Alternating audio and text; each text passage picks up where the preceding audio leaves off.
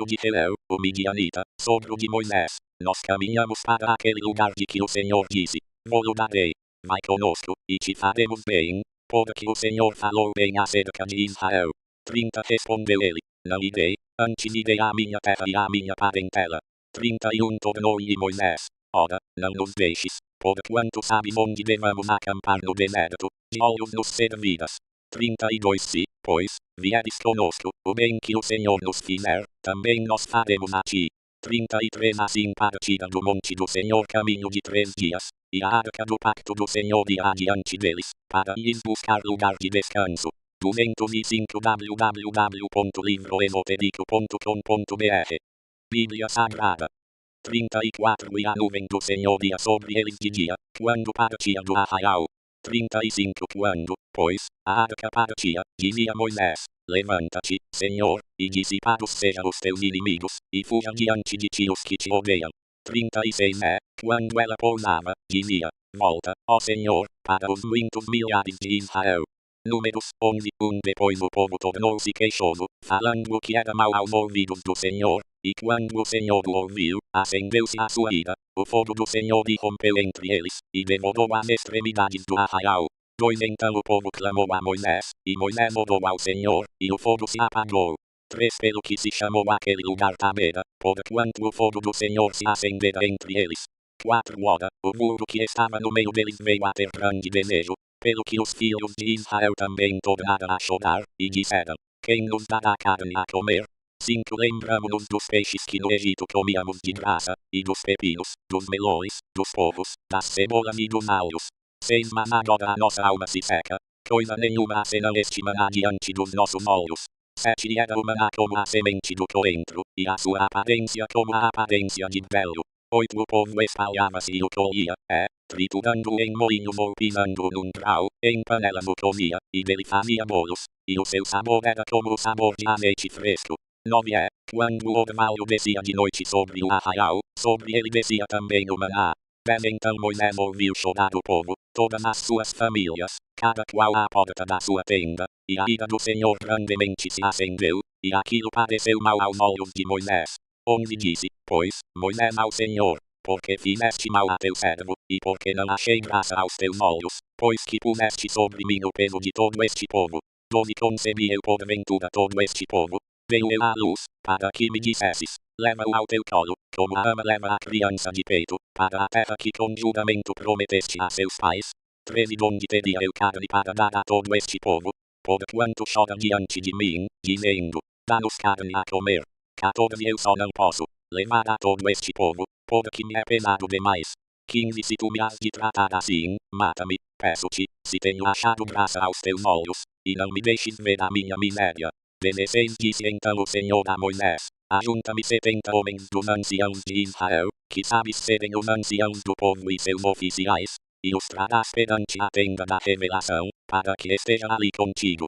206 www.livroesotérico.com.br Bíblia Sagrada 17 Então descerei e ali falarei contigo, e te darei do Espírito que está sobre ti, e o porei sobre eles, e contigo levarão eles o peso do povo para que tu não o leves só. 18 E dirás ao povo: santificai-vos para amanhã, e comereis carne, porquanto chorastes aos ouvidos do Senhor, dizendo: quem nos dará carne a comer? Pois bem nos ia no Egito. Pelo que o Senhor vos dará carne, e comereis.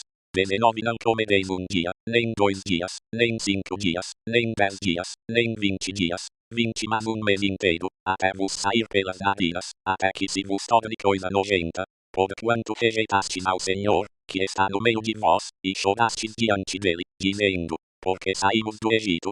21 Respondeu Moisés: 600.000 homens de pé este povo no meio do qual estou. Todavia tu tens dito: dar-lhe-ei carne, e comerão mês inteiro. 22 Matar-se-ão para eles rebanhos e gados, que lhes bastem, ou ajuntar-se-ão, para eles todos os peixes do mar, que lhes bastem. 23 Pelo que replicou o Senhor a Moisés: porventura tem-se encurtado a mão do Senhor? Agora mesmo verás se a minha palavra se há de cumprir ou não.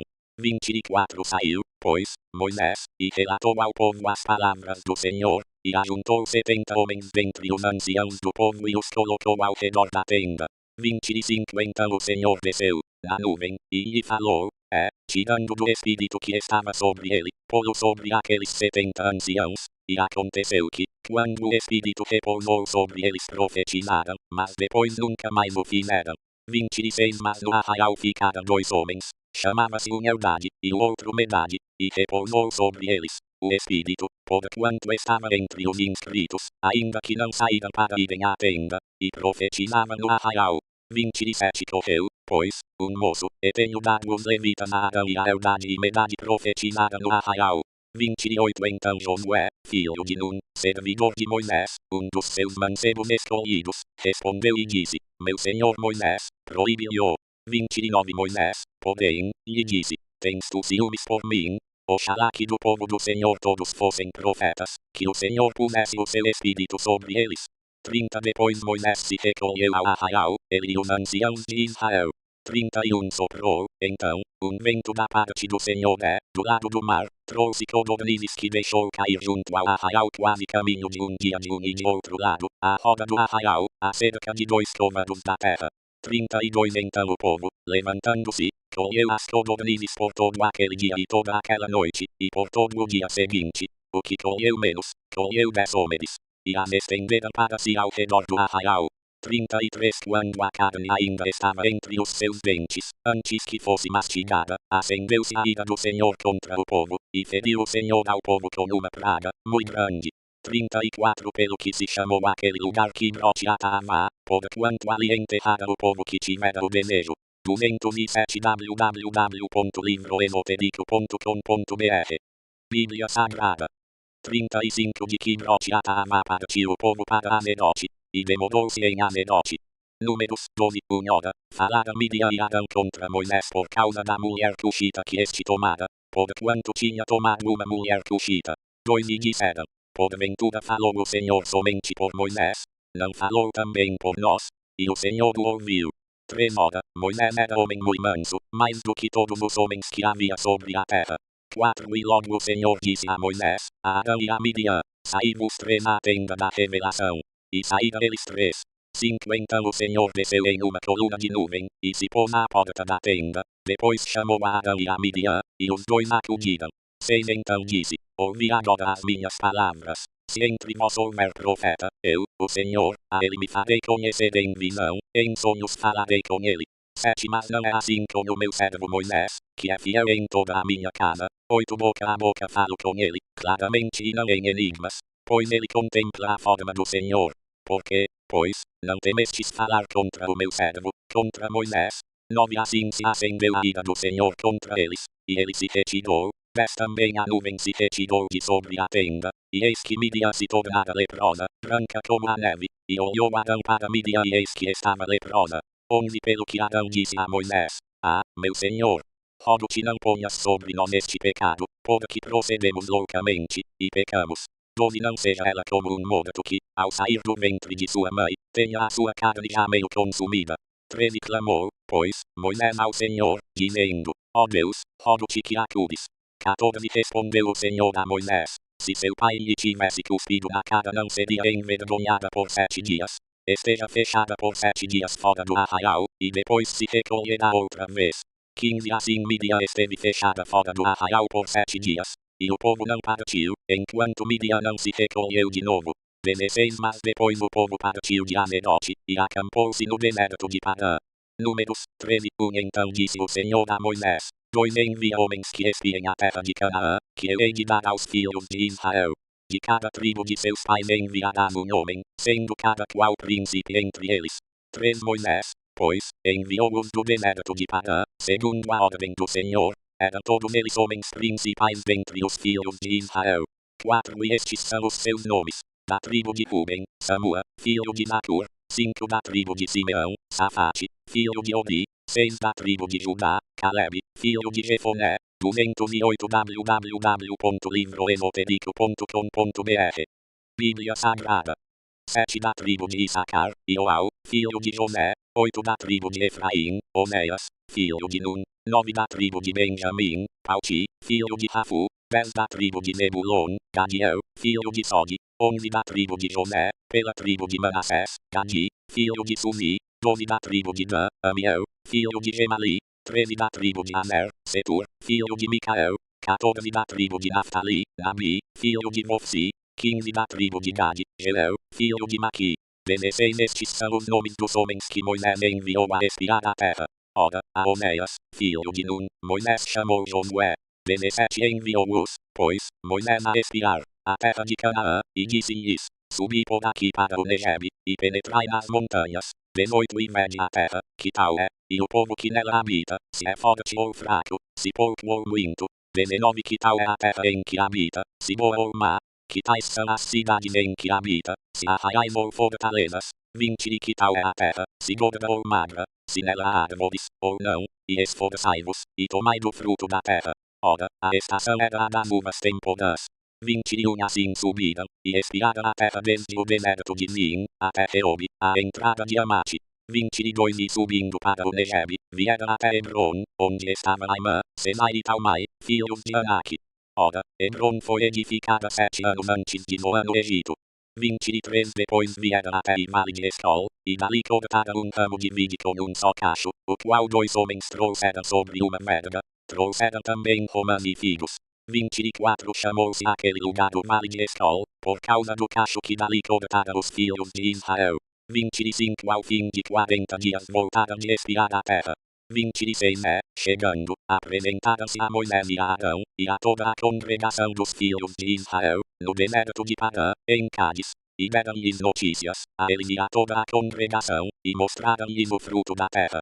27 Dando conta a Moisés, disseram: Fomos à terra a que nos enviaste. Ela, em verdade, mana leite e mel, e este é o seu fruto. 28 Contudo o povo que habita nessa terra é poderoso, e as cidades são fortificadas e muito grandes. Vimos também ali os filhos de Anak. 29 Os amalequitas habitam a terra do Negeb, os heteus, os jebuseus e os amorreus habitam as montanhas, e os cananeus habitam junto do mar, e ao longo do rio Jordão. 30 Então Caleb, fazendo calar o povo perante Moisés, disse: Subamos animosamente, e apoderemo-nos dela, porque bem poderemos prevalecer contra ela. 209 www.livroesotérico.com.br Bíblia Sagrada. 31 Disseram, porém, os homens que subiram com ele: Não poderemos subir contra aquele povo, porque é mais forte do que nós. 32 Assim, perante os filhos de Israel infamaram a terra que havia espiado, dizendo: A terra, pela qual passamos para espiá-la, é terra que devora os seus habitantes, e todo o povo que vimos nela são homens de grande estatura. 33 Também vimos ali os Nefilins, isto é, os filhos de Anak, que são descendentes dos Nefilins. Éramos aos nossos olhos como gafanhotos, e assim também éramos aos seus olhos. Números 14 Então toda a congregação levantou a voz e gritou, e o povo chorou naquela noite. 2 E todos os filhos de Israel murmuraram contra Moisés e Arão, e toda a congregação lhes disse: Antes tivéssemos morrido na terra do Egito, ou tivéssemos morrido neste deserto. 3 Porque nos traz o Senhor a esta terra para cairmos à espada. Nossas mulheres e nossos pequeninos serão por presa. Não nos seria melhor voltarmos para o Egito? 4 E diziam uns aos outros: Constituamos um por chefe ou voltemos para o Egito. 5 Então Moisés e Arão caíram com os rostos por terra perante toda a assembleia da congregação dos filhos de Israel. 6 E Josué, filho de Nun, e Caleb, filho de Jefoné, que eram dos que espiaram a terra, rasgaram as suas vestes. 7 E falaram a toda a congregação dos filhos de Israel, dizendo: A terra, pela qual passamos para a espiar, é terra muitíssimo boa. 8 Se o Senhor se agradar de nós, então nos introduzirá nesta terra e nos dará, terra que mana leite e mel. 9 Tão somente não sejais rebeldes contra o Senhor, e não temais o povo desta terra, porquanto são eles nosso pão. Retirou-se deles a sua defesa, e o Senhor está conosco, não os temais. 10 Mas toda a congregação disse que fossem apedrejados. Nisso a glória do Senhor apareceu na tenda da revelação a todos os filhos de Israel. 11 Disse então o Senhor a Moisés: Até quando me desprezará este povo e até quando não crerá em mim, apesar de todos os sinais que tenho feito no meio dele? 12 Com pestilência o ferirei, e o rejeitarei, e farei de ti uma nação maior e mais forte do que ele. 13 Respondeu Moisés ao Senhor: Assim os egípcios o ouvirão, eles, do meio dos quais, com a tua força, fizeste subir este povo. 14 E o dirão aos habitantes desta terra: Eles ouviram que tu, ó Senhor, estás no meio deste povo. Pois tu, ó Senhor, és visto face a face, e a tua nuvem permanece sobre eles, e tu vais adiante deles numa coluna de nuvem de dia, e numa coluna de fogo de noite. 210 www.livroesotérico.com.br Bíblia Sagrada. 15 E se matares este povo como a um só homem, então as nações que têm ouvido da tua fama, dirão, 16 Porquanto o Senhor não podia introduzir este povo na terra que com juramento lhe prometera, por isso os matou no deserto. 17 Agora, pois, rogo-te que o poder do meu Senhor se engrandeça, segundo tens dito. 18 O Senhor é tardio em irar-se, e grande em misericórdia, perdoa a iniquidade e a transgressão, ao culpado não tem por inocente, mas visita a iniquidade dos pais nos filhos até a terceira e a quarta geração. 19 Perdoa, rogo-te, a iniquidade deste povo, segundo a tua grande misericórdia, como tens perdoado desde o Egito até aqui. 20 Disse-lhe o Senhor, conforme a tua palavra lhe perdoei. 21 Tão certo, porém, como eu vivo, e como a glória do Senhor encherá toda a terra. 22 Nenhum de todos os homens que viram a minha glória e os sinais que fiz no Egito e no deserto, e todavia me tentara estas 10 vezes, não obedecendo à minha voz. 23 Nenhum deles verá a terra que com juramento prometi aos seus pais, nenhum daqueles que me desprezara a verá. 24 Mas o meu servo Caleb, porque nele houve outro espírito, e porque perseverou em seguir-me, eu o introduzirei na terra em que entrou, e a sua posteridade a possuirá. 25 Ora, os amalequitas e os cananeus habitam no vale. Tornai-vos amanhã, e caminhai para o deserto em direção ao mar vermelho. 26 Depois disse o Senhor a Moisés e Arão. 27 Até quando sofrerei esta má congregação, que murmura contra mim? Tenho ouvido as murmurações dos filhos de Israel, que eles fazem contra mim. 28 Dize-lhes, pela minha vida, diz o Senhor, certamente conforme o que vos ouvi falar, assim vos hei de fazer. 29 Neste deserto cairão os vossos cadáveres, nenhum de todos vós que fostes contados, segundo toda a vossa conta, de 20 anos para cima, que contra mim murmurastes. 30 Certamente nenhum de vós entrará na terra a respeito da qual jurei que vos faria habitar nela, salvo Caleb, filho de Jefoné, e Josué, filho de Nun. 31 Mas aos vossos pequeninos, dos quais dissestes que seriam por presa, a estes introduzirei na terra, e eles conhecerão a terra que vós rejeitastes. 32 Quanto a vós, porém, os vossos cadáveres cairão neste deserto. 33 E vossos filhos serão pastores no deserto 40 anos, e levarão sobre si as vossas infidelidades, até que os vossos cadáveres se consumam neste deserto. 34 Segundo o número dos dias em que espiastes na terra, a saber, 40 dias, levareis sobre vós as vossas iniquidades por 40 anos, um ano por um dia, e conhecereis a minha oposição. 211 www.livroesotérico.com.br Bíblia Sagrada. 35 Eu, o Senhor, tenho falado. Certamente assim eu farei a toda esta má congregação, aos que se sublevaram contra mim, neste deserto se consumirão, e aqui morrerão. 36 Ora, quanto aos homens que Moisés mandara a espiar a terra e que, voltando, fizeram murmurar toda a congregação contra ele, infamando a terra. 37 Aqueles mesmos homens que infamaram a terra morreram de praga perante o Senhor. 38 Mas Josué, filho de Nun, e Caleb, filho de Jefoné, que eram dos homens que foram espiar a terra, ficaram com vida. 39 Então Moisés falou estas palavras a todos os filhos de Israel, pelo que o povo se entristeceu muito. 40 Eles, pois, levantando-se de manhã cedo, subiram ao cume do monte, e disseram, eis-nos aqui, subiremos ao lugar que o Senhor tem dito, porquanto havemos pecado. 41 Respondeu Moisés, ora, porque transgredis o mandado do Senhor, visto que isso não prosperará. 42 Não subais, pois o Senhor não está no meio de vós, para que não sejais feridos diante dos vossos inimigos. 43 Porque os amalequitas e os cananeus estão ali diante da vossa face, e caireis à espada, pois, porquanto vos desviastes do Senhor, o Senhor não estará convosco. 44 Contudo, temerariamente subiram eles ao cume do monte, mas a arca do pacto do Senhor, e Moisés, não se apartaram do arraial. 45 Então desceram os amalequitas e os cananeus, que habitavam na montanha, e os feriram, derrotando-os até Horma.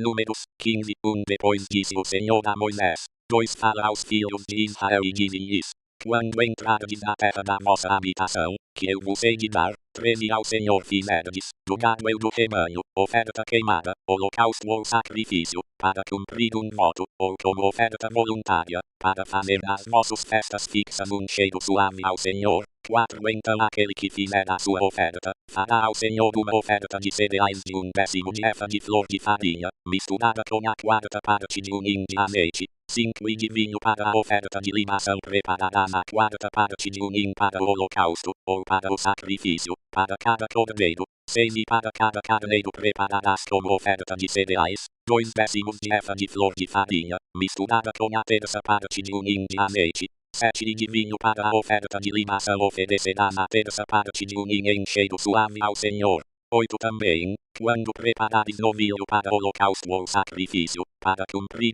voto, ou sacrifício de ofertas pacíficas ao Senhor, 212 www.livroesotérico.com.br Bíblia Sagrada. 9 Com o novilho oferecerás uma oferta de cereais de 3/10 de efa, de flor de farinha, misturada com a metade de hin de azeite. 10 E de vinho para a oferta de libação oferecerás a metade de hin como oferta queimada em cheiro suave ao Senhor. 11 Assim se fará com cada novilho, ou carneiro, ou com cada dos cordeiros ou dos cabritos. 12 Segundo o número que oferecerdes, assim fareis com cada deles. 13 Todo natural assim fará estas coisas, ao oferecer oferta queimada em cheiro suave ao Senhor. 14 Também se peregrinar convosco algum estrangeiro, ou quem quer que estiver entre vos nas vossas gerações, e ele oferecer uma oferta queimada de cheiro suave ao Senhor, como vós fizerdes, assim fará ele. 15 Quanto à Assembleia, haverá mesmo estatuto para vós e para o estrangeiro que peregrinar convosco, estatuto perpétuo nas vossas gerações, como vós, assim será o peregrino perante o Senhor. 16 Uma mesma lei e uma mesma ordenança haverá para vós e para o estrangeiro que peregrinar convosco.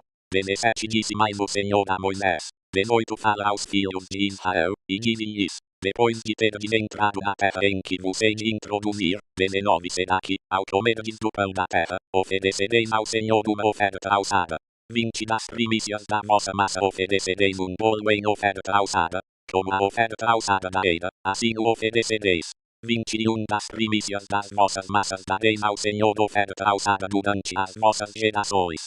22 Igualmente, quando vierdes a errar, e não observardes todos esses mandamentos, que o Senhor tem falado a Moisés. 23 Sim, tudo quanto o Senhor vos tem ordenado por intermédio do Moisés, desde o dia em que o Senhor começou a dar os seus mandamentos, e daí em diante pelas vossas gerações. 24 Será que, quando se fizer alguma coisa sem querer, e isso for encoberto aos olhos da congregação, toda a congregação oferecerá novilho para holocausto em cheiro suave ao Senhor, juntamente com a oferta de cereais do mesmo e a sua oferta de libação, segundo a ordenança, e bode como sacrifício pelo pecado. 25 E o sacerdote fará expiação por toda a congregação dos filhos de Israel, e eles serão perdoados, porquanto foi erro, e trouxeram a sua oferta queimada ao Senhor, e o seu sacrifício pelo pecado perante o Senhor, por causa do seu erro. 26 Será, pois, perdoada toda a congregação dos filhos de Israel, bem como o estrangeiro que peregrinar entre eles, porquanto sem querer errou o povo todo. 213 www.livroesotérico.com.br Bíblia Sagrada. 27 Se uma só pessoa pecar sem querer, oferecerá uma cabra de ano como sacrifício pelo pecado. 28 E o sacerdote fará perante o Senhor expiação pela alma que peca, quando pecar sem querer, feita a expiação por ela, será perdoada. 29 Haverá uma mesma lei para aquele que pecar sem querer, tanto para o natural entre os filhos de Israel, como para o estrangeiro que peregrinar entre eles. 30 Mas a pessoa que fizer alguma coisa temerariamente, quer seja natural, quer estrangeira, blasfema ao Senhor, tal pessoa será extirpada do meio do seu povo. 31 Por haver desprezado a palavra do Senhor, e quebrado o seu mandamento, essa alma certamente será extirpada, e sobre ela recairá a sua iniquidade. 32 Estando, pois, os filhos de Israel no deserto, acharam um homem apanhando lenha no dia de sábado. 33 E os que o acharam apanhando lenha trouxeram a Moisés e a Arão, e a toda a congregação. 34 E o meteram em prisão, porquanto ainda não estava declarado o que se lhe devia fazer. 35 Então disse o Senhor a Moisés: Certamente será morto o homem, toda a congregação o apedrejada fora do arraial. 36 levaram-no, pois, para fora do arraial, e o apedrejaram, de modo que ele morreu, como o Senhor ordenara a Moisés. 37 Disse mais o Senhor a Moisés. 38 Fala aos filhos de Israel, e dize-lhes que façam para si franjas das bordas das suas vestes, pelas suas gerações, e que ponham nas franjas das bordas um cordão azul.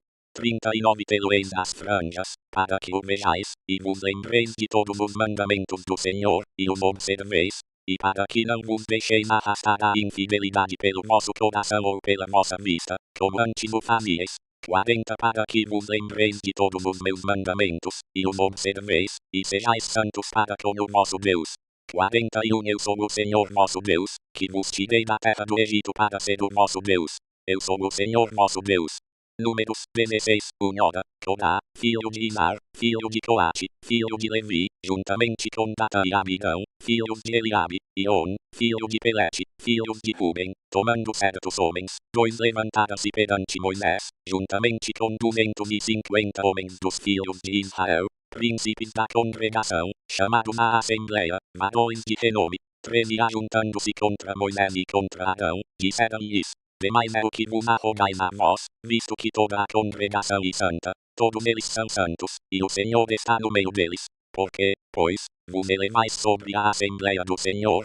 4 Quando Moisés ouviu isso, caiu com o rosto em terra. 214 www.livroesotérico.com.br Bíblia Sagrada. 5 Depois falou a Corá e a toda a sua companhia, dizendo: Amanhã pela manhã o Senhor fará saber quem é seu, e quem é o santo, ao qual ele fará chegar a si, e aquele a quem escolher fará chegar a si.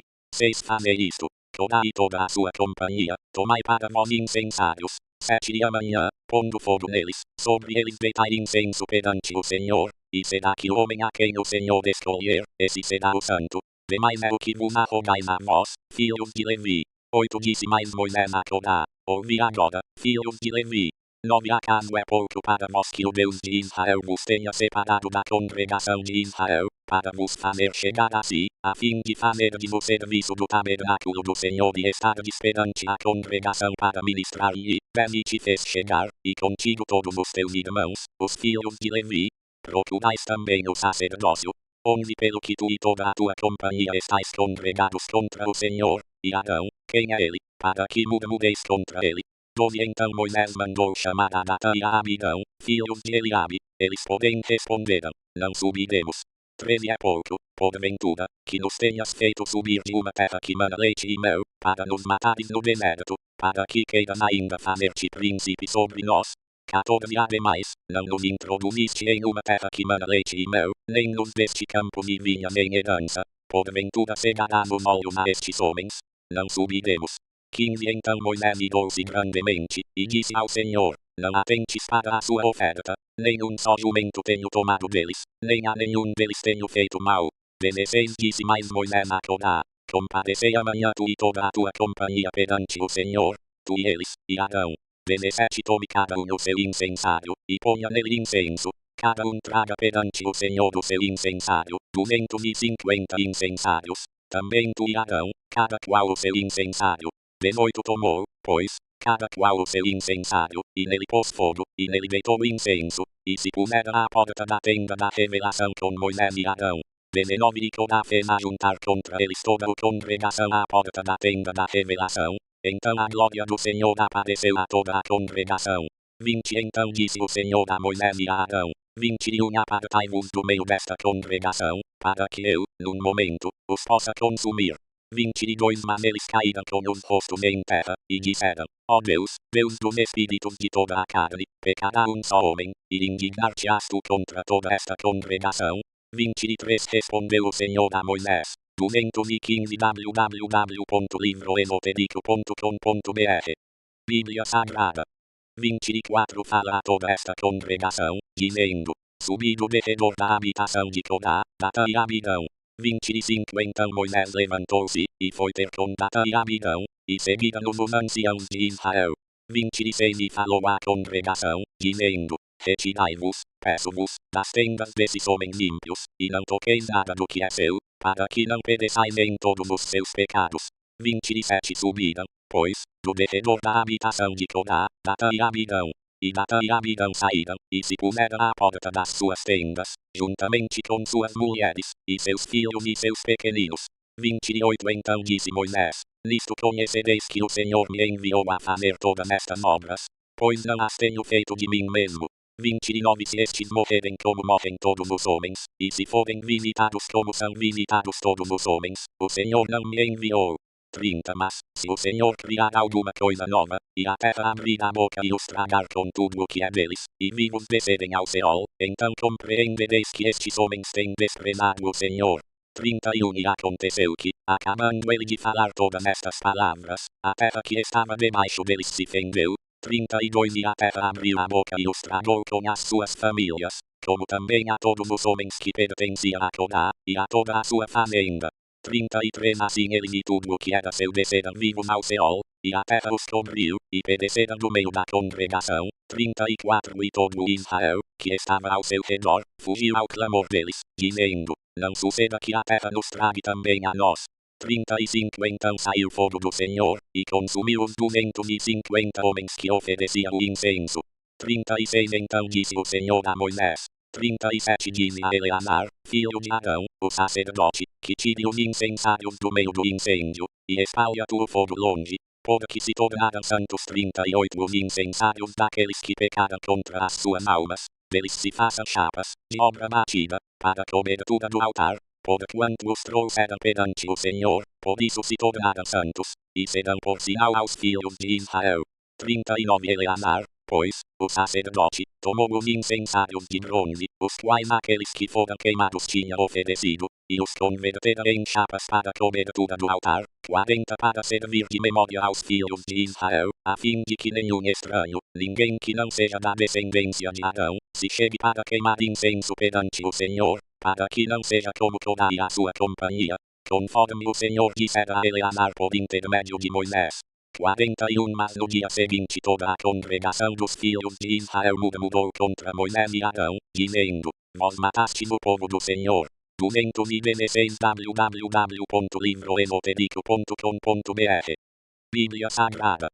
42 E tendo-se sublevado a congregação contra Moisés e Arão, dirigiu-se para a tenda da revelação, e eis que a nuvem a cobriu, e a glória do Senhor apareceu.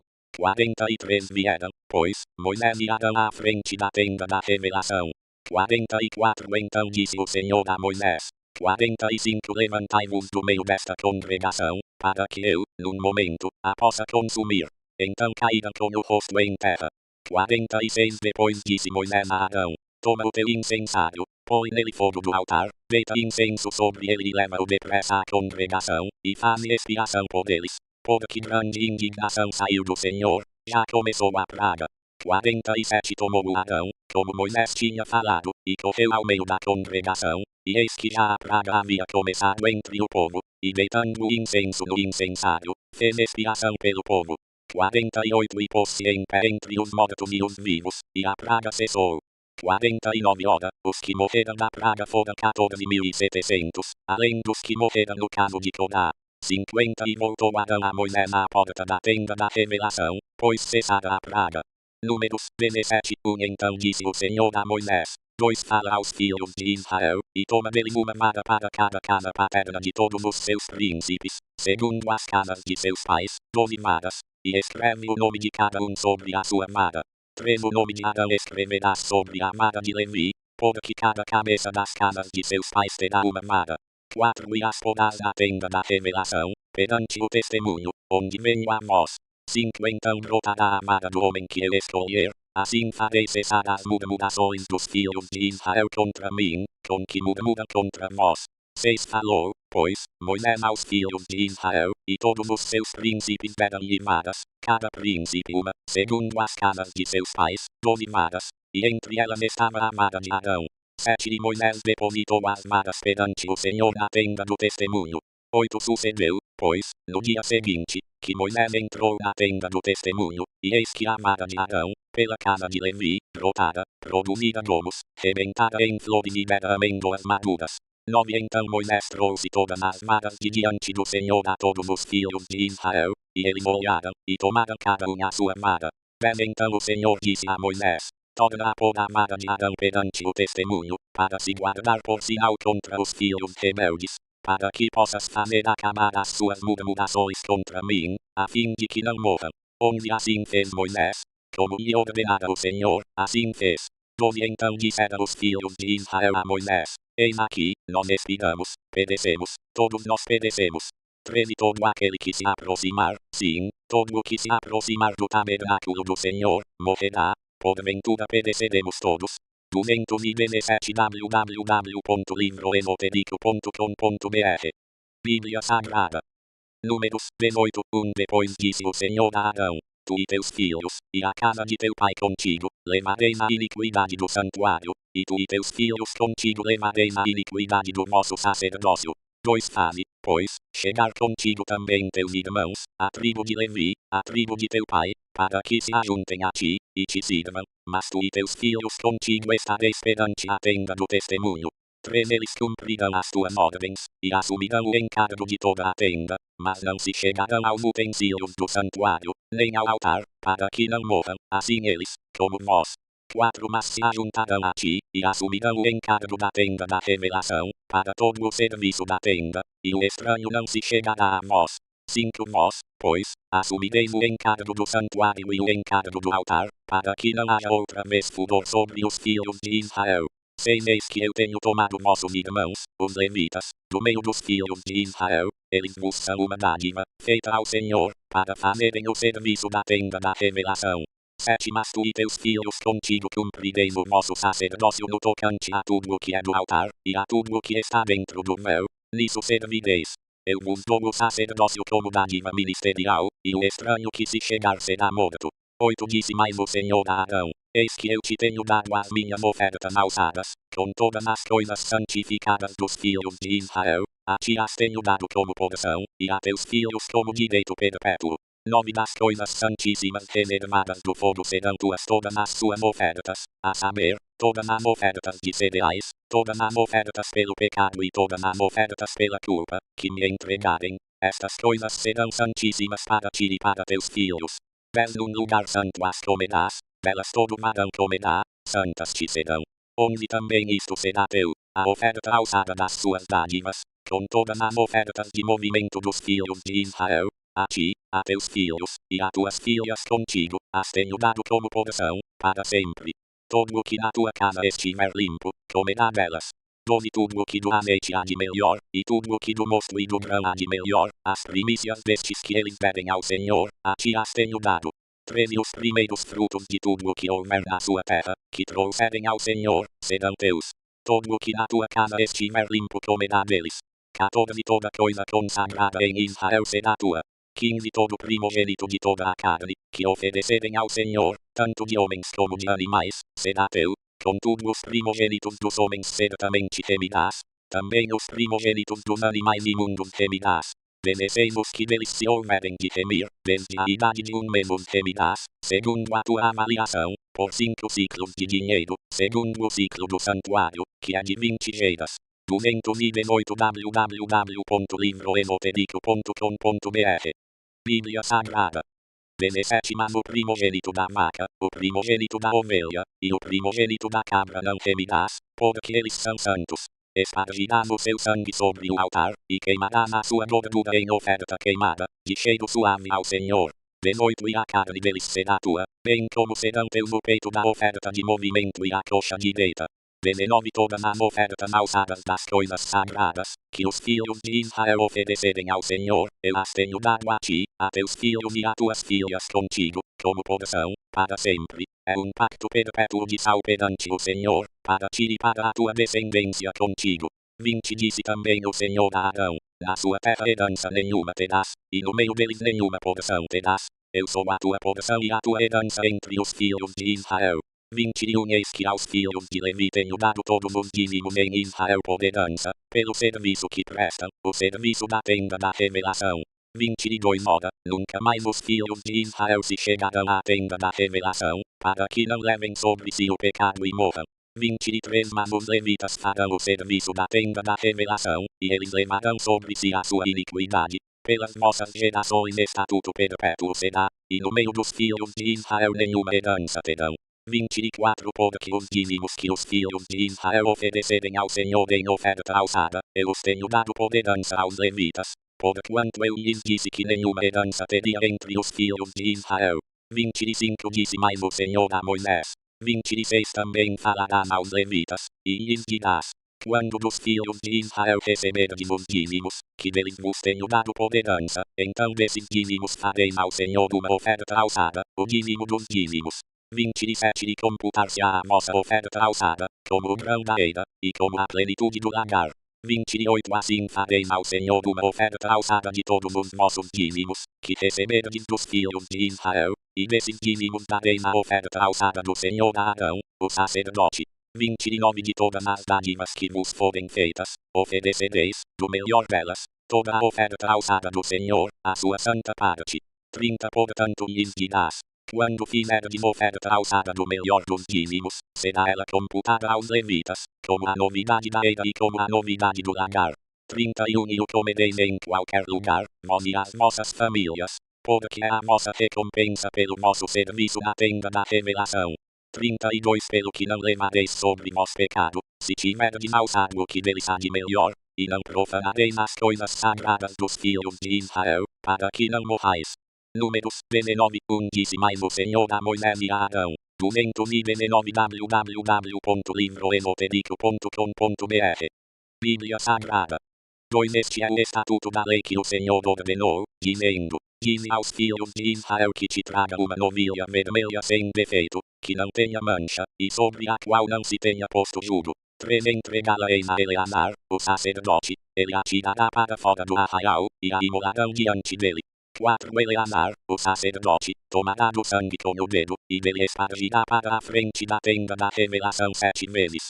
5 Então à vista dele se queimará a novilha, tanto o couro e a carne, como o sangue e o excremento. 6 E o sacerdote, tomando pau do cedro, e sopo e carmesim, os lançará no meio do fogo que queima a novilha. 7 Então o sacerdote lavará as suas vestes e banhará o seu corpo em água, depois entrará no arraial, e o sacerdote será imundo até a tarde.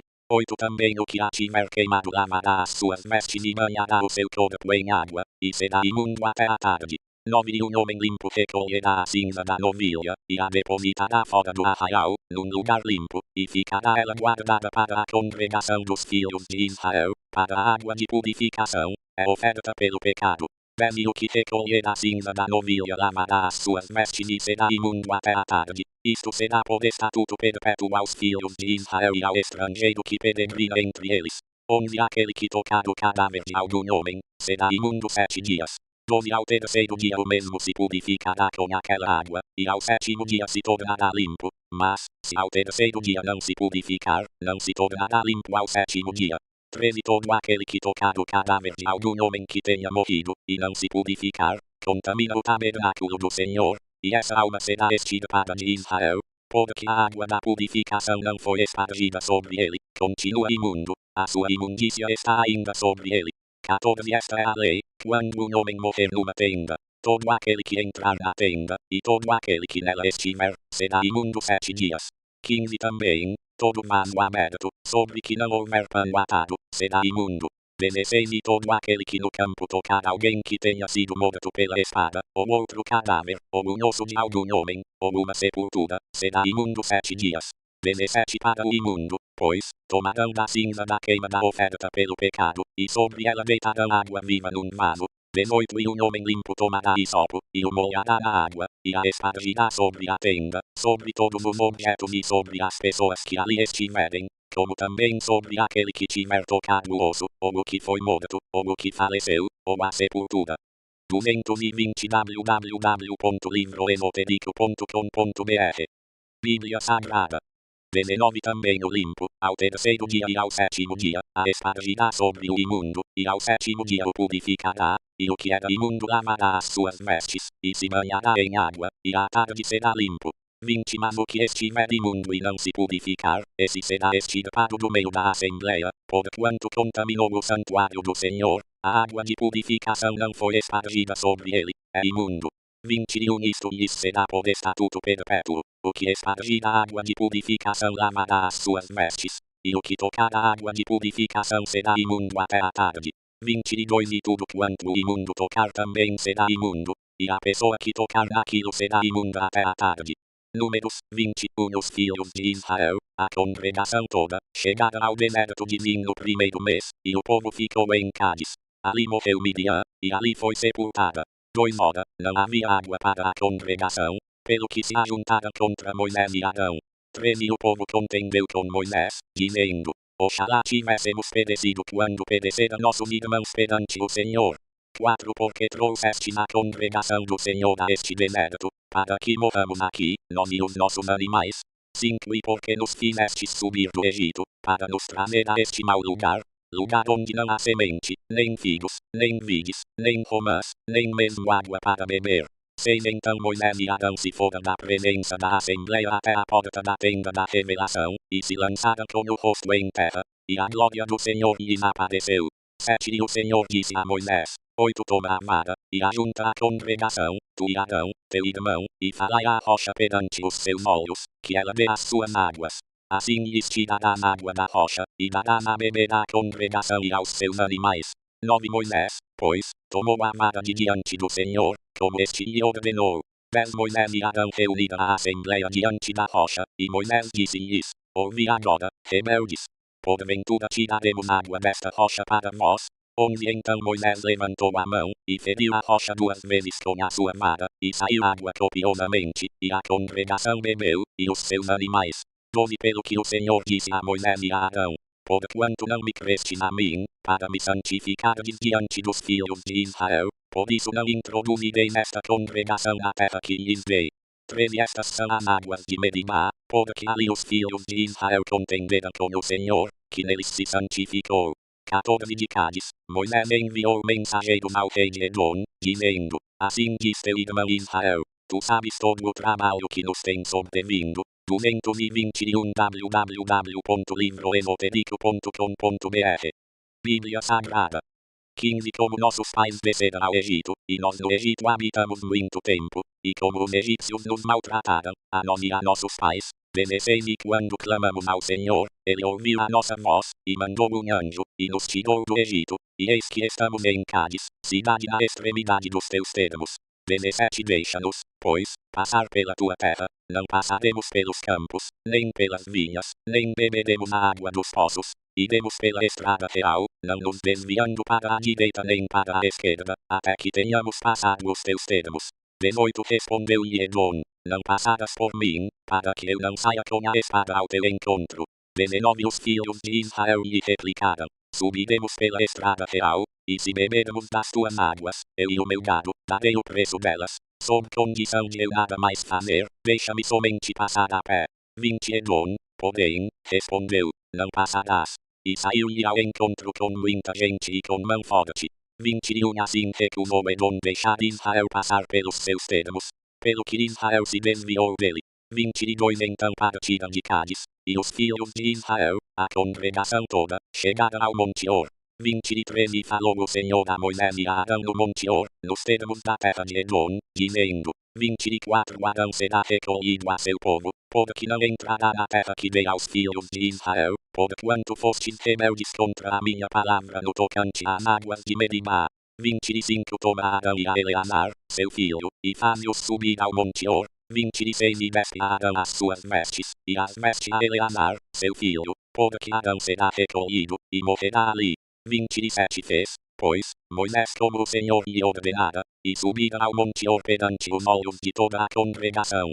28 Moisés despiu a Arão as vestes, e as vestiu a Eleazar, seu filho, e morreu Arão ali sobre o cume do monte, e Moisés e Eleazar desceram do monte. 29 Vendo, pois, toda a congregação que Arão era morto, chorou toda a casa de Israel por 30 dias. Números 21 Ora, ouvindo o cananeu, rei de Haddad, que habitava no Negebe, que Israel vinha pelo caminho de Atarim, pelejou contra Israel, e levou dele alguns prisioneiros. 2 Então Israel fez um voto ao Senhor, dizendo: Se na verdade entregares este povo nas minhas mãos, destruirei totalmente as suas cidades. 3 O Senhor, pois, ouviu a voz de Israel, e entregou-lhe os cananeus, e os israelitas os destruíram totalmente, a ele e as suas cidades, e chamou-se aquele lugar Orma. 222 www.livroesotérico.com.br Bíblia Sagrada 4. Então partida do Monte Or, pelo caminho que vai ao Mar Vermelho, para rodearem a terra de Edom, e a alma do povo impacientou-se por causa do caminho. 5. E o povo falou contra Deus e contra Moisés, porque nos fizestes subir do Egito, para morrermos no deserto. Pois aqui não há pão e não há água, e a nossa alma tem fastio deste miserável pão. 6. Então o Senhor mandou entre o povo serpentes abrasadoras, que o mordiam, e morreu muita gente em Israel. 7. Pelo que o povo veio a Moisés, e disse, pecamos, porquanto temos falado contra o Senhor e contra ti, ora ao Senhor para que tire de nós estas serpentes. Moisés, pois, orou pelo povo. 8. Então disse o Senhor a Moisés, faze uma serpente de bronze, e põe-a sobre o haste, e será que todo mordido que olhar para ela viverá. 9. Fez, pois, Moisés uma serpente de bronze, e pô-la sobre o haste, e sucedia que, tendo uma serpente mordido a alguém, quando esse olhava para a serpente de bronze, vivia. 10. Partiram, então, os filhos de Israel, e acamparam-se em Obote. 11. Depois partiram de Obote, e acamparam-se em Ijamarim, no deserto que está defronte de Moabe, para o nascente. 12. Dali partiram, e acamparam-se no vale de Zered. 13. Partindo dali, acamparam-se além do Arnon, que está no deserto e sai dos termos dos amorreus, porque o Arnon é o termo de Moabe, entre Moabe e os amorreus. 14. Pelo que se diz no livro das guerras do Senhor, Maebe em Sufa, e os vales do Arnon. 15. E o declive dos vales, que se inclina para a situação Ar, e se encosta aos termos de Moabe. 16. Dali viera a Mir, esse é o poço do qual o Senhor disse a Moisés, ajunta o povo, e lhe darei água. 17. Então Israel cantou este cântico, brota, ó poço, e vós, entoai-lhe cânticos.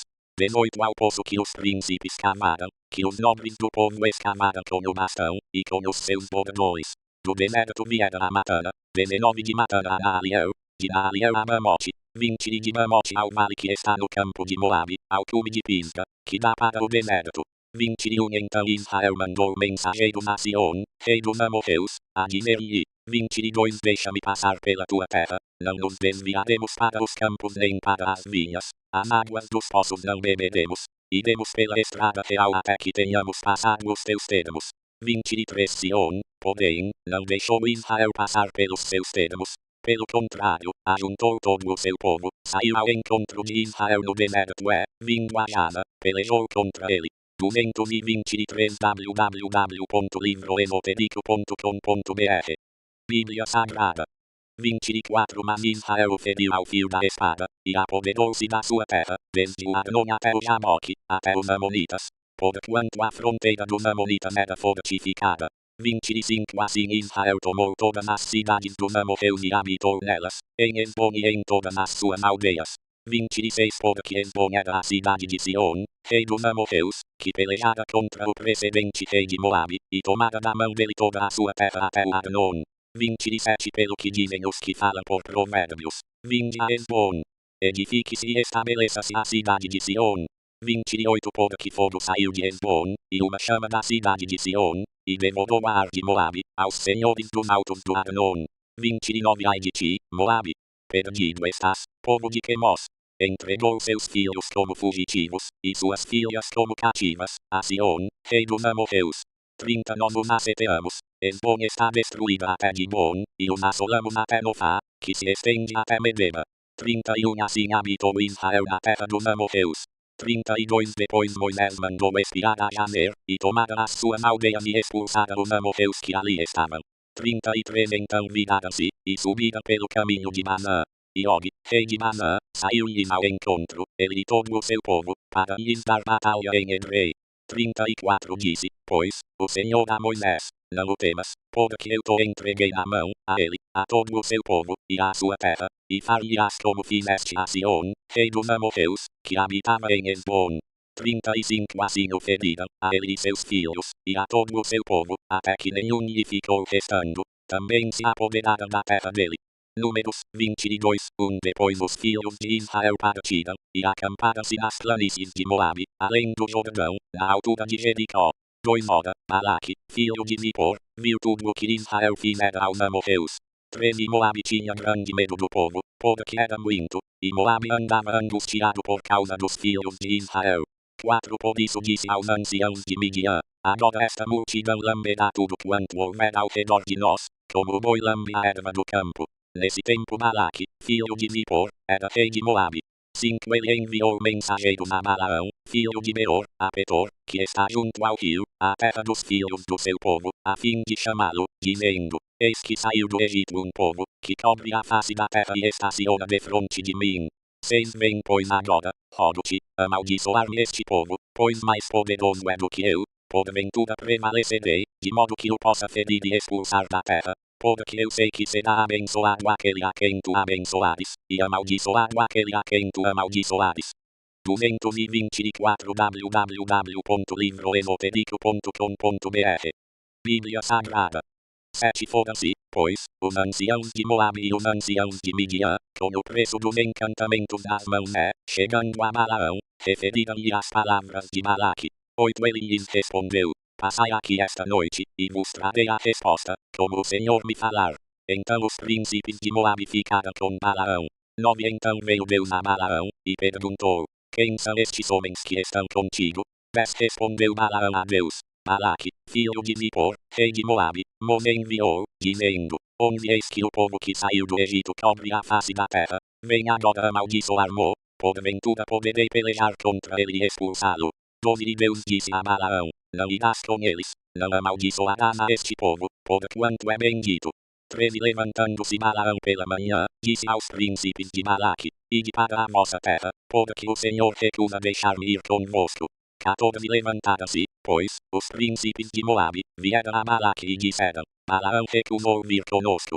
15 Balaque, porém, tornou a enviar príncipes, em maior número e mais honrados do que aqueles.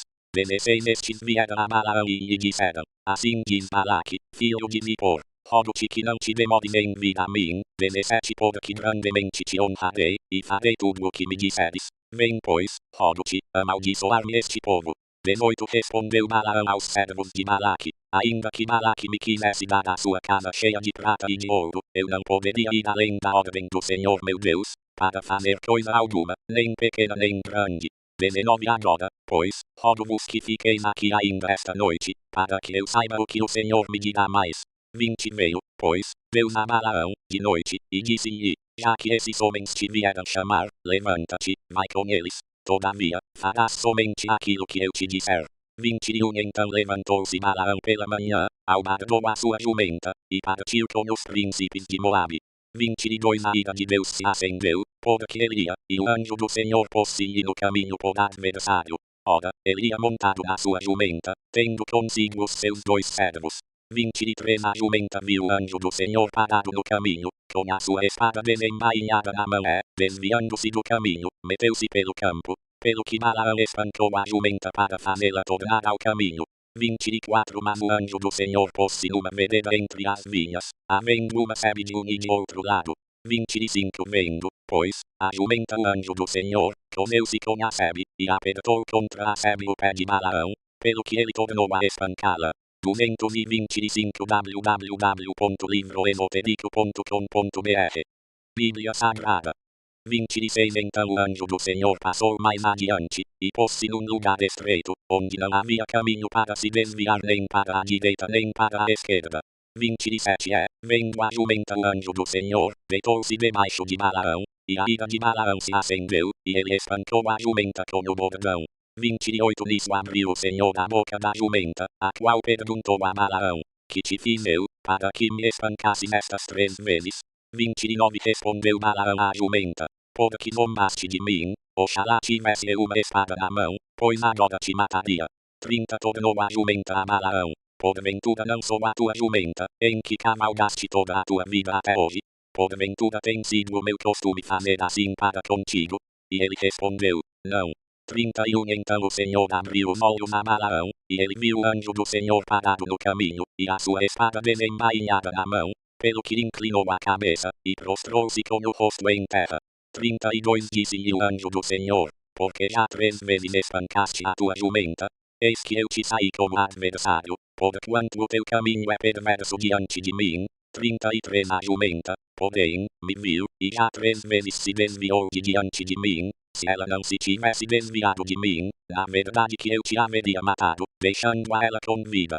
34 Respondeu Balaão ao anjo do Senhor: pequei, porque não sabia que estavas parado no caminho para te opores a mim, e agora, se parece mal aos teus olhos, voltarei. 35 Tornou o anjo do Senhor a Balaão: vai com os homens, somente a palavra que eu te disser é que falarás. Assim Balaão seguiu com os príncipes de Balaque. 36 Tendo, pois, Balaque ouvido que Balaão vinha chegando, saiu-lhe ao encontro até ir Moabe, cidade fronteira que está à margem do Arnon.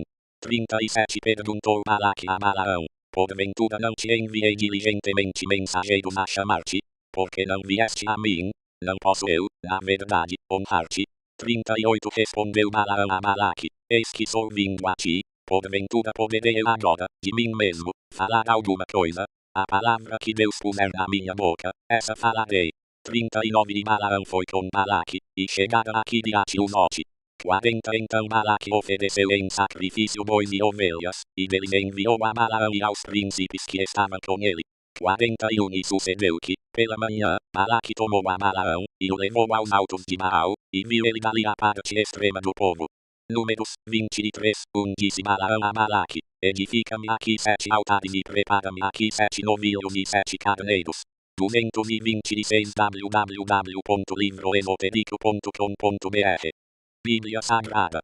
2 Fez, pois, Balaque como Balaão dissera, e Balaque e Balaão ofereceram um novilho e um carneiro sobre cada altar. 3 Então Balaão disse a Balaque: fica aqui em pé junto ao teu holocausto, e eu irei, porventura o Senhor me sairá ao encontro, e o que ele me mostrar, eu te direi. E foi a um lugar alto.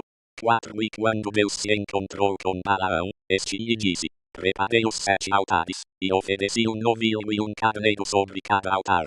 5 Então o Senhor pôs uma palavra na boca de Balaão, e disse: volta para Balaque, e assim falarás.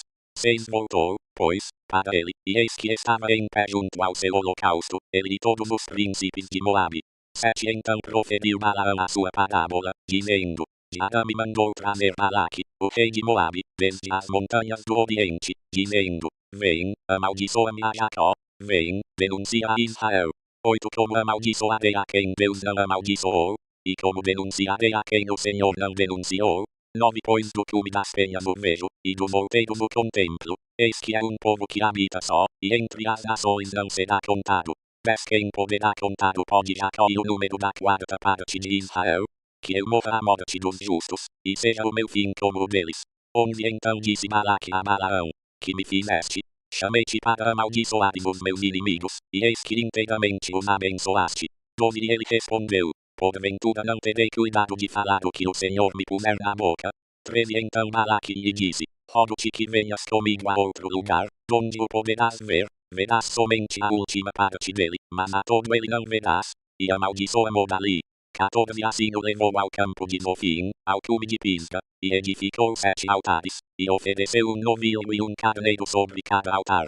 15 Disse Balaão a Balaque: fica aqui em pé junto ao teu holocausto, enquanto eu vou ali ao encontro do Senhor. 16 Encontrando-se o Senhor com Balaão, pôs-lhe na boca uma palavra, e disse: volta para Balaque, e assim falarás. 17 Voltou, pois, para ele, e eis que estava em pé junto ao seu holocausto, e os príncipes de Moabe com ele. Perguntou-lhe, pois, Balaque: que falou o Senhor? 18 Então proferiu Balaão a sua parábola, dizendo: levanta-te, Balaque, e ouve, escuta-me, filho de Zippor. 19 Deus não é homem, para que minta, nem filho do homem, para que se arrependa. Porventura, tendo ele dito, não o fará, ou, havendo falado, não o cumprirá. 20 Eis que recebi mandado de abençoar, pois ele tem abençoado, e eu não o posso revogar. 227 www.livroesotérico.com.br Bíblia Sagrada. 21 Não se observa iniquidade em Jacó, nem se vê maldade em Israel, o Senhor seu Deus é com ele, no meio dele se ouve a aclamação de um rei. 22 É Deus que os vem tirando do Egito, as suas forças são como as do boi selvagem. 23 Contra Jacó, pois, não há encantamento, nem adivinhação contra Israel. Agora se dirá de Jacó e de Israel: que coisas Deus tem feito? 24 Eis que o povo se levanta como leoa, e se ergue como leão, não se deitará até que devore a presa, e beba o sangue dos que foram mortos. 25 Então Balaque disse a Balaão: nem o amaldiçoes, nem tampouco o abençoes. 26 Respondeu, porém, Balaão a Balaque: não te falei eu, dizendo: tudo o que o Senhor falar, isso tenho de fazer. 27 Tornou Balaque a Balaão: vem agora, e te levarei a outro lugar. Porventura parecerá bem aos olhos de Deus que dali o amaldiçoes. 28 Então Balaque levou Balaão ao cume de Peor, que dá para o deserto. 29 E Balaão disse a Balaque: edifica-me aqui 7 altares, e prepara-me aqui 7 novilhos e 7 carneiros. 30 Balaque, pois, fez como dissera Balaão, e ofereceu um novilho e um carneiro sobre cada altar. Números 24 Vendo Balaão que parecia bem aos olhos do Senhor que abençoasse a Israel, não foi, como era costume, ao encontro dos encantamentos, mas voltou o rosto para o deserto. 2 Levantando Balaão os olhos, viu a Israel que se achava acampado segundo as suas tribos, e veio sobre ele o Espírito de Deus. 3 Então proferiu Balaão a sua parábola, dizendo: fala Balaão, filho de Beor, fala o homem que tem os olhos abertos. 4 Fala aquele que ouve as palavras de Deus, o que vê a visão do Todo-Poderoso, que cai, e se lhe abrem os olhos. 5 Quão formosas são as tuas tendas, ó Jacó! As tuas moradas, ó Israel! 6 Como vales, elas se estendem, são como jardins à beira dos rios, como árvores de aloés que o Senhor plantou, como cedros junto às águas. 7 De seus baldes manarão águas, e a sua semente estará em muitas águas. O seu rei se exaltará mais do que Agag, e o seu reino será exaltado. 8 É Deus que os vem tirando do Egito, as suas forças são como as do boi selvagem. Ele devorará as nações, seus adversários, lhes quebrará os ossos, e com as suas setas os atravessará. 9 Agachou-se, deitou-se como leão, e como leoa, quem o despertará? Benditos os que te abençoarem, e malditos os que te amaldiçoarem. 10 Pelo que a ira de Balaque se acendeu contra Balaão, e batendo ele as palmas, disse a Balaão: para amaldiçoares os meus inimigos é que te chamei, e eis que já 3 vezes os abençoaste. 228 www.livroesotérico.com.br Bíblia Sagrada. 11 Agora, pois, foge para o teu lugar. Eu tinha dito que certamente te honraria, mas eis que o Senhor te privou dessa honra.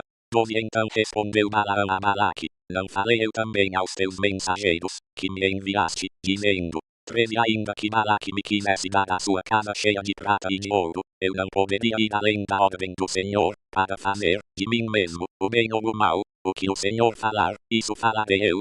14 Agora, pois, eis que me vou ao meu povo. Vem, avisar-te-ei do que este povo fará ao teu povo nos últimos dias.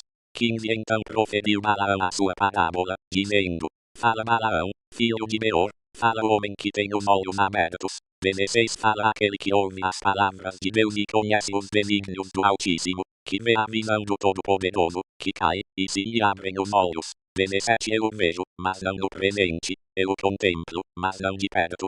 De Jacó procederá uma estrela, de Israel se levantará um cetro que ferirá os termos de Moabe, e destruirá todos os filhos de orgulho. 18 E Edom lhe será uma possessão, e assim também Seir, os quais eram os seus inimigos, pois Israel fará proezas. 19 De Jacó dominará e destruirá os sobreviventes da cidade. 20 Também viu Balaão a Amaleque e proferiu a sua parábola, dizendo: Amaleque era a primeira das nações, mas o seu fim será a destruição.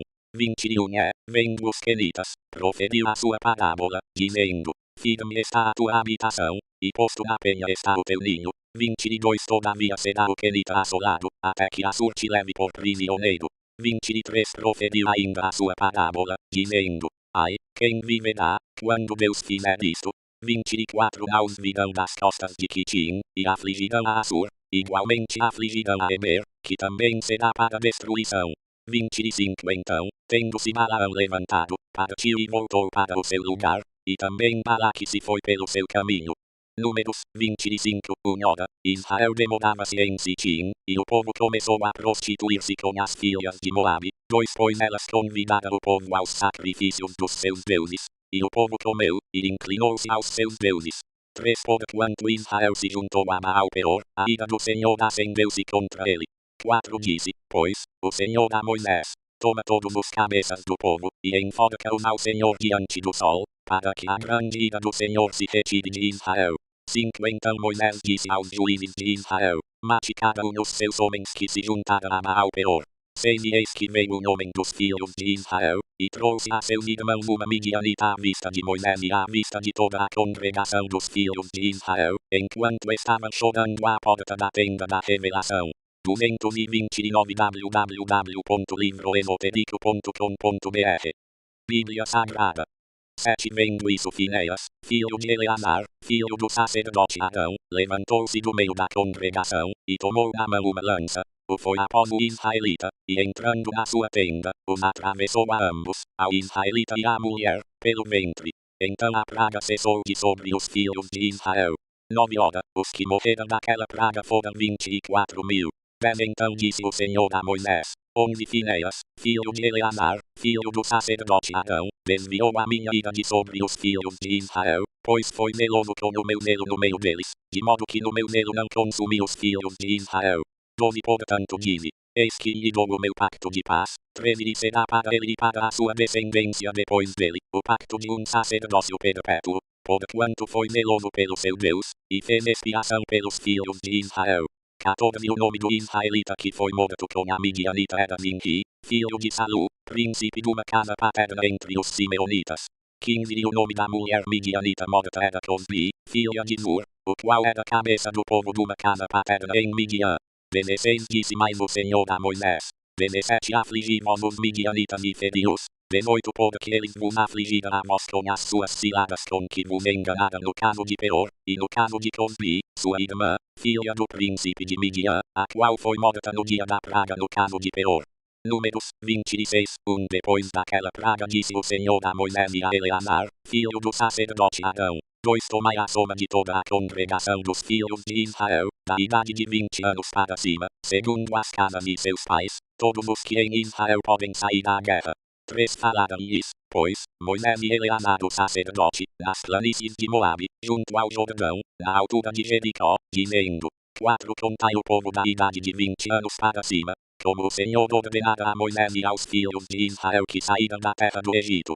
5 Ruben, o primogênito de Israel, os filhos de Ruben, de Anoque, a família dos Anoquitas, de Palu, a família dos Paluitas. 6 De Hezron, a família dos Hezronitas, de Carmi, a família dos Carmitas. 7 Estas são as famílias dos Rubenitas, os que foram deles contados eram 43.730. 8 E o filho de Palu, Eliabe. 9 Os filhos de Eliabe, Nemuel, Dato e Abidão. Estes são aqueles Datã e Abidão que foram chamados da congregação, os quais contenderam contra Moisés e contra Arão na companhia de Corá, quando contenderam contra o Senhor. 230 www.livroesotérico.com.br Bíblia Sagrada. E a terra abriu a boca, e os tragou juntamente com Corá, quando pereceu aquela companhia, quando o fogo devorou 250 homens, os quais serviram de advertência. 11 Todavia os filhos de Corá não morreram.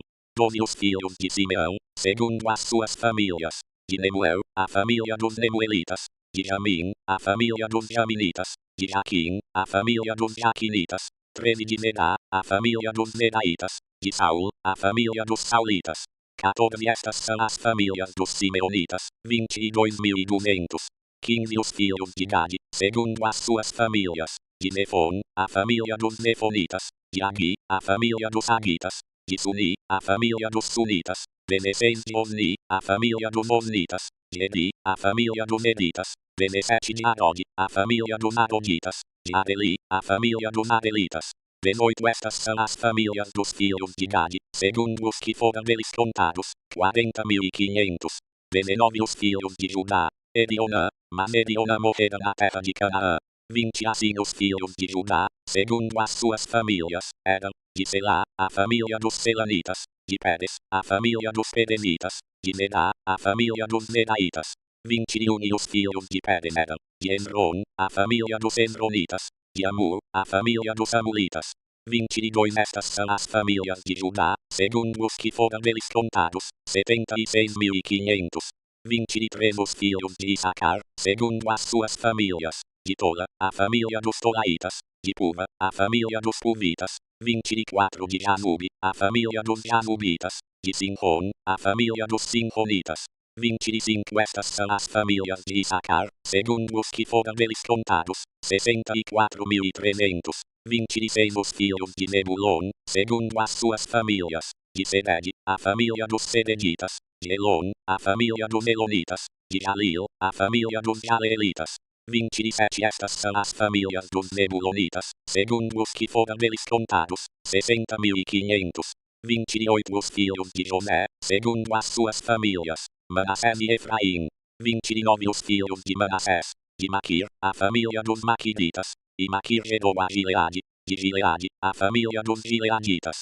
30 Estes são os filhos de Gileade, de Ezer, a família dos Iezritas, de Eleque, a família dos Elequitas. 31 De Asriel, a família dos Asrielitas, de Siquém, a família dos Siquemitas. 32 E de Semida, a família dos Semidaitas, e de Efer, a família dos Eferitas. 33 Ora, Zelofeade, filho de Efer, não tinha filhos, senão filhas, e as filhas de Zelofeade chamavam-se Macla, Noa, Ogla, Milca e Tirza. 34 Estas são as famílias de Manassés, os que foram deles contados, eram 52.700. 231 www.livroesotérico.com.br Bíblia Sagrada. 35 Estes são os filhos de Efraim, segundo as suas famílias. De Sutela, a família dos Sutelaitas. De Bequer, a família dos Bequeritas. De Taã, a família dos Taanitas. 36 E estes são os filhos de Sutela. De Edã, a família dos Edanitas. 37 Estas são as famílias dos filhos de Efraim, segundo os que foram deles contados, 32.500. Estes são os filhos de José, segundo as suas famílias. 38 Os filhos de Benjamim, segundo as suas famílias. De Belá, a família dos Belaitas. De Asbel, a família dos Asbelitas. De Aidão, a família dos Aidamitas. 39 De Sefufã, a família dos Sufamitas. De Ufão, a família dos Ufamitas. 40 E os filhos de Belá eram Ard e Naamã. De Ard, a família dos Arditas. De Naamã, a família dos Naamitas. 41 Estes são os filhos de Benjamim, segundo as suas famílias. Os que foram deles contados, eram 45.600. 42 Estes são os filhos de Dan, segundo as suas famílias. De Suã a família dos Suamitas. Estas são as famílias de Dan, segundo as suas famílias. 43 Todas as famílias dos Suamitas, segundo os que foram deles contados, eram 64.400. 44 Os filhos de Aner, segundo as suas famílias. De Imná, a família dos Imnitas. De Isvi, a família dos Isvitas. De Bedias, a família dos Beditas. 45 Dos filhos de Bedias. De Eber, a família dos Ebeditas. De Malquiel, a família dos Malquielitas. 46 E a filha de Aner chamava-se Seda. 47 Estas são as famílias dos filhos de Aner, segundo os que foram deles contados, 53.400. 48 Os filhos de Naftali, segundo as suas famílias. De Janil, a família dos Janeelitas. De Guni, a família dos Gunitas. 49 De Gezer, a família dos Geneditas. De Silém, a família dos Silemitas. 50 Estas são as famílias de Naftali, segundo as suas famílias. Os que foram deles contados, eram 45.400. 51 Estes são os que foram contados dos filhos de Israel, 601.730. 52 Disse mais o Senhor a Moisés. 53 A estes se repartirá a terra em herança segundo o número dos nomes. 54 A circunflexo tribo de muitos dará herança maior, e a de poucos dará herança menor. A cada qual se dará a sua herança segundo os que foram deles contados. 55 Todavia a terra se repartirá por sortes, segundo os nomes das tribos de seus pais a herdarão. 56 Segundo sair da sorte, se repartirá a herança deles entre as tribos de muitos e as de poucos. 57 Também estes são os que foram contados dos levitas, segundo as suas famílias. De Gerson, a família dos Gersonitas. De Coate, a família dos Coatitas. De Medadi, a família dos Medaditas. 232 www.livroesotérico.com.br Bíblia Sagrada. 58 Estas são as famílias de Levi. A família dos Libnitas, a família dos Hebronitas, a família dos Malitas, a família dos Munitas, a família dos Coraitas. Ora, Coate gerou a Anrão. 59 E a mulher de Anrão chamava-se Joquebede, filha de Levi, a qual nasceu a Levi no Egito, e de Anrão ela teve Arão e Moisés, e Midian, irmã deles. 60 E a Arão nasceram Nadab e Abiú, Eleazar e Itamar. 61 Mas nada me morrerá quando oferecer fogo estranho perante o Senhor. 62 E os que foram deles contados eram 23.000, todos os homens da idade de um mês para cima, porque não foram contados entre os filhos de Israel, porquanto não lhes foi dada herança entre os filhos de Israel. 63 Esses são os que foram contados por Moisés e Eleazar, o sacerdote, que contaram os filhos de Israel nas planícies de Moabe, junto ao Jordão, na altura de Jericó. 64 Entre esses, porém, não se achava nenhum daqueles que tinham sido contados por Moisés e Arão, o sacerdote, quando contaram os filhos de Israel no deserto de Sinai. 65 Porque o Senhor dissera deles: certamente morrerão no deserto, pelo que nenhum deles ficou, senão Caleb, filho de Jefoné, e Josué, filho de Nun.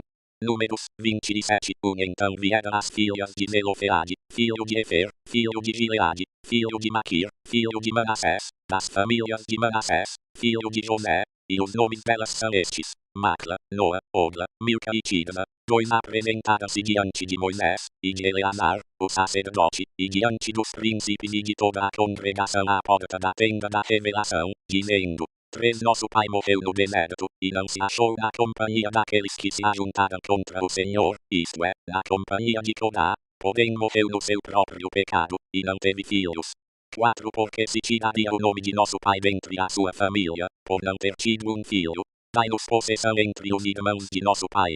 5 Moisés, pois, levou a causa delas perante o Senhor. 6 Então disse o Senhor a Moisés: 7 O que as filhas de Zelofeade falam é justo, certamente lhes darás possessão de herança entre os irmãos de seu pai, a herança de seu pai farás passar a elas. 8 E dirás aos filhos de Israel: se morrer um homem, e não tiver filho, fareis passar a sua herança à sua filha. 9 Se não tiver filha, dareis a sua herança a seus irmãos. 10 Mas, se não tiver irmãos, dareis a sua herança aos irmãos de seu pai. 11 Se também seu pai não tiver irmãos, então dareis a sua herança a seu parente mais chegado dentre a sua família, para que a possua. Isto será para os filhos de Israel estatuto de direito, como o Senhor ordenou a Moisés. 12 Depois disse o Senhor a Moisés: sobe a este monte de Abarim, e vê a terra que tenho dado aos filhos de Israel. 233 www.livroesoterico.com.br Bíblia Sagrada. 13 Tendo a visto, serás tu também recolhido ao teu povo, assim como foi teu irmão Arão. 14 Porquanto no deserto de Zin, na contenda da congregação, fostes rebeldes à minha palavra, não me santificando diante dos seus olhos, no tocante às águas, estas são as águas de Meribá de Cádiz, no deserto de Zin. 15 Respondeu Moisés ao Senhor: Veneceis que o Senhor, Deus dos espíritos de toda a carne, ponha um homem sobre a congregação, venecete o qual saia diante deles e entre diante deles, e os faça sair e os faça entrar, para que a congregação do Senhor não seja como ovelhas que não têm pastor. 18 Então disse o Senhor a Moisés: toma a Josué, filho de Nun, homem em quem há o Espírito, e impõe-lhe a mão. 19 E apresenta-o perante Eleazar, o sacerdote, e perante toda a congregação, e dá-lhe a comissão à vista deles. 20 E sobre ele porás da tua glória, para que lhe obedeça toda a congregação dos filhos de Israel. 21 Ele, pois, se apresentará perante Eleazar, o sacerdote, o qual por ele inquirirá segundo o juízo do Urim, perante o Senhor. Segundo a ordem de Eleazar sairão, e segundo a ordem de Eleazar entrarão, ele e todos os filhos de Israel, isto é, toda a congregação. 22 Então Moisés fez como o Senhor lhe ordenara, tomou a Josué, apresentou-o perante Eleazar, o sacerdote, e perante toda a congregação. 23 Impôs-lhe as mãos, e lhe deu a comissão, como o Senhor falara por intermédio de Moisés. Números 28 Disse mais o Senhor a Moisés: 2 Ordena aos filhos de Israel, e dize-lhes: a minha oferta, o alimento para as minhas ofertas queimadas, de cheiro suave para mim, tereis cuidado para me oferecer aos seus tempos determinados. 3 Também lhes dirás: esta é a oferta queimada que oferecereis ao Senhor. 2 cordeiros de um ano, sem defeito, cada dia, em contínuo holocausto. 4 Um cordeiro oferecerás pela manhã, e o outro à tardinha, 5 juntamente com a 10ª parte de uma efa de flor de farinha em oferta de cereais, misturada com a 4ª parte de um hin de azeite batido. 6 Este é o holocausto contínuo, instituído no Monte Sinai, em cheiro suave, oferta queimada ao Senhor. 7. A oferta de libação do mesmo será a quarta parte de para um cordeiro. No lugar santo oferecerá na libação de bebida forte ao Senhor. 8. E o outro cordeiro, oferecê-lo-á na tardinha, com as ofertas de cereais e de libação, como o da manhã, o oferecerás, oferta queimada de cheiro suave ao Senhor. 234 www.livroesotérico.com.br Bíblia Sagrada. 9. No dia de sábado oferecerás 2 cordeiros de um ano, sem defeito, e 2 décimos de efa de flor de farinha, misturada com azeite, em oferta de cereais, com a sua oferta de libação. 10. É o holocausto de todos os sábados, além do holocausto contínuo e a sua oferta de libação. 11. Nos princípios dos vossos meses oferecereis em holocausto ao Senhor 2 novilhos, 1 carneiro e 7 cordeiros de um ano, sem defeito. 12. E 3 décimos de efa de flor de farinha, misturada com azeite, em oferta de cereais, para cada novilho, e 2 décimos de efa de flor de farinha, misturada com azeite, em oferta de cereais, para o carneiro. 13. E 1 décimo de efa de flor de farinha, misturada com azeite, em oferta de cereais, para cada cordeiro. É holocausto de cheiro suave, oferta queimada ao Senhor. 14. As ofertas de libação do mesmo serão a metade de de vinho para um novilho, e a terça parte de para um carneiro, e a quarta parte de para um cordeiro. Este é o holocausto de cada mês, por todos os meses do ano. 15. Também oferecerás ao Senhor um bode como oferta pelo pecado, oferecer-se a esse além do holocausto contínuo, com a sua oferta de libação. 16. No primeiro mês, aos 14 dias do mês, é a Páscoa do Senhor. 17. E aos 15 dias do mesmo mês haverá festa. Por 7 dias se comerão pães ázimos. 18. No primeiro dia haverá santa convocação. Nenhum trabalho servil fareis. 19. Mas oferecereis oferta queimada em holocausto ao Senhor. 2 novilhos, 1 carneiro e 7 cordeiros de um ano, todos eles sem defeito. 20. E a sua oferta de cereais, de flor de farinha misturada com azeite. Oferecereis 3 décimos de efa para cada novilho, 2 décimos para o carneiro, 21 e 1 décimo para cada um dos 7 cordeiros. 22. E em oferta pelo pecado oferecereis um bode, para fazer expiação por vos. 23. Essas coisas oferecereis, além do holocausto da manhã, o qual é o holocausto contínuo.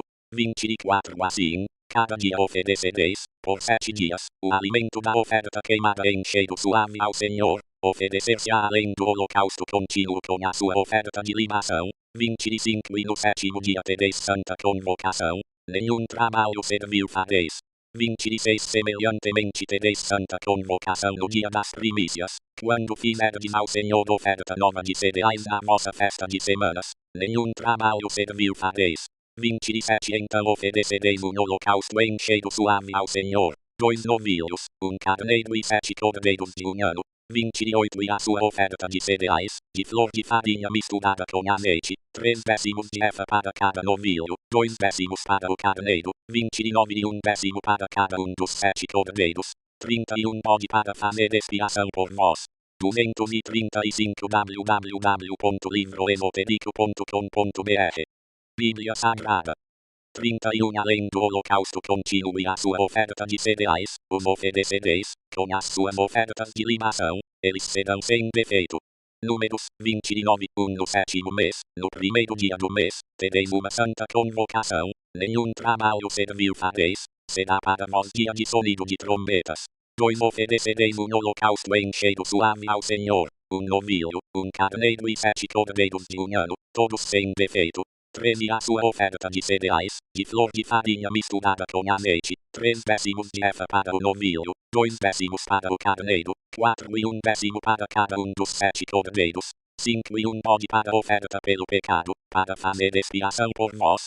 6. Além do holocausto do mês e a sua oferta de cereais, e do holocausto contínuo e a sua oferta de cereais, com as suas ofertas de libação, segundo a ordenança, em cheiro suave, oferta queimada ao Senhor.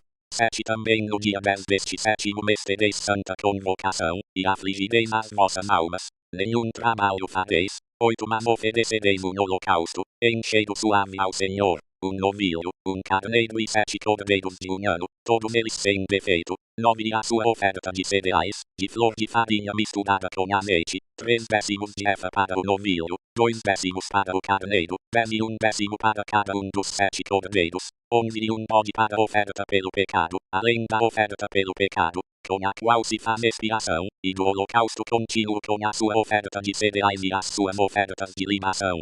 12 Semelhantemente, aos 15 dias deste 7º mês tereis santa convocação, nenhum trabalho servil fareis, mas por 7 dias celebrareis festa ao Senhor.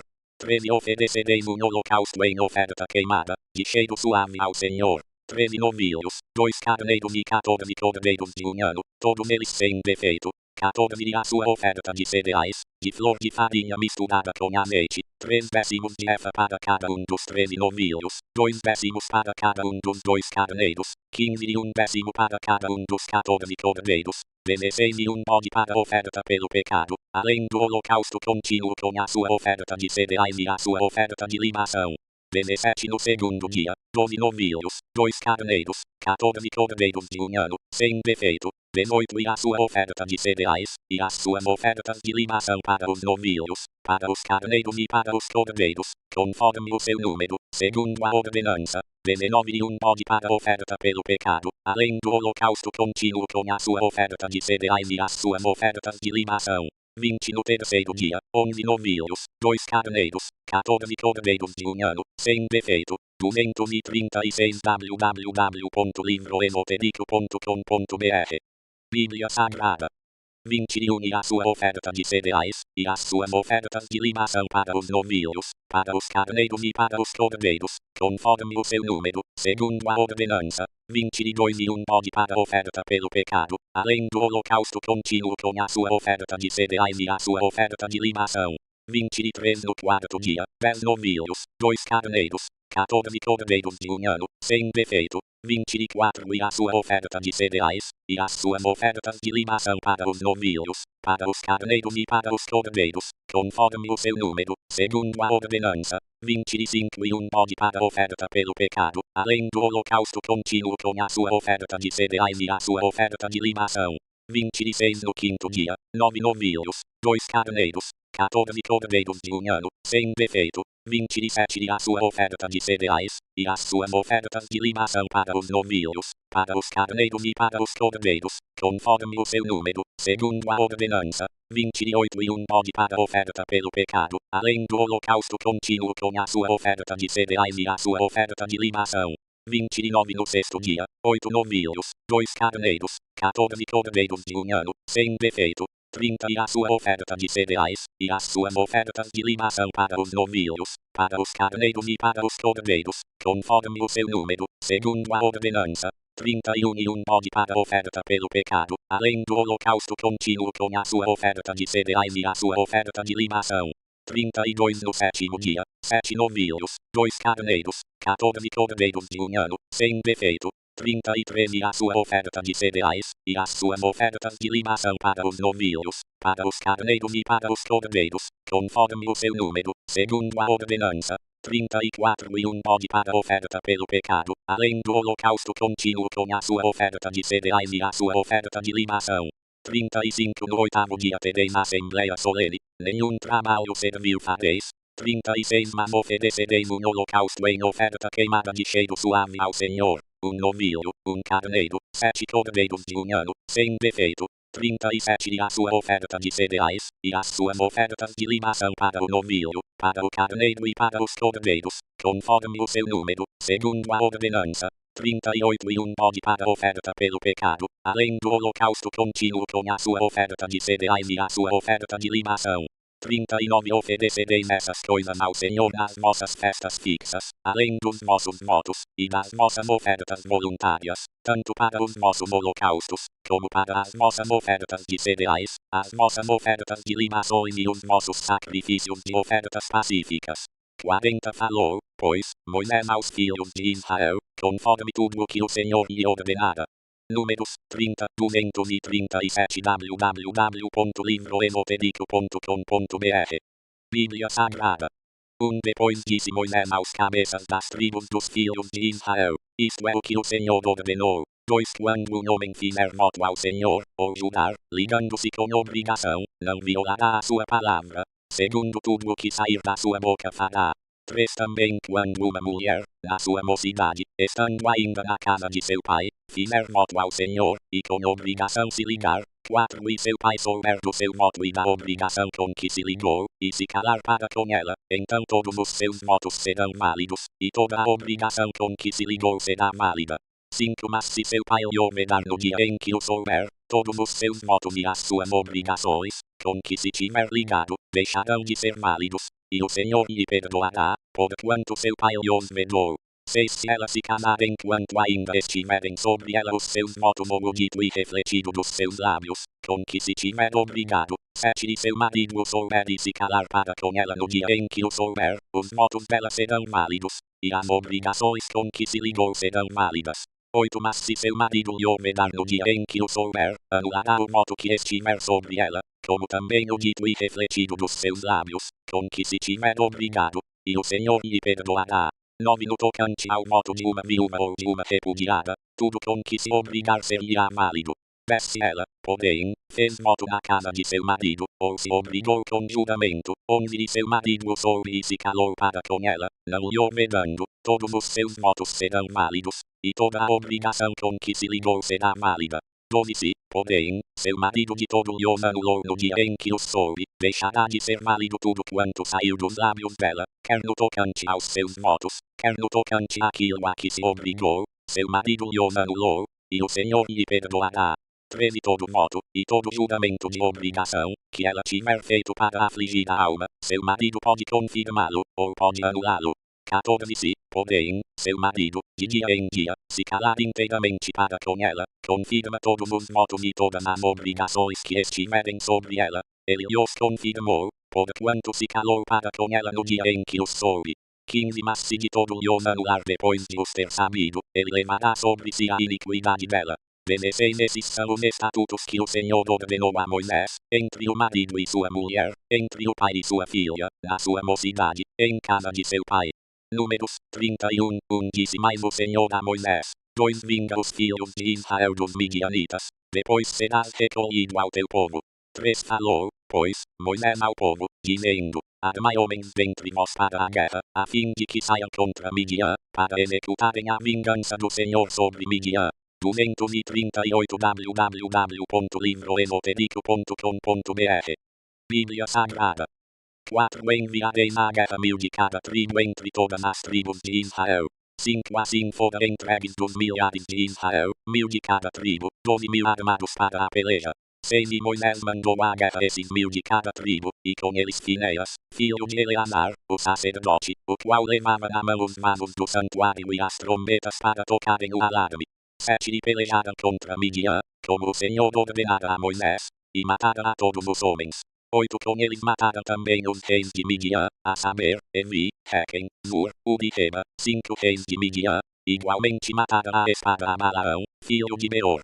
9. Também os filhos de Israel levaram presas as mulheres dos midianitas e os seus pequeninos, e despojaram-nos de todo o seu gado, e de todos os seus rebanhos, enfim, de todos os seus bens. 10. Queimaram a fogo todas as cidades em que eles habitavam e todos os seus acampamentos, onde tomaram todo o despojo e toda a presa, tanto de homens como de animais. 12. E trouxeram os cativos e a presa e o despojo a Moisés, a Eleazar, o sacerdote, e à congregação dos filhos de Israel, ao arraial, nas planícies de Moabe, que estão junto do Jordão, na altura de Jericó.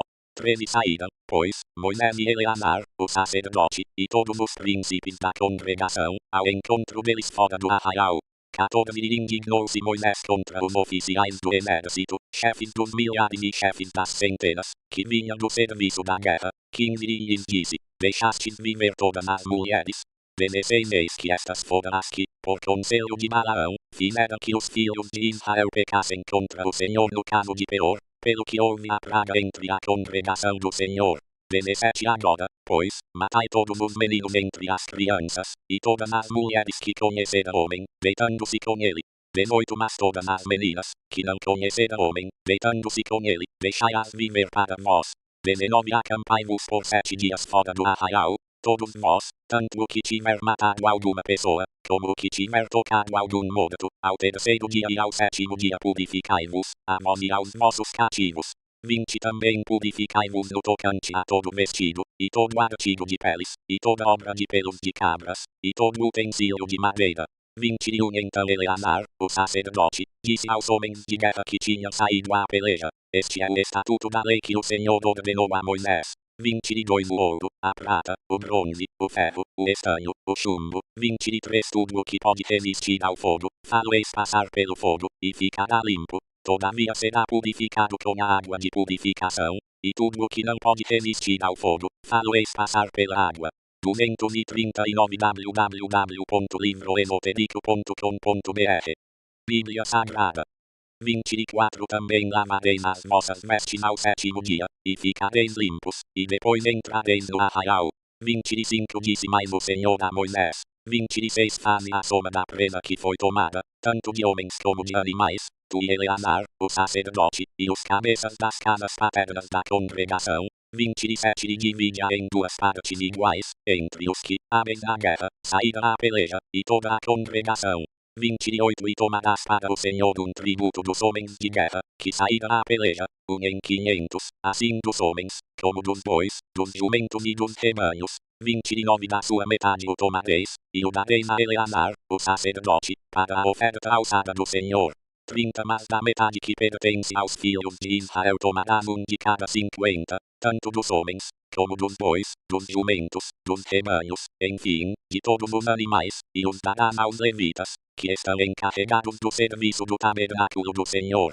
31 Fizeram, pois, Moisés e Eleazar, o sacerdote, como o Senhor ordenara a Moisés. 32 Ora, a presa, o restante do despojo que os homens de guerra tomaram, foi de 675 mil ovelhas, 33 72 mil bois, 34 e 61 mil jumentos, 35 e 32 mil pessoas, ao todo, do sexo feminino, que ainda se conservavam virgens. 36 Assim a metade, que era a porção dos que saíram à guerra, foi em número de 337.500 ovelhas. 37 E das ovelhas foi o tributo para o Senhor 675. 38 E foram os bois 36 mil, dos quais foi o tributo para o Senhor 72. 39 E foram os jumentos 30.500, dos quais foi o tributo para o Senhor 61. 40 E houve de pessoas 16 mil, das quais foi o tributo para o Senhor 32 pessoas.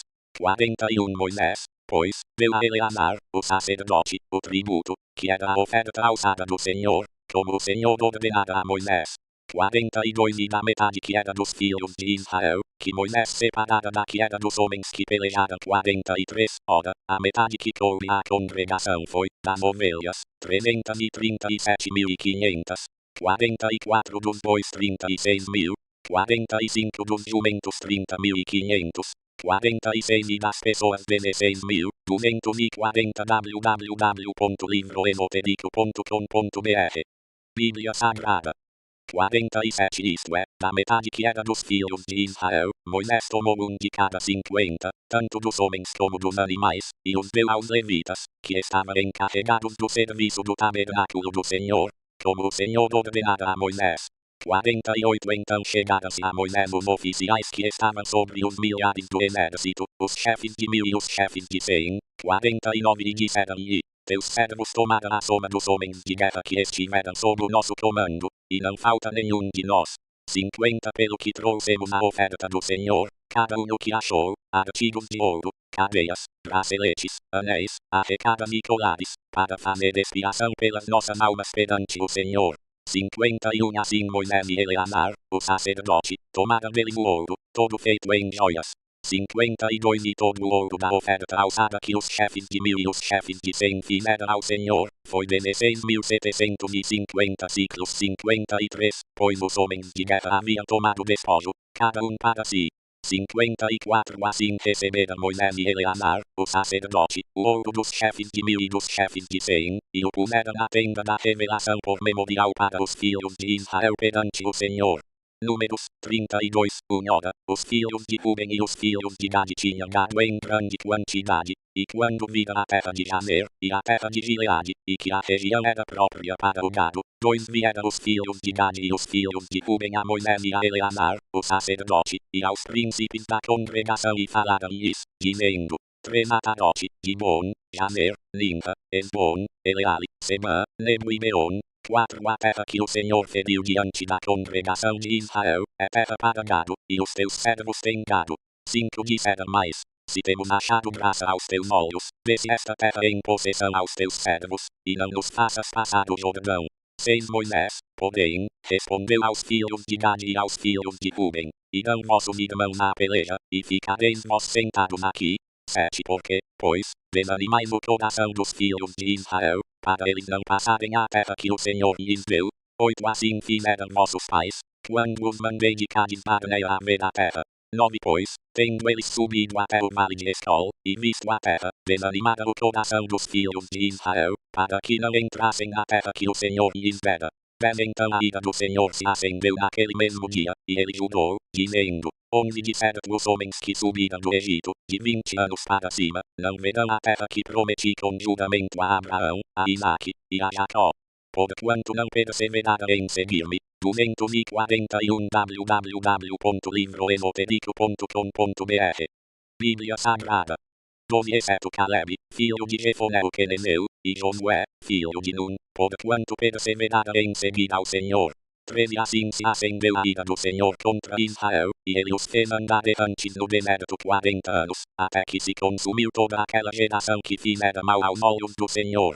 14 Eis que vós, uma geração de homens pecadores, vos levantastes em lugar de vossos pais, para ainda mais aumentardes o furor da ira do Senhor contra Israel.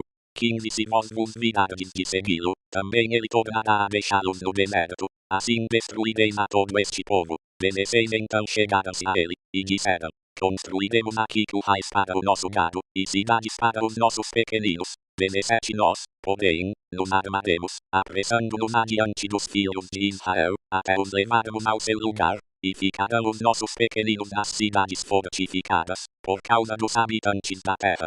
18 Não voltaremos para nossas casas até que os filhos de Israel estejam de posse, cada um, da sua herança. 19 Porque não herdaremos com eles além do Jordão, nem mais adiante, visto que já possuímos a nossa herança aquém do Jordão, ao oriente. 20 Então lhes respondeu Moisés: se isto fizerdes, se vos armardes para a guerra perante o Senhor, 21 E cada um de vós, armado, passado o Jordão perante o Senhor, até que ele haja lançado fora os seus inimigos de diante dele, 22 E a terra esteja subjugada perante o Senhor, então, sim, voltareis e sereis inculpáveis perante o Senhor e perante Israel, e esta terra vos será por possessão perante o Senhor. 23 Mas se não fizerdes assim, estareis pecando contra o Senhor, e estáis certos de que o vosso pecado vos há de atingir. 24 Edificai cidades para os vossos pequeninos, e currais para as vossas ovelhas, e cumpri o que saiu da vossa boca. 25 Então os filhos de Gade e os filhos de Ruben disseram a Moisés: como ordena meu Senhor, assim farão teus servos. 26 Os nossos pequeninos, as nossas mulheres, os nossos rebanhos e todo o nosso gado ficarão nas cidades de Gileade. 27 Mas os teus servos passarão, cada um que está armado para a guerra, a pelejar perante o Senhor, como diz o meu Senhor. 28 Então Moisés deu ordem acerca deles a Eleazar, o sacerdote, e a Josué, filho de Nun, e aos cabeças das casas paternas das tribos dos filhos de Israel. 29 E disse-lhes Moisés: se os filhos de Gade e os filhos de Ruben passarem convosco o Jordão, armado cada um para a guerra perante o Senhor, e a terra for subjugada diante de vós, então lhes dareis a terra de Gileade por possessão. 30 Se, porém, não passarem armados convosco, terão possessões entre vós na terra de Canaã. 242 www.livroesotérico.com.br Bíblia Sagrada. 31 Ao que responderam os filhos de Gade e os filhos de Ruben: como o Senhor disse a teus servos, assim faremos. 32 Nós passaremos armados perante o Senhor para a terra de Canaã, e teremos a possessão de nossa herança aquém do Jordão. 33 Assim deu Moisés aos filhos de Gade e aos filhos de Ruben, e à meia tribo de Manassés, filho de José, o reino de Sion, rei dos amorreus, e o reino de Og, rei de Banã, a terra com as suas cidades e os respectivos territórios ao redor. 34 Os filhos de Gade, pois, edificaram a Dibon, a Tarote, a Doer. 35 A Tarote Sofã, Jazer, Jogbeá. 36 Bet-Limra e Bet-Adã, cidades fortificadas, e construíram currais de ovelhas. 37 E os filhos de Ruben edificaram a Esbon, Eleale e Kiriataim. 30 E Nebo e Baalmeon, mudando-lhes os nomes, e Sibma. e dera outros nomes às cidades que edificaram. 39 E os filhos de Maquir, filho de Manassés, foram a Gileade e a tomaram, e desapossaram aos amorreus que aí estavam. 40 Deu, pois, Moisés na terra de Gileade a Maquir, filho de Manassés, o qual habitou nela. 41 E foi Jair, filho de Manassés, e tomou as aldeias dela, e chamou-lhe Savote Jair. 42 Também foi Nobá, e tomou a Quenate com as suas aldeias, e chamou-lhe Nobá, segundo o seu próprio nome. Números 33 São estas as jornadas dos filhos de Israel, pelas quais saíram da terra do Egito, segundo os seus exércitos, sob o comando de Moisés e Arão. 2 Moisés registrou os pontos de partida, segundo as suas jornadas, conforme o mandado do Senhor, e estas são as suas jornadas segundo os pontos de partida. 3 Partida de Ramessés no primeiro mês, no dia 15 do mês, no dia seguinte ao da Páscoa saíram os filhos de Israel afoitamente à vista de todos os egípcios. 4 Enquanto estes enterravam a todos os seus primogênitos, a quem o Senhor havia ferido entre eles, havendo o Senhor executado juízos também contra os seus deuses. 5 Partiram, pois, os filhos de Israel de Ramessés, e acamparam-se em Sucote. 6 Partiram de Sucote, e acamparam-se em Etã, que está na extremidade do deserto. 7 Partiram de Etã, e voltando a Piairote, que está defronte de Baal-Zephon, acamparam-se diante de Migdol. 8 Partiram de Piairote, e passaram pelo meio do mar ao deserto, e andaram caminho de 3 dias no deserto de Etã, e acamparam-se em Mara. 9 Partiram de Mara, e vieram a Elim, onde havia 12 fontes de água e 70 palmeiras, e acamparam-se ali. 10 Partiram de Elim, e acamparam-se junto ao Mar Vermelho. 11 Partiram do Mar Vermelho, e acamparam-se no deserto de Sim. 243 www.livroesotérico.com.br Bíblia Sagrada. 12 Partiram do deserto de Sim, e acamparam-se em Dovca. 13 Partiram de Dovca, e acamparam-se em Alus. 14 Partiram de Alus, e acamparam-se em Refidim, porém não havia ali água para o povo beber. 15 Partiram, pois, de Refidim, e acamparam-se no deserto de Sinai. 16 Partiram do deserto de Sinai, e acamparam-se em Kibrote Ataavá. 17 Partiram de Kibrote Ataavá, e acamparam-se em Azerote. 18 Partiram de Azerote, e acamparam-se em Ritma. 19 Partiram de Ritma, e acamparam-se em Rimon-Peres. 20 Partiram de Rimon-Peres, e acamparam-se em Libna. 21 Partiram de Libna, e acamparam-se em Rissa. 22 Partiram de Rissa, e acamparam-se em Quelata. 23 Partiram de Quelata, e acamparam-se no Monte Sefer. 24 Partiram do Monte Sefer, e acamparam-se em Arada. 25 Partiram de Arada, e acamparam-se em Maquelote. 26 Partiram de Maquelote, e acamparam-se em Taate. 27 Partiram de Taate, e acamparam-se em Tera. 28 Partiram de Tera, e acamparam-se em Mitka. 29 Partiram de Mitka, e acamparam-se em Asmona. 30 Partiram de Asmona, e acamparam-se em Moserote. 31 Partiram de Moserote, e acamparam-se em Beriacã. 32 Partiram de Beriacã, e acamparam-se em Odagidgade. 33 Partiram de Odagidgade, e acamparam-se em Jotbatá. 34 Partiram de Jotbatá, e acamparam-se em Abrona. 35 Partiram de Abrona, e acamparam-se em Ezion-Geber. 36 Partiram de Ezion-Geber, e acamparam-se no deserto de Zin, que é Cádiz. 37 Partiram de Cádiz, e acamparam-se no Monte Or, na fronteira da terra de Edom.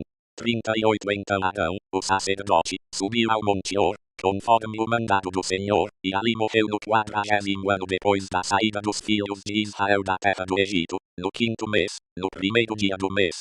39 E Arão tinha 123 anos de idade, quando morreu no Monte Or. 40 Ora, o cananeu, rei de Arade, que habitava o sul da terra de Canaã, ouviu que os filhos de Israel chegavam.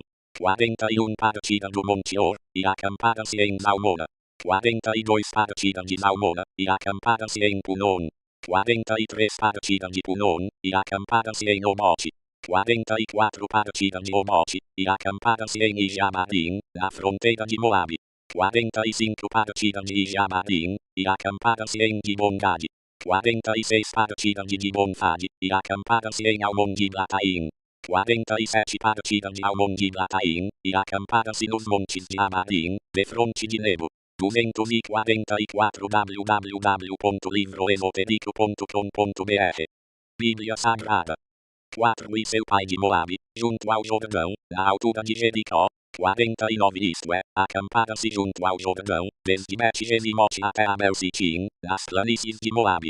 50 Também disse o Senhor a Moisés, nas planícies de Moabe, junto ao Jordão, na altura de Jericó. 51 Fala aos filhos de Israel, e dize-lhes: quando houverdes passado o Jordão para a terra de Canaã, 52 lançareis fora todos os habitantes da terra de diante de vós, e destruireis todas as suas pedras em que há figuras. Também destruireis todas as suas imagens de fundição, e desfareis todos os seus altos. 53 E tomareis a terra em possessão, e nela habitareis, porquanto a vós vos tenho dado esta terra para a possuirdes. 54 Herdareis a terra por meio de sortes, segundo as vossas famílias. À família que for grande, dareis uma herança maior, e à família que for pequena, dareis uma herança menor. O lugar que por sorte sair para alguém, esse lhe pertencerá. Segundo as tribos de vossos pais recebereis as heranças. 55 Mas se não lançardes fora os habitantes da terra de diante de vós, os que deixardes ficar vos serão como espinhos nos olhos, e como abrolhos das ilhargas, e vos perturbarão a terra em que habitardes. 56 E eu vos farei a vós como pensei em fazer-lhes a eles. Números 34 Disse mais o Senhor a Moisés: 2 Dá ordem aos filhos de Israel, e dize-lhes: quando entrardes na terra de Canaã, terra esta que vos há de cair em herança, por toda a sua extensão, 3 A banda do sul será desde o deserto de Zin, ao longo de Edom, e o limite do sul se estenderá da extremidade do mar Salgado, para o oriente. 4 E este limite irá rodeando para o sul da subida de Acrabim, e continuará até Zin, saindo ao sul de Cades Barnea, seguirá para Anadadar, e continuará até Asmon. 5 E daí irá rodeando até o ribeiro do Egito, e terminará na praia do mar. 6 Para o ocidente, o mar grande vos será por limite, o próprio mar será o vosso limite ocidental. 7 Este será o vosso limite setentrional. Desde o mar grande marcareis para vós até o Monte Or. 8 Desde o Monte Or marcareis até a entrada de Amate, daí ele se estenderá até Medade. 9 Dali continuará até Zifron, e irá terminar em Anadenã. Este será o vosso limite setentrional. 10 Marcareis o vosso limite oriental desde Anadenã até Sefã. 11 Este limite descerá de Sefã até Ribla, ao oriente de Ain. Depois irá descendo ao longo da borda do mar de Kineret ao oriente. 12 Descerá ainda para o Jordão, e irá terminar no mar Salgado. Esta será a vossa terra, segundo os seus limites em redor. 245 www.livroesotérico.com.br Bíblia Sagrada. 13 Moisés, pois, deu ordem aos filhos de Israel, dizendo: esta é a terra que herdareis por sortes, a qual o Senhor mandou que se desse às 9 tribos e à meia tribo. 14 Porque a tribo dos filhos de Ruben, segundo as casas de seus pais, e a tribo dos filhos de Gade, segundo as casas de seus pais, como também a meia tribo de Manassés, já receberam a sua herança. 15 Isto é, 2 tribos e meia já receberam a sua herança aquém do Jordão, na altura de Jericó, do lado oriental. 16 Disse mais o Senhor a Moisés: 17 Estes são os nomes dos homens que vos repartirão a terra por herança: Eleazar, o sacerdote, e Josué, filho de Nun. 18 Também tomareis de cada tribo um príncipe, para repartir a terra em herança. 19 Estes são os nomes dos homens: da tribo de Judá, Caleb, filho de Jefoné. 20 Da tribo dos filhos de Simeão, Semuel, filho de Amiúde. 21 Da tribo de Benjamim, Elidá, filho de Quislon. 22 Da tribo dos filhos de Dan, o príncipe Buqui, filho de Jogli. 23 Dos filhos de José, da tribo dos filhos de Manassés, o príncipe Ariel, filho de Éfode. 24 Da tribo dos filhos de Efraim, o príncipe Quemuel, filho de Siftã. 25 Da tribo dos filhos de Zebulon, o príncipe Elisafã, filho de Parnaque. 26 Da tribo dos filhos de Issacar, o príncipe Paltiel, filho de Anã. 27 Da tribo dos filhos de Aner, o príncipe Aiude, filho de Selome. 28 Da tribo dos filhos de Naftali, o príncipe Pedael, filho de Amiúde. 29 Estes são aqueles a quem o Senhor ordenou que repartissem a herança pelos filhos de Israel na terra de Canaã. Números 35 Disse mais o Senhor a Moisés das planícies de Moabe, junto ao Jordão, na altura de Jericó. 2 Dá ordem aos filhos de Israel que da herança da sua possessão deem aos levitas na Ramaldes ao redor delas. 3 Terão eles estas cidades para habitarem, e os arramaldes delas serão para os seus gados, e para a sua fazenda, e para todos os seus animais. 34 Os arramaldes que da lei aos levitas se estenderão, do muro da cidade para fora, 1000 côvados em redor. 5 E fora da cidade medireis para o lado oriental 2000 côvados, para o lado meridional 2000 côvados, para o lado ocidental 2000 côvados, e para o lado setentrional 2000 côvados, e a cidade estará no meio. Isso terão por arramaldes das cidades. 6 Entre as cidades que dareis aos levitas haverá 6 cidades de refúgio, as quais dareis para que nelas se acolha o homicida, e além destas lhes dareis 42 cidades. 246 www.livroesotérico.com.br Bíblia Sagrada 7 Todas as cidades que dareis aos levitas serão 48, juntamente com os seus arramaldes. 8 Ora, no tocante às cidades que dareis da possessão dos filhos de Israel, da tribo que for grande tomareis muitas, e da que for pequena tomareis poucas, cada uma segundo a herança que receber dará as suas cidades aos levitas. 9 Disse mais o Senhor a Moisés: fala aos filhos de Israel, e dize-lhes: quando passardes o Jordão para a terra de Canaã, onde escolhereis para vós cidades que vos sirvam de cidades de refúgio, para que se refugie ali o homicida que tiver matado alguém involuntariamente. 12 Estas cidades vos serão por refúgio do vingador, para que não morra o homicida antes de ser apresentado perante a congregação para julgamento. 13 Serão 6 as cidades que haveis de dar por cidades de refúgio para vós. 14 Dareis 3 cidades aquém do Jordão, e 3 da terra de Canaã, cidades de refúgio serão. 15 Estas 6 cidades serão por refúgio aos filhos de Israel, ao estrangeiro, e ao peregrino no meio deles, para que se refugie ali todo aquele que tiver matado alguém involuntariamente. 16 Mas se alguém ferir a outrem com instrumento de ferro de modo que venha a morrer, homicida é, e o homicida será morto. 17 Ou se o ferir com uma pedra na mão, que possa causar a morte, e ele morrer, homicida é, e o homicida será morto. 18 Ou se o ferir com instrumento de pau na mão, que possa causar a morte, e ele morrer, homicida é, será morto o homicida. 19 O vingador do sangue matará o homicida, ao encontrá-lo, o matará. 20 Ou se alguém empurrar a outrem por ódio ou de emboscada lançar contra ele alguma coisa de modo que venha a morrer. 21 Ou por inimizade o ferir com a mão de modo que venha a morrer, será morto aquele que o feriu, homicida é.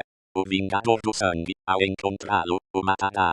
22 Mas se o empurrar acidentalmente, sem inimizade, ou contra ele lançar algum instrumento, sem ser de emboscada. 23 Ou sobre ele atirar alguma pedra, não o vendo, e o ferir de modo que venha a morrer, sem que fosse seu inimigo nem procurasse o seu mal. 24 Então a congregação julgará entre aquele que feriu e o vingador do sangue, segundo estas leis. 25 E a congregação livrará o homicida da mão do vingador do sangue, fazendo-o voltar à sua cidade de refúgio a que se acolhera. Ali ficará ele morando até a morte do sumo sacerdote, que foi ungido com o óleo sagrado.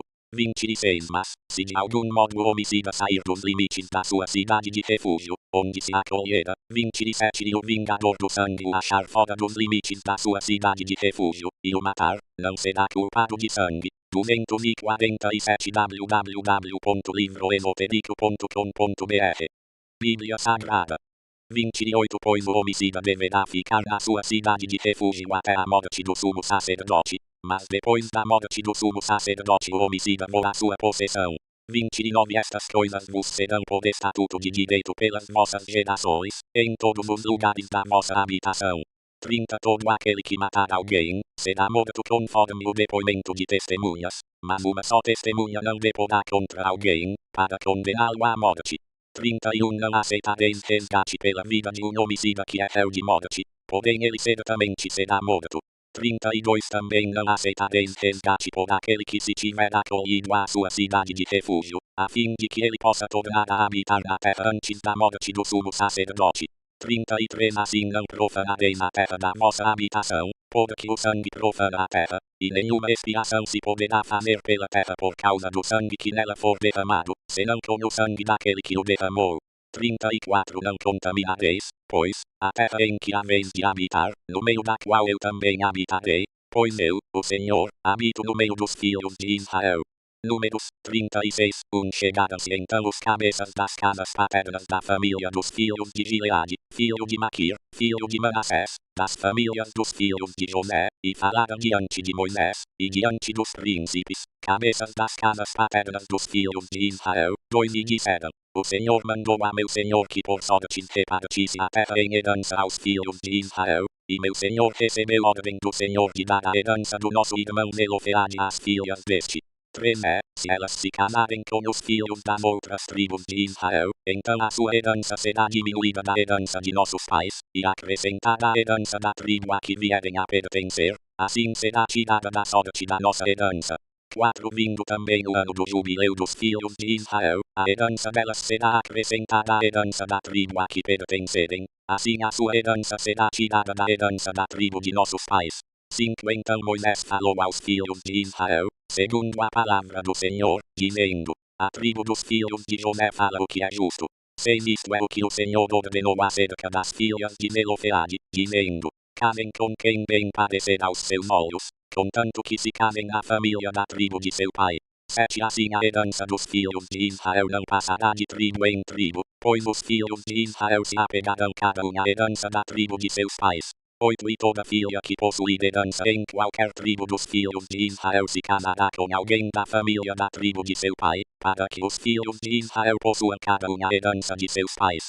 248 www.livroesotérico.com.br Bíblia Sagrada. 9. Assim nenhuma herança passará de uma tribo a outra, pois as tribos dos filhos de Israel se apegarão cada uma à sua herança. 10. Como o Senhor ordenara a Moisés, assim fizeram as filhas de Zelofehade. 11. Pois Macla, Tirza, Orla, Milca e Noa, filhas de Zelofehade, se casaram com os filhos de seus tios paternos. 12. Casaram-se as famílias dos filhos de Manassés, filho de José, assim a sua herança permaneceu na tribo da família de seu pai. 13. São esses os mandamentos e os preceitos que o Senhor ordenou aos filhos de Israel por intermédio de Moisés nas planícies de Moabe, junto ao Jordão, na altura de Jericó. Deuteronômio 1. Estas são as palavras que Moisés falou a todo Israel além do Jordão, no deserto, na Arabá de fronte de Suf, entre Parã, Tofel, Lamã, Azerote e Gileade. 2. São 11 dias de viagem desde Horeb, pelo caminho da montanha de Seir, até Cádiz Barneia. 3. No ano 40º, no mês 11º, no primeiro dia do mês, Moisés falou aos filhos de Israel, conforme tudo o que o Senhor lhes mandara por seu intermédio. 4. Depois que derrotou a Sion, rei dos amorreus, que habitava em Hesbon, e a Og, rei de Basã, que habitava em Astarote, em Edrei. 5. Além do Jordão, na terra de Moabe, Moisés se pôs a explicar esta lei, e disse: 6. O Senhor nosso Deus nos falou em Horeb, dizendo: assaz vos haveis demorado neste monte.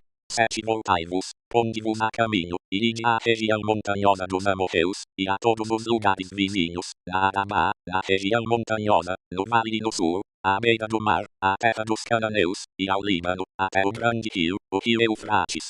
8. Eis que tenho posto esta terra diante de vós, entrai e possuí a terra que o Senhor prometeu com juramento dar a vossos pais, Abraão, Isaque, e Jacó, a eles e à sua descendência depois deles. 9. Nesse mesmo tempo eu vos disse: eu sozinho não posso levar-vos, mas o Senhor vosso Deus já vos tem multiplicado, e eis que hoje sois tão numerosos como as estrelas do céu. 11. O Senhor Deus de vossos pais vos faça 1000 vezes mais numerosos do que sois, e vos abençoe, como vos prometeu. 12. Como posso eu sozinho suportar o vosso peso, as vossas cargas e as vossas contendas?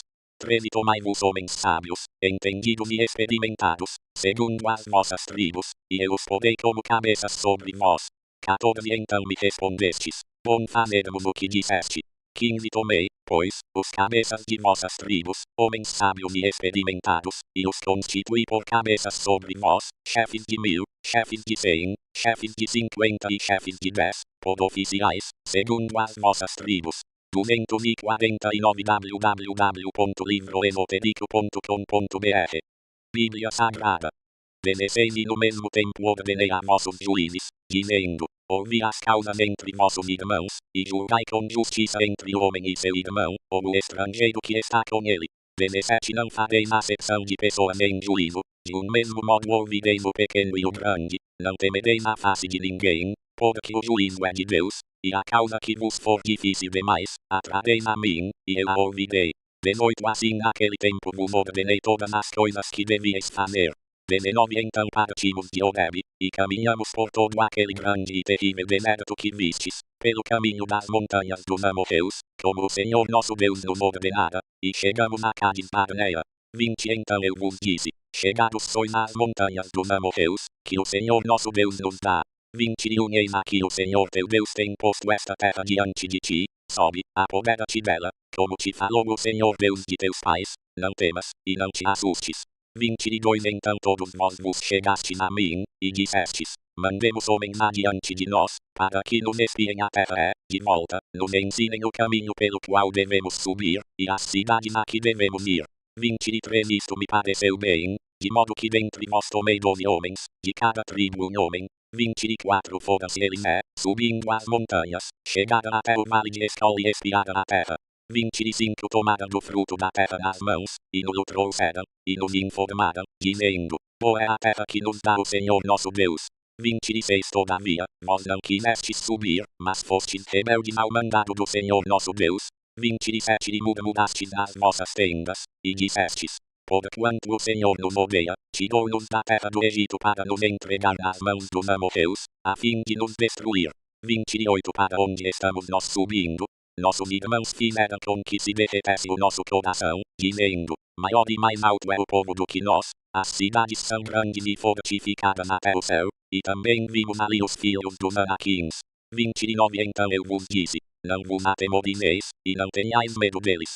30 O Senhor vosso Deus, que vai adiante de vós, ele pelejará por vós, conforme tudo o que tem feito por vós diante dos vossos olhos, no Egito. 31 Como também no deserto, onde vistes como o Senhor vosso Deus vos levou, como um homem leva seu filho, por todo o caminho que andastes, até chegardes a este lugar. 32 Mas nem ainda assim confiastes no Senhor vosso Deus. 33 Que ia adiante de vós no caminho, de noite no fogo e de dia na nuvem, para vos achar o lugar onde devíeis acampar, e para vos mostrar o caminho por onde havíeis de andar.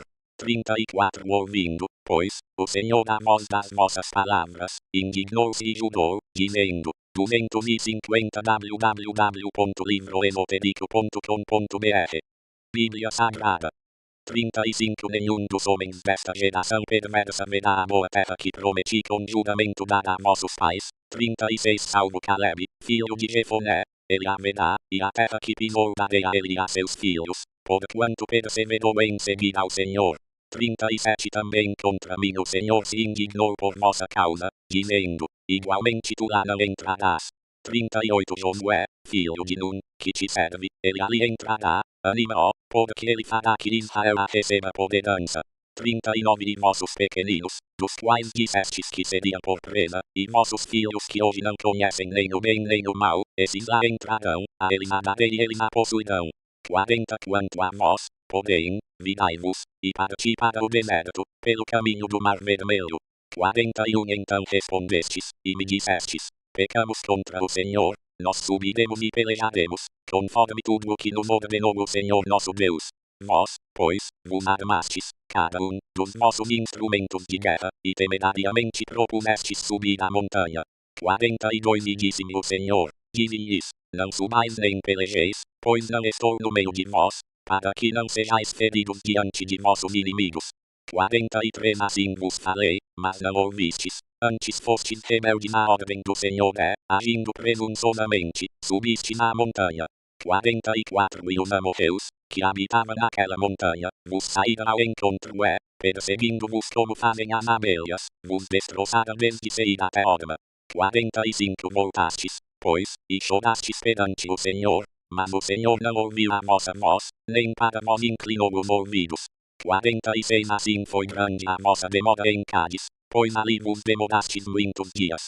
Deuteronômio 2:1 Depois viramo-nos, e caminhamos para o deserto, pelo caminho do Mar Vermelho, como o Senhor me tinha dito, e por muitos dias rodeamos o monte Seir.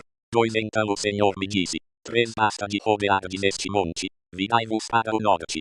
4 Dá ordem ao povo, dizendo, a vez de passar pelo território de vossos irmãos, os filhos de Esaú, que habitam em Seir, e eles terão medo de vós. Portanto guardai-vos bem, 5 Não contendais com eles, porque não vos darei da sua terra nem sequer quanto a Esaú dei o monte Seir por herança. 6 Comprareis deles por dinheiro mantimento para comerdes, como também comprareis deles água para beberdes.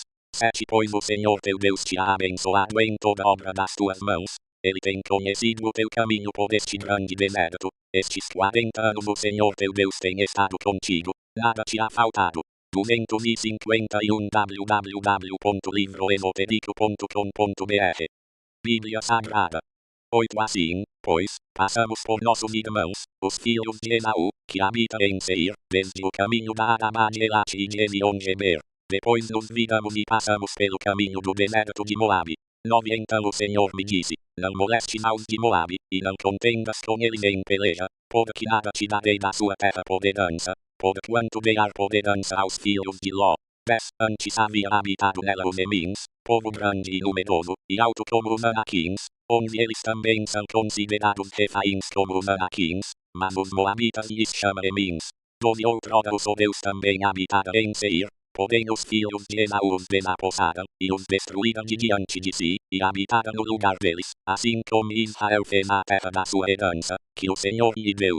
13 Levantai-vos agora, e passai o ribeiro de Zered. Passamos, pois, o ribeiro de Zered. 14 Os dias que caminhamos, desde Cádiz Barnea até passarmos o ribeiro de Zered, foram 38 anos, até que toda aquela geração dos homens de guerra se consumiu do meio do arraial, como o Senhor lhes jurara. 15 Também foi contra eles a mão do Senhor, para os destruir do meio do arraial, até os haver consumido. 16 Ora, sucedeu que, sendo já consumidos pela morte todos os homens de guerra dentre o povo, 17 O Senhor me disse, 18 Hoje passarás por Ar, o limite de Moabe. 19 E quando chegares defronte dos Amonitas, não os molestes, e com eles não contendas, porque nada te darei da terra dos Amonitas por herança, porquanto aos filhos de Ló dei por herança.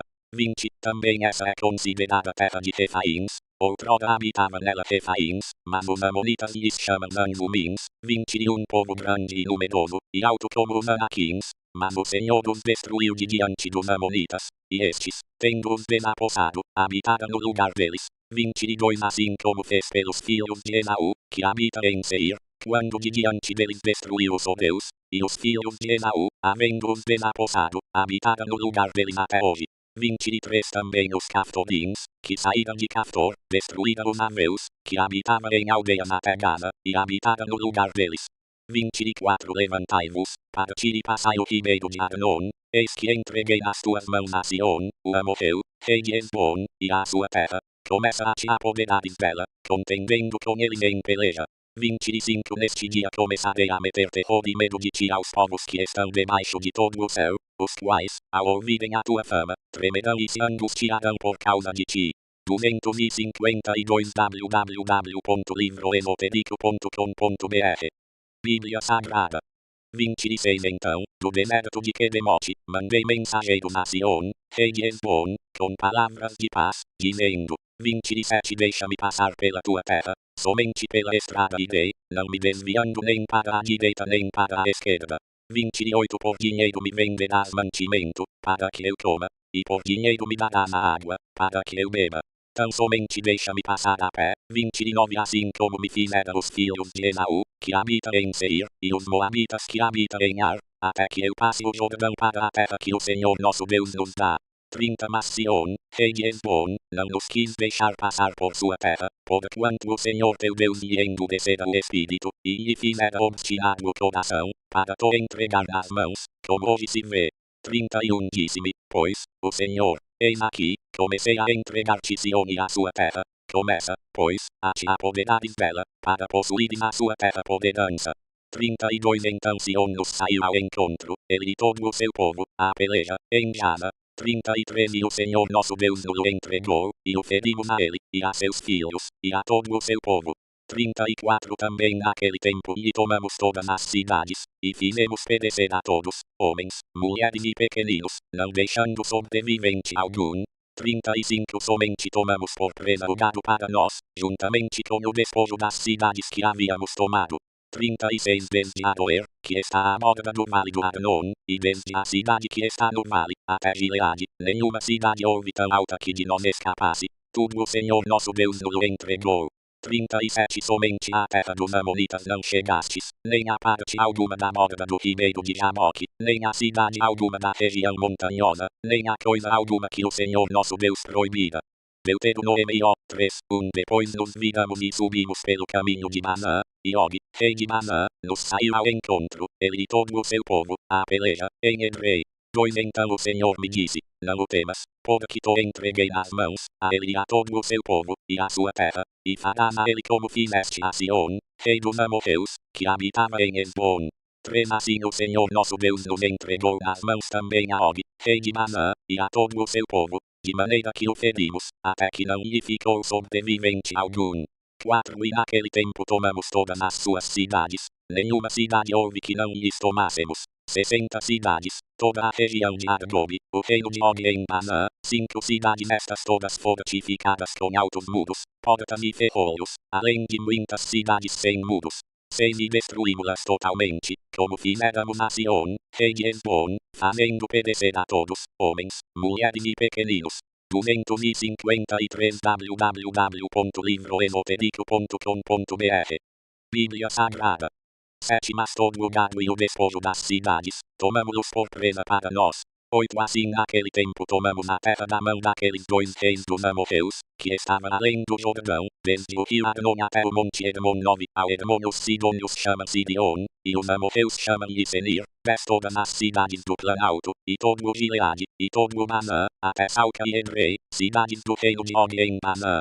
11 Porque só Og, rei de Basã, ficou de resto dos Refaíns, eis que o seu leito, um leito de ferro, não está porventura em Ramá dos Amonitas. O seu comprimento é de 9 côvados, e de 4 côvados a sua largura, segundo o côvado em uso. 12 Naquele tempo, pois, tomamos essa terra por possessão, desde Aroer, que está junto do vale do Arnon, e a metade da região montanhosa de Gileade, com as suas cidades, veio aos Libenitas e Gaditas. 13 E veio a meia tribo de Manassés o resto de Gileade, como também todo o Basã, o reino de Og, isto é, toda a região de Argob com todo o Basã. O mesmo se chamava a terra dos Refaíns. 14 Jair, filho de Manassés, tomou toda a região de Argob, até a fronteira dos Remuditas e dos Maacatitas, e lhes chamou, inclusive o Basã, pelo seu nome, Amote Jair, até hoje. 15 E a Maquir veio Gileade. 16 Mas aos Rubenitas e Gaditas veio desde Gileade até o vale do Arnon, tanto o meio do vale como a sua borda, e até o ribeiro de Jaboque, o termo dos Amonitas. 17 Como também a Arabá, com o Jordão por termo, desde Quinerete até o mar da Arabá, o mar salgado, pelas faldas de Pisga para o oriente. 18 No mesmo tempo também vos ordenei, dizendo: O Senhor nosso Deus vos deu esta terra, para a possuirdes. Vós, todos os homens valentes, passareis armados adiante de vossos irmãos, os filhos de Israel. 19 Tão somente vossas mulheres, e vossos pequeninos, e vosso gado, porque eu sei que tendes muito gado, ficarão as cidades que já vos dei. 20 Até que o Senhor dê descanso a vossos irmãos como a vós, e eles também possuam a terra que o Senhor vosso Deus lhes dá além do Jordão. Então voltareis cada qual à sua herança que já vos tenho dado. 21 Também dei ordem a Josué no mesmo tempo, dizendo: Os teus olhos viram tudo o que o Senhor vosso Deus tem feito a esses 2 reis, assim fará o Senhor a todos os reinos a que tu estás passando. 22 Não tenhais medo deles, porque o Senhor vosso Deus é o que peleja por nós. 23 Também roguei ao Senhor nesse tempo, dizendo: 24 Ó Senhor Jeová, tu já começaste a mostrar ao teu servo a tua grandeza e a tua forte mão, pois, que Deus há no céu ou na terra, que possa fazer segundo as tuas obras, e segundo os teus grandes feitos. 254 www.livroesotérico.com.br Bíblia Sagrada. 25 Rogo-te que me deixes passar, para que veja essa boa terra que está além do Jordão, essa boa região montanhosa, e o Líbano. 26 Mas o Senhor indignou-se muito contra mim por causa de vós, e não me ouviu, antes me disse: Basta, não me fales mais nisto. 27 Sobe ao cume do Pisga, e levanta os olhos para o ocidente, para o norte, para o sul e para o oriente, e contempla com os teus olhos, porque não passará neste Jordão.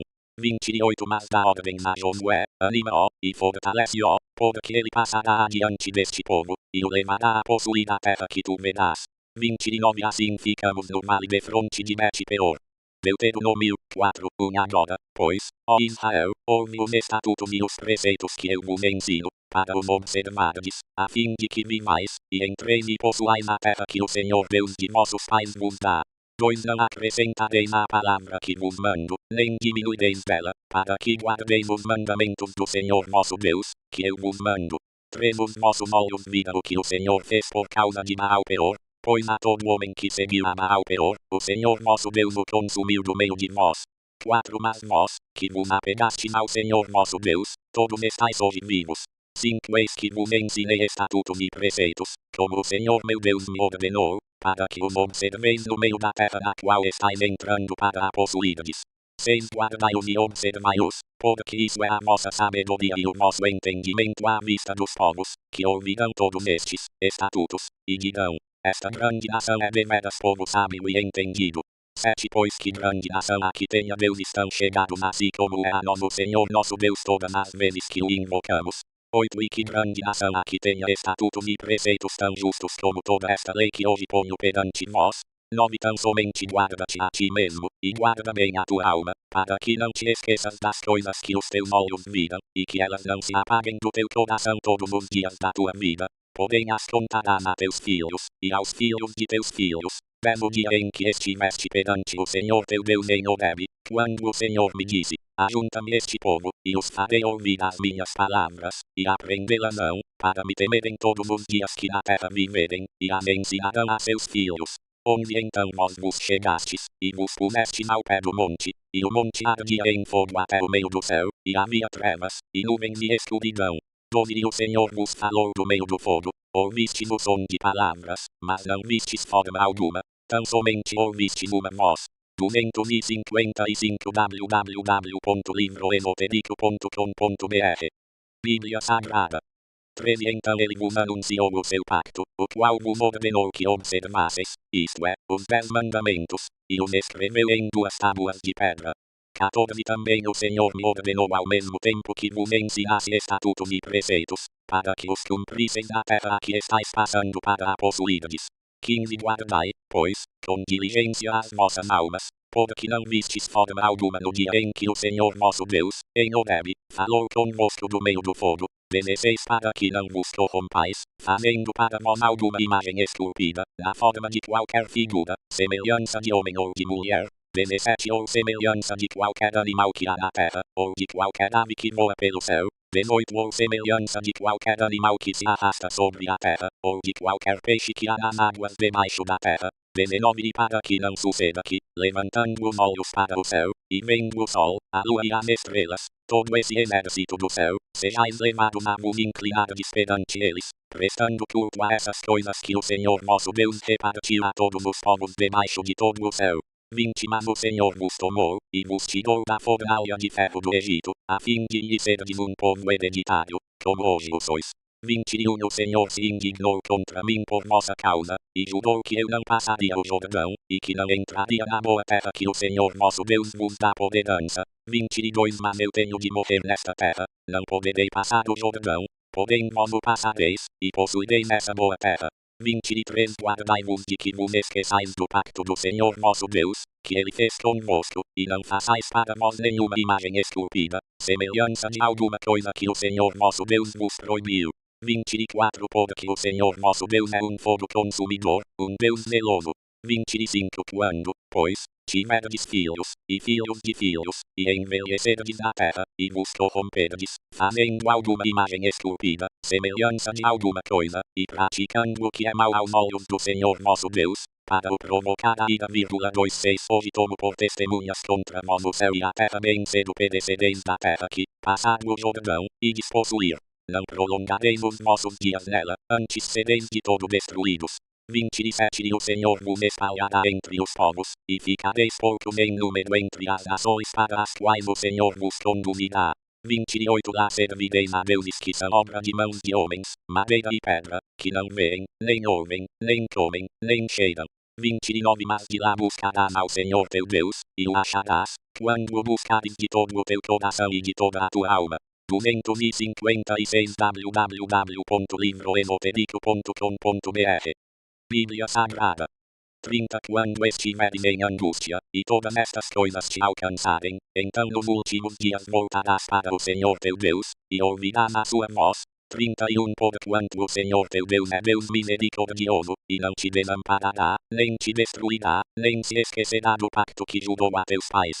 32 Agora, pois, Pergunta aos tempos passados que te precederam desde o dia em que Deus criou o homem sobre a terra, desde uma extremidade do céu até a outra, se aconteceu jamais coisa tão grande como esta, ou se jamais se ouviu coisa semelhante. 33 Ou se algum povo ouviu a voz de Deus falar do meio do fogo, como tu a ouviste, e ainda ficou vivo. 34 Ou se Deus intentou ir tomar para si uma nação do meio de outra nação, por meio de provas, de sinais, de maravilhas, de peleja, de mão poderosa, de braço estendido, bem como de grandes espantos, segundo tudo quanto fez a teu favor o Senhor teu Deus, no Egito, diante dos teus olhos. 35 A ti te foi mostrado para que soubesses que o Senhor é Deus, nenhum outro há senão Ele. 36 Do céu te fez ouvir a sua voz, para te instruir, e sobre a terra te mostrou o seu grande fogo, do meio do qual ouviste as suas palavras. 37 Porquanto amou a teus pais, não somente escolheu a sua descendência depois deles, mas também te tirou do Egito com a sua presença e com a sua grande força. 38 Para desapossar de diante de ti nações maiores e mais poderosas do que tu, para te introduzir na sua terra e te dar poderança, como neste dia se vê. 39 Pelo que hoje deves saber e considerar no teu coração que só o Senhor é Deus, em cima no céu e embaixo na terra, não há nenhum outro.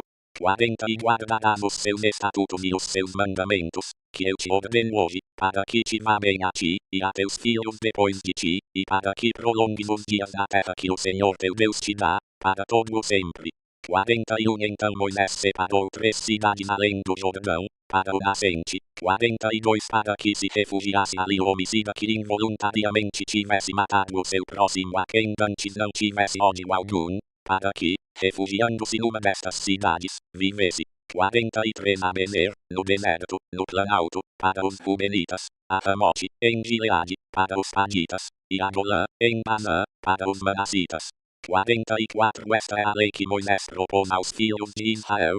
45 Estes são os testemunhos, os estatutos e os preceitos que Moisés falou aos filhos de Israel, depois que saíram do Egito. 46 Além do Jordão, no vale de fronte de Bet-peor, na terra de Sion, rei dos amorreus, que habitava em Esbom, a quem Moisés e os filhos de Israel derrotaram, depois que saíram do Egito.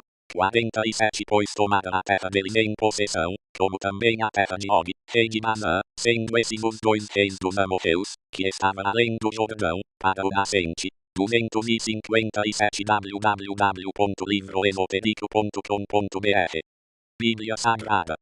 48 Desde Aroer, que está à borda do ribeiro de Arnon, até o monte de Sion, que é Hermon. 49 De toda a Arabá, além do Jordão, para o oriente, até o mar da Arabá, pelas faldas de Pisga. Deuteronômio 5 chamou, pois, Moisés a todo Israel, e disse-lhes: Ouve, ó Israel, os estatutos e preceitos que hoje vos falo aos ouvidos, para que os aprendais e cuideis em os cumprir. 2 O Senhor nosso Deus fez um pacto conosco em Horebe. 3 Não com nossos pais fez o Senhor esse pacto, mas conosco, sim, com todos nós que hoje estamos aqui vivos. 4 Face a face falou o Senhor conosco no monte, do meio fogo. 5 Estava eu nesse tempo entre o Senhor e vós, para vos anunciar a palavra do Senhor, porque tivestes medo por causa do fogo, e não subistes ao monte, dizendo ele: Sei eu sou o Senhor teu Deus, que te tirei da terra do Egito, da casa da servidão. 7 Não terás outros deuses diante de mim. 8 Não farás para ti imagem esculpida, nem figura alguma do que há em cima no céu, nem embaixo na terra, nem nas águas debaixo da terra. 9 Não te encurvarás diante delas, nem as servirás, porque eu, o Senhor teu Deus, sou Deus zeloso, que visito a iniquidade dos pais nos filhos até a terceira e quarta geração daqueles que me odeiam. 10 E uso de misericórdia com milhares dos que me amam e guardam os meus mandamentos. 11 Não tomarás o nome do Senhor teu Deus em vão, porque o Senhor não terá por inocente aquele que tomar o seu nome em vão. 12 Guarda o dia do sábado, para o santificar, como te ordenou o Senhor teu Deus. 13 6 dias trabalharás, e farás todo o teu trabalho. 14 Mas o 7º dia é o sábado do Senhor teu Deus. Nesse dia não farás trabalho algum, nem tu, nem teu filho, nem tua filha, nem o teu servo, nem a tua serva, nem o teu boi, nem o teu jumento, nem animal algum teu, nem o estrangeiro que está dentro das tuas portas, para que o teu servo e a tua serva descansem assim como tu. 15 Lembra-te de que foste servo na terra do Egito, e que o Senhor teu Deus te tirou dali com mão forte e braço estendido, pelo que o Senhor teu Deus te ordenou que guardasses o dia do sábado. Benefei honra a teu pai e a tua mãe, como o Senhor teu Deus te ordenou, para que se prolonguem os teus dias, e para que te vá bem na terra que o Senhor teu Deus te dá. Bene 7 não matarás. Bene 8 não adulterarás. Bene 9 não furtarás. 258 www.livroesotérico.com.br Bíblia Sagrada. 20 Não dirás falso testemunho contra o teu próximo. 21 Não cobiçarás a mulher do teu próximo, não desejarás a casa do teu próximo, nem o seu campo, nem o seu servo, nem a sua serva, nem o seu boi, nem o seu jumento, nem coisa alguma do teu próximo. 22 Essas palavras falou o Senhor a toda a vossa assembleia no monte, do meio do fogo, da nuvem e da escuridão, com grande voz, e nada acrescentou. E escreveu-as em 2 tábuas de pedra, que ele me deu. 23 Mas quando ouvistes a voz do meio das trevas, enquanto ardia o monte em fogo, viestes ter comigo, mesmo todos os cabeças das vossas tribos, e vossos anciãos. 24 E dissestes: Eis que o Senhor nosso Deus nos fez ver a sua glória e a sua grandeza, e ouvimos a sua voz do meio do fogo. Hoje vimos que Deus fala com o homem, e este ainda continua vivo. 25 Agora, pois, porque havemos de morrer, este grande fogo nos consumirá. Se ainda mais ouvirmos a voz do Senhor nosso Deus, morreremos. 26 Porque quem há de toda a carne, que tenha ouvido a voz do Deus vivente a falar do meio do fogo, como nós a ouvimos, e ainda continue vivo. 27 Chega-te tu, e ouve tudo o que o Senhor nosso Deus falar, e tu nos dirás tudo o que ele te disser, assim o ouviremos e o cumpriremos. 28 Ouvindo, pois, o Senhor as vossas palavras, quando me faláveis, disse-me: Eu ouvi as palavras deste povo, que eles te disseram, falaram bem em tudo quanto disseram. 29 Quem dera que eles tivessem tal coração que me temessem, e guardassem em todo o tempo todos os meus mandamentos, para que bem lhes fosse a eles, e a seus filhos para sempre. 30 Vai, dize-lhes, voltai às vossas tendas. 31 Tu, porém, deixa-te ficar aqui comigo, e eu te direi todos os mandamentos, estatutos e preceitos que tu lhes has de ensinar, para que eles os cumpram na terra que eu lhes dou para a possuírem. 32 Olhai, pois, que façais como vos ordenou o Senhor vosso Deus, não vos desviareis nem para a direita nem para a esquerda. 33 Andareis em todo o caminho que vos ordenou a Senhor vosso Deus, para que vivais e bem vos suceda, e prolongueis os vossos dias na terra que haveis de possuir.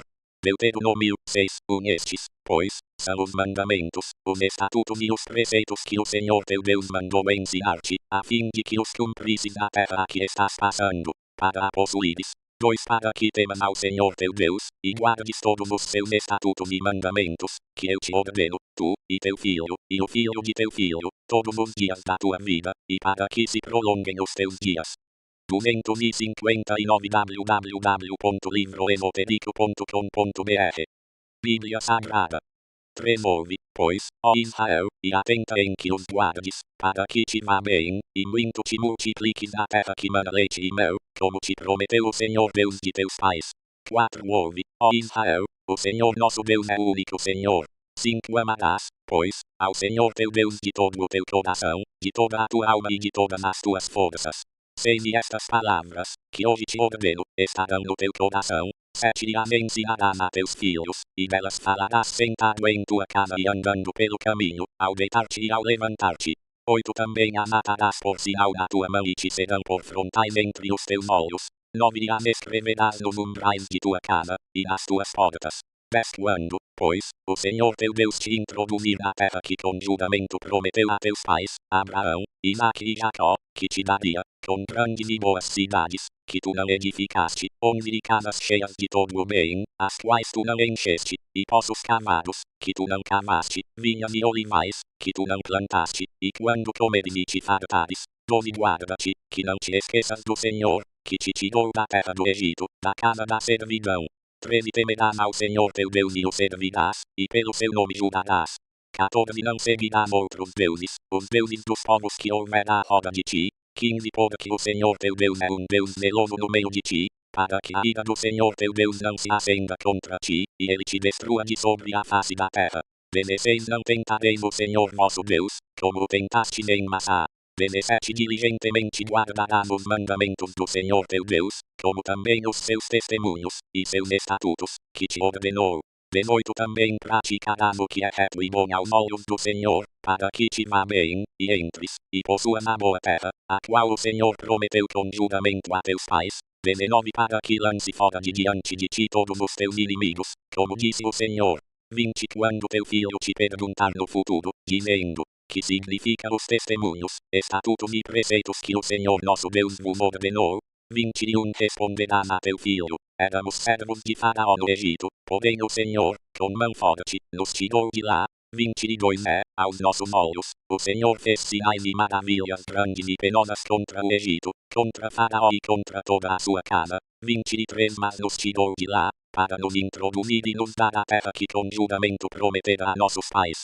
24 Pelo que o Senhor nos ordenou que observássemos todos estes estatutos, que temêssemos o Senhor nosso Deus, para o nosso bem em todo o tempo, a fim de que Ele nos preservasse em vida, assim como hoje se vê.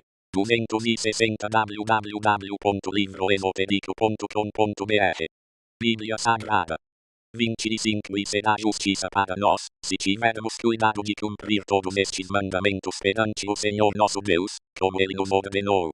Deuteronômio 7:1 Quando o Senhor teu Deus te houver introduzido na terra a que vais a fim de possuí-la, e tiver lançado fora de diante de ti muitas nações, a saber, os heteus, os girgazeus, os amorreus, os cananeus, os perizeus, os heveus e os jebuseus, 7 nações mais numerosas e mais poderosas do que tu. 2 E quando o Senhor teu Deus as tiver entregue, e as ferires, totalmente as destruirás, não farás com elas pacto algum, nem terás piedade delas. 3 Não contrairás com elas matrimônios, não darás tuas filhas a seus filhos, e não tomarás suas filhas para teus filhos.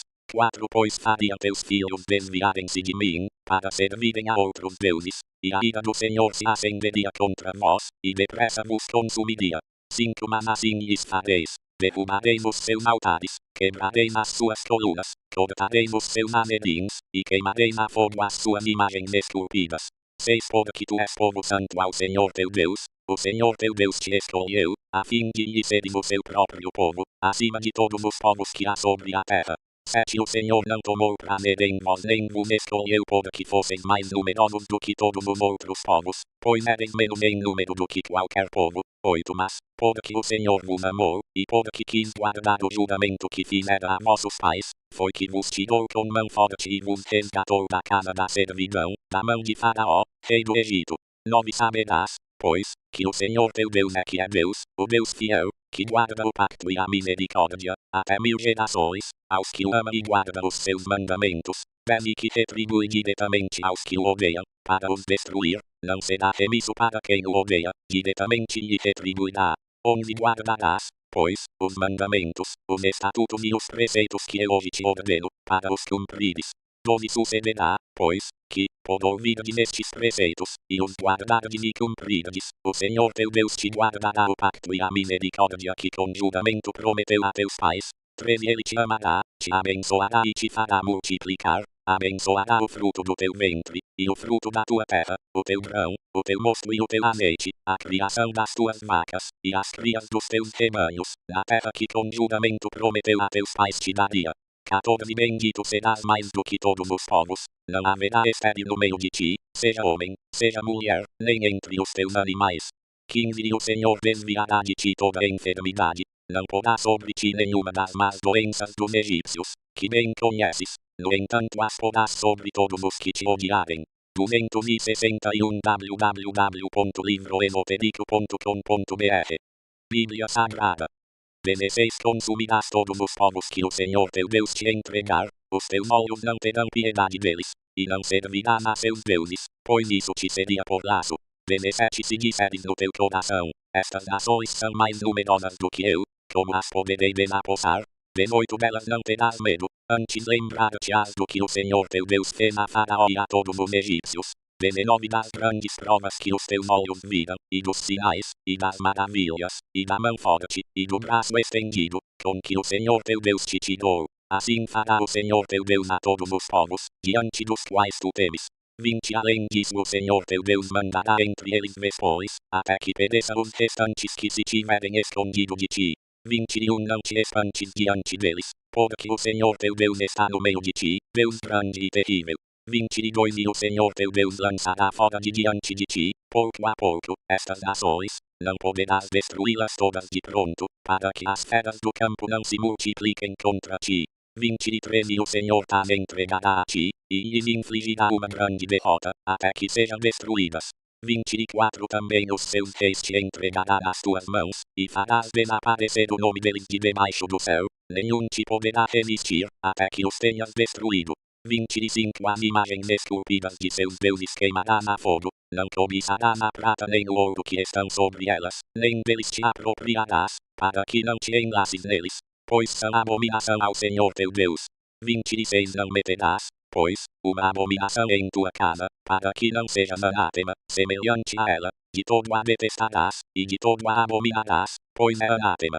Deuteronômio 8:1 Todos os mandamentos que hoje eu vos ordeno cuidareis de observar, para que vivais, e vos multipliqueis, e entreis, e possuais a terra que o Senhor, com juramento, prometeu a vossos pais. 2 E te lembrarás de todo o caminho pelo qual o Senhor teu Deus tem te conduzido durante estes 40 anos no deserto, a fim de te humilhar e te provar, para saber o que estava no teu coração, se guardarias ou não os seus mandamentos. 3 Sim, ele te humilhou, e te deixou ter fome, e te sustentou com o maná, que nem tu nem teus pais conhecias, para te dar a entender que o homem não vive só de pão, mas de tudo o que sai da boca do Senhor, disso vive o homem. 4 Não se envelhecerão as tuas vestes sobre ti, nem se enxuga o teu pé, nestes 40 anos. 5 Saberás, pois, no teu coração que, como um homem corrige a seu filho, assim te corrige o Senhor teu Deus. 6 E guardarás os mandamentos de Senhor teu Deus, para andares nos seus caminhos, e para o temeres. www.livroesotérico.com.br Bíblia Sagrada 7 Porque o Senhor teu Deus te está introduzindo numa boa terra, terra de ribeiros de águas, de fontes e de nascentes, que brotam nos vales e nos outeiros. 8 Terra de trigo e cevada, de vides, figueiras e romeiras, terra de oliveiras, de azeite e de mel. 9 Terra em que comerás o pão sem escassez, e onde não te faltará coisa alguma, terra cujas pedras são ferro, e de cujos montes poderás cavar o cobre. 10 Comerás, pois, e te fartarás, e louvarás ao Senhor teu Deus pela boa terra que te deu.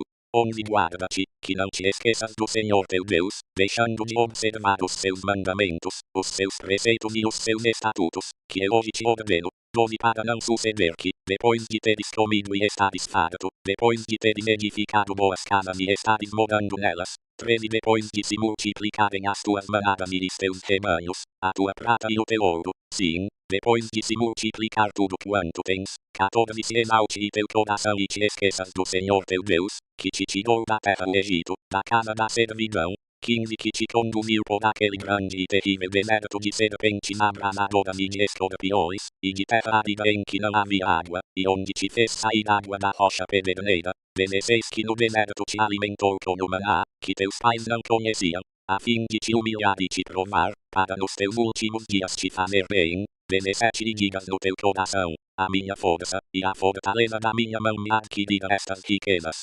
18 Antes te lembrarás do Senhor teu Deus, porque Ele é o que te dá força para adquirir riquezas, a fim de confirmar o seu pacto, que jurou a teus pais, como hoje se vê. 19 Sucederá, porém, que, se de qualquer maneira te esqueceres de Senhor teu Deus, e se seguires após outros deuses, e os servires, e te encurvares perante eles, testifico hoje contra ti que certamente perecerás. 20 Como as nações que o Senhor vem destruindo diante de vós, assim vós perecereis, por não quererdes ouvir a voz do Senhor vosso Deus. Deuteronômio 9:9 Ó Israel, hoje tu vais passar o Jordão para entrares para desapossares nações maiores e mais fortes do que tu, cidades grandes e mudadas até o céu. 2 Um povo grande e alto, filhos dos Anaquins, que tu conhecestes, e dos quais tens ouvido dizer: quem poderá resistir aos filhos de Anaque? 3 Sabe, pois, hoje que o Senhor teu Deus é o que passa adiante de ti como um fogo consumidor, Ele os destruirá, e os subjugará diante de ti, e tu os lançarás fora, e cedo os desfarás, como o Senhor te prometeu. 4 Depois que o Senhor teu Deus os tiver lançado fora de diante de ti, não digas no teu coração: por causa da minha justiça é que o Senhor me introduziu nesta terra para a possuir. Porque pela iniquidade destas nações é que o Senhor as lança fora de diante de ti. 263 www.livroesotérico.com.br Bíblia Sagrada 5 Não é por causa da tua justiça, nem pela retidão do teu coração que entras a possuir a sua terra, mas pela iniquidade destas nações o Senhor teu Deus as lança fora de diante de ti, e para confirmar a palavra que o Senhor teu Deus jurou a teus pais, Abraão, Isaque e Jacó. 6 Sabe, pois, que não é por causa da tua justiça que o Senhor teu Deus te dá esta boa terra para a possuires, pois tu és povo de dura cerviz. 7 Lembra-te, e não te esqueças, de como provocaste a ira o Senhor teu Deus no deserto, desde o dia em que saíste da terra do Egito, até que chegaste a este lugar, foste rebelde contra o Senhor. 8 Também em Horebe provocaste a ira o Senhor, e o Senhor se irou contra vós para vos destruir. 9 Quando subi ao monte a receber as tábuas de pedra, as tábuas do pacto que o Senhor fizera convosco, fiquei no monte 40 dias e 40 noites, não comi pão, nem bebi água. 10 E o Senhor me deu as 2 tábuas de pedra, escritas com o dedo de Deus, e nelas estavam escritas todas aquelas palavras que o Senhor tinha falado convosco no monte, do meio do fogo, no dia da Assembleia. 11 Sucedeu, pois, que ao fim dos 40 dias e 40 noites, o Senhor me deu as 2 tábuas de pedra, as tábuas do pacto. 12 E o Senhor me disse, levanta-te, desce logo daqui, porque o teu povo, que tiraste do Egito, já se corrompeu, cedo se desviara do caminho que eu lhes ordenei, fizera para si uma imagem de fundição. 13 Disse-me ainda o Senhor, atentei para este povo, e eis que ele é povo de dura cerviz. 14 Deixa-me que o destrua, e apague o seu nome de debaixo do céu, e farei de ti nação mais poderosa e mais numerosa do que esta. 15 Então me virei, e desci do monte, o qual ardia em fogo, e as 2 tábuas do pacto estavam nas minhas 2 mãos. 16 Olhei, e eis que havíeis pecado contra o Senhor vosso Deus, tinhais feito para vós um bezerro de fundição, depressa vos tinhais desviado do caminho que o Senhor vos ordenara. 17 Peguei então das 2 tábuas arrojando-as das minhas mãos, quebrei-as diante dos vossos olhos. 18 Prostrei-me perante o Senhor, como antes, 40 dias e 40 noites, não comi pão, nem bebi água, por causa de todo o vosso pecado que havíeis cometido, fazendo o que era mal aos olhos do Senhor, para o provocar a ira. 19 Porque temi por causa da ira e do furor com que o Senhor estava irado contra vós para vos destruir, porém ainda essa vez o Senhor me ouviu. 20 O Senhor se irou muito contra Adão para o destruir, mas também odeia a favor de Adão ao mesmo tempo. 21 Então eu tomei o vosso pecado, o bezerro que tinhas feito, e o queimei a fogo e o pinei, moendo-o bem, até que se desfez em pó, e o seu pó lancei no ribeiro que descia do monte. 264 www.livroesotérico.com.br Bíblia Sagrada 22 Igualmente em Tabera, e em Massá, e em Kibrote Ataavá provocaste a ira o Senhor. 23 Quando também o Senhor vos enviou de Cádiz Barnea, dizendo, subi, e possui a terra que vos dei, vós vos rebelastes contra o mandado do Senhor vosso Deus, e não o crestes, e não obedecestes à sua voz. 24 Tendes sido rebeldes contra o Senhor desde o dia em que vos conheci. 25 Assim me prostrei perante o Senhor, 40 dias e 40 noites estive prostrado, porquanto o Senhor ameaçara destruir-vos. 26 Orei ao Senhor, dizendo, ó Senhor Jeová, não destruas o teu povo, a tua herança, que resgataste com a tua grandeza, que tiraste do Egito com mão forte. 27 Lembra-te dos teus servos, Abraão, Isaque e Jacó, não atentes para a dureza deste povo, nem para a sua iniquidade, nem para o seu pecado. 28 Para que o povo da terra de onde nos tiraste não diga, porquanto o Senhor não pôde introduzi-los na terra que lhes prometera, passou a odiá-los, e os tirou para os matar no deserto. 29 Todavia são eles o teu povo, a sua herança, que tiraste com a sua grande força e com o teu braço estendido. Deuteronômio 10:1 Naquele mesmo tempo me disse o Senhor, alisa 2 tábuas de pedra, como as primeiras, e sobe a mim ao monte, e faze uma arca de madeira. 2 Nessas tábuas escreverei as palavras que estavam nas primeiras tábuas, que quebraste, e as porás na arca. 3 Assim, fiz uma arca de madeira de acácia, alisei 2 tábuas de pedra, como as primeiras, e subi ao monte com as 2 tábuas nas mãos. 4 Então o Senhor escreveu nas tábuas, conforme a primeira escritura, os 10 mandamentos, que ele vos falara no monte, do meio do fogo, no dia da Assembleia, e o Senhor mas deu a mim. 5 Virei-me, pois, desci do monte e pus as tábuas da arca que fizera, e ali estão, como o Senhor me ordenou.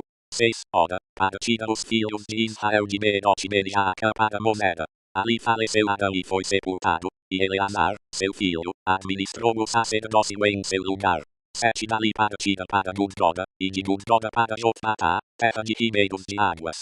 8 Por esse tempo o Senhor separou a tribo de Levi, para levar a arca do pacto do Senhor, para estar diante do Senhor, servindo-o, e para abençoar em seu nome até o dia de hoje. 9 Pelo que Levi não tem parte nem herança com seus irmãos, o Senhor é a sua herança, como o Senhor teu Deus lhe disse.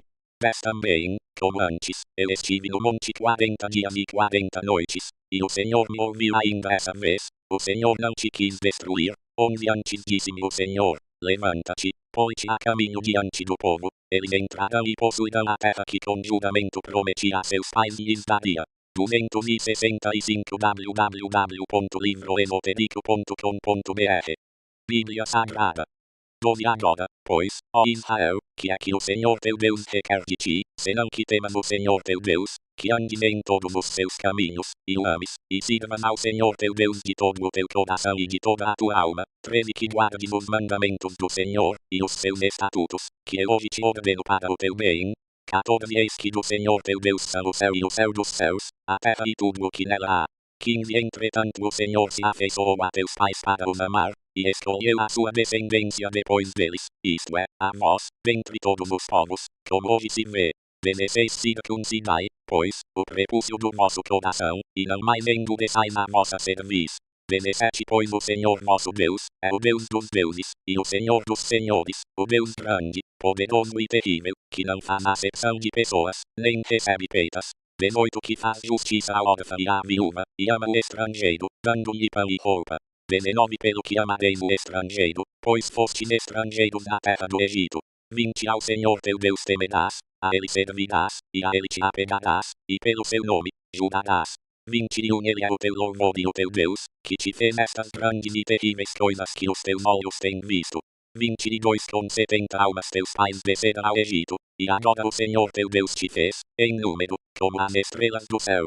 Deuteronômio 11 Amarás, pois, ao Senhor teu Deus, e guardarás as suas ordenanças, os seus estatutos, os seus preceitos e os seus mandamentos, por todos os dias. 2 Considerai hoje, pois não falo com vossos filhos, que não conheceram, nem viram a instrução do Senhor nosso Deus, a sua grandeza, a sua mão forte, e o seu braço estendido. 3 Os seus sinais, as suas obras, que fez no meio do Egito a Faraó, rei do Egito, e a toda a sua terra. 4 O que fez ao exército dos egípcios, aos seus cavalos e aos seus carros, como fez passar sobre eles as águas do Mar Vermelho, quando vos perseguiam, e como o Senhor os destruiu até o dia de hoje. 5 O que vos fez no deserto, até chegardes a este lugar. 6 E o que fez a Datã e a Abirão, filhos de Eliabe, filho de Ruben, como a terra abriu a sua boca e os tragou com as suas casas e as suas tendas, e bem assim todo ser vivente que lhes pertencia, no meio de todo o Israel. 7 Porquanto os vossos olhos são os que viram todas as grandes obras que fez o Senhor.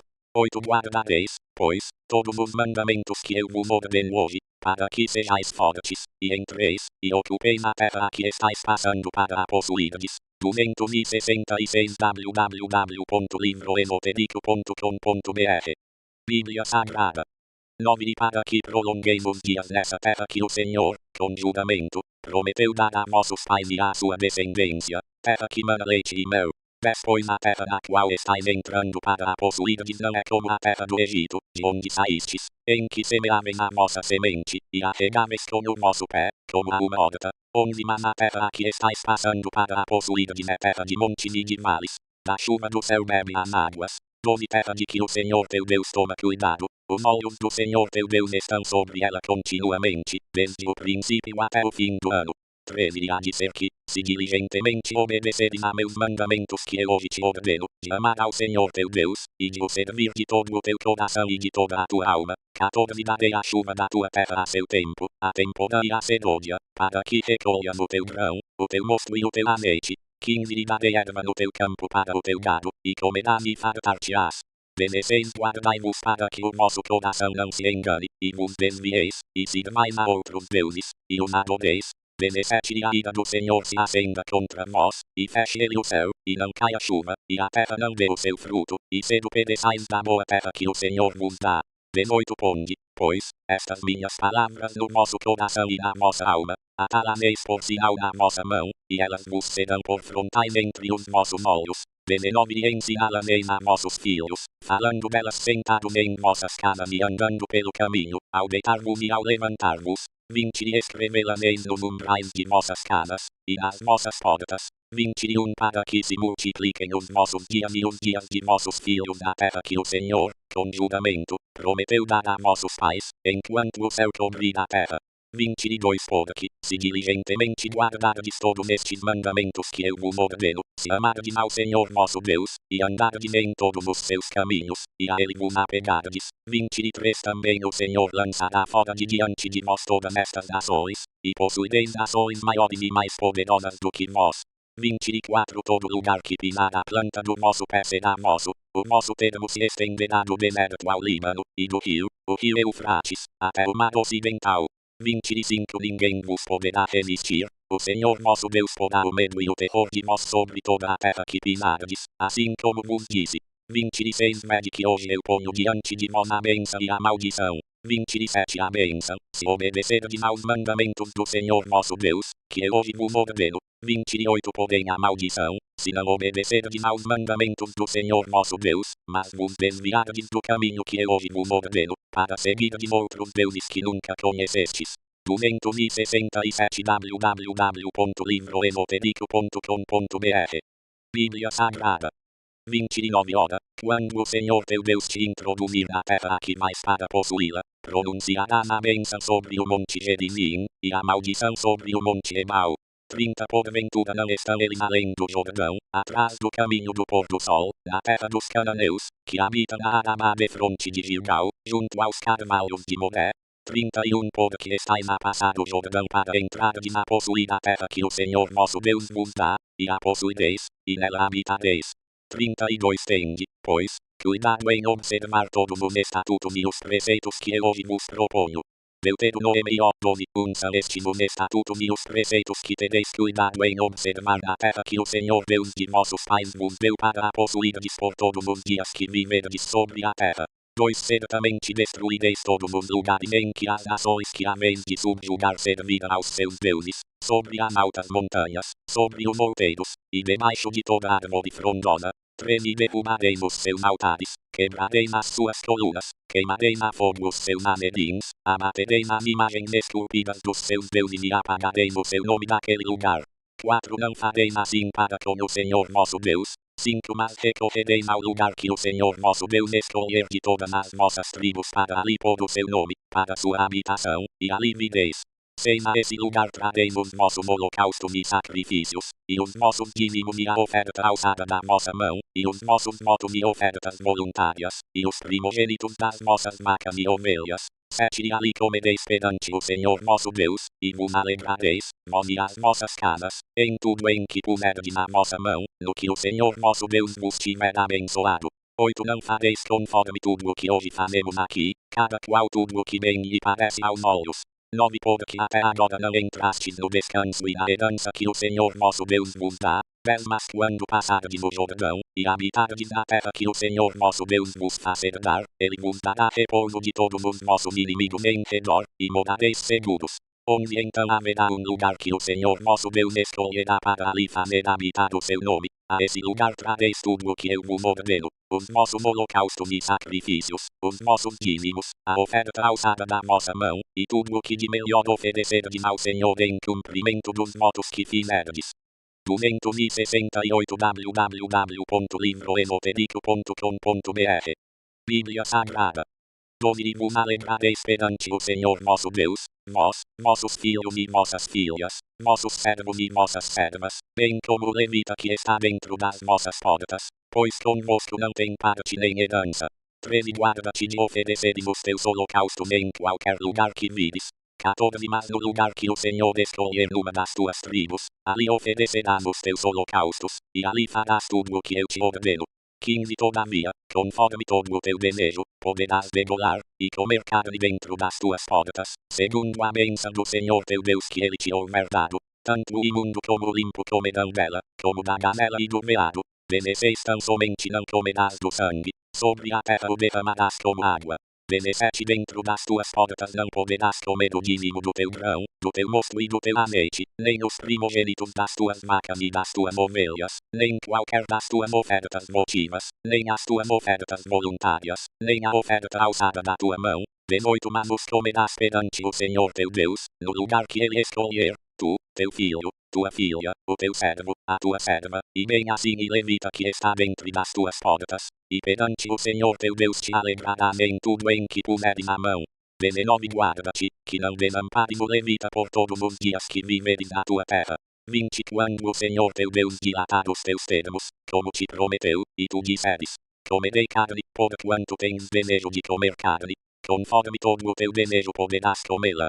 21 Se estiver longe de ti o lugar que o Senhor teu Deus escolher para ali pôr o seu nome, então degolarás do teu gado e do teu rebanho, que o Senhor te houver dado, como te ordenei, e poderás comer dentro das tuas portas, conforme todo o teu desejo. 22 Como se come a gazela e o veado, assim comerás dessas carnes, o imundo e o limpo igualmente comerão delas. 23 Tão somente guarda-te de comeres o sangue, pois o sangue é a vida, pelo que não comerás a vida com a carne. 24 Não o comerás, sobre a terra o derramarás como água. 25 Não o comerás, para que te vá bem a ti, a teus filhos depois de ti, quando fizeres o que é reto aos olhos do Senhor.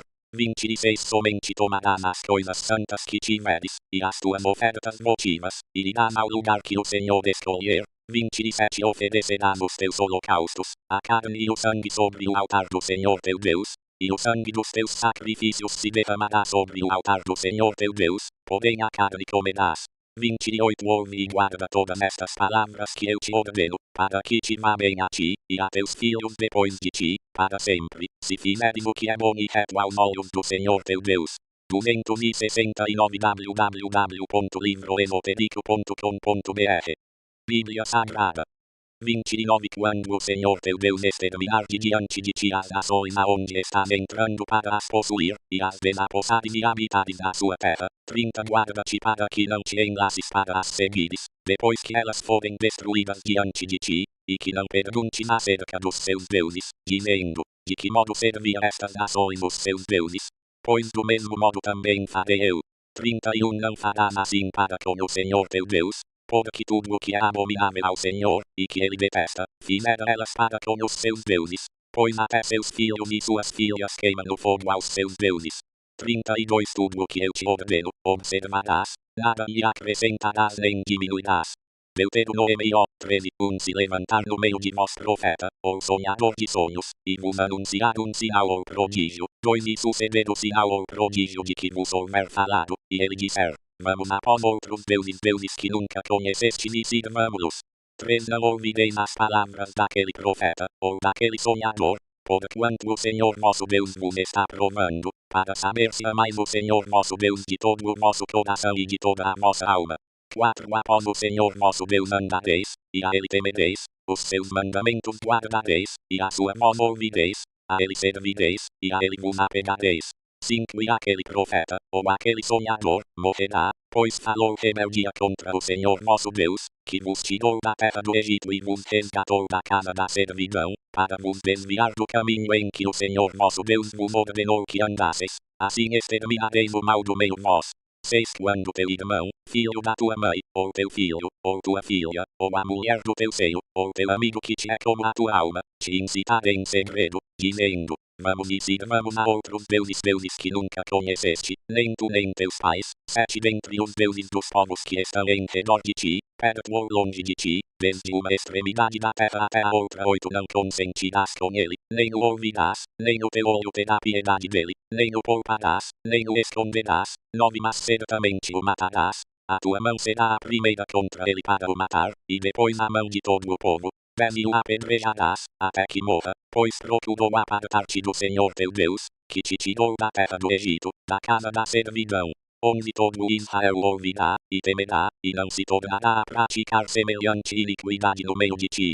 12 Se, a respeito de alguma das tuas cidades que o Senhor teu Deus te dá para ali habitares, ouvires dizer, 13 Uns homens, filhos de Belial, saindo do meio de ti, incitaram os moradores da sua cidade, dizendo, Vamos, e sirvamos a outros deuses que nunca conheceste. 270 www.livroesotérico.com.br Bíblia Sagrada.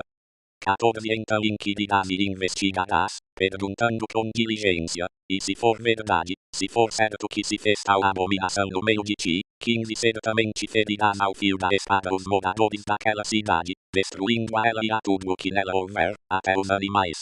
16 E ajuntarás todo o seu despojo no meio da sua praça, e a cidade e todo o seu despojo queimarás totalmente para o Senhor teu Deus, e será montão perpétuo, nunca mais será edificada. 17 Não se te pegará as mãos nada do anátema, para que o Senhor se aparte do ardor da sua ira, e te faça misericórdia, e tenha piedade de ti, e te multiplique, como jurou a teus pais. 18 Se ouvires a voz do Senhor teu Deus, para guardares todos os seus mandamentos, que eu hoje te ordeno, para fazeres o que é reto aos olhos do Senhor teu Deus. Deuteronômio 14 Filhos sois do Senhor vosso Deus, não vos cortareis a vós mesmos, nem abrireis calva entre vossos olhos por causa de algum morto. 2 Porque és povo santo ao Senhor teu Deus, e o Senhor te escolheu para lhe seres o seu próprio povo, acima de todos os povos que há sobre a face da terra. 3 Nenhuma coisa abominável comereis. 4 Estes são os animais que comereis: o boi, a ovelha, a cabra, 5 O veado, a gazela, o cabrito montês, a cabra montesa, o antílope, o oryx e a ovelha montesa. 6 Dentre os animais, todo o que tem a unha fendida, dividida em duas, e que rumina, esse podereis comer. 7 Porém, dos que ruminam, ou que tem a unha fendida, não podereis comer os seguintes: o camelo, a lebre e o querogrilo, porque ruminam, mas não tem a unha fendida, imundos vos serão. 8 Nem o porco, porque tem unha fendida, mas não rumina, imundo vos será. Não comereis da carne destes, e não tocareis nos seus cadáveres. 9 Isto podereis comer de tudo o que há nas águas. Tudo o que tem barbatanas e escamas podereis comer. 10 Mas tudo o que não tem barbatanas nem escamas não comereis, imundo vos será. 11 De todas as aves limpas podereis comer.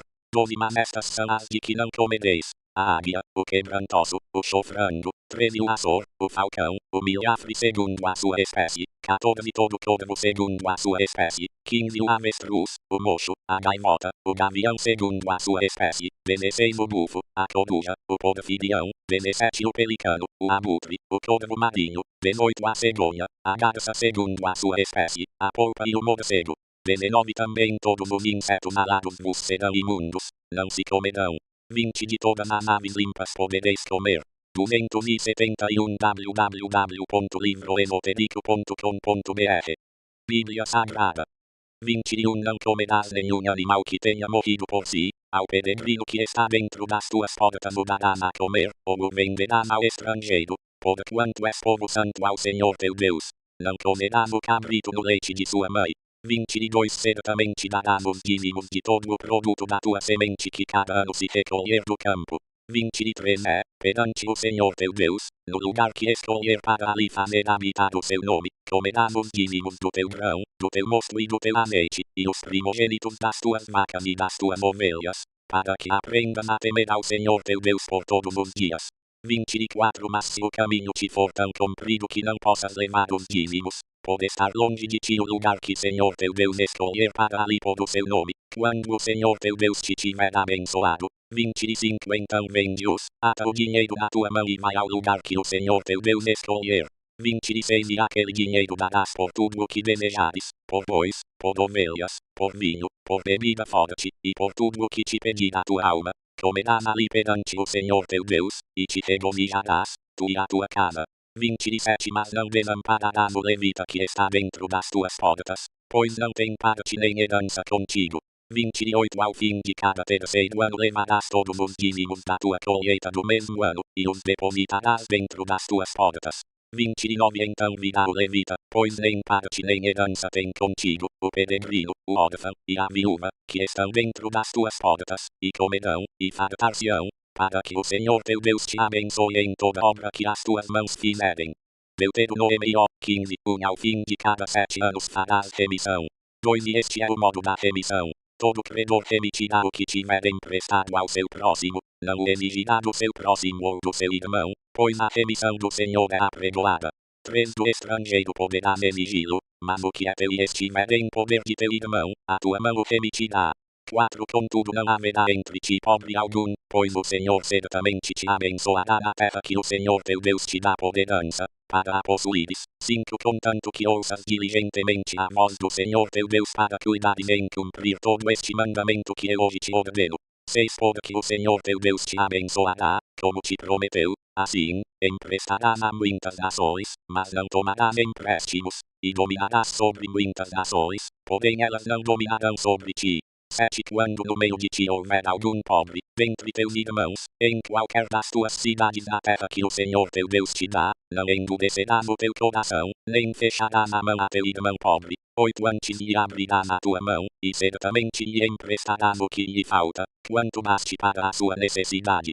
272 www.livroesotérico.com.br Bíblia Sagrada. 9. Guarda-te, que não haja pensamento vil no teu coração e venhas a dizer: vai se aproximando o 7º ano, o ano da remissão, e que o teu olho não seja maligno para com teu irmão pobre, e não lhe des nada, e que ele clame contra ti ao Senhor, e haja em ti pecado. 10. Livremente lhe darás, e não fique pesaroso o teu coração quando lhe deres. Pois por esta causa te abençoará o Senhor teu Deus em toda a tua obra, e em tudo no que puseres a mão. 11. Pois nunca deixará de haver pobres na terra, pelo que eu te ordeno, dizendo: livremente abrirás a mão para o teu irmão, para o teu necessitado, e para o teu pobre na tua terra. 12. Se te for vendido um teu irmão hebreu ou irmã hebreia, 6 anos te servirá, mas a 7º ano o libertarás. 13. Quando o libertares, não o deixarás ir de mãos vazias. 14. Liberalmente o fornecerás do teu rebanho, e da tua eira, e do teu lagar, conforme o Senhor teu Deus tiver abençoado te darás. 15. Pois lembrar-te-ás de que foste servo na terra do Egito, e de que o Senhor teu Deus te resgatou, pelo que eu hoje te ordeno isso.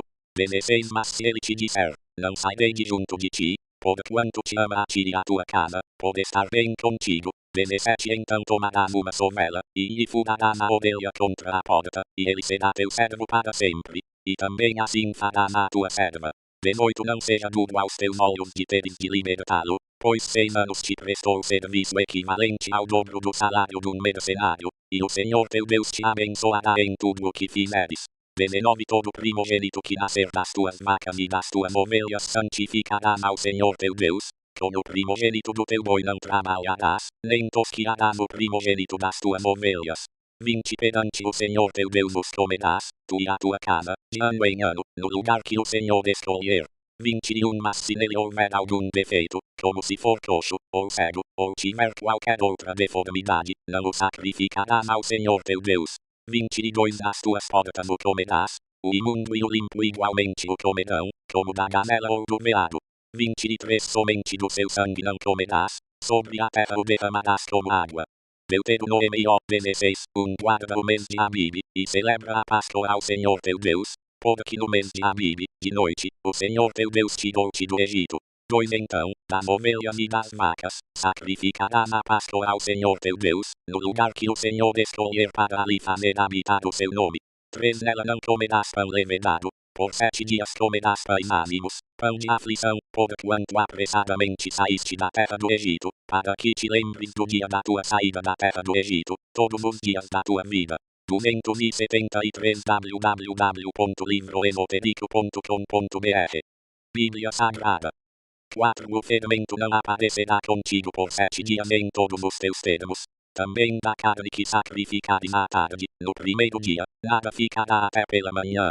5. Não poderás sacrificar a Páscoa em qualquer uma das tuas cidades que o Senhor teu Deus te dá. 6. Mas no lugar que o Senhor teu Deus escolher para ali fazer habitar o seu nome, ali sacrificarás a Páscoa à tarde, ao pôr do sol, ao tempo determinado da tua saída do Egito.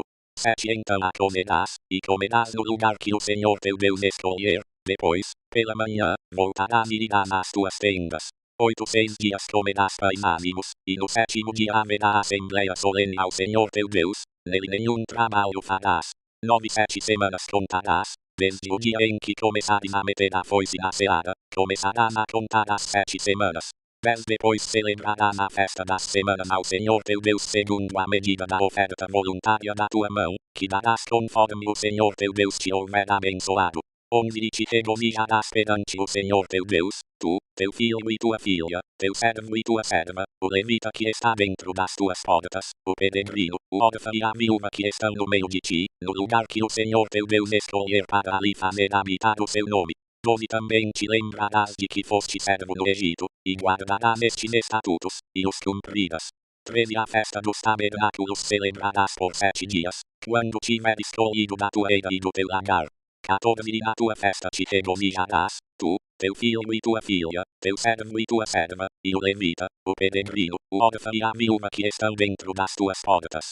15 7 dias celebrarás a festa ao Senhor teu Deus, no lugar que o Senhor escolher, porque o Senhor teu Deus te há de abençoar em toda a tua colheita, e em todo o trabalho das tuas mãos, pelo que estarás de todo alegre. 16 3 vezes no ano todos os teus homens aparecerão perante o Senhor teu Deus, no lugar que ele escolher, na festa dos pães ázimos, na festa das semanas, e na festa dos tabernáculos. Não aparecerão vazios perante o Senhor. 17 Cada qual oferecerá conforme puder, conforme a bênção que o Senhor teu Deus lhe houver dado. 18 Juízes e oficiais porás em todas as tuas cidades que o Senhor teu Deus te dá, segundo as tuas tribos, para que julguem o povo com justiça. 19 Não todo serás o juízo, não farás acepção de pessoas, nem receberás peitas, porque a peita cega os olhos dos sábios, e perverte a causa dos justos. 20 A justiça, somente a justiça seguirás, para que vivas, e possuas em herança a terra que o Senhor teu Deus te dá. 21 Não plantarás nenhuma árvore como a mera, ao pé do altar do Senhor teu Deus, que fizeres. 274 www.livroesotérico.com.br Bíblia Sagrada. 22 Nem levantarás para ti coluna, coisas que o Senhor teu Deus detesta.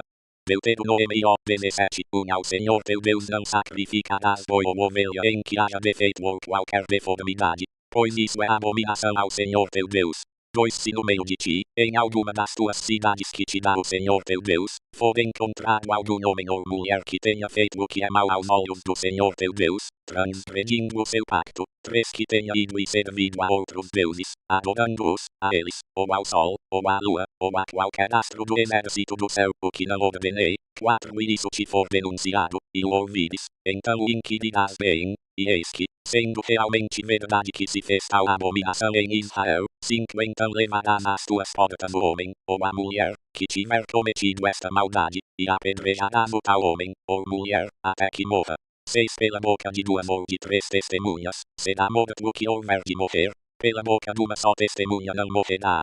7 A mão das testemunhas será a primeira contra ele, para matá-lo, e depois a mão de todo o povo, assim exterminarás o mal do meio de ti. 8 Se alguma causa te for difícil demais em juízo, entre sangue e sangue, entre demanda e demanda, entre ferida e ferida, tornando-se motivo de controvérsia nas tuas portas, então te levantarás e subirás ao lugar que o Senhor teu Deus escolher. 9 Virás aos levitas sacerdotes, e ao juiz que houver nesses dias, e inquirirás, e eles te anunciarão a sentença da juízo.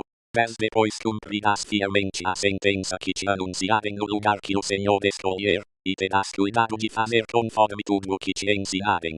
11 Conforme o teor da lei que te ensinarem, e conforme o juízo que pronunciarem, farás da palavra que te disserem não te desviarás, nem para a direita nem para a esquerda. 12 O homem que se houver soberbamente, não dando ouvidos ao sacerdote, que está ali para servir ao Senhor teu Deus, nem ao juiz, esse homem morrerá, assumirá de Israel o mal. 13 E todo o povo, ouvindo isso, temerá e nunca mais se ensoberbecerá.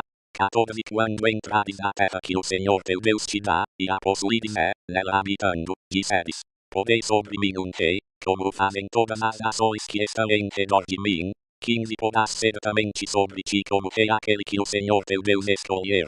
Porás um dentre teus irmãos como rei sobre ti, não poderás pôr sobre ti um estrangeiro, homem que não seja de teus irmãos.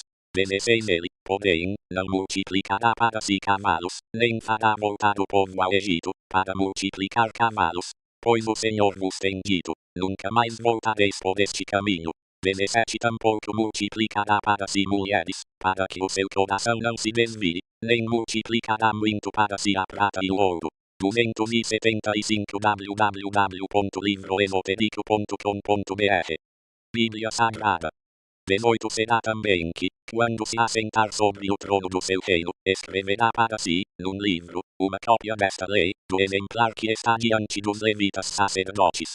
19 o terá consigo, e nele lerá todos os dias da sua vida, para que aprenda a temer ao Senhor seu Deus, e a guardar todas as palavras desta lei, e estes estatutos, a fim de os cumprir. 20 Para que seu coração não se exalte sobre seus irmãos, e não se aparte do mandamento, nem para a direita nem para a esquerda, a fim de que prolongue os seus dias no seu reino, ele e seus filhos, no meio de Israel. Deuteronômio 18 Os levitas sacerdotes, e toda a tribo de Levi, não terão parte nem herança com Israel. Comerão das ofertas queimadas do Senhor e da herança dele. 2 Não terão herança no meio de seus irmãos, o Senhor é a sua herança, como lhes tem dito. 3 Este, pois, será o direito dos sacerdotes, a receber do povo, dos que oferecerem sacrifícios de boi ou de ovelha. O ofertante dará ao sacerdote a espádua, as queixadas e o bucho. 4 Ao sacerdote darás as primícias do teu grão, do teu mosto e do teu azeite, e as primícias da tosquia das tuas ovelhas. 5 Porque o Senhor teu Deus o escolheu dentre todas as tribos, para assistir e ministrar em nome do Senhor, ele e seus filhos, para sempre. 6 Se um levita, saindo de alguma das tuas cidades de todo o Israel em que ele estiver habitando, vier com todo o desejo da sua alma ao lugar que o Senhor escolher, 7 E ministrar em nome do Senhor seu Deus, como fazem todos os seus irmãos, os levitas, que assistem ali perante o Senhor. 8 Comerá porção igual à deles, fora das vendas do seu patrimônio. 9 Quando entrares na terra que o Senhor teu Deus te dá, não aprenderás a fazer conforme as abominações daqueles povos.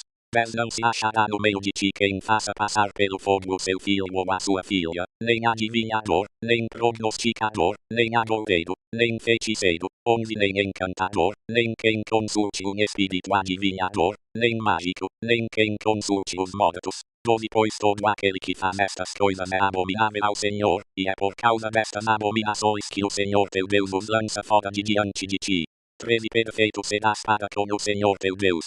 14 Porque estas nações, que has de possuir, ouvem os prognosticadores e os adivinhadores. Porém, quanto a ti, o Senhor teu Deus não te permitiu tal coisa. 15 O Senhor teu Deus te suscitará do meio de ti, dentre teus irmãos, um profeta semelhante a mim, a ele ouvirás. 16 Conforme tudo o que pediste ao Senhor teu Deus em Horebe, no dia da Assembleia, dizendo, não ouvirei mais a voz do Senhor meu Deus, nem mais verei este grande fogo, para que não morra. 276 www.livroesotérico.com.br Bíblia Sagrada. 17 Então o Senhor me disse, falara bem aquilo que disseram. 18 Do meio de seus irmãos lhes suscitarei um profeta semelhante a ti, e porei as minhas palavras na sua boca, e ele lhes falará tudo o que eu lhe ordenar. 19 E de qualquer que não ouvir as minhas palavras, que ele falar em meu nome, eu exigirei contas. 20 Mas o profeta que tiver a presunção de falar em meu nome alguma palavra que eu não tenha mandado falar, ou o que falar em nome de outros deuses, esse profeta morrerá. 21 Se disseres no teu coração, como conheceremos qual seja a palavra que o Senhor falou? 22 Quando o profeta falar em nome do Senhor e tal palavra não se cumprir, nem suceder assim, esta é a palavra que o Senhor não falou, com presunção a falou o profeta, não o temerás. Deuteronômio 19 Quando o Senhor teu Deus desarraigar as nações cuja terra ele te dá, e tu as desapossares, e morares nas suas cidades e nas suas casas, 2 Designarás para ti no meio da terra que o Senhor teu Deus te dá para a possuires, 3 cidades. 3 Preparar-lhe-ás caminhos, e partirás entre os termos da tua terra, que o Senhor teu Deus te dará em herança, isto será para que todo homicida se acolha nessas cidades. 4 Este, pois é o caso no tocante ao homicida que se acolher ali para que viva, aquele que involuntariamente matar o seu próximo, a quem dantes não odiava. 5 Como, por exemplo, aquele que entrar com o seu próximo no bosque para cortar lenha pondo força na sua mão com o machado para cortar a árvore, o ferro saltar do cabo e ferir o seu próximo de sorte que venha a morrer, o tal se acolherá a uma dessas cidades, e viverá. 6 Para que o vingador do sangue não persiga o homicida, enquanto estiver abrasado o seu coração, e o alcance, por ser comprido o caminho, e lhe tire a vida, não havendo nele culpa de morte, pois que dantes não odiava o seu próximo. 7 Pelo que eu te deu esta ordem, 3 cidades designarás para ti, 8 Se o Senhor teu Deus dilatar os teus termos, como jurou a teus pais, e te der toda a terra que prometeu dar a teus pais. 9 Quando guardares, para o cumprires, todo este mandamento que eu hoje te ordeno, de amar o Senhor teu Deus e de andar sempre nos seus caminhos, então acrescentarás a estas 3 cidades, para que não se derrame sangue inocente no meio da tua terra, que o Senhor teu Deus te dá por herança, e não haja sangue sobre ti. 11 Mas se alguém, odiando a seu próximo e armando ciladas, se levantar contra ele e o ferir de modo que venha a morrer, e se acolher a alguma destas cidades, 277 www.livroesotérico.com.br Bíblia Sagrada. 12 Então os anciãos da sua cidade, mandando tirá-lo dali, o entregarão nas mãos do vingador do sangue, para que morra. 13 O teu olho não terá piedade dele, antes tirarás de Israel o sangue inocente, para que te vá bem. 14 Não removerás os marcos do teu próximo, colocados pelos teus antecessores na tua herança que receberás, na terra que o Senhor teu Deus te dá para a possuires. 15 Uma só testemunha não se levantará contra alguém por qualquer iniquidade, ou por qualquer pecado, seja qual for o pecado cometido. Pela boca de 2 ou de 3 testemunhas se estabelecerá o fato. 16 Se uma testemunha iníqua se levantar contra alguém, para o acusar de transgressão. 17 Então aqueles 2 homens que tiverem a demanda se apresentarão perante o Senhor, diante dos sacerdotes e dos juízes que houver nesses dias. 18 E os juízes inquirirão cuidadosamente, e eis que, sendo a testemunha falsa, e falso o testemunho que deu contra seu irmão, 19 Far-lhe-ás como ele cuidava fazer a seu irmão, e assim exterminarás o mal do meio de ti. 20 Os restantes, ouvindo isso, temerão e nunca mais cometerão semelhante mal no meio de ti. 21 O teu olho não terá piedade dele, vida por vida, olho por olho, dente por dente, mão por mão, pé por pé. Deuteronômio 21 Quando saíres à peleja, contra teus inimigos, e vires cavalos, e carros, e povo mais numeroso do que tu, deles não terás temor, pois contigo está o Senhor teu Deus que te fez subir da terra do Egito. 2 Quando estiveres para entrar na peleja, o sacerdote se chegará e falará ao povo. 13 E dirá: Ouvi, Israel, vós estáis hoje para entrar na peleja contra os vossos inimigos, não se amoleça o vosso coração, não temais nem tremais, nem vos aterrorizeis diante deles. 4 Pois o Senhor vosso Deus é o que vai convosco, a pelejar por vós contra os vossos inimigos, para vos salvar. 5 Então os oficiais falarão ao povo, dizendo: Qual é o homem que edificou casa nova e ainda não a dedicou? Vá, e torne para casa, não suceda que morra na peleja e outro a dedique. 6 E qual é o homem que plantou uma vinha e ainda não a desfrutou? Vá, e torne para casa, não suceda que morra na peleja e outro a desfrute.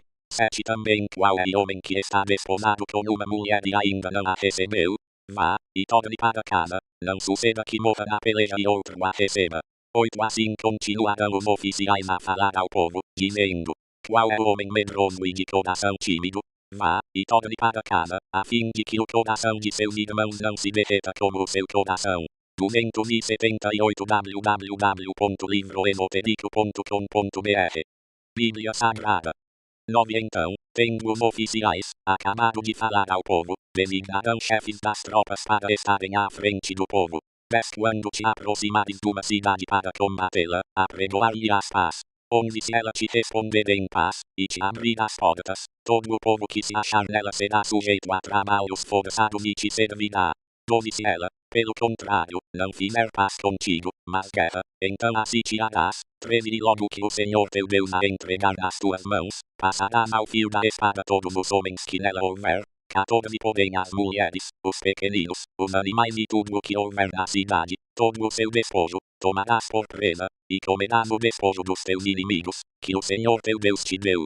15 Assim farás a todas as cidades que estiverem mais longe de ti, que não são das cidades destas nações. 16 Mas, das cidades destes povos, que o Senhor teu Deus te dá em herança, nada que tem fôlego deixarás com vida. 17 Antes destruí-los-ás totalmente, aos heteus, aos amorreus, aos cananeus, aos perizeus, aos heveus, e aos jebuseus, como o Senhor teu Deus te ordenou. 18 Para que não vos ensinem a fazer conforme todas as abominações que eles fazem a seus deuses, e assim pequeis contra o Senhor vosso Deus. 19 Quando sitiares uma cidade por muitos dias, pelejando contra ela para a tomar, não destruirás o seu arvoredo, metendo nele o machado, porque dele poderás comer, pelo que não o cortarás. Porventura a árvore do campo é homem, para que seja sitiada por ti? Vinde somente as árvores que souberes não serem árvores cujo fruto se pode comer, é que destruirás e cortarás, e contra a cidade que guerrear contra ti edificarás baluartes, até que seja vencida. Deuteronômio 21, se na terra que o Senhor teu Deus te dá para a possuíres, for encontrado algum morto caído no campo, sem que se saiba quem o matou, 2 sairão os teus anciãos e os teus juízes, e medirão as distâncias dali até as cidades que estiverem em redor do morto. 13 será que, na cidade mais próxima do morto, os anciãos da mesma tomarão uma novilha da manada, que ainda não tenha trabalhado nem tenha puxado na canga. 4 trarão a novilha a um vale de águas correntes, que nunca tenha sido lavrado nem semeado, e ali, naquele vale, quebrarão o pescoço à novilha. 5 Então se achegarão os sacerdotes, filhos de Levi, pois o Senhor teu Deus os escolheu para o servirem, e para abençoarem em nome do Senhor, e segundo a sua sentença se determinará toda demanda e todo ferimento. 6 E todos os anciãos da mesma cidade, a mais próxima do morto, lavarão as mãos sobre a novilha cujo pescoço foi quebrado no vale. 7 Protestando, dirão, as nossas mãos não derramaram este sangue, nem os nossos olhos o viram. 279 www.livroesotérico.com.br Bíblia Sagrada. 8 Perdoa, ó Senhor, ao teu povo Israel, que tu resgataste, e não ponhas o sangue inocente no meio de teu povo Israel. E aquele sangue lhe será perdoado. 9 Assim tirarás do meio de ti o sangue inocente, quando fizeres o que é reto aos olhos do Senhor.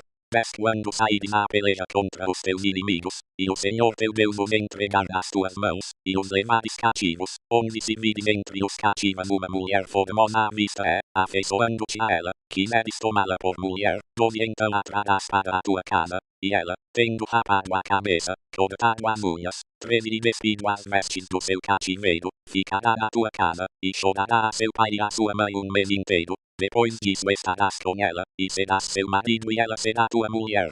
14 Se te enfadares dela, deixá-la ir à sua vontade, mas de modo nenhum a venderás por dinheiro, nem a tratarás como escrava, porque a humilhaste.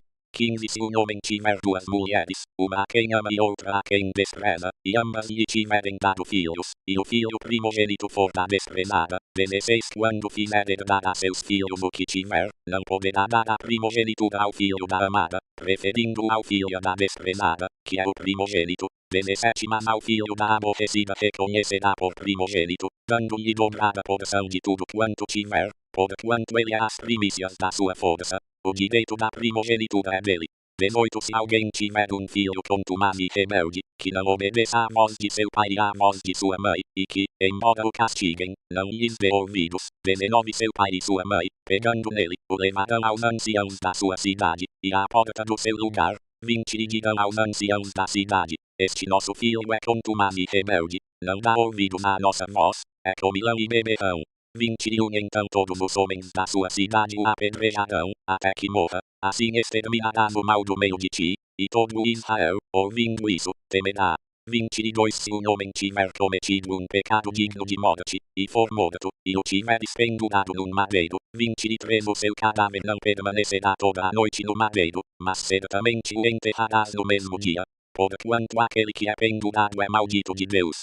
Assim não contaminarás a tua terra, que o Senhor teu Deus te dá em herança. Deuteronômio 22, Se vires extraviado o boi ou a ovelha de teu irmão, não te desviarás deles, sem falta os reconduzirás a teu irmão. 2 E se teu irmão não estiver perto de ti ou não o conheceres, levá-los para tua casa e ficarão contigo até que teu irmão os venha procurar, então lhes restituirás. 3 Assim farás também com o seu jumento, bem como com as suas vestes, e com toda coisa que teu irmão tiver perdido e tu achares, não te poderás desviar deles. 280 www.livroesotérico.com.br Bíblia Sagrada. 4 Se vires o jumento ou o boi de teu irmão caídos no caminho, não te desviarás deles, sem falta o ajudarás a levantá-los. 5 Não haverá traje de homem à mulher, e não vestirá o homem vestido de mulher, porque qualquer que faz isto é abominação ao Senhor teu Deus.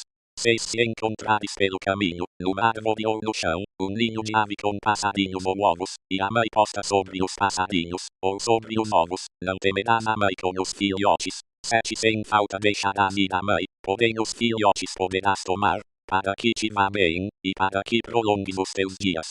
8. Quando edificares uma casa nova, farás no terraço um parapeito, para que não tragas sangue sobre a tua casa, se alguém dali cair.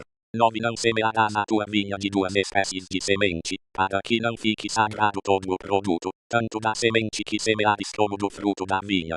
10. Não lavrarás com boi e jumento juntamente. 11. Não te vestirás de estofo misturado, de lã e linho juntamente. 12. Porás franjas nos 4 cantos da tua manta, com que te cobrires.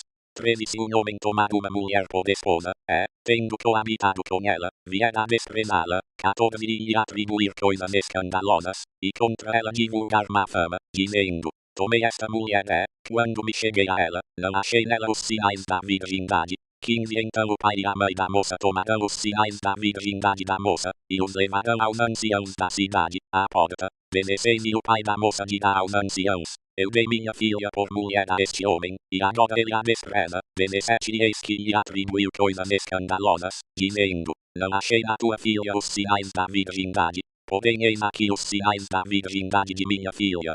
E eles estenderão a roupa diante dos anciãos da cidade. 18. Então os anciãos daquela cidade, tomando o homem, o castigarão. 19. Multando-o em 100 ciclos de prata, os darão ao pai da moça, porquanto divulgou má fama sobre uma virgem de Israel. Ela ficará sendo sua mulher, e ele por todos os seus dias não poderá repudiá-la. 20. Se, porém, esta acusação for confirmada, não se achando na moça os sinais da virgindade, 21. Levarão a moça à porta da casa de seu pai, e os homens da sua cidade a apedrejarão até que morra, porque fez loucura em Israel, prostituindo-se na casa de seu pai. Assim exterminarás o mal do meio de ti. 22. Se um homem for encontrado deitado com mulher que tenha marido, morrerão ambos, o homem que se tiver deitado com a mulher, e a mulher. Assim exterminarás o mal de Israel. 23. Se houver moça virgem desposada e um homem a achar na cidade, e se deitar com ela, 281 www.livroesotérico.com.br. Bíblia Sagrada. 24. Trareis ambos à porta daquela cidade, e os apedrejareis até que morram. A moça, porquanto não gritou na cidade, e o homem, porquanto humilhou a mulher do seu próximo. Assim exterminarás o mal do meio de ti. 25. Mas se for no campo que o homem achar a moça que é desposada, e o homem a forçar, e se deitar com ela, morrerá somente o homem que se deitou com ela. 26. Porém, a moça não farás nada. Não há na moça pecado digno de morte, porque, como no caso de um homem que se levanta contra o seu próximo e lhe tira a vida, assim é este caso. 27. Pois ele a achou no campo, a moça desposada gritou, mas não houve quem a livrasse em juízo, entre sangue. 28. Se um homem achar uma moça virgem não desposada pegando nela, deitar-se com ela, e forem apanhados. 29. O homem que se deitou com a moça dará ao pai dela 50 ciclos de prata, e porquanto a humilhou, ela ficará sendo sua mulher, não a poderá repudiar por todos os seus dias. 30. Nenhum homem tomará a mulher de seu pai, e não levantará a cobertura de seu pai. Deuteronômio 23. Aquele a quem forem trilhados os testículos, ou for cortado o membro viril, não entrará na Assembleia do Senhor. 2. Nenhum bastardo entrará na Assembleia do Senhor, nem ainda a sua 10ª geração entrará na Assembleia do Senhor. 3. Nenhum amonita nem moabita entrará na Assembleia do Senhor, nem ainda a sua 10ª geração entrará jamais na Assembleia do Senhor. 4. Porquanto não saída com pão e água a receber-vos no caminho, quando saíeis do Egito, porquanto alugada contra ti a Balaão, filho de Beor, de Petor, da Mesopotâmia, para te amaldiçoar. 5. Contudo o Senhor teu Deus não quis ouvir a Balaão, antes trocou-te a maldição em bênção, porquanto o Senhor teu Deus te amava. 6. Não lhes procurarás nem paz nem prosperidade por todos os teus dias para sempre. 7. Não abominarás o Edomeu, pois é teu irmão, nem abominarás o egípcio, pois peregrino foste na sua terra. 8. Os filhos que lhes nascerem na 3ª geração entrarão na Assembleia do Senhor. 9. Quando te acampares contra os teus inimigos, então te guardarás de toda coisa má. 10. Se houver no meio de ti alguém que por algum acidente noturno não estiver limpo, sairá fora do arraial, não entrará no meio dele. 11. Porém, ao cair da tarde, ele se lavará em água, e depois do sol posto, entrará no meio do arraial. 12. Também terás um lugar fora do arraial, para onde sairás. 282 www.livroesotérico.com.br. Bíblia Sagrada. 13 entre os teus utensílios te dá uma pá, e quando te assentares lá fora, então com ela camarás, virando-te, cobrirás o teu excremento. 14 Porquanto o Senhor teu Deus anda no meio do teu arraial, para te livrar, e para te entregar a ti os teus inimigos. Pelo que o teu arraial será santo, para que ele não veja coisa impura em ti, e de ti se aparte.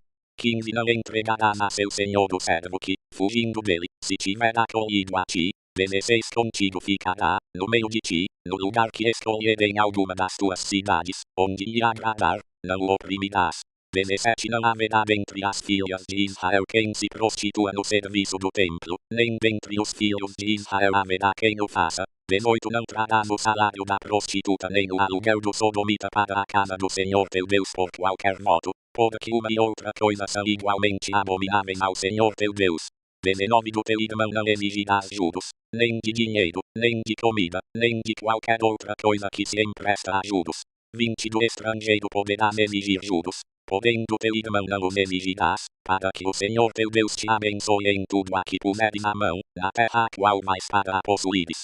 21 Quando fizeres algum voto ao Senhor teu Deus, não tardarás em cumpri-lo, porque o Senhor teu Deus certamente o requererá de ti, e em ti haverá pecado. 22 Se, porém, te abstiveres de fazer voto, não haverá pecado em ti. 23 O que tiver saído dos teus lábios guardarás e cumprirás, tal como voluntariamente o votaste ao Senhor teu Deus, prometendo-o pela tua boca. 24 Quando entrares na vinha do teu próximo, poderás comer uvas conforme o teu desejo, até te fartares, porém não as porás no teu alforje. 25 Quando entrares na seara do teu próximo, poderás colher espigas com a mão, porém não meterás a foice na seara do teu próximo. Deuteronômio 24 Quando um homem tomar uma mulher e se casar com ela, se ela não achar graça aos seus olhos, por haver ele encontrado nela coisa vergonhosa, far-lhe-á uma carta de divórcio e lhe a dará na mão, e a despedirá de sua casa. 2 Se ela, pois, saindo da casa dele, for e se casar com outro homem, 13 Este também a desprezará, fazendo-lhe carta de divórcio, lhe a der na mão, e a despedir de sua casa. Ou se este último homem, que a tomou para si por mulher, vier a morrer, 4 Então seu primeiro marido que a despedida, não poderá tornar a tomá-la por mulher, depois que foi contaminada, pois isso é abominação perante o Senhor. Não farás pecar a terra que o Senhor teu Deus te dá por herança. 5 Quando um homem for recém-casado não sairá à guerra, nem se lhe imporá cargo público, por um ano inteiro ficará livre na sua casa, para se regozijar com a sua mulher, que tomou. 6 Ninguém tomará em penhor as duas mãos, nem mesmo a mão de cima, pois se penhoraria assim a vida. 283 www.livroesotérico.com.br Bíblia Sagrada. 7 Se for descoberto alguém que, havendo furtado um dentre os seus irmãos, dos filhos de Israel, e tenha escravizado, ou vendido, esse ladrão morrerá. Assim exterminarás o mal do meio de ti. 8 No tocante à praga da lepra, toma cuidado de observar diligentemente tudo o que te ensinarem os levitas sacerdotes, segundo lhes tenho ordenado, assim cuidarás de fazer. 9 Lembra-te do que o Senhor teu Deus fez a Midian no caminho, quando saíste do Egito. 10 Quando emprestares alguma coisa ao teu próximo, não entrarás em sua casa para lhe tirar o penhor, 11 Ficarás do lado de fora, e o homem, a quem fizeste o empréstimo, te trará para fora o penhor. 12 Se ele for pobre, não te deitarás com o seu penhor. 13 Ao pôr do sol, sem falta lhe restituirás o penhor, para que durma na sua roupa, e te abençoe, e isso te será justiça diante do Senhor teu Deus. 14 Não oprimirás o trabalhador pobre e necessitado, seja ele de teus irmãos, ou seja dos estrangeiros que estão na tua terra e dentro das tuas portas. 15 No mesmo dia lhe pagarás o seu salário, e isso antes que o sol se ponha, porquanto é pobre e está contando com isso, para que não clame contra ti ao Senhor, e haja em ti pecado. 16 Não se farão morrer os pais pelos filhos, nem os filhos pelos pais, cada qual morrerá pelo seu próprio pecado. 17 Não perverterás o direito do estrangeiro nem do órfão, nem tomarás em penhor o vestido da viúva. 18 Lembrar-te-ás de que foste escravo no Egito, e de que o Senhor teu Deus te resgatou dali, por isso eu te dou este mandamento para o cumprires. 19 Quando no teu campo fizeres a tua cega e esqueceres um molho no campo, não voltarás para tomá-lo. Para o estrangeiro, para o órfão, e para a viúva será, para que o Senhor teu Deus te abençoe em todas as obras das tuas mãos. 20 Quando bateres a tua oliveira, não voltarás para colher o fruto dos ramos, para o estrangeiro, para o órfão, e para a viúva será. 21 Quando vindimares a tua vinha, não voltarás para rebuscá-la, para o estrangeiro, para o órfão, e para a viúva será. 22 E lembrar-te-ás de que foste escravo na terra do Egito, por isso eu te dou este mandamento para o cumprires. B.J.R.R. Tolkien. O Silmarillion organizado por Christopher Tolkien, tradução Walter Marcelo, editado por Exilado de Marília, São Paulo. Índice prefácio Wailing Alivala Quenta Silmarillion capítulo I, do início dos tempos capítulo 2, de Auriavanga capítulo 3, da chegada dos elfos e do cativeiro de Melkor capítulo 4, de Tindol e Melian capítulo V, de Eldamar e dos príncipes dos Eldalir capítulo V, de Feanor e da libertação de Melkor capítulo 7, das Silmarils e da inquietação dos Noldor capítulo 8, do ocaso de Valinor capítulo 9, da fuga dos Noldor capítulo X, do Sindar capítulo 11, do Sol, da Lua e da ocultação de Valinor capítulo 12, dos Homens capítulo 13, da volta dos Noldor capítulo 14, de Beleriand e seus reinos capítulo 15, dos Noldor em Beleriand capítulo 16, de Maeglin capítulo 17, da chegada dos homens ao oeste capítulo 18, da ruína de Beleriand e da queda de Fingolfin capítulo 19, de Beren e Lúthien capítulo 20, da quinta batalha, Lidra Etarnoediad capítulo 21, de Turin Turambar capítulo 22, da destruição de Dodiat capítulo 23, de Tuod e da queda de Gondolin capítulo 24, da viagem de Earendil e da guerra da Hidra Calamet dos Anéis de Poder e da terceira era genealogias notas sobre a pronúncia glossário apêndice mapas. Prefácio O Silmarillion, publicado agora, 4 anos após o falecimento do seu autor, é um relato dos dias antigos, a primeira era do mundo. Em O Senhor dos Anéis, foram narrados os grandes eventos do final da terceira era. As histórias de O Silmarillion, no entanto, são lendas derivadas de um passado muito mais remoto, quando Morgoth, o primeiro Senhor do Escudo, habitava a Terra-média, e os Altos Elfos guerrearam com ele pela recuperação das Silmarils.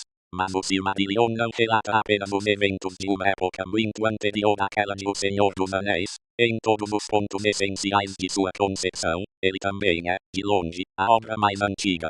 Na realidade, embora na época não se chamasse o Silmarillion, ele já existia meio século atrás. Em cadernos velhíssimos, que remontam a 1917, podem ser lidas as versões iniciais das histórias mais importantes da mitologia, muitas vezes escritas às pressas. A lápis ele nunca foi publicado, ainda que alguma indicação de seu conteúdo pudesse ser depreendida de O Senhor dos Anéis, mas meu pai, durante sua longa vida, jamais o deixou de lado, nem parou de trabalhar nele, mesmo em seus últimos anos. Durante todo esse tempo, o Silmarillion, se considerado meramente como uma grande estrutura narrativa, sofreu relativamente poucas mudanças radicais. Há muito, tornou-se uma tradição estabelecida e uma fonte de referência para textos posteriores. Estava, entretanto, longe de se fixar como um texto pronto, e não permaneceu inalterado nem mesmo em certas ideias fundamentais relativas à natureza do mundo que retrata, quando as mesmas lendas voltaram a ser relatadas em formas mais longas e mais curtas e em estilos diferentes. Com o passar dos anos, as mudanças e as variantes, tanto em detalhes quanto em perspectivas maiores, tornaram-se tão complexas, tão onipresentes e com tantos níveis, que uma versão final e definitiva parecia inatingível. Além disso, as velhas lendas, velhas, agora não só por derivarem da remota primeira era, mas também em termos da vida de meu pai, passaram a ser veículo e repositório de suas reflexões mais profundas. Em seus textos tardios, a mitologia e a poesia cederam espaço a preocupações teológicas e filosóficas, motivo pelo qual surgiram incompatibilidades de tom. Quando da morte de meu pai, coube-me tentar organizar a obra em forma publicável. Tomou-se claro para mim que a tentativa de apresentar, num único volume, a diversidade de materiais, revelar o Silmarillion de fato como uma criação contínua e em evolução, que se estendeu por mais de 50 anos, levaria na realidade apenas à confusão e ao obscurecimento daquilo que é essencial. Propus-me, por isso, elaborar um texto único, selecionando e organizando trechos de tal modo que me parecessem produzir a narrativa mais coerente e de maior consistência interna nesta obra. Os capítulos conclusivos, a partir da morte de Tubin-Tudanbar, apresentaram dificuldades especiais, já que permaneceram inalterados ao longo de muitos anos sob certos aspectos, conflitavam seriamente com concepções mais elaboradas em outras partes do livro. Não se pode aspirar a uma harmonia perfeita, quer no âmbito do próprio Silmarillion, quer entre o Silmarillion e outras obras publicadas de meu pai, e ela somente poderia ser alcançada, se fosse possível, a um custo elevado e desnecessário. De mais a mais, meu pai veio a conceber o Silmarillion como uma compilação, uma narrativa sucinta e abrangente, feita muito tempo depois, a partir de fontes de grande diversidade, poemas, crônicas históricas e narrativas morais, que sobreviveram numa tradição secular. Essa concepção tem de fato paralelo na verdadeira história do livro, pois um enorme volume de prosa e poesia antiga subjaz a ele. Ele é, até certo ponto, um compêndio de fato, e não apenas em teoria. A esse fator, pode-se atribuir a variação de ritmo da narrativa e a riqueza de detalhes em diversas partes. O contraste, por exemplo, entre as recordações precisas de lugar e motivo da lenda de Tubin-Tudanbar e o relato remoto e sublime do final da Primeira Era, quando as Tangododrin foram destruídas Morgoth, derrotado, bem como algumas diferenças de tom e de descrição, alguns pontos obscuros aqui e ali, alguma falta de coesão. No caso do Malacenta, por exemplo, temos de supor que, embora ele contenha muitos fatos que devem remontar aos primeiros dias do Eldar em Valinor, deve ter sido reformulado em tempos mais recentes, o que explica sua contínua mudança de tempo verbal e de ponto de vista, de tal modo que os poderes divinos ora parecem presentes e ativos no mundo, ora remotos, constituindo uma camada desaparecida, conhecida apenas da lembrança. O livro, embora devidamente intitulado O Silmarillion, contém não somente o Quinta Silmarillion ou o Silmarillion, mas também 4 outras obras curtas, o Ainulindale e o Malacenta, que são apresentados no início, estão na realidade intimamente associados ao Silmarillion. Já o Akalamet e dos Anéis de Poder, que aparecem no final, são totalmente separados e independentes, o que se deve salientar. Estão incluídos em obediência à explícita intenção de meu pai. Por meio de sua inclusão, toda a história é descrita, desde a música do Ainur, com a qual o mundo começou, até a passagem dos portadores do anel saindo dos portos de Midlond, no final da Terceira Era. A quantidade de nomes que aparecem no livro é muito grande, motivo pelo qual elaborei um glossário completo. Porém, o número de pessoas, elfos e homens, que desempenham papel importante na narrativa da Primeira Era é muito menor, e todos eles constam nas árvores genealógicas. Além disso, preparei também um adendo, que especifica a denominação bastante complexa dos diferentes povos élficos, uma nota a respeito da pronúncia dos nomes dos elfos e uma lista de alguns dos principais elementos encontrados nesses nomes, além de um mapa. Deve-se ressaltar que a grande cadeia de montanhas a leste, Edendluin ou Edendlindon, as montanhas azuis, aparece no extremo oeste do mapa de O Senhor dos Anéis. No corpo do livro, há um mapa menor. A intenção é deixar clara a um mero golpe de vista onde se localizavam os reinos dos elfos depois da volta dos Noldor da Terra-média. Não sobrecarreguei o livro com mais nenhum tipo de comentário ou anotação. Existe de fato uma grande quantidade de textos inéditos de meu pai, narrativos, linguísticos, históricos e filosóficos, relacionados às três eras. Espero conseguir publicar parte deles futuramente. Na tarefa árdua e cheia de dúvidas de finalizar o texto para o livro, recebi a enorme ajuda de Mikai, que trabalhou comigo em 1974 e 1975. Christopher Tolkien. Ainulindale. A música do Ainur. Havia Edu, o único, que em Arda é chamado de Ilúvatar. Ele criou primeiro os Ainur, os sagrados, gerados por seu pensamento, e ele lhe fazia companhia antes que tudo mais fosse criado. E ele lhes falou, propondo-lhes temas musicais, e eles cantaram em sua presença, e ele se alegrou. Entretanto, durante muito tempo, eles cantaram cada um sozinho ou apenas alguns juntos, enquanto os outros escutavam, pois cada um compreendia apenas aquela parte da mente de Ilúvatar da qual havia brotado e evoluía devagar na compreensão de seus irmãos. Não obstante, de tanto escutar, chegaram a uma compreensão mais profunda, tornando-se mais consonantes e harmoniosos. e aconteceu de Ilúvatar reunir todos os Ainur e lhes indicar um tema poderoso, desdobrando diante de seus olhos imagens ainda mais grandiosas e esplêndidas do que havia revelado até então, e a glória de seu início e o esplendor de seu final tanto abismara os Ainur, que eles se curvaram diante de Ilúvatar e emudeceram. Disse-lhes então Ilúvatar, a partir do tema que lhes indiquei, desejo agora que criem juntos, em harmonia, uma música magnífica. Como eu os inspirei com a chama imperecível, vocês vão demonstrar seus poderes ornamentando esse tema, cada um com seus próprios pensamentos e recursos, se assim o desejar. Eu porém me sentarei para escutar, e me alegrarei, pois, através de vocês, uma grande beleza terá sido despertada em forma de melodia. E então as vozes dos Ainur, semelhantes a harpas e alaúdes, a flautas e trombetas, a violas e órgãos, e a inúmeros coros cantando com palavras, começaram a dar forma ao tema de Ilúvatar, criando uma sinfonia magnífica, e surgiu um som de melodias em eterna mutação, entretecidas em harmonia, as quais, superando a audição, alcançaram as profundezas e as alturas, e as moradas de Ilúvatar encheram-se até transbordar, e a música e o eco da música saíram para o vazio, e este não estava mais vazio. Nunca, desde então, os Ainur fizeram uma música como aquela, embora tenha sido dito que outra ainda mais majestosa será criada diante de Ilúvatar pelos coros dos Ainur e dos filhos de Ilúvatar. Após o final dos tempos então, os temas de Ilúvatar serão desenvolvidos com perfeição e irão adquirir existência no momento em que ganharem voz, pois todos compreenderão plenamente o intento de Ilúvatar para cada um, e cada um terá a compreensão do outro, e Ilúvatar, sentindo-se satisfeito, concederá a seus pensamentos o foro secreto. Agora, porém, Ilúvatar escutava, sentado, e por muito tempo aquilo lhe pareceu bom, pois a música não havia falha. Enquanto o tema se desenvolvia, no entanto, surgiu no coração de Melkor o impulso de entremear motivos da sua própria imaginação que não estava em harmonia com o tema de Ilúvatar. Com isso procurava aumentar o poder e a glória do papel a ele designado. A Melkor, entre os Ainur, haviam sido concedidos os maiores dons de poder e conhecimento, e ele ainda tinha um quinhão de todos os dons de seus irmãos. Muitas vezes, Melkor penetrara sozinho nos espaços vazios em busca da chama imperecível, pois ardia nele o desejo de dar existência a coisas por si mesmo, e a seus olhos Ilúvatar não dava atenção ao vazio, ao passo que Melkor se impacientava com o vazio.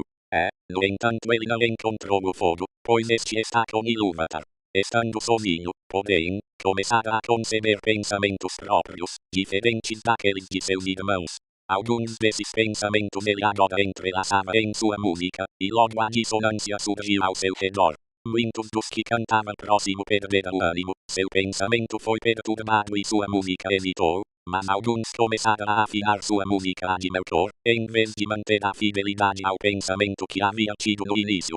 Espalhou-se então cada vez mais a dissonância de Melkor, e as melodias que haviam sido ouvidas antes sussurraram num mar de sons turbulentos.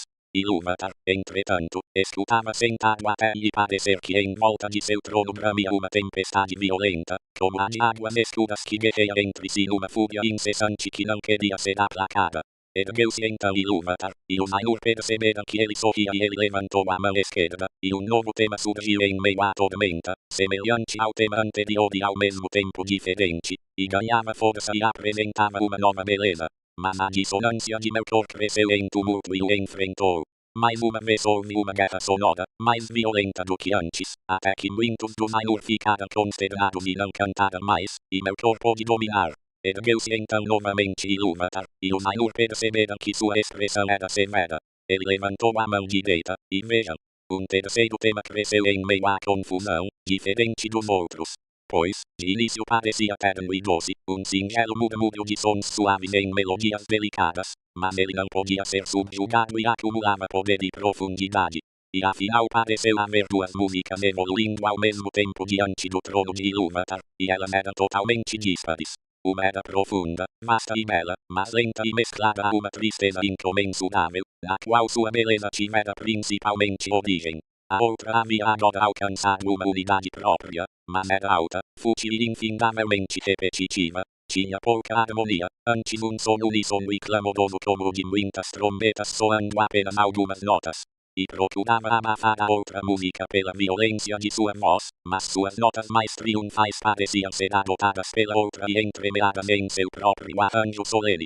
No meio dessa contenda, na qual as mansões de Ilúvatar sacudiram, e tremor se espalhou, atingindo os silêncios até então impassíveis. Ilúvatar ergueu-se mais uma vez, e sua expressão era terrível de ver.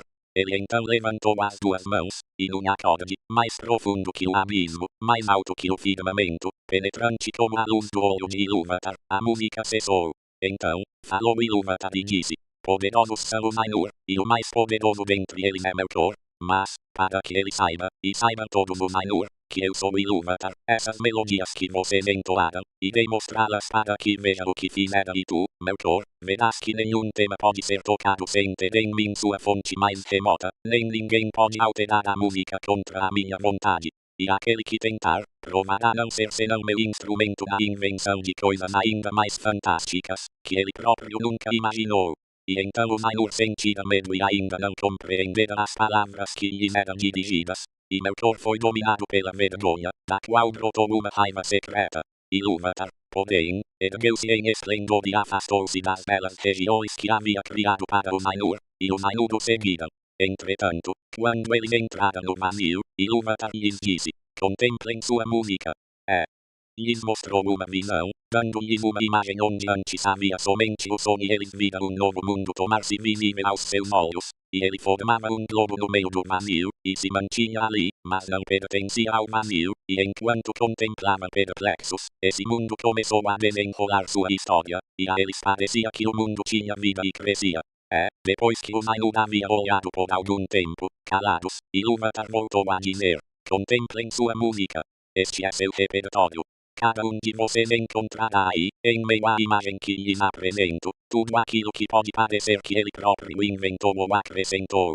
E tu, Melkor, descobrirás todos os pensamentos secretos de tua mente e perceberás que eles são apenas uma parte do todo e subordinados à sua glória. E muitas outras palavras disse Ilúvatar aos Ainur naquele momento, em virtude da lembrança de suas palavras e do conhecimento que cada um tinha da música que ele próprio criara, os Ainur sabem muito do que foi, do que é e do que será e deixam de ver poucas coisas.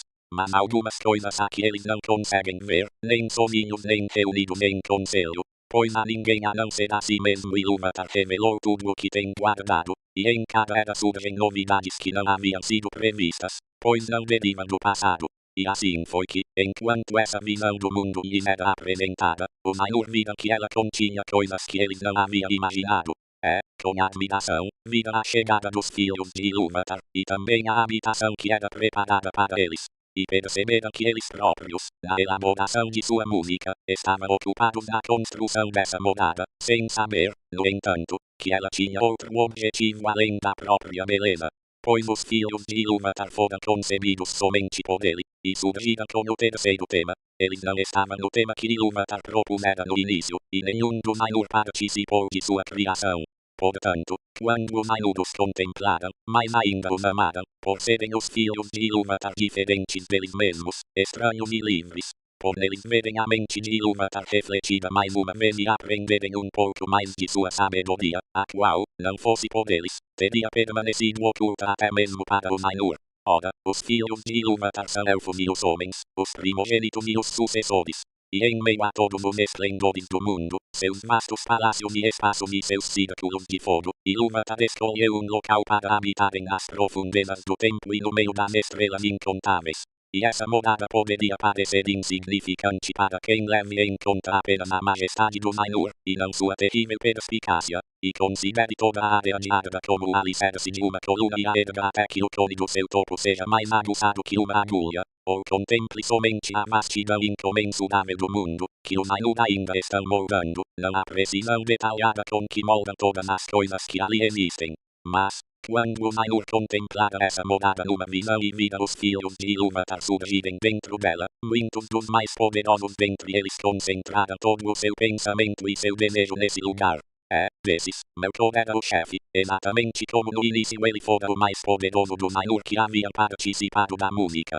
E ele fingia, a princípio até para si, que desejava ir até lá e ordenar tudo pelo bem dos filhos de Ilúvatar, controlando o turbilhão de calor e frio que o atravessava. No fundo, porém, desejava submeter à sua vontade tanto elfos quanto homens, Pode invejar-lhes os dons que Ilúvatar prometera conceder-lhes, e Melkor desejava ter seus próprios súditos e criados, ser chamado de senhor e ter comando sobre a vontade de outros. Já os outros Ainur contemplara essa habitação instalada nos vastos espaços do universo, que os elfos chamam de Arda, a Terra, e seus corações se alegraram com a luz, e seus olhos, enxergando muitas cores, se encheram de contentamento. Porém, o bramido do oceano lhes trouxe muita inquietação, e observara os ventos e o ar, e as matérias das quais Arda era feita. De ferro, pedra, prata, ouro e muitas substâncias. Mas de todas era a água a que mais enalteciam.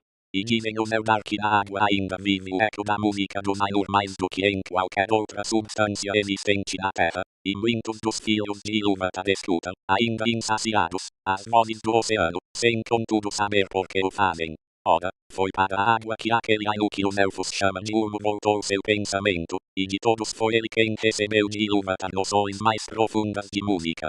Já sobre os ares e os ventos, mais havia refletido Manwë, o mais nobre dos Ainur. Sobre a textura da terra havia pensado Auli, a quem Ilúvatar concedera talentos e conhecimentos pouco inferiores aos de Melkor, mas a alegria e o prazer de Auli estão no ato de fazer e no resultado desse ato, não na posse nem em sua própria capacidade, motivo pelo qual ele dá, e não acumula, é livre de preocupações e sempre se interessa por alguma nova obra. E Ilúvatar falou a Ulmo, e disse, não vês como aqui neste pequeno reino, nas profundezas do tempo, Melkor atacou tua província? Ele ocupou o pensamento com um frio severo e implacável, mas não destruiu a beleza de tuas fontes, nem de teus lagos cristalinos. Contempla a neve, e o belo trabalho da geada. Melkor criou calores e fogo sem limites, e não conseguiu secar teu desejo nem sufocar de todo a música dos mares. Admira então a altura e a glória das nuvens, e das névoas em permanente mutação, e ouve a chuva a cair sobre a terra. E nessas nuvens, tu és levado mais para perto de Manwë, teu amigo, a quem amas. Respondeu então Ulmo, na verdade, a água tornou-se agora mais bela do que meu coração imaginava. Meu pensamento secreto não havia concebido o floco de neve, nem em toda a minha música estava contida a chuva que cai. Procurarei Manwë para que ele e eu possamos criar melodias eternamente para teu prazer. E Manwë e Ulmo se aliaram desde o início, e sob todos os aspectos serviram com a máxima fidelidade aos objetivos de Ilúvatar. Porém, no momento em que Ulmo falava, e enquanto os Ainur ainda contemplavam a visão, ela foi recolhida e permaneceu oculta. Pareceu-lhes que naquele instante eles percebiam uma nova realidade, as trevas, que eles ainda não conheciam a não ser em pensamento. Estavam, porém, apaixonados pela beleza da visão e fascinados pela evolução do mundo que nela ganhava existência, e suas mentes estavam totalmente voltadas para isso, pois a história estava incompleta, e os círculos do tempo, ainda não totalmente elaborados quando a visão foi retirada. E alguns disseram que a visão cessou antes da realização do domínio dos homens e do desaparecimento gradual dos primogênitos, motivo pelo qual, embora a música estivesse sobre todos, os Valar não viram com o dom da visão as eras posteriores ou o final do mundo. Houve então inquietação entre os Ainur, mas Ilúvatar os conclamou, e disse, conheço o desejo em suas mentes de que aquilo que viram venha na verdade a ser, não apenas no pensamento, mas como vocês são no entanto, diferente. Logo, eu digo, que essas coisas existam. E mandarei para o meio do vazio a chama imperecível, e ela estará no coração do mundo, e o mundo existirá, e aqueles de vocês que quiserem, poderão descer e entrar nele. De repente, os Ainur viram ao longe uma luz, como se fosse uma nuvem com um coração vivo de chamas, e souberam que não era apenas uma visão, mas que Ilúvatar havia criado algo novo, o mundo que é. Aconteceu, assim, de entre os Ainur alguns continuarem residindo com Ilúvatar fora dos limites do mundo, mas outros, e entre eles muitos dos mais fortes e belos, despediram-se de Ilúvatar e desceram para nele entrar. No entanto, essa condição Ilúvatar impôs, ou talvez fosse consequência necessária de seu amor, que o poder dele a partir daí fosse contido no mundo e a ele restrito, e nele permaneceria para sempre, até que ele se completasse, para que eles fossem a vida do mundo, e o mundo, a deles. E por esse motivo foram chamados de Valar, os poderes do mundo. Mas quando os Valar entraram em Ea, a princípio ficaram assustados e desnorteados, pois era como se nada ainda estivesse feito daquilo que haviam contemplado na visão. Tudo estava a ponto de começar, ainda sem forma, e a escuridão era total. pois a grande música não havia sido senão a expansão e o florescer do pensamento nas mansões eternas, sendo a visão apenas um prenúncio, mas agora eles haviam entrado no início dos tempos, e perceberam que o mundo havia sido apenas prefigurado e prenunciado, e que eles deveriam concretizá-la. Assim teve início sua enorme labuta em espaços imensos e inexplorados, e em eras incontáveis e esquecidas, até que nas profundezas do tempo e no meio das vastas mansões de Ea, veio a surgir a hora e o lugar em que foi criada a habitação dos filhos de Ilúvatar. É, nessa obra, a parte principal coube a Manwë, ao Ilumo, mas Melkor também estava ali desde o início e interferia em tudo o que era feito, transformando-o, se conseguisse, de modo que satisfizesse seus próprios desejos e objetivos, e ele acendia enormes fogueiras. E assim, quando a terra ainda era jovem e repleta de energia, Melkor a cobiçou e disse aos outros Valar, este será o meu reino, e eu o designo como meu. Manwë era, porém, irmão de Melkor na mente de Ilúvatar, e ele foi o principal instrumento do segundo tema que Ilúvatar havia criado para combater a dissonância de Melkor. E Manwë chamou a si muitos espíritos, superiores e inferiores, e eles desceram aos campos de Arda e auxiliaram Manwë, evitando que Melkor impedisse para sempre a realização de seu trabalho e que a terra murchasse antes de florescer. E Manwë disse a Melkor, este reino tu não tomarás como teu, pois muitos trabalharam aqui não menos do que tu. E houve luta entre Melkor e os outros Valar. Por algum tempo, Melkor recuou e partiu para outras regiões, e lá fez o que quis, mas não tirou de seu coração o desejo pelo reino de Arda. Então os Valar assumiram formas e matizes, atraídos para o mundo pelo amor aos filhos de Ilúvatar, por quem esperavam, adotaram formas de acordo com o estilo que haviam contemplado na visão de Ilúvatar, menos na majestade e no esplendor. Além do mais, sua forma deriva de seu conhecimento do mundo visível, em vez de derivar do mundo em si, e eles não precisam dela, a não ser apenas como as vestes que usamos. No entanto podemos estar nus sem sofrer nenhuma perda de nosso ser. Portanto, os Valar podem caminhar, se quiserem, despidos, e nesse caso nem mesmo os Eldar conseguem percebê-los com clareza, mesmo que estejam presentes. Quando os Valar desejam trajar-se, porém, costumam assumir, alguns, formas masculinas, outros, formas femininas, pois essa diferença de temperamento eles possuíam desde o início, e ela somente se manifesta na escolha de cada um, não sendo criada por essa escolha, exatamente como entre nós o masculino e o feminino podem ser revelados pelos trajes, mas não criados por eles. Mas as formas com as quais os grandes se ornamentam não são sempre semelhantes às formas dos reis e rainhas dos filhos de Ilúvatar, já que às vezes eles podem se revestir do próprio pensamento, tornado visível em formas de majestade e terror. E os Valar atraíram para si muitos companheiros, alguns menos grandiosos do que eles, outros quase tão grandiosos quanto eles. Juntos, trabalharam na organização da terra e no controle de seus tumultos. Melkor então viu o que era feito, que os Valar caminhavam sobre a terra como forças visíveis, trajados com roupas do mundo, e eram lindos e gloriosos ao olhar, além de jubilosos, e que a terra estava se tomando um jardim para seu prazer, já que seus turbilhões estavam subjugados. Cresceu-lhe então muito mais a inveja, e ele também assumiu forma visível, mas, em virtude de seu ânimo e do rancor que nele ardia, essa forma era escura terrível. E ele desceu sobre Arda com poder e majestade maiores do que os de qualquer outro Vala, como uma montanha que avança sobre o mar e tem seu topo acima das nuvens, que é revestida de gelo e coroada de fumaça e fogo, e a luz dos olhos de Melkor era como uma chama que faz murchar com seu calor e perfura com um frio mortal.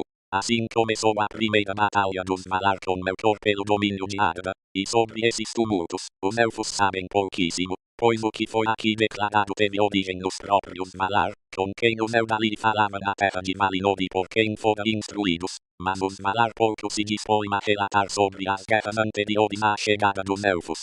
Disse, porém, entre os Eldar que os Valar sempre se esforçaram, apesar de Melkor, para governar a terra e prepará-la para a chegada dos primogênitos, e eles criaram terras, e Melkor as destruía, sulcavam vales, e Melkor os erguia, esculpia montanhas, e Melkor as derrubava, abria cavidades para os mares, e Melkor os fazia transbordar, e nada tinha paz ou se desenvolvia, pois mal os Valar começavam algum trabalho, Melkor o desfazia ou corrompia. No entanto, o trabalho deles não foi totalmente vão, e embora em tarefa ou em parte alguma sua vontade e determinação fossem perfeitamente cumpridas, e todas as coisas fossem em matriz e forma diferentes da intenção inicial dos Valar, apesar disso, lentamente, a terra foi moldada e consolidada. E assim finalmente estabeleceu-se a morada dos filhos de Ilúvatar nas profundezas do tempo e no meio das estrelas incontáveis. Valaquenta relato dos Valar e dos Maiar, segundo o conhecimento dos Eldar. No início, Edu, o único, que no idioma élfico é chamado de Ilúvatar, gerou de seu pensamento o Ainur, e eles criaram uma música magnífica diante dele. Nessa música, o mundo teve início, pois Ilúvatar tornou visível a canção do Ainur, e eles a contemplaram como uma luz das trevas. E muitos dentre eles se enamoraram de sua beleza, e também ele sua história, cujo início e evolução testemunharam como numa visão. Então, Ilúvatar deu vida a essa visão e a instalou no meio do vazio, e o fogo secreto foi enviado para que ardesse no coração do mundo, e ele se chamou Ea. Então, aqueles do Ainur que assim desejaram, levantaram-se e entraram no mundo no início dos tempos, e foi sua missão realizar esse mundo com seus esforços, concretizar a visão que havia tido. Foi longa sua labuta nas regiões de Ea, que são vastas para além do alcance de elfos e homens, até que, no momento previsto, foi criada Arda, o reino da terra. Eles então vestiram os trajes da terra, desceram até ela e a habitaram. Dos Valar. Os grandes, entre esses espíritos, os elfos denominam Valar, os poderes de Arda, e os homens com frequência os chamaram deuses. Os senhores dos Valar são 7, e as Valier, as rainhas dos Valar, são também em número de 7. Estes eram seus nomes no idioma élfico falado em Valinor, embora eles tenham outros nomes na fala dos elfos da Terra-média, e entre os homens seus nomes sejam numerosos. Os nomes dos senhores da ordem correta são Manwë, Ulmo, Auli, Odomi, Mandus, Lórien e Tulkas, e os das rainhas são Varda, Yavanna, Lienda, Este, Vaide, Vara e Nessa. Melkor não é mais incluído entre os Valar, e seu nome não é pronunciado na Terra. Manwë e Melkor eram irmãos no pensamento de Ilúvatar. O mais poderoso daqueles Ainur que vieram para o mundo foi inicialmente Melkor. Já Manwë tem a maior estima de Ilúvatar e compreende com mais clareza seus objetivos. Ele foi designado para ser, na plenitude do tempo, o primeiro de todos os reis, senhor do reino de Arda e governante de todos os que o habitam. Em Arda, seu prazer está nos ventos e nas nuvens, e em todas as regiões do ar, das alturas às profundezas, dos limites mais remotos do véu de Arda às brisas que sopram nos prados. Sulim é seu sobrenome, senhor do alento de Arda. Ele ama todas as aves velozes, de asas fortes, e elas vão e vêm, atendendo às suas ordens. Com Manwë mora Varda, senhora das estrelas, que conhece todas as regiões de Ea. Sua beleza é por demais majestosa para ser descrita nas palavras de homens ou elfos, pois a luz de Ilúvatar ainda vive em seu semblante. Na luz estão seu poder e sua alegria. Das profundezas de Ea, veio ela em auxílio a Manwë, pois conhecia Melkor antes do início da música e o rejeitava, e ele a odiava e temia mais do que qualquer outro ser criado por Edu. Manwë e Varda raramente se separam, e permanecem em Valinor. Suas moradas são acima das neves eternas, em Olossi, a torre suprema da Taniquetil, a mais alta de todas as montanhas da face da terra.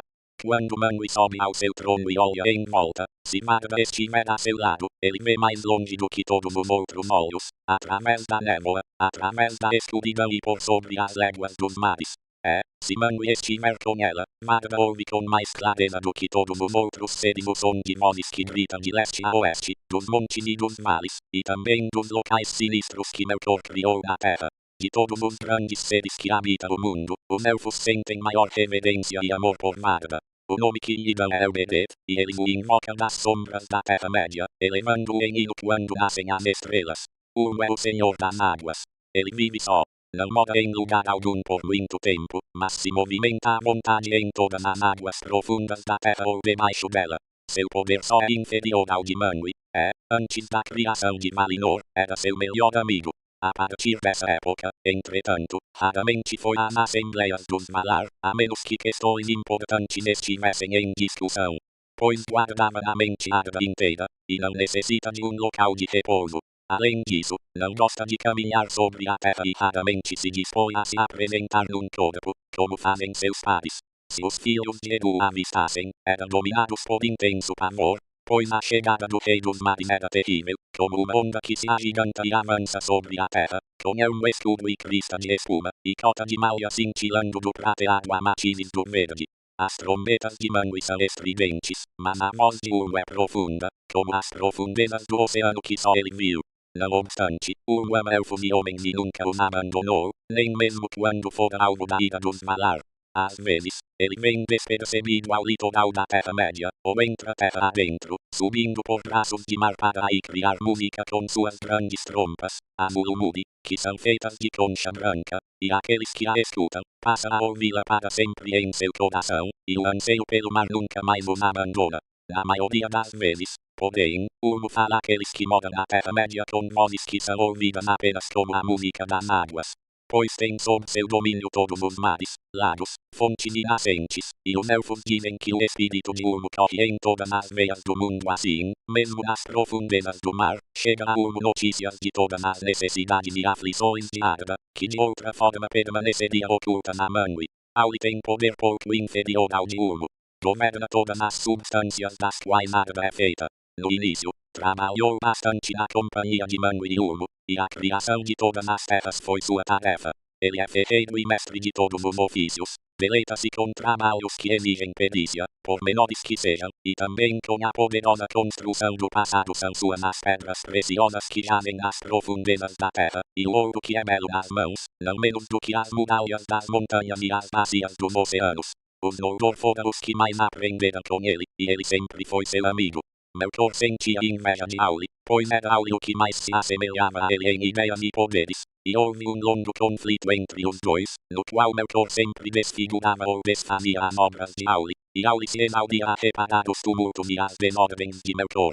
Os dois também desejavam criar coisas que fossem suas, novas e ainda não imaginadas pelos outros, e gostavam de ter sua habilidade elogiada. Auli, porém, mantinha-se fiel a Edu e submetia tudo o que fazia à sua vontade, e não invejava os feitos dos outros, mas procurava conselhos e os dava. Ao passo que Melkor dissipava seu espírito em inveja e ódio, até que afinal não fazia mais outra coisa a não ser ridicularizar o pensamento de terceiros, e destruiria todas as obras alheias se pudesse.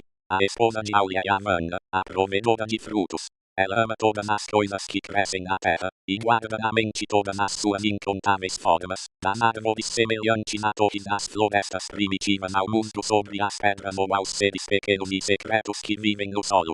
Em reverência, Yavanna vem logo após Varda entre as rainhas dos Valar. Na forma de mulher, ela é alta e se traja de verde, mas às vezes assume outras formas. A quem a tenha visto em pé como uma árvore sob o firmamento, coroada pelo sol, de todos os seus galhos, derramava-se um orvalho dourado sobre a terra estéril, que se tornava verdejante como o trigo, mas as raízes das árvores estavam nas águas de Urmo, e os ventos de Manwë falavam às suas folhas. Kementari, rainha da terra, é seu sobrenome na língua Eldarin. Os Feanturi, senhores dos espíritos, são irmãos, e são geralmente chamados de Mandos e Lórien.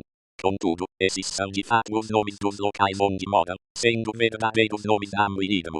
Namo, o mais velho, mora em Mandos, que fica a oeste, em Valinor. Ele é o guardião das casas dos mortos, e o que convoca os espíritos dos que foram assassinados. Nunca se esquece de nada, e conhece todas as coisas que estão por vir, à exceção daquelas que ainda se encontram no arbítrio de Ilúvatar. Ele é o oráculo dos Valar, mas pronuncia seus presságios e suas sentenças apenas em obediência a Manwë. Vaide, a tecelã, é sua esposa, e tece em suas telas, repletas de histórias, todas as coisas que um dia existiram no tempo, e as moradas de Mandos, que sempre se ampliam com o passar das eras, estão revestidas dessas telas. Idmo, o mais novo, é o senhor das visões e dos sonhos. Em Lórien estão seus jardins da terra dos Valar, repletos de espíritos, são os mais belos locais do mundo. Este, a suave, curadora de ferimentos e da fadiga, é sua esposa. Cinzentos são seus trajes, e o repouso é seu dom. Ela não se movimenta de dia, mas dorme numa ilha no lado sombreado de árvores de Lórien. Nas fontes de Idmo e Este, todos os que moram em Valinor revigoram suas forças, e com frequência os Valar vêm eles próprios a Lórien para ali encontrar repouso e alívio dos encargos de Arda. Mais poderosa do que Este é Nienna, irmã dos Feanturi, que vive sozinha. Ela conhece a dor da perda e pranteia todos os ferimentos que Arda sofreu pelos estragos provocados por Melkor. Tão imensa era sua tristeza, à medida que a música se desenvolvia, que seu canto se transformou em lamento bem antes do final, e o som do lamento mesclou-se aos temas do mundo antes que ele começasse. Não chora, porém, por si mesma, e quem escutar o que ela diz, aprende a compaixão e a persistência na esperança. Sua morada fica a oeste do oeste, nos limites do mundo, e ela raramente vem à cidade de Valimar, onde tudo é alegria. Prefere visitar a morada de Mandos, que fica mais perto da sua, e todos os que esperam em Mandos clamam por ela, pois ela traz força ao espírito e transforma a tristeza em sabedoria. As janelas de sua casa olham para fora das muralhas do mundo. O maior na força e nos atas de bravura é Tulkas, cujo sobrenome é Astaldo, o valente. Chegou a Arda por último, para auxiliar os Valar nas primeiras batalhas contra Melkor. Aprecia a luta corpo a corpo e as competições de força, não cavalga nenhum corcel, pois supera em velocidade todas as criaturas providas de patas, além de ser incansável. Seu cabelo e sua barba são dourados, e sua pele, dourada. Suas armas são suas mãos. Presta pouca atenção ao passado ou ao futuro, e não tem serventia como conselheiro, mas é um amigo destemido. Sua esposa é Nessa, a irmã de Odomi, e também ela é ágil e veloz. Ama os servos, e eles acompanham seus passos onde quer que ela vá aos bosques, mas ela corre mais do que eles, célere como uma flecha com o vento nos cabelos. Adora dançar, e dança em Valimar em gramados eternamente verdes. Odomi é um senhor poderoso. Embora seja menos forte do que Tulkas, é mais temível em sua ira, ao passo que Tulkas sempre ri, tanto na luta por esporte quanto na guerra. Mesmo diante de Melkor, ele riu em batalhas ocorridas antes do nascimento dos elfos. Odomi amava as terras da Terra-média e as deixou a contragosto, sendo o último a chegar a Valinor. Muitas vezes, no passado, atravessava as montanhas de volta para o leste e retornava com suas hostes para os montes e as planícies. É caçador de monstros e feras cruéis e adora cavalos e cães de caça, ama todas as árvores, motivo pelo qual é chamado de Aldadon pelos Sindar, Taldon, o senhor das florestas. Naar é o nome de seu cavalo, branco à luz do sol e prateado à noite. Valadon é o nome da sua enorme trompa, cujo som se assemelha ao nascer do sol escarlate, ou ao puro relâmpago que divide as nuvens. Mais alto que todas as trompas de suas hostes, ela era ouvida nos bosques que a Amanda fez surgir em Valinor, pois ali Odomi treinava sua gente e seus animais para perseguir as criaturas perversas de Melkor. A esposa de Odomi é Mara, a sempre jovem, irmã mais nova de Amanda. Todas as flores brotam à sua passagem e se abrem se ela as contemplar de relance, e todos os pássaros cantam à sua chegada. São esses os nomes dos Valar e das Valier, e aqui se descreve por alto sua aparência, como os Eldados viram em Aman. Mas, por mais belas e nobres que fossem as formas dos filhos de Ilúvatar, elas não passavam de um véu a encobrir sua beleza e seu poder. Se pouco se diz aqui de tudo o que os Eldar soubera outrora, isso não é nada em comparação com seu verdadeiro ser, que remonta a regiões e eras muito além do alcance de nossa mente. Entre eles, 9 gozavam de maior poder e reverência, mas um foi excluído do grupo e 8 permanecem, os Adatar, os seres superiores de Arda. Manwë e Varda, Ulmo, Yamanna e Auli, Mandos, Lienda e Odomi. Embora Manwë seja seu rei e tenha a lealdade de todos sob as ordens de Edu, em majestade eles são semelhantes, ultrapassando de longe todos os outros, seja Valar, seja Maiar, seja de qualquer outra ordem que Ilúvatar tenha enviado para Ea. Dos Maiar. Com os Valar vieram outros espíritos cuja existência também começou antes do mundo, e da mesma ordem dos Valar, mas de grau inferior. São os Maiar, o povo dos Valar, seus criados e auxiliares. Seu número não é conhecido entre os elfos, e poucos têm nome em qualquer dos idiomas dos filhos de Ilúvatar. Pois, embora seja diferente em Aman, na Terra-média os Maiar raramente apareceram em forma visível a elfos e homens. Importantíssimos entre os Maiar de Valinor, cujos nomes são lembrados nas histórias dos tempos antigos, são Ilmari, a criada de Varda, e Eonwë, o porta-estandarte e arauto de Manwë, cujo poder em armas ninguém supera em Arda. Porém, de todos os Maiar, Ossi e Uinen são os mais conhecidos dos filhos de Ilúvatar. Ossi é vassalo de Ulmo e é o senhor dos mares que banha as praias da Terra-média. Ele não mergulha nas profundezas, mas ama as costas e ilhas, e se deleita com os ventos de Manwë. Pois, com a tempestade ele se delicia e ri em meio ao bramir das ondas. Sua esposa é Uinen, a senhora dos mares, cuja cabeleira se espalha por todas as águas sob os céus. Ela ama todas as criaturas que habitam as correntes salgadas e todas as algas que ali se desenvolvem. Por ela clamam os marinheiros, pois Uinen pode impor a calma às ondas, restringindo a ferocidade de Ossi. Os Númenóreanos viveram muito tempo sob sua proteção e sentiam por ela reverência igual à que dedicavam aos Valar. Melkor odiava o mar, já que não conseguia dominá-lo.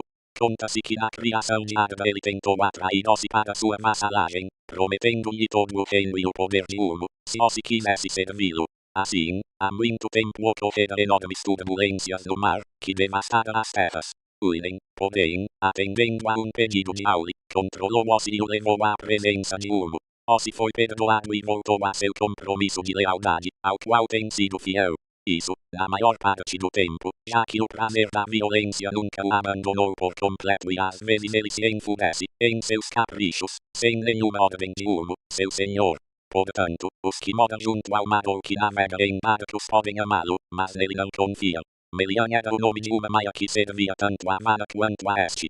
Morou muito tempo em Lórien, cuidando das árvores que florescem nos jardins de Idmo, antes de vir para a Terra-média. Rouxinóis cantava à sua volta onde quer que ela fosse. O mais sábio dos Maiar era o Lodin. Ele também mora em Lórien, mas sua natureza o levava com frequência à casa de Lienda, e com ela aprendeu a compaixão e a paciência. De Melian muito se fala no Quenta Silmarillion. Já de Olodin essa história não fala, pois embora ele amasse os elfos, caminhava invisível em seu meio ou na forma de um deles, e eles não sabiam de onde vinham as belas visões ou as sugestões de sabedoria que ele instilava em seus corações. Em tempos mais recentes, foi amigo de todos os filhos de Ilúvatar e se compadeceu de suas tristezas, e aqueles que o escutavam despertavam do desespero e abandonavam as fantasias sinistras dos inimigos. Em último lugar está o nome de Melkor, aquele que se levanta poderoso. A esse nome, porém, ele renunciou. E os Noldor, entre os elfos os que mais sofreram com sua perversidade, se recusam a pronunciá-lo e o chamam de Morgoth, o sinistro inimigo do mundo. Grande poder lhe foi concedido por Ilúvatar, e ele era contemporâneo de Manwë. Dispunha dos poderes e conhecimentos de todos os outros Valar, mas os desviava para objetivos perversos e desperdiçava sua força em violência e tirania. Pois cobiçava Arda e tudo o que nela existia, desejando a realeza de Manwë e o domínio sobre os reinos de seus pares. Do esplendor, por arrogância, caiu no desdém por tudo o que não fosse ele mesmo, um espírito devastador e impiedoso. O entendimento ele transformou em sutileza, em perverter à própria vontade tudo o que quisesse usar, e acabou se tornando um mentiroso contumaz. Começou desejando a luz, mas, quando viu que não podia possuí-la só para si, desceu através do fogo e da ira, em enormes lamaderas, até as trevas. E as trevas recorreu principalmente em seus atos malignos em Arda e encheu-as de temor por todas as criaturas vivas. Contudo, tão extraordinário era o poder de sua rebelião, que, em eras esquecidas, combateu Manwë e todos os Valar, e durante longos anos em Arda manteve a maior parte dos territórios da terra sob seu domínio. Mas não estava sozinho, pois, dos Maiar, muitos foram atraídos por seu esplendor em seus dias de majestade, permanecendo fiéis a ele em seu mergulho nas trevas. E outros ele corrompeu mais tarde, atraindo-os para si com mentiras e presentes traiçoeiros. Horrendos entre esses espíritos eram os Valar-Alcar, os flagelos de fogo que na Terra-média eram chamados de Balrogs, demônios do terror. Entre seus servos que possuem nomes, o maior era aquele espírito que os Eldar chamavam de Sauron, ou Lothar, o Cruel. No início, ele pertencia aos Maiar de Auli e continuou poderoso na tradição daquele povo. Em todos os atos de Melkor, o Morgoth, em Arda, em seus imensos trabalhos e nas trapaças originadas por sua astúcia, Sauron teve participação, e era menos maligno do que seu senhor somente porque por muito tempo serviu a outro, e não a si mesmo. No entanto, nos anos posteriores, ele se elevou como uma sombra de Morgoth e como um espectro de seu rancor, e o acompanhou no mesmo caminho desastroso de descida ao vazio. Aqui termina o Valaquenta. Quenta Silmarillion, a história das Silmarils. Capítulo I, do início dos tempos. Diz-se entre os sábios que a primeira guerra começou antes que Arda estivesse totalmente formada, e antes mesmo que qualquer criatura crescesse ou caminhasse sobre a terra, e por muito tempo Melkor prevaleceu. Entretanto, no meio da guerra, ao ouvir no distante firmamento que havia batalha no pequeno reino, um espírito de enorme força e resistência veio em auxílio dos Valar, e Arda se encheu com o som de seu riso. Assim veio Tulkas, o forte, cuja ira circula como um vento poderoso, afastando a nuvem e a escuridão à sua frente. E Melkor fugiu de sua fúria e de suas risadas, abandonando Arda, e a paz reinou por uma longa era. e Tulkas permaneceu, tomando-se dos malar do reino de Arda, mas Melkor remoia pensamentos das trevas distantes, e dirigiu seu ódio a Tulkas para todo o sempre. Naquele período, os malar trouxeram ordem aos mares, terras e montanhas, e Amanda finalmente plantou as sementes que havia muito imaginada. Como houvesse necessidade de luz, já que os fogos estavam dominados ou enterrados sob as colinas primitivas, Auli, a pedido de Amanda, criou 2 lamparinas poderosas para iluminar a Terra-média, construída por ele entre os mares circundantes. Então Varda encheu as lamparinas, e Manwë as consagrou, e os malar as puseram em cima de colunas altíssimas, mais elevadas do que qualquer das montanhas mais recentes. Ergueram uma lamparina junto ao norte da Terra-média, e ela se chamou Iluin, e a outra foi erguida no sul, e foi chamada Ormal, e a luz das lamparinas dos malar se derramou por toda a terra, iluminando tudo como se fosse sempre dia. Então, as sementes que Amanda havia plantado logo começaram a brotar e a se desenvolver, e surgiu uma infinidade de seres em crescimento, grandes e pequenos, musgos, capins e enormes samambaias, e árvores cujas copas eram coroadas de nuvens, como montanhas vivas, mas cujos pés ficavam envoltos numa penumbra verde. E surgiram feras que habitavam as pradarias, os rios e os lagos, ou caminhavam nas sombras dos bosques. Ainda não surgira nenhuma flor, nem cantara pássaro algum, pois esses seres esperavam sua vez no ventre de Amanda, mas havia abundância do que ela imaginara, e nenhum lugar era mais rico do que as partes mais centrais da terra, onde a luz das 2 lamparinas se encontrava e se fundia. E ali, na ilha de Almaren, no grande lago, foi a primeira morada dos malar quando tudo era novo, e o verde recém-criado ainda era uma maravilha aos olhos dos criadores.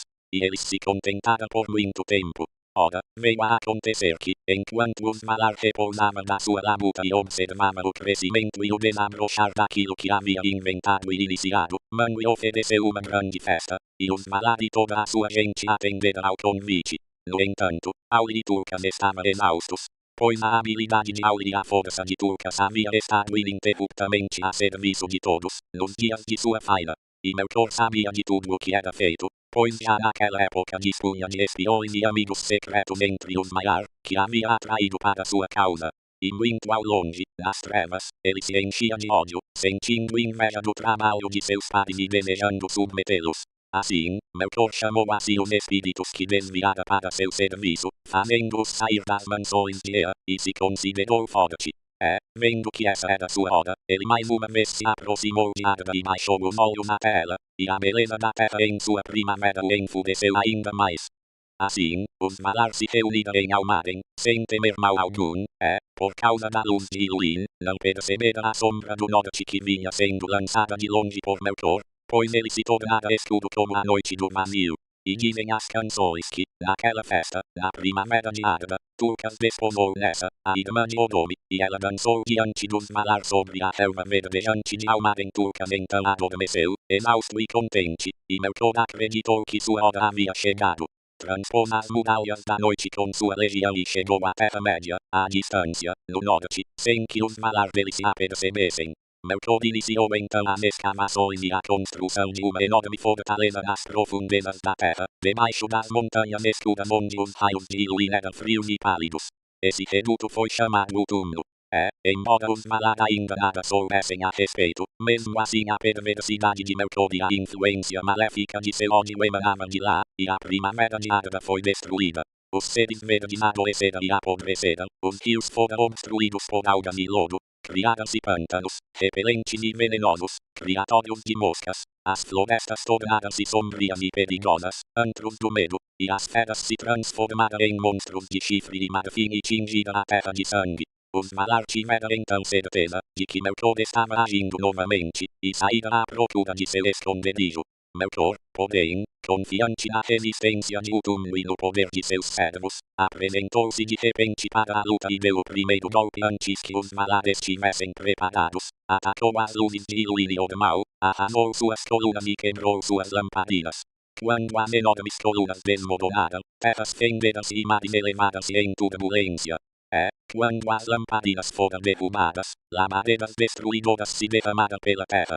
E a forma de Arda, além da simetria de suas águas e de suas terras, foi desfigurada naquele momento, de modo tal que os primeiros projetos dos malar nunca mais foram restaurados. Em meio à confusão e às trevas, Melkor conseguiu escapar, embora o medo se abatesse sobre ele. Pois, mais alto que o bramido dos mares, ele ouvia a voz de Manwë como um vento fortíssimo, e a terra tremia sob os pés de Tulkas. Chegou, porém, ao túmulo antes que Tulkas conseguisse alcançá-lo, e ali permaneceu escondido. E os Valar não puderam então derrotá-lo, já que a maior parte de sua força era necessária para controlar as turbulências da terra e salvar da destruição tudo o que pudesse ser salvo de sua obra.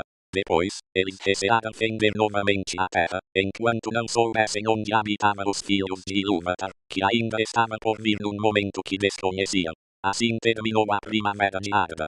A morada do Valar em Almaren foi totalmente destruída, e eles não tinham nenhum local de pouso na face da terra. Por esse motivo partiram da Terra-média e foram para a terra de Aman, a mais ocidental de todas, junto aos limites do mundo, pois seu litoral oeste dá para o Mar de Fora, que é chamado pelos elfos de Ekaya e circunda o reino de Arda. A extensão desse mar ninguém conhece a não ser os Valar, para além dele, fica as Muralhas da Noite. Já a costa leste de Aman era o limite mais distante de Belegaer, o grande mar do oeste. Como Melkor estava de volta à Terra-média e eles ainda não tinham como derrotá-la, os Valar fortificaram sua morada junto ao litoral, ergueram Aspelod, as montanhas de Aman, as mais altas de toda a terra. E acima de todas as montanhas da Aspelod elevava-se aquela em cujo pico Manwë instalou seu trono. Taniquetil é como os elfos chamam essa montanha sagrada, e Oiolossi, brancura eterna, e Elehina, coroada de estrelas, e muitos outros nomes. Já os Sindar a mencionavam, em sua língua mais recente, como Amonuilos. De seu palácio no cume da Taniquetil, Manwë e Varda conseguiam descortinar a terra inteira, até mesmo as maiores distâncias a leste. Por trás das muralhas da Aspelod, os Valar estabeleceram seu domínio na região chamada Valinor, e ali ficavam suas casas, seus jardins e suas torres. Nesse território seguro, os Valar acumularam enorme quantidade de luz e tudo de mais belo que fora salvo da destruição.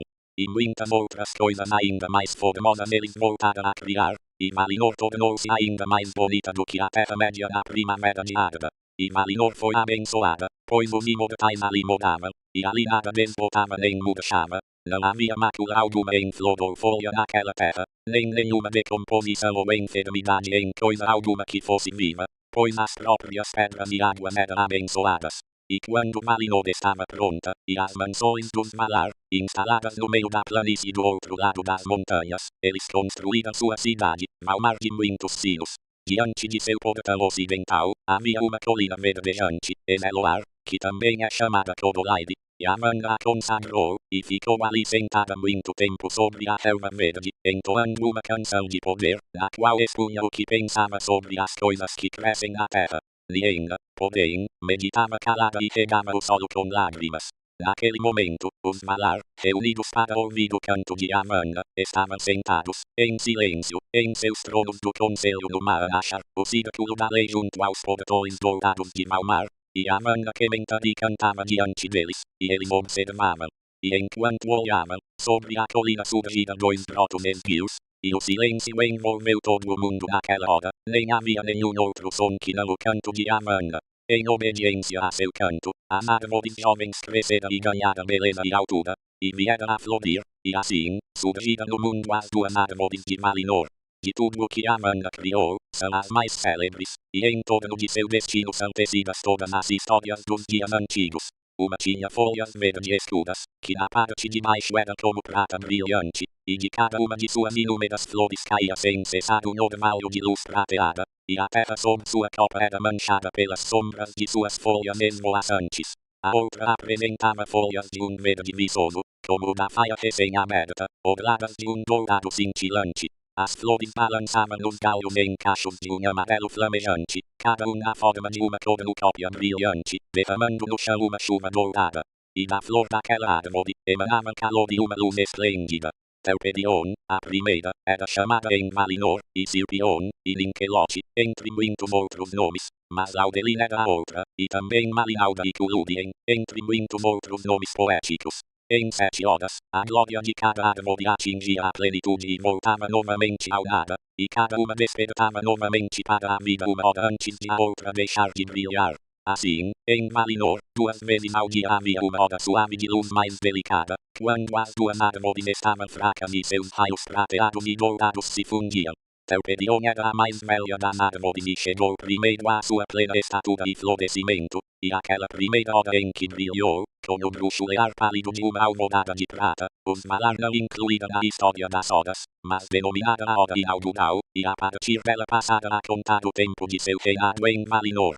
Portanto, à 6ª hora do primeiro dia, e de todos os dias jubilosos que se seguiram, até o ocaso de Valinor, Telperion interrompia sua vez de florir, e na 12ª hora, era Laudelin que o fazia. E cada dia dos Valar em Aman continha 12 horas e terminava com a segunda fusão das luzes, na qual Laudelin empalidecia, e Telperion se fortalecia.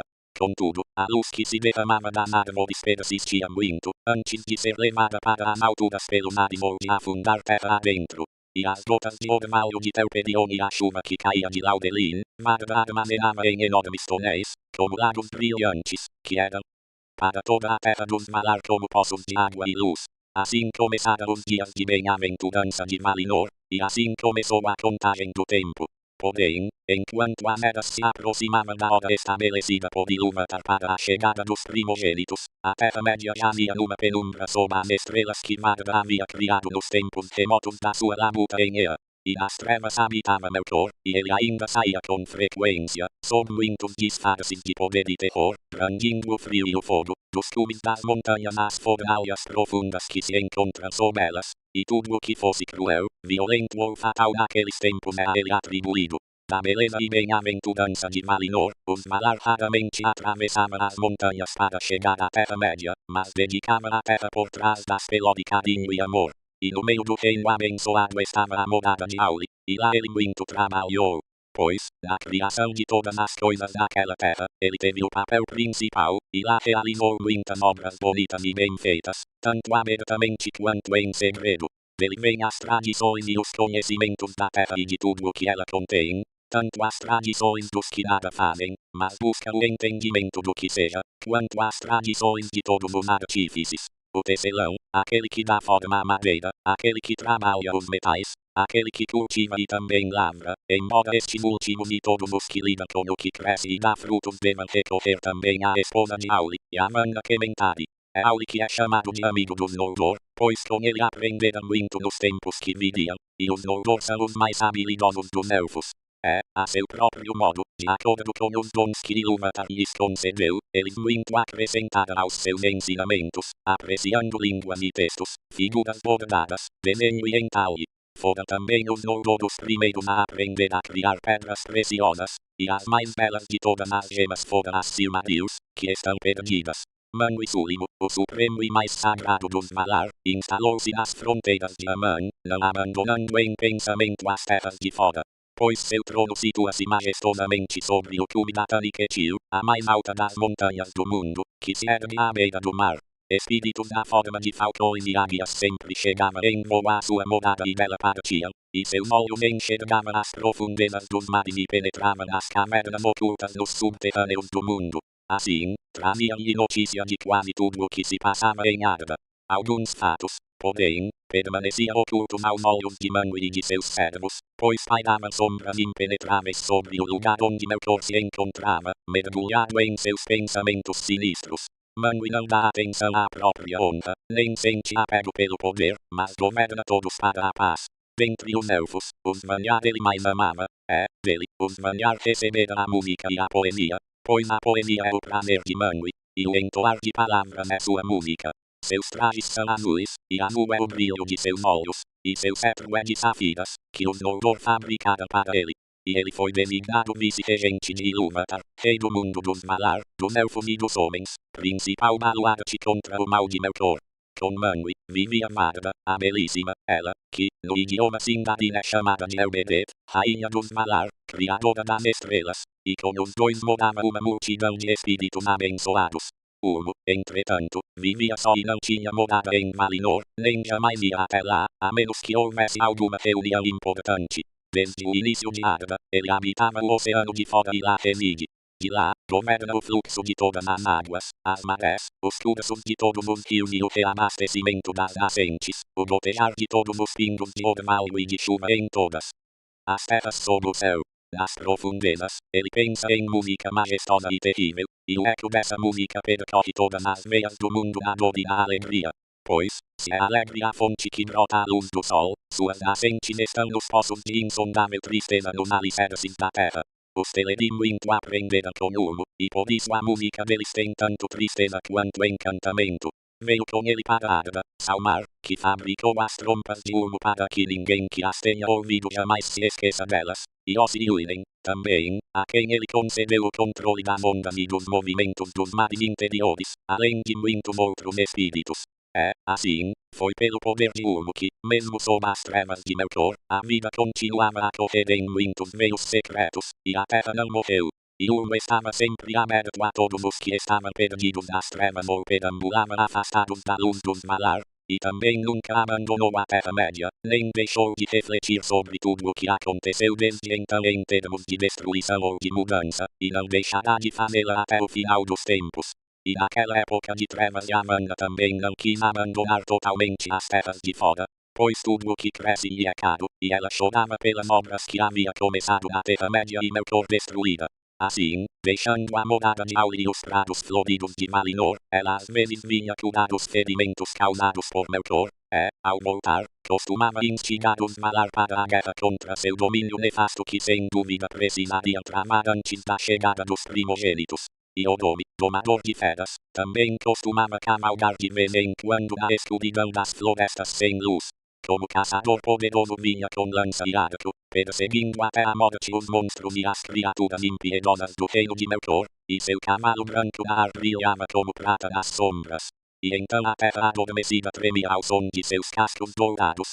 No crepúsculo do mundo, Odome costumava fazer soar a Maladoma, sua grande trompa, pelas planícies de Arda. Nesse momento, as montanhas reverberavam o som, as sombras do mal fugiam, e o próprio Melkor tremia em o túmulo, prevendo a ira que estava por vir.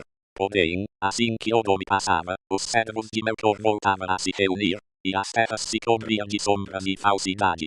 Agora já se disse tudo o que estava relacionado à natureza da terra e seus governantes no início dos tempos, e antes que o mundo se tornasse tal como os filhos de Ilúvatar o conheceram. Pois elfos e homens são os filhos de Ilúvatar, como os Ainur não entendessem plenamente o tema através do qual os filhos entraram na música, nenhum Ainur ousou acrescentar nada de seu próprio alvitre.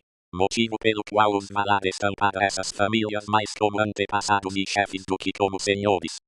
Se algum dia no seu trato com elfos e homens, os Ainur tentaram forçá-los quando eles não queriam ser orientados, raramente o resultado foi bom, por melhor que fossem as intenções. As relações dos Ainur na realidade se deram principalmente com os elfos, pois Ilúvatar os fez mais parecidos com os Ainur, embora inferiores em poder e em estatura, enquanto aos homens conferiu dons estranhos. Pois se diz que, depois da partida dos Valar, houve silêncio, por uma eternidade, Ilúvatar permaneceu sentado, meditando.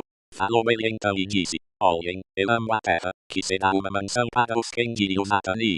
Mas os Kengi serão as mais belas criaturas da terra, e irão ter, conceber e produzir maior beleza do que todos os meus filhos, e terão a maior felicidade neste mundo. Já ao Natani concederei um novo dom ele, assim, determinou que os corações dos homens sempre buscassem algo fora do mundo e que nele não encontrassem descanso, mas que tivessem capacidade de moldar sua vida, em meio aos poderes e aos acasos do mundo, fora do alcance da música dos Ainur, que é como que o destino de todas as outras coisas, e por meio de sua atuação tudo deveria, em forma e de fato, ser completado, e o mundo seria concluído até o último e mais ínfimo detalhe. Ilúvatar sabia, porém, que os homens, colocados em meio ao torvelinho dos poderes do mundo, se afastariam com frequência do caminho e não usariam seus dons em harmonia, e disse: esses também, no seu tempo, descobrirão que tudo o que fazem resulta no final em glória para minha obra. Contudo, os elfos acreditam que os homens costumam ser motivo de tristeza para Manwë, que conhece a maior parte da mente de Ilúvatar. Na opinião dos elfos, os homens são mais parecidos com Melkor do que com qualquer outro Ainur, embora Melkor sempre os tenha temido e odiado, mesmo aqueles que lhe prestaram serviços. Inclui-se, nesse dom de liberdade, que os filhos dos homens permaneçam vivos por um curto intervalo no mundo, não sendo presos a ele, e partam logo, para onde, os elfos não sabem. Ao passo que os elfos ficam até o final dos tempos, e seu amor pela terra e por todo o mundo é mais exclusivo e intenso por esse motivo com o passar dos anos, cada vez mais cheio de tristezas.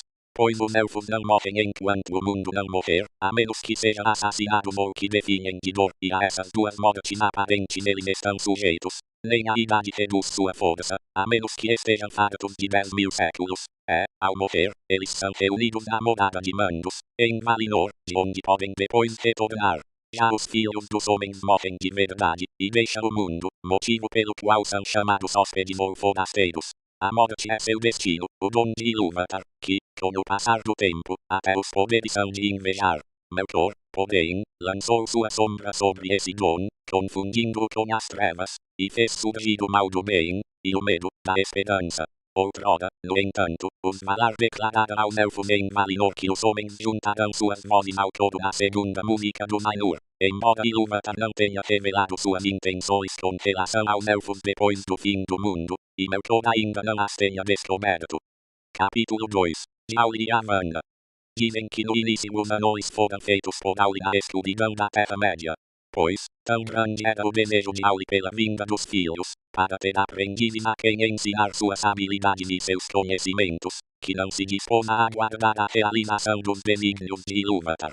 E Auli criou os anões, exatamente como ainda são, porque as formas dos filhos que estavam por vir não estavam nítidas em sua mente como o poder de Melkor ainda dominasse a terra, desejou que eles fossem fortes e obstinados.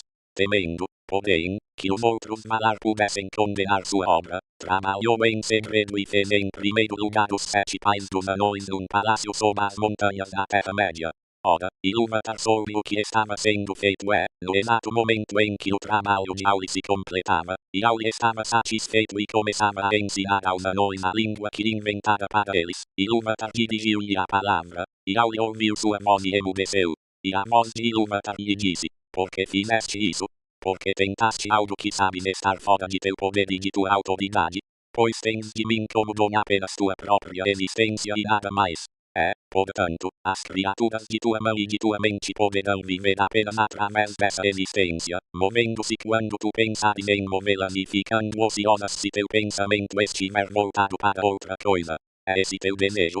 Não desejei tamanha ascendência, respondeu Auli. Desejei seres diferentes de mim, que eu pudesse amar e ensinar, para que também eles percebessem a beleza de Ea, que tu fizeste surgir. Pois me pareceu que há muito espaço em Arda para vários seres que poderiam nele deleitar-se. No entanto, em sua maior parte ela ainda está vazia e muda. Na minha impaciência, cometi essa loucura. Contudo, a vontade de fazer coisas está em meu coração porque eu mesmo fui feito por ti. E a criança de pouco entendimento, que graceja com os atos de seu pai, pode estar fazendo isso sem nenhuma intenção de zombaria, apenas por ser filho dele. E agora, o que posso fazer para que não te zangues comigo para sempre? Como um filho ao pai, ofereço-te essas criaturas, obra das mãos que criaste. Faze com elas o que quiseres. Mas não seria melhor eu mesmo destruir o produto de minha presunção? E Auli apanhou um enorme martelo para esmagar os anões, e chorou. Mas Ilúvatar apiedou-se de Auli e de seu desejo, em virtude de sua humildade. E os anões se encolheram diante do martelo e sentiram medo, baixaram a cabeça e imploraram clemência. E a voz de Ilúvatar disse a Auli: Tua oferta aceitei enquanto ela estava sendo feita. Não percebes que essas criaturas têm agora vida própria e falam com suas próprias vozes? Não fosse assim, e elas não teriam procurado fugir ao golpe nem a nenhum comando de tua vontade. Largou, então, Auli o martelo feliz, agradeceu a Ilúvatar, dizendo: Que Edu abençoe meu trabalho e o corrija. Ilúvatar voltou a falar, entretanto, e disse: Exatamente como dei existência aos pensamentos do Ainur no início do mundo, agora adotei teu desejo e lhe atribuí um lugar no mundo, mas de nenhum outro modo corrigirei tua obra.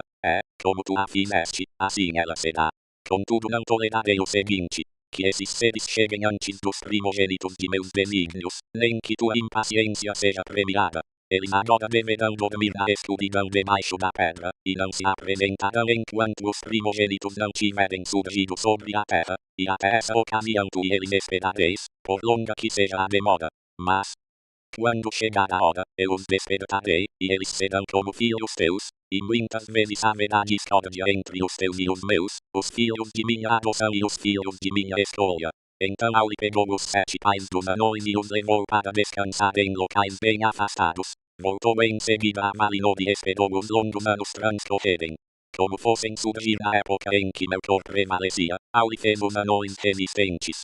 Por isso, eles são duros como a pedra, teimosos, firmes na amizade e na inimizade, e conseguem suportar fadiga, fome e ferimentos com mais bravura do que todos os outros povos que falam, e vivem muito, bem mais do que os homens, embora não para sempre. Antigamente, dizia-se entre os elfos da Terra-média que os anões, ao morrer, voltavam para a terra e a pedra da qual eram feitos. No entanto, não é essa a crença entre eles próprios. Pois dizem que Auli, o Criador, que chama de Maal, gosta deles e os acolhe em mandos em palácios separados, e que ele declarou a seus antigos pais que Ilúvatar os abençoará e lhes dará um lugar entre os filhos no final. Então, seu papel será servir a Auli e auxiliá-la na reconstrução de Arda depois da última batalha. Dizem também que os 7 pais dos anões voltam a viver em seus próprios parentes e a usar de novo seus nomes ancestrais, dos quais Durin foi o mais célebre em épocas posteriores, pai daquela família mais simpática aos elfos, cujas mansões ficavam em Khazad-dûm. Ora, quando estava trabalhando na criação dos anões, Auli manteve sua obra oculta dos outros Valar, mas acabou revelando seu segredo a Yamanna e lhe contou tudo o que havia acontecido. Disse-lhe então Yamanna: Edu é misericordioso. Agora vejo que teu coração se alegra, como de fato pode, pois recebeste não só perdão, mas generosidade. Mas como escondeste essa ideia de mim até sua realização, teus filhos terão pouco amor pelas coisas que amo. Eles amarão acima de tudo o que fizerem com as próprias mãos, como seu pai. Escavarão a terra, e não darão atenção ao que cresce e vive sobre ela. Muitas árvores sentirão o golpe de seu machado impiedoso. Auli, contudo, respondeu: Isso também valerá para os filhos de Ilúvatar, pois eles irão comer e construir. E por mais que os seres de teu reino tenham valor, e continuassem tendo mesmo que nenhum filho estivesse por vir, ainda assim Edu lhes dará primazia, e eles usarão tudo o que encontrarem em Arda, embora, pelo benigno de Edu, não sem respeito ou gratidão. Não, se Melkor toldar seus corações, respondeu Yamanna. E não se tranquilizou, mas sofreu no íntimo, temendo o que poderia ocorrer na Terra-média em dias futuros. Assim, ela se apresentou diante de Manwë e não revelou sua conversa com Auli, mas disse: Rei de Arda, é verdade, como Auli me disse, que os filhos, quando vierem, dominarão todo o fruto de meu trabalho, com o direito de fazer dele o que quiserem. É verdade, respondeu Manwë. Mas por que perguntas, se não necessitas em nada dos ensinamentos de Auli? Calou-se então Yamanna, para examinar seus próprios pensamentos. E respondeu: Porque meu coração está apreensivo, pensando nos dias que virão. Todas as minhas obras me são caras. Não basta que Melkor já tenha destruído tantas. Será que nada do que inventei ficará livre do domínio alheio? Pela tua vontade, o que preservarias? Perguntou Manwë de todo o teu reino, o que te é mais caro? Tudo tem seu valor, e cada um contribui para o valor dos outros. Mas os Kelmar podem fugir ou se defender, ao passo que os Olmar que crescem, não. E entre estes, prezo mais as árvores. Embora de crescimento demorado, veloz é sua derrubada, a menos que paguem o imposto dos frutos dos galhos, pouca tristeza desperta quando morrem. É assim que vejo no meu pensamento. Quisera que as árvores falassem em defesa de todos os seres que têm raízes, e castigassem aqueles que lhes fizessem mal. Estranho esse seu pensamento, disse Manwë. No entanto ele estava na música, disse Yamanna. Pois, enquanto estavas nos céus e com Ulmo criavas as nuvens e derramavas as chuvas, ele erguia os galhos das grandes árvores para recebê-las, e algumas cantara a Ilúvatar em meio ao vento e à chuva. Calou-se então Manwë, e o pensamento de Yamanna, que ela havia instilado em seu coração, cresceu e se desenvolveu, e foi visto por Ilúvatar. Pareceu, então, a Manwë que a música se erguia de novo a seu redor, e ele agora percebia nela muitas coisas, as quais, embora já as tivesse ouvido, não prestara atenção. E afinal a visão reapareceu, mas não estava mais afastada, pois ele próprio se encontrava dentro dela. Contudo via que tudo era sustentado pela mão de Ilúvatar, e a mão penetrava na visão e dela surgiam muitas maravilhas que até então estavam ocultas a seus olhos, nos corações dos Ainur. Despertou então Manwë, desceu até a manga da colina e Eloá e sentou-se a seu lado, à sombra das duas árvores.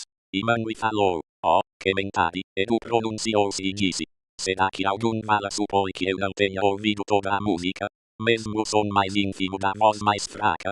Veja quando os filhos despertarem, o pensamento de Amanda também despertará, e ele convocará espíritos de muito longe, que irão se misturar aos que e ao mar, e alguns ali residirão e serão reverenciados, e sua justa ira será temida. Por algum tempo, enquanto os primogênitos estiverem no apogeu, e os segundos forem jovens. Não te lembras agora, que mentade, que teu pensamento cantava, nem sempre sozinho, que teu pensamento e o meu tampouco se encontravam, de modo que nós dois alçávamos voo juntos como grandes aves que sobem acima das nuvens. Isso também irá se passar pela intenção de Ilúvatar, antes que os filhos despertem, as águias dos senhores do oeste surgirão com asas como o vento. Alegrou-se então Amanda, e ela se levantou, com os braços esticados para os céus, e disse, crescerão muito as árvores de Kementari para que as águias do rei possam habitar suas copas. Manwë, entretanto, também ergueu-se, e ele parecia tão alto, que sua voz descia até Amanda como se viesse dos caminhos dos ventos. Não, Amanda, apenas as árvores de Auli terão altura suficiente. As águias habitarão as montanhas e ouvirão as vozes daqueles que clamam por nós. Mas das florestas caminharão os pastores das árvores. Manwë e Amanda então se despediram, e Amanda voltou a Auli, e ele estava em sua oficina de ferreiro, derramando metal derretido numa forma. Edu é generoso, disse ela, mas teus filhos que se cuidem. Pois caminhará pelas florestas uma força, cuja ira eles despertarão por seu próprio risco. Mesmo assim, eles precisarão de madeira, disse Auli, e continuou seu trabalho de ferreiro. Capítulo 3. Da chegada dos elfos e do cativeiro de Melkor durante longas eras, os Valar viveram em bem-aventurança, à luz das árvores por trás das montanhas de Aman, mas toda a Terra-média jazia em penumbra, à luz das estrelas. Enquanto as lamparinas brilhavam, ali tivera início um crescimento que agora estava interrompido porque tudo voltara à escuridão. No entanto, os seres vivos mais antigos já haviam surgido. Nos mares, as grandes algas, na terra, a sombra de árvores imensas, nos vales dos montes, envoltos no manto da noite, havia criaturas sinistras, velhas e fortes. A essas terras e florestas, raramente vinha os Valar, à exceção de Amanda e Odomi. E Amanda costumava caminhar ali nas sombras, lamentando o desenvolvimento e a promessa da primavera de Arda estarem suspensos. E ela lançou um sono sobre muitos seres que haviam surgido na primavera, para que não envelhecessem, mas esperassem para despertar numa hora que ainda viria. No norte, porém, Melkor aumentava suas forças e não dormia, mas vigiava e trabalhava. Os seres nefastos que ele havia pervertido andavam à solta, e os bosques escuros e sonolentos eram assombrados por monstros e formas pavorosas. Em último, reuniu ele ao seu redor seus demônios, aqueles espíritos que primeiro lhe haviam sido leais nos seus dias de esplendor e se tornado mais parecidos com ele em sua depravação. Seus corações eram de fogo, mas eles se ocultavam nas trevas, e o terror ia à sua frente, com seus açoites de chamas. Balrogs foram eles chamados da Terra-média em tempos mais recentes.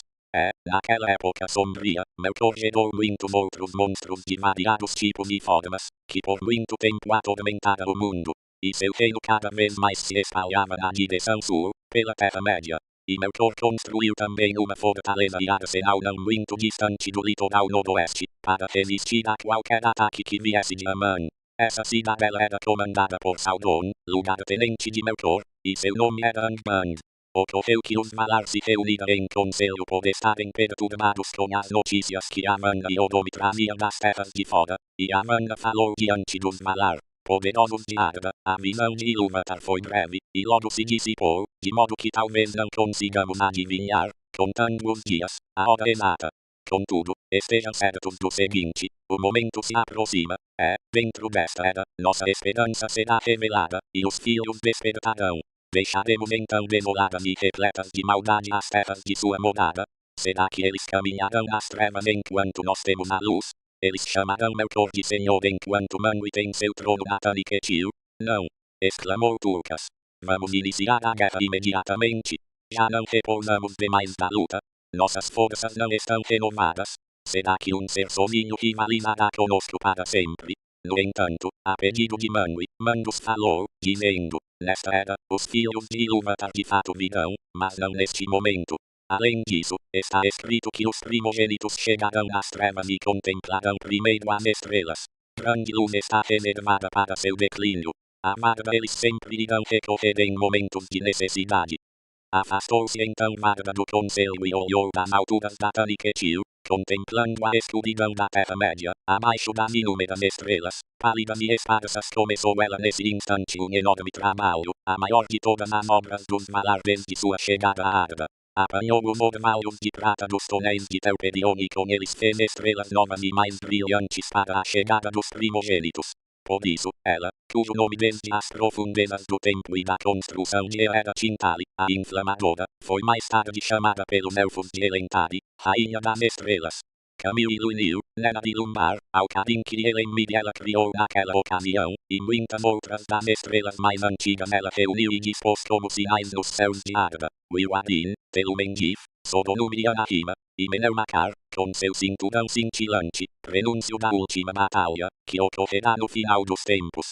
E bem alto ao norte, como um desafio a Melkor, ela pôs a balançada a coroa de 7 estrelas poderosas, Malacídica, a foice dos Valar e sinal do destino. Disse que, no momento em que Magda encerrou seus trabalhos, e eles foram demorados, quando Menelmacar foi subindo pelo céu, e a chama azul de Elwyn cintilou nas névoas acima dos limites do mundo, nessa hora os filhos da terra despertaram, os primogênitos de Ilúvatar. Perto da lagoa de Cuivienen, a água do despertar, iluminados pelas estrelas, eles acordaram do sono de Ilúvatar. E enquanto permaneciam, ainda em silêncio, junto a Cuivienen, seus olhos contemplaram antes de mais nada as estrelas dos céus. Por isso, eles sempre amaram o brilho das estrelas, e reverenciam Magda Elentari mais do que qualquer outro Valar. Nas transformações do mundo, as formas das terras e dos mares foram destruídas e refeitas. Rios não mantiveram seus cursos, e montanhas não permaneceram firmemente enraizadas, e não há como retomar a Cuivienen.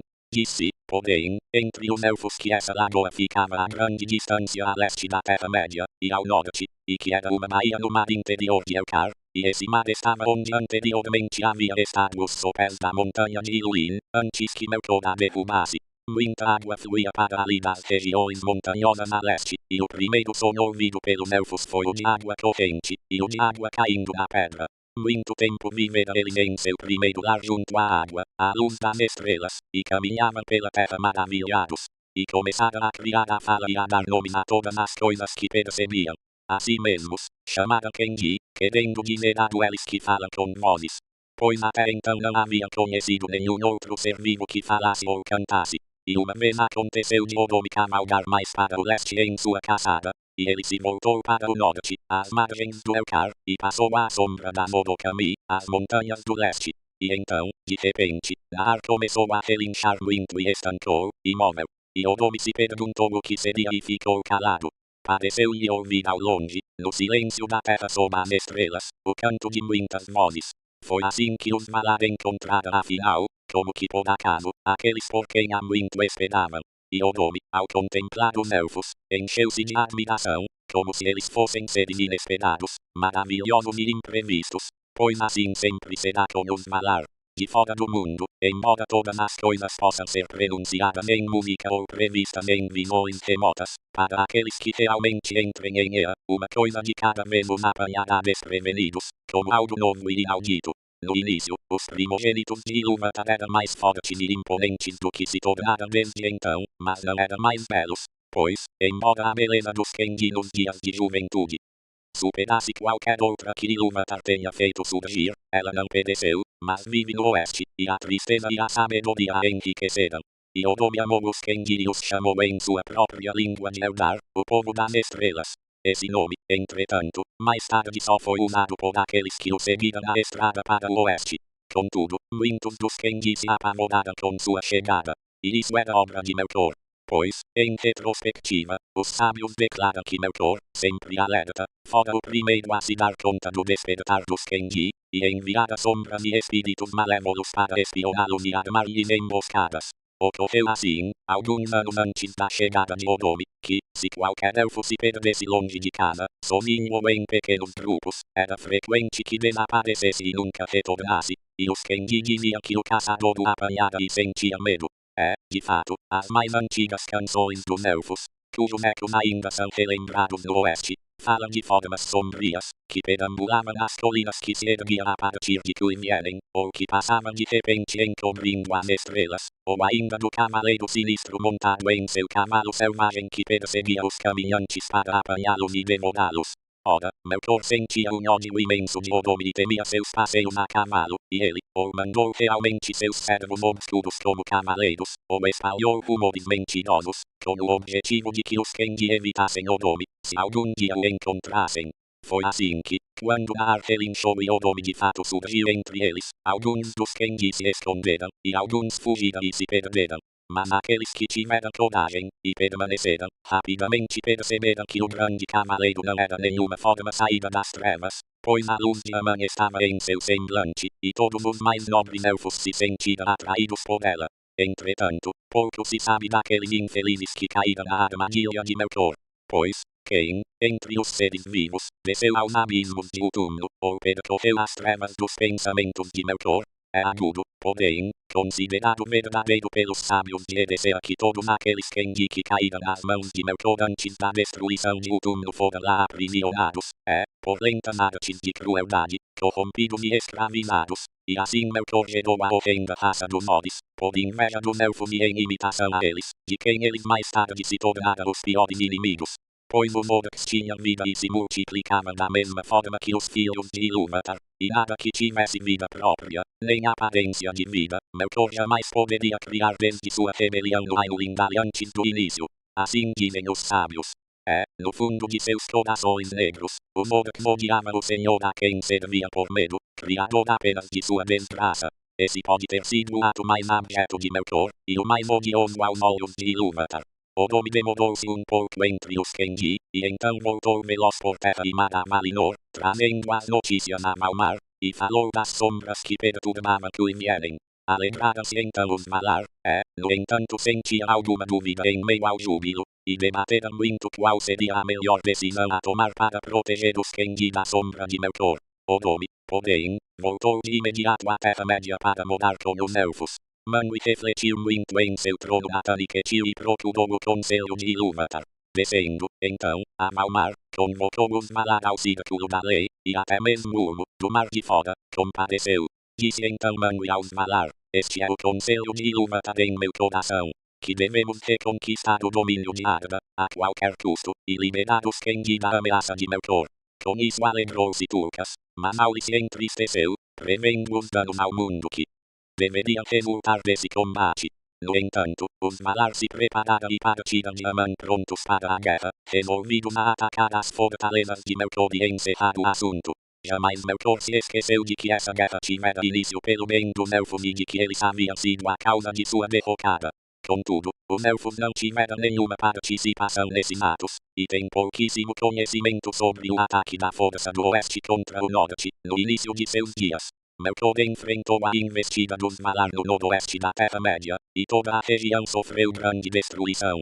Mas a primeira vitória dos exércitos do oeste foi rápida, e os servos de Melkor fugiram, perseguidos, até o túmulo. Então, os Valar cruzaram a Terra-média, e montaram guarda para vigiar Cuivielen, e daí em diante os Kengi nada souberam da grande batalha dos poderes senão que a terra tremia e gemia sob seus pés, e as águas mudavam de lugar, e ao norte havia clarões como os de enormes fogueiras.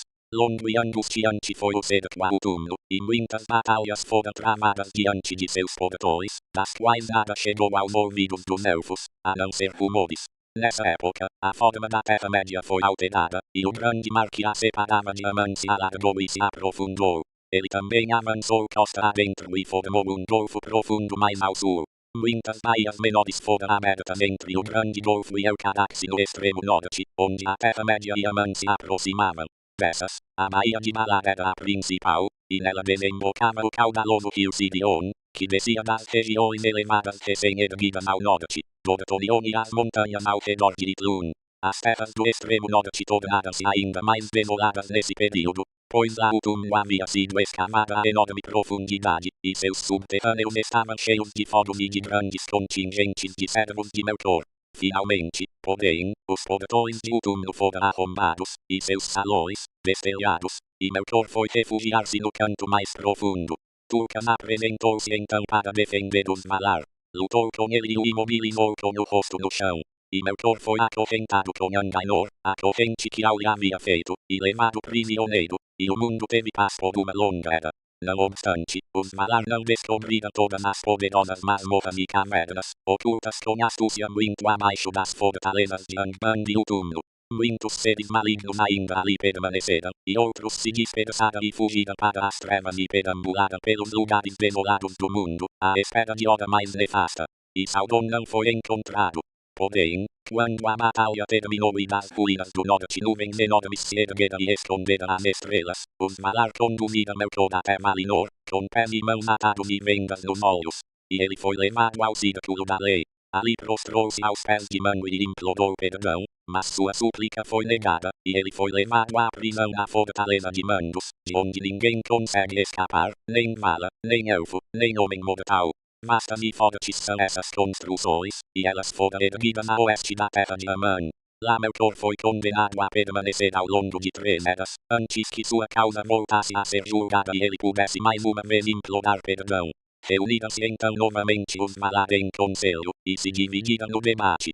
Pois alguns, e Decimur era o principal, sustentavam que os Kengi deveriam ter a liberdade de perambular à vontade pela Terra-média e, com sua habilidade, ordenar todas as terras e curar seus estragos.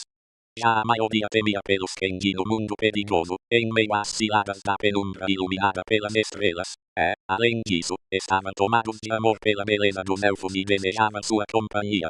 Ao final, portanto, os Valar convocaram os Kengi a vir a Valinor, para ali se reunirem aos pés dos poderes à luz das árvores, para sempre, e Mandos rompeu seu silêncio dizendo, e assim está determinado, dessa convocação, decorreram muitas desgraças. Mas os elfos de início não estavam dispostos a dar ouvidos à convocação, pois até então somente haviam visto os Valar encolerizados em guerra, à exceção apenas de Odome, e estavam dominados pelo pavor. Odome foi, portanto, enviado novamente até eles e acolheu entre eles embaixadores que se dispusessem a vir a Valinor falar em nome de seu povo, e esses foram Ingvi, Finwë e Elwë, que mais tarde se tornaram reis. Quando unha chegaram eles se espantaram com a glória e a imponência dos Valar, e sentiram enorme desejo pela luz e pelo esplendor das árvores. E então Odome os levou de volta a Cuilvieren, e eles falaram a seu povo aconselhando-os a obedecer à convocação dos Valar e a se transferir para o oeste. Foi então que ocorreu a primeira cisão dos elfos. Pois os familiares de Ingvi, e a maior parte dos familiares de Finwë e Elwë, foram influenciados pelas palavras de seus senhores e se dispuseram a partir e acompanhar Odome. E esses ficaram conhecidos para sempre como os Eldar, nome que Odome deu aos elfos no ofício em sua própria língua. Muitos, porém, desrespeitaram a convocação, preferindo a luz das estrelas e a amplidão da Terra-média ao rumor das árvores, e esses são os Amadi, os relutantes. E nessa época eles se separaram dos Eldar e só voltaram a se encontrar passadas muitas eras. Os Eldar prepararam então uma enorme marcha partindo de sua primeira morada no leste, e se organizaram em 3 grandes grupos. O menor e primeiro a iniciar viagem era liderado por Ingvi, o Senhor Supremo de todos os Elfos. Ele entrou em Valinor e está sentado aos pés dos poderes, e todos os elfos reverenciam seu nome. Jamais, porém, retornou nem voltou a lançar seu olhar sobre a Terra-média. Os Vanyar eram seu povo. São os belos elfos, amados por Manwë e Varda, e entre os homens poucos falaram com ele em seguida, vinha os Noldor, o nome de sabedoria, o povo de Finwë. São os elfos profundos, amigos de Auli, e eles são celebrados em música por terem lutado e trabalhado penosamente e por muito tempo nas antigas terras do norte. O grupo maior vinha no final, e eles são chamados de Teleri, pois se demoraram no caminho e não estavam totalmente decididos a passar da penumbra para a luz de Valinor. Demonstrava enorme encantamento pela água, e aqueles que chegaram finalmente ao litoral do oeste ficaram apaixonados pelo mar. Passaram a ser, na terra de Aman, os elfos do mar, os Falmadi, pois criavam música ao lado das ondas da arrebentação. 2 senhores tinham eles, pois eram muito numerosos. Elwë Símbolo, que significa manto cinzento, e Olwë, seu irmão. Foram esses os 3 clãs de Eldalir, que, tendo passado para o extremo oeste na época das árvores, são chamados de Calakengi, elfos da luz. mas houve outro Eldar que de fato partira na marcha para o oeste, mas se perdera no longo trajeto, se desviara, ou ainda permanecera nas costas da Terra-média, e esse era em sua maioria do clã dos Teleri, como será relatado a partir daqui. Eles moravam à beira-mar, ou perambulavam pelos bosques e montanhas do mundo, mas seus corações estavam sempre voltados para o oeste. A esse elfo buscara quem lhe chama de Umanyar, já que nunca chegara à terra de Aman e ao reino abençoado, mas também os Umanyar e os Amadi eles chamam de Modikenji, elfos das trevas, pois jamais contemplaram a luz que existia antes do sol e da lua. Disse que, quando as hostes de Eldali partiram de Kuin vierem, o nome cavalgou à frente. Montado em ar, seu cavalo branco de ferraduras de ouro, passando na direção norte pelas margens do mar de Elcar, elas se voltaram para o oeste. Diante delas, nuvens imensas pairavam ainda negras no norte, acima das ruínas da guerra, e as estrelas daquela região estavam ocultas. Nessa hora, não poucos sentiram medo e se arrependeram, e deram meia volta e foram esquecidos. Longa e vagarosa foi a marcha do Eldar para o oeste, pois as léguas da Terra-média eram incontáveis, fatigantes e inexploradas. Nem desejavam os elfos apressar-se, pois estavam maravilhados com tudo o que viam, e sentiram vontade de morar próximo a muitas terras e rios. Embora todos ainda estivessem dispostos a caminhar, muitos antes temiam o fim da viagem do que ansiavam por ele. Assim, sempre que Odomi se afastava, tendo às vezes outras questões às quais dar atenção, eles paravam e não avançavam até que ele retomasse para guiá-los. E aconteceu, depois de muitos anos viajando dessa forma, que o Eldar seguira por uma floresta e chegara a um rio enorme, mais largo do que qualquer outro que já tivessem visto, e do outro lado do rio havia montanhas cujos picos pontiagudos pareciam perfurar o reino das estrelas. Disse que esse rio era exatamente aquele que mais tarde foi chamado de Anduin, o Grande, e sempre foi a fronteira da região ocidental da Terra-média. Já as montanhas eram a Sita Eglir, as torres de Névoa nas fronteiras de Eriador. Eram, entretanto, mais altas e mais terríveis naquela época e haviam sido erguidas por Melkor para impedir a cavalgada de Odomi. Ora, os Teleri por muito tempo habitaram a margem oriental daquele rio, com o desejo de ali permanecer, mas os Manyar e os Noldor atravessaram, e Odomi os conduziu pelas passagens das montanhas. Quando Odomi já estava mais adiante, os Teleri contemplaram os montes sombrios e sentiram medo. Ergueu-se então alguém do clã de Olwe, que sempre ficava mais para trás no caminho. Lengui era seu nome. Ele renegou a marcha para o oeste e levou consigo um grupo numeroso, na direção sul, descendo pelo grande rio, e esses desapareceram do conhecimento de seus parentes, só retomando depois de muitos anos. Era os Andor, e se tornaram um povo isolado, diferente dos familiares, a não ser por amar a água e quase sempre habitar as proximidades de cachoeiras e cursos d'água. Sabia mais sobre seres vivos, árvores e plantas, aves e bichos, do que quaisquer outros elfos. Em anos posteriores, Denethor, filho de Lengui, voltou-se afinal para o oeste, e conduziu parte daquele povo através das montanhas para entrar em Beleriand antes do surgimento da lua. Afinal, os Manyar e os Noldor transpuseram a Medellín, as montanhas azuis, entre Eriador e a região do extremo oeste da Terra-média, que os elfos mais tarde chamariam de Beleriand. E as companhias de vanguarda atravessaram o Vale do Sirion e desceram pelas costas do Grande Mar, entre Drengist e a Baía de Malar. Quando o viram, porém, um medo imenso abateu-se sobre eles, e muitos se afastaram, embrenhando-se nas matas e montes de Beleriand. Odomi, então, partiu de volta a Valinor em busca dos conselhos de Manwë, e os deixou. E as hostes de Teleri atravessaram as montanhas nevoentas e cruzaram as amplas terras de Eriador, sempre com o incentivo de Elwë Singolo, pois ele ansiava por voltar a Valinor e a luz que havia visto. E não desejava ser afastado dos Noldor, pois tinha grande amizade por Finwë, seu senhor. Assim, depois de muitos anos, os Teleri afinal também passaram pela Medellín, entrando nas regiões mais orientais de Beleriand. Ali pararam, ficando algum tempo do outro lado do rio Gelion. Capítulo 4. De Tindol e Melian. Melian era uma maia, da raça dos Valar. Vivia nos jardins de Lórien, e entre todos os de seu povo não havia ninguém mais bela do que Melian, nem mais sábia em canções de encantamento. Disse que os Valar costumavam abandonar seu trabalho, e as aves de Valinor, sua alegria, que os sinos de Valmar se calavam, e as fontes paravam de jorrar quando na hora da mistura das luzes Melian cantava em Lórien. Os roxinóis sempre a acompanhavam, e ela lhes ensinou seu canto, e adorava as sombras profundas das grandes árvores.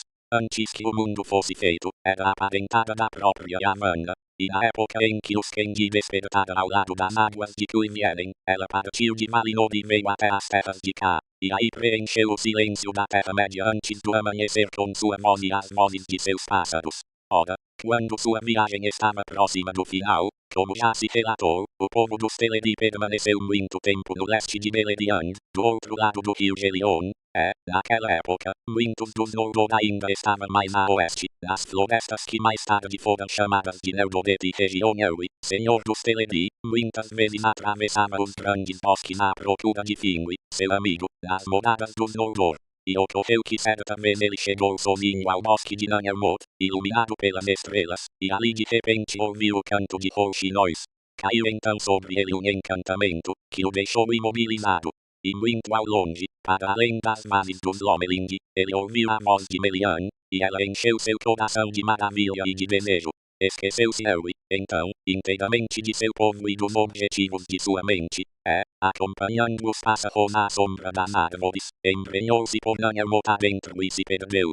Finalmente, porém, chegou a uma clareira aberta para as estrelas, e ali estava Melian.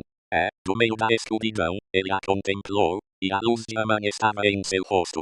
Melian não disse uma palavra, mas, dominado pelo amor, Elwi aproximou-se e segurou sua mão. Imediatamente um encantamento caiu sobre ele, de tal modo que os dois ficaram na mesma posição enquanto longos anos eram contados pelas estrelas que giravam acima de suas cabeças, e as árvores de Nanhelmot cresceram e se tornaram escuras antes que eles dissessem alguma palavra.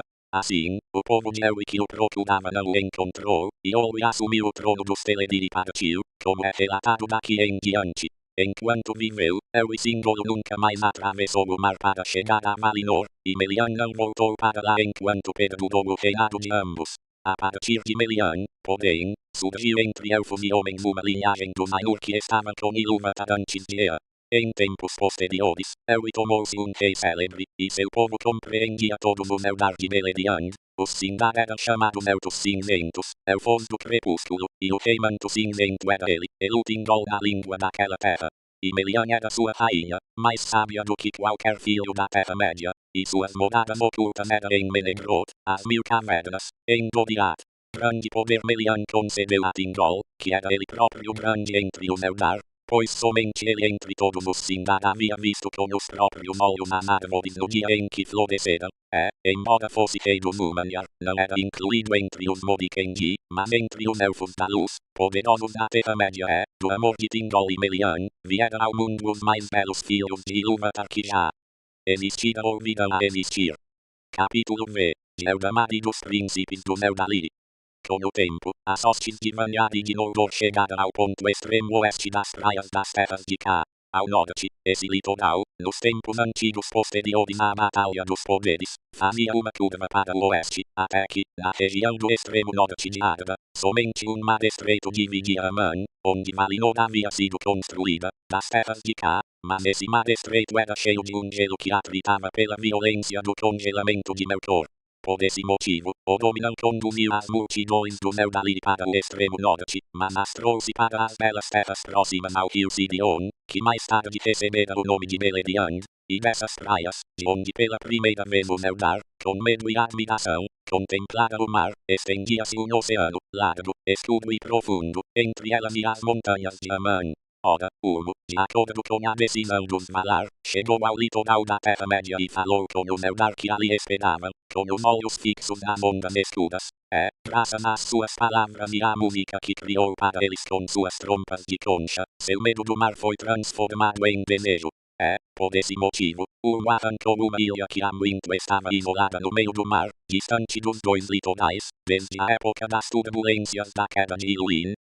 Com o auxílio de seus servos, ele a moveu, como se fosse uma embarcação imponente, e a ancorou na Baía de Valar, na qual o Sirion desaguava e então os Vanyar e os Noldor embarcaram nessa ilha e foram arrastados oceano afora, chegando afinal às longas praias aos pés das montanhas de Aman, entraram em Valinor e foram acolhidos em sua bem-aventurança. No entanto, o cabo oriental da ilha, que estava profundamente enraizado nos baixios ao lado das fozes do Sidion, separou-se e ficou para trás, e disse que ele se tornou a ilha de Malar, a qual posteriormente se costumava vir. Já os Teledi estava ainda na Terra-média, pois habitava o leste de Beleriand, longe do mar, e só ouvira o chamado de Ulmo quando já era tarde demais. Muitos continuavam a procurar por Elwi, seu senhor, pois sem ele não se dispunha a seguir viagem. Entretanto, quando souberam que Ingui, Fingui e seus povos haviam partido, muitos dos Teledi se apressaram a chegar ao litoral de Beleriand e ali ficaram, daí em diante, próximos às fozes do Sidion, saudosos dos amigos que haviam partido. E escolheram Olwi, irmão de Elwi, para ser seu rei. Muito tempo ficaram eles às costas do mar ocidental, e Ossiulen vinha a eles e os tratava com amizade. E Ossi os instruía, sentado numa rocha perto da praia, e com ele eles aprenderam todos os tipos de histórias e de canções do mar. Foi assim que os Teledi, que desde o início amavam a água e eram os melhores cantares de todos os elfos, mais tarde se apaixonaram pelos mares, e suas canções eram cheias dos sons das ondas batendo na praia. Passados muitos anos, Ulmo deu ouvidos às súplicas dos Noldori de Fingui, seu rei, que se lamentava pela longa separação dos Teledi e implorava que os trouxesse a Aman, se eles quisessem vir. E a maioria deles revelou então estar realmente disposta a partir, mas foi enorme a dor de Ossi quando Ulmo voltou às costas de Beleriand para levá-los embora para Valinor, pois se interessava pelos litorais da Terra-média e pelas costas das terras de cá, e ele ficou descontente porque as vozes dos Teledi não seriam mais ouvidas em seu território. Alguns ele convenceu a ficar, e esses foram os Falatrin, os elfos das falas que em tempos posteriores habitaram os portos de Britomar e Egladest, os primeiros marinheiros da Terra-média e os primeiros a fabricar embarcações. Sidran, o armador, era seu senhor. Os parentes e amigos de Elwi Singolo também permaneceram nas terras de cá, ainda a procurá-lo, embora tivessem preferido partir para Valinor e a luz das árvores, se Ulmo e Olwi estivessem dispostos a esperar. Olwi, porém, queria ir embora e afinal a grande maioria dos Teledi embarcou na ilha, e Ulmo os levou. Nessa ocasião, ficaram para trás os amigos de Elwi, e eles se denominaram o povo abandonado. Habitavam nos bosques e as colinas de Beleriand, em vez de morar junto ao mar, que os enchia de tristeza, mas o desejo de chegar a Aman permanecia em seus corações. Mas quando despertou de seu longo sono, Elwi saiu de Nanelmoth com Melian, e os dois dali em diante habitaram os bosques no centro do território. Por maior que fosse seu desejo de ver mais uma vez a luz das árvores, Elwi enxergava no rosto de Melian a luz de Aman como num espelho sem mácula, e com aquela luz se contentava. Seu povo reuniu-se ao seu redor em júbilo, cheio de admiração, pois se ele havia sido belo e majestoso, agora parecia um senhor maia, o cabelo como prata acinzentada, mais alto do que todos os filhos de Ilúvatar, e o aguardava um destino majestoso. Ora, Ossi acompanhou as hostes de Olwi quando chegaram à baía de Eldamar, que é casa de elfos, ele as chamou. Todos reconheceram sua voz e imploraram a Ulmo que suspendesse a viagem. E Ulmo concedeu-lhes esse pedido, e em obediência a ele Ossi fixou a ilha e a prendeu ao fundo do mar.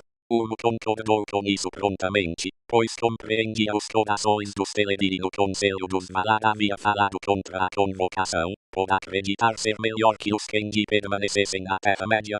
Os Valar não gostaram muito de saber o que ele havia feito, e Fingui se entristeceu quando os Teledi não chegaram, ainda mais quando soube que Elwi fora abandonado e que não o veria novamente a não ser nos palácios de Mandos.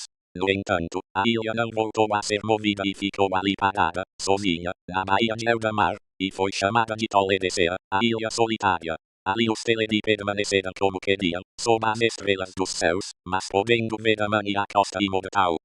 Desse longo isolamento na ilha solitária, resultou que seu idioma se afastou daquele dos Vanyar e dos Noldor. A esses, os Valar haviam proporcionado uma terra e um local de moradia. Mesmo em meio às flores radiantes dos jardins iluminados pelas árvores de Valinor, eles às vezes ainda sentiam falta das estrelas.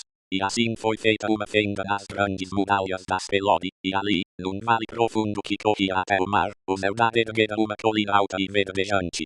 Tuna, chamava-se ela. Do ocidente, a luz das árvores a iluminava, e sua sombra sempre era projetada para o leste. Para o leste, ela dava para a baía de Casa-Elfos, para a ilha solitária e para os mares sombrios. e então, através daquela síria, a passagem da luz, jorrava o esplendor do reino abençoado, aquecendo as ondas escuras com tons de prata e ouro e tocando a ilha solitária, o que tomou sua costa oeste verde e bela. Ali surgiram as primeiras flores que existiram a leste das montanhas de Amã. No topo de Tula, fora construídos a cidade dos elfos, as brancas muralhas e os terraços de Tirion, e a mais alta das torres dessa cidade era a torre de Ingui, Mindonel da Alheva, cuja lamparina de prata brilhava longe, em meio às névoas do mar. Poucos foram os navios de homens mortais que viram seu facho estreito. Em Tirion, no alto de Tula, os Vanhar e os Noldor viveram muito tempo como companheiros. E como, de tudo o que havia em Valinor, o que eles mais amassem era a árvore branca, e a Amanda fez para eles uma árvore semelhante a uma imagem menor de Telperion, com a diferença de que ela não emitia luz de seu próprio ser. Galadriel, foi ela chamada no idioma Sindarin. Essa árvore foi plantada nos pátios abaixo da Mindon e ali floresceu, e suas mudas eram muitas em Eldamar. Dessas, uma foi mais tarde plantada em Toledecea e ali vicejou, sendo chamada de Celeboden. Depois, com o transcorrer do tempo, como está relatado em outro trecho, surgiu Nimlot, a árvore branca de Númenor.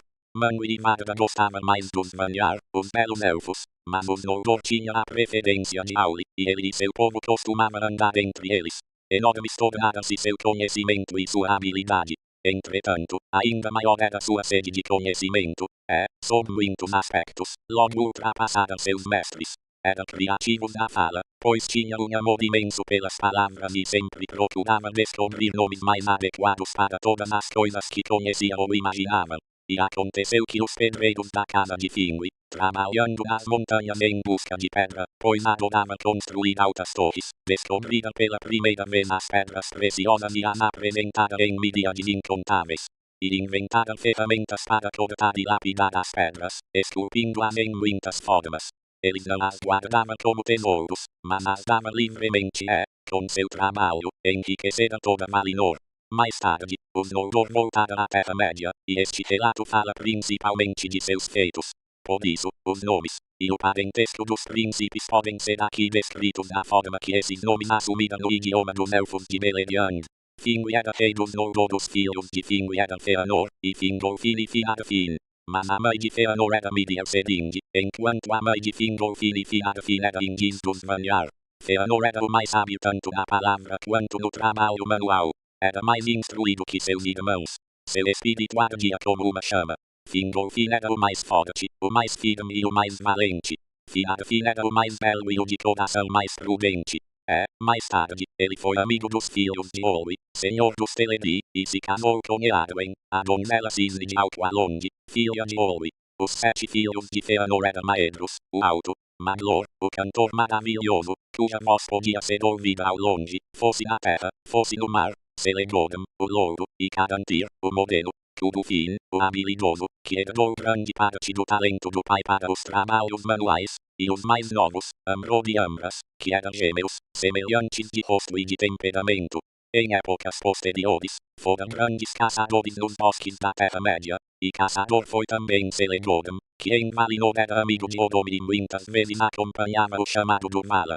Os filhos de Fingolfin eram Fingon, que mais tarde foi rei dos Noldor no norte do mundo, e Turgon, senhor de Gondolin. Sua irmã era Aredel, a Branca. Ela era mais jovem nos anos do Eldar do que seus irmãos. Quando atingiu sua plena estatura e beleza, era alta e forte e adorava cavalgar e caçar nas florestas.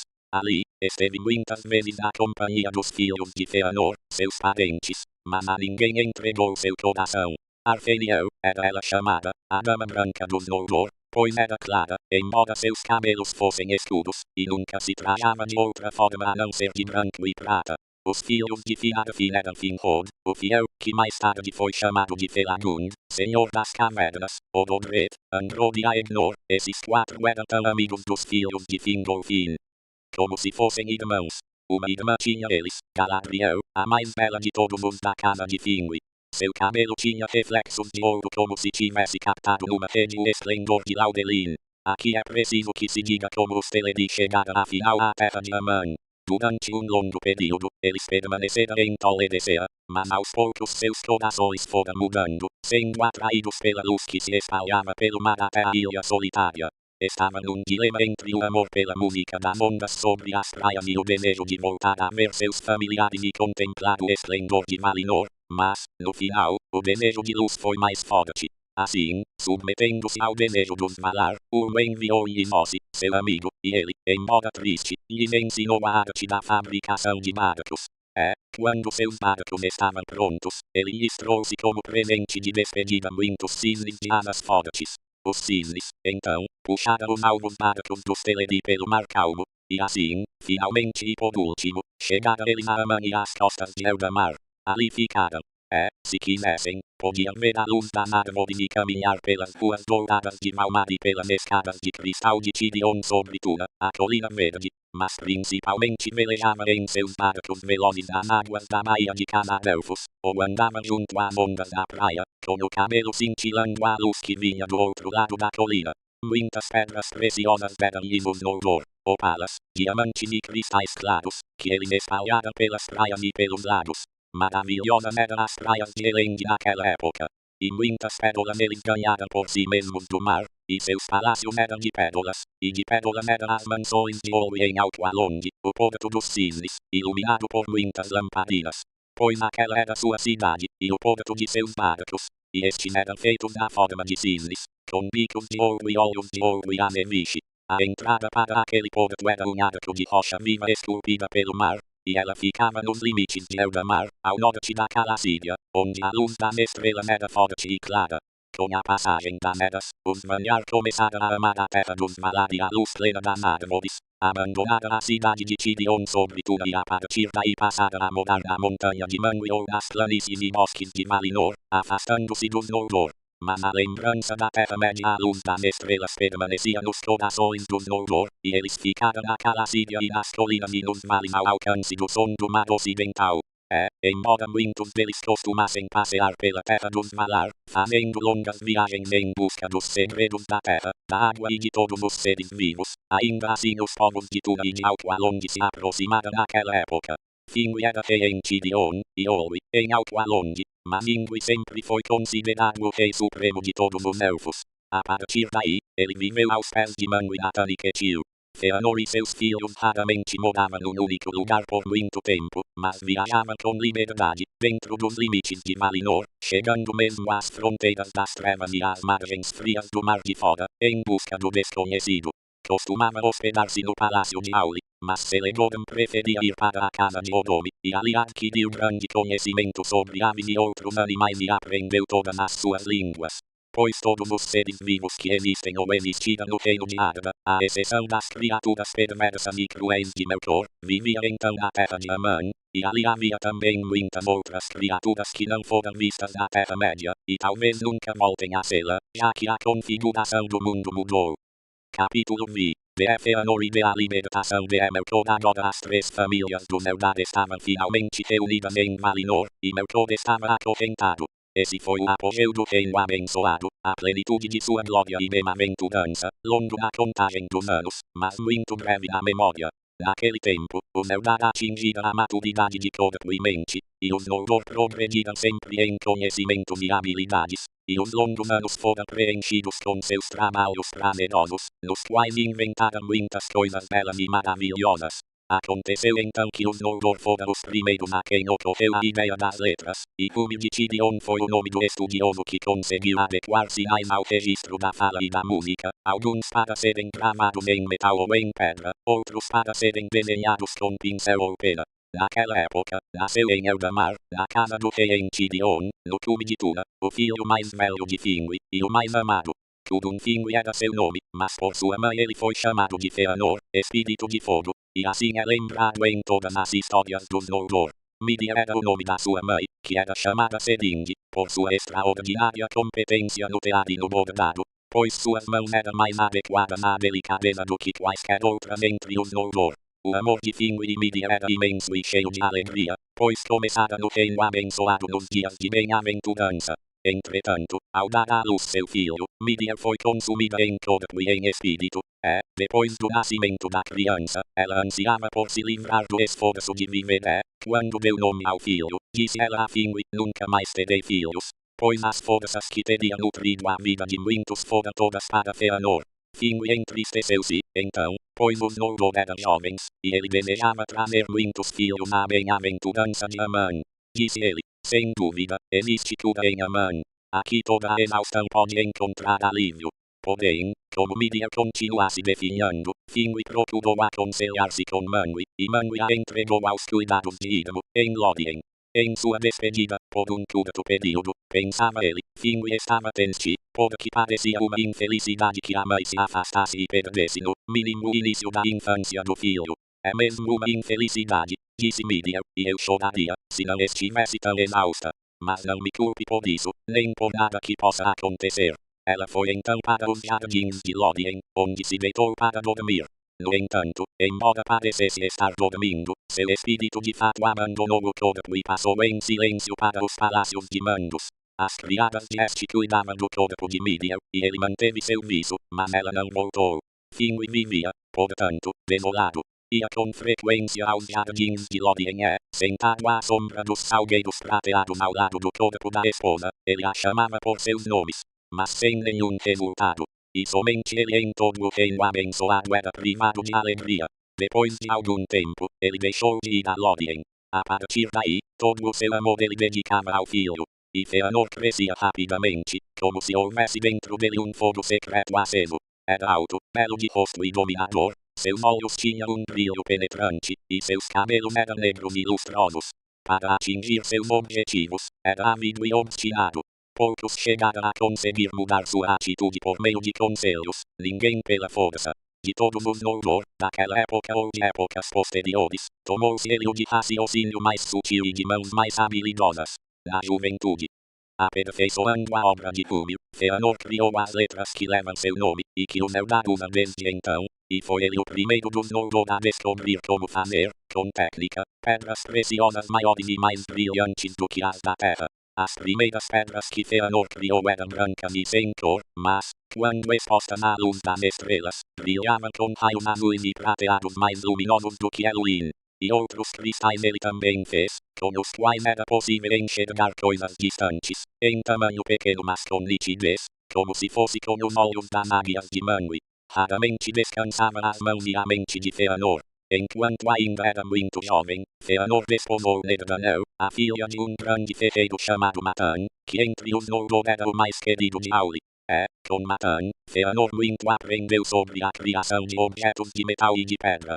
Nerdanel também tinha firmeza e determinação, mas era mais paciente do que Fëanor, procurando compreender as mentes, em vez de dominá-las, e a princípio ela o refreava quando o temperamento do marido se incendiava. Mas os atos posteriores do marido a entristeceram, e os dois se desentenderam. 7 filhos deu ela a Fëanor. Sua disposição ela transmitiu em parte a alguns deles, mas não a todos. Ora, ocorreu que Fingui tomou como segunda esposa Ingis, a loura. Era ela uma Vanya, parente próxima de Ingui, o rei supremo, alta e de cabelos dourados, e sob todos os aspectos diferente de Midia. Fingui muito a amou e voltou a se alegrar. Porém, a lembrança de Midia não abandonou a casa de Fingui, nem seu coração. De todos os que ele amava, Fëanor ocupava a maior parte de seu pensamento. O casamento do pai não agradou a Fëanor, e ele não sentia grande amor nem por Ingis, nem por Fingolfin e Finarfin, os filhos dela.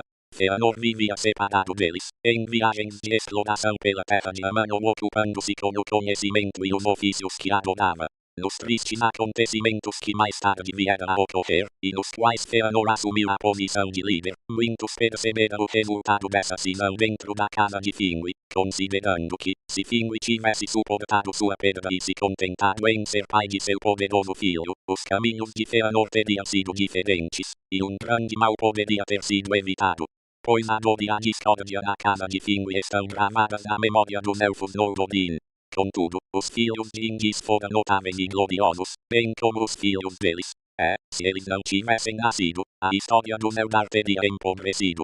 Ora, mesmo enquanto Fëanor e os artífices dos Noldor trabalhavam com prazer, sem prever nenhum fim para suas atividades, e enquanto os filhos de Ingis atingiam sua plena maturidade, o apogeu de Valinor se aproximava do fim.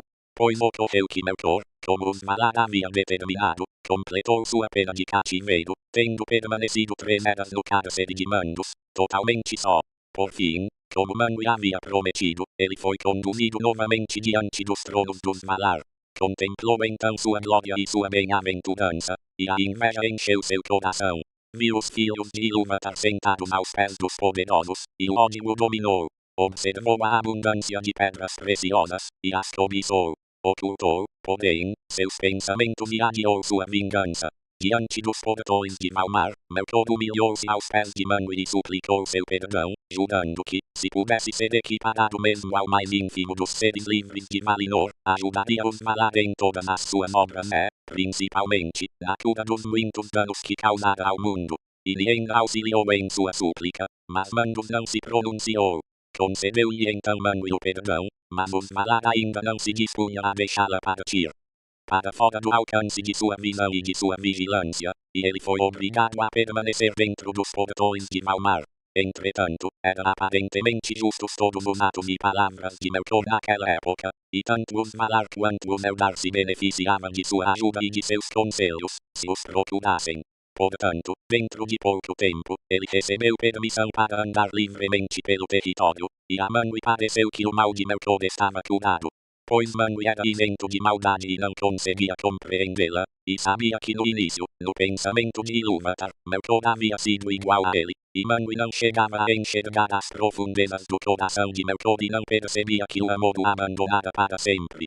Ulmo, porém, não se iludiu, e Tulkas cerrava os punhos sempre que via passar Melkor, seu inimigo. Pois se Tulkas é lento para chegar à ira, também é lento para esquecer. Seguida os dois, no entanto, a decisão de Manwë, pois aqueles que defendem a autoridade contra a rebelião não devem eles próprios se rebelar.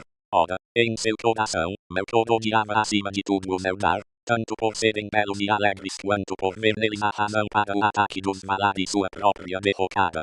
Por esse motivo, mais ainda simulava amor por eles, procurando sua amizade e lhes oferecendo seu conhecimento e seus serviços em qualquer grande obra que quisessem empreender.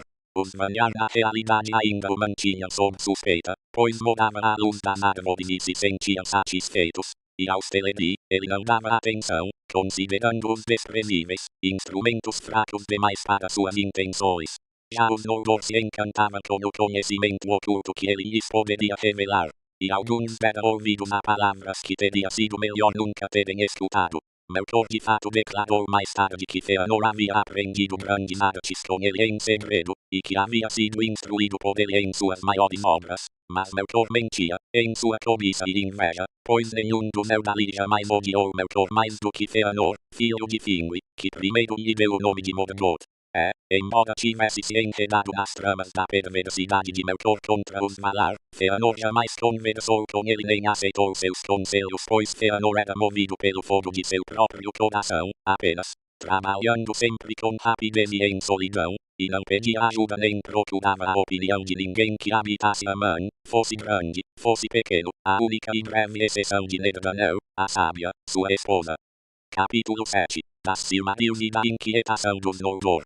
Naquela época foram feitas as coisas que mais tarde alcançaram maior renome entre todas as obras dos Elfos. Pois Fëanor, atingindo seu poder máximo, foi dominado por uma nova ideia, ou talvez lhe tivesse ocorrido alguma sombra de presságio do triste destino que se acercava. E ele se perguntava como a luz das árvores, a glória do reino abençoado, poderia manter-se imperecível. Começou, então, um trabalho longo e secreto, para o qual recorreu a todo o seu conhecimento, seu poder e sua habilidade sutil. Ao final de tudo, fez as Silmarils. Como 3 magníficas pedras preciosas eram elas da forma. Mas não antes do fim, quando retornará Fëanor, que pereceu antes que o sol fosse criado, e agora está sentado nos palácios da espera e não surge mais entre seus parentes. Somente depois que o sol passar, e a lua cair, será conhecido de que substância elas eram feitas. Aparentemente do cristal dos diamantes no entanto, mais duras do que ele, de tal modo que nenhuma violência pudesse danificá-las ou quebrá-las no reino de Arda. Contudo, esse cristal estava para as Silmarils como o corpo para os filhos de Ilúvatar, a morada do fogo interior, que se encontra dentro dele ainda assim, em todas as suas partes, e que é sua vida. E o fogo interior das Silmarils, Fëanor criou a partir da fusão da luz das árvores de Valinor, que ainda sobrevive às joias, embora as árvores já há muito tenham definhado e não brilhem mais. Portanto, mesmo na escuridão do cofre mais profundo, as Silmarils brilhavam com luz própria, como as estrelas de Varda. No entanto, como se de fato fossem seres vivos, elas se deleitavam na luz e a recebia e refletia em matizes mais maravilhosos do que antes. Todos os que moravam em Aman ficaram maravilhados e se deleitavam com a obra de Fëanor. E Varda consagrou as Silmarils, para que dali em diante nenhuma carne mortal, nem mãos impuras, nem nada de mal, pudesse tocá-las, que não se queimasse e murchasse. E Mandos previu que os destinos de Arda, da terra, do mar e do ar estavam dentro delas. O coração de Fëanor apegou-se profundamente a essas gemas que ele próprio havia criado. E então Melkor cobiçou as Silmarils, e a mera lembrança de seu brilho era um fogo a lhe corroer o coração. Daquela época em diante, instigado por esse desejo, ele buscou, cada vez mais avidamente, um meio de destruir Fëanor e encerrar a amizade entre os Valar e os Elfos, mas disfarçou seus objetivos com astúcia, e nenhuma malignidade podia ser vislumbrada no semblante que ele apresentava. Por muito tempo dedicou-se ele a esse trabalho, e a princípio lentos e estéreis eram seus esforços. Contudo, quem semeia mentiras no final não deixará de ter sua colheita, e em breve poderá descansar da labuta enquanto outros vão colher e semear em seu lugar. Melkor sempre encontrava ouvidos que lhe dessem atenção, e algumas línguas que aumentassem o que havia escutado, e suas mentiras passaram de amigo a amigo, como segredos cujo conhecimento demonstra a sabedoria de quem os revela. Amargo foi o preço pago pelos Noldor, nos tempos que se seguiram, pela tolice de manter os ouvidos abertos. Quando via que muitos se inclinavam em sua direção, Melkor costumava caminhar entre eles. Em meio às suas belas palavras, eram entremeadas outras, com tanta sutileza, que muitos daqueles que as ouviam, ao procurar se lembrar, acreditavam terem elas brotado de seu próprio pensamento. Ele fazia surgir em visões em seus corações dos esplêndidos reinos que eles poderiam ter governado por si mesmos, em poder e liberdade, no leste, e então se espalharam rumores de que os Valar teriam atraído os Eldar para Aman em decorrência de sua inveja, temendo que a beleza dos Quendi e o poder criador que Ilúvatar lhes havia transmitido crescessem tanto, que os Valar não pudessem mais controlá-lo, à medida que os Elfos crescessem e se espalhassem pelas terras do mundo. Naquela época, além disso, embora os Valar soubessem de fato da chegada dos homens, que ocorreria, os Elfos nada sabiam a respeito, pois Manwë não lhes havia feito essa revelação. Melkor, porém, falou-lhes em segredo dos homens mortais, percebendo que o silêncio dos Valar poderia ser distorcido. Pouco sabia ele, ainda, dos homens, pois, absorto em seu próprio pensamento, na música, prestara pouquíssima atenção ao terceiro tema de Ilúvatar, mas agora corria entre os elfos rumores de que Manwë os mantinha cativos, para que os homens pudessem chegar e suplantá-los nos territórios da Terra-média, pois os Valar consideravam que poderia influenciar com maior facilidade essa raça mais fraca e de vida curta, privando os elfos da herança de Ilúvatar. Pouca verdade havia nisso, e raramente os Valar chegaram a tentar influenciar a vontade dos homens, mas muitos dos Noldor acreditaram, ou acreditaram em parte, nessas palavras nefastas. Assim, antes que os Valar percebessem, a paz de Valinor estava envenenada. Os Noldor começaram a resmungar contra eles, e muitos se encheram de orgulho, esquecendo-se de que grande parte do que possuía e conheciam lhes chegara como presente dos Valar.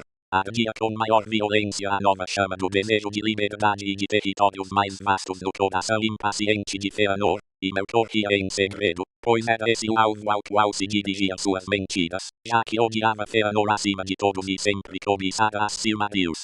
Dessas, porém, não lhe era permitido aproximar-se, pois, embora em grandes comemorações Fëanor as usasse, refulgentes sobre a testa, em outras ocasiões elas eram guardadas em segurança, trancadas nas câmaras profundas de seus tesouros em Tirion. De fato, Fëanor começara a amar as Silmarils com um amor ganancioso, ressentindo-se de que qualquer um as visse, à exceção do pai e de seus 7 filhos. Agora raramente se lembrava de que a luz das pedras não era propriedade sua. Nobres príncipes eram Fëanor e Fingolfin, os filhos mais velhos de Finwë, respeitados por todos em Aman, mas agora eles se haviam tornado orgulhosos, e cada um sentia ciúme de seus direitos e de seus bens. E então Melkor espalhou novas mentiras em Eldamar, e rumores chegaram aos ouvidos de Fëanor, dizendo que Fingolfin e seus filhos estavam tramando o luta para a liderança de Finwë e da linha primogênita de Fëanor, para suplantá-los, com a permissão dos Valar. pois aos Malar desagradava que as Silmarils estivessem em Gideon, e não confiada na sua guarda. Já para Fingolfin e Finarfin foi dito, cuidado, pouco amor já teve um dia o orgulhoso filho de Midir pelos filhos de Ingis. Agora ele se tornou importante, e tem o pai sob seu domínio. Não vai demorar muito para ele expulsar vocês de Tura.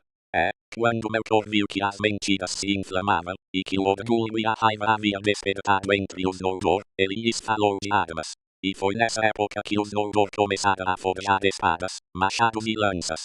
Também fizeram escudos, exibindo os símbolos das muitas casas e clãs que competiam entre si.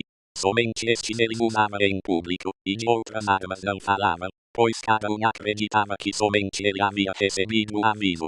E Fëanor construiu uma forja secreta, que nem mesmo Melkor conhecia, e ali temperou espadas cruéis para si e para os filhos, além de criar elmos altos, com plumas vermelhas.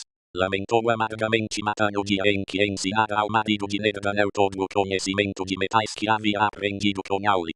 E assim, por meio de mentiras, rumores maldosos e conselhos falsos, Melkor atiçou os corações dos Noldor para a luta, e de suas contendas, com o tempo, resultou o fim dos belos dias de Valinor e o crepúsculo de sua glória antiquíssima. Pois Fëanor começava agora a falar abertamente em rebelião contra os Valar, proclamando alto e bom som que partiria de Valinor de volta para o mundo de fora e livraria os Noldor da escravidão, se eles quisessem segui-la. Houve então enorme inquietação em Gideon, o que perturbou Finwë, e ele convocou todos os senhores seus súditos para uma reunião.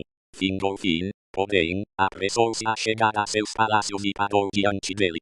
Rei pai, não queres reprimir o orgulho de nosso irmão, tudo Finwë, que é chamado, com muito acerto, de espírito de fogo?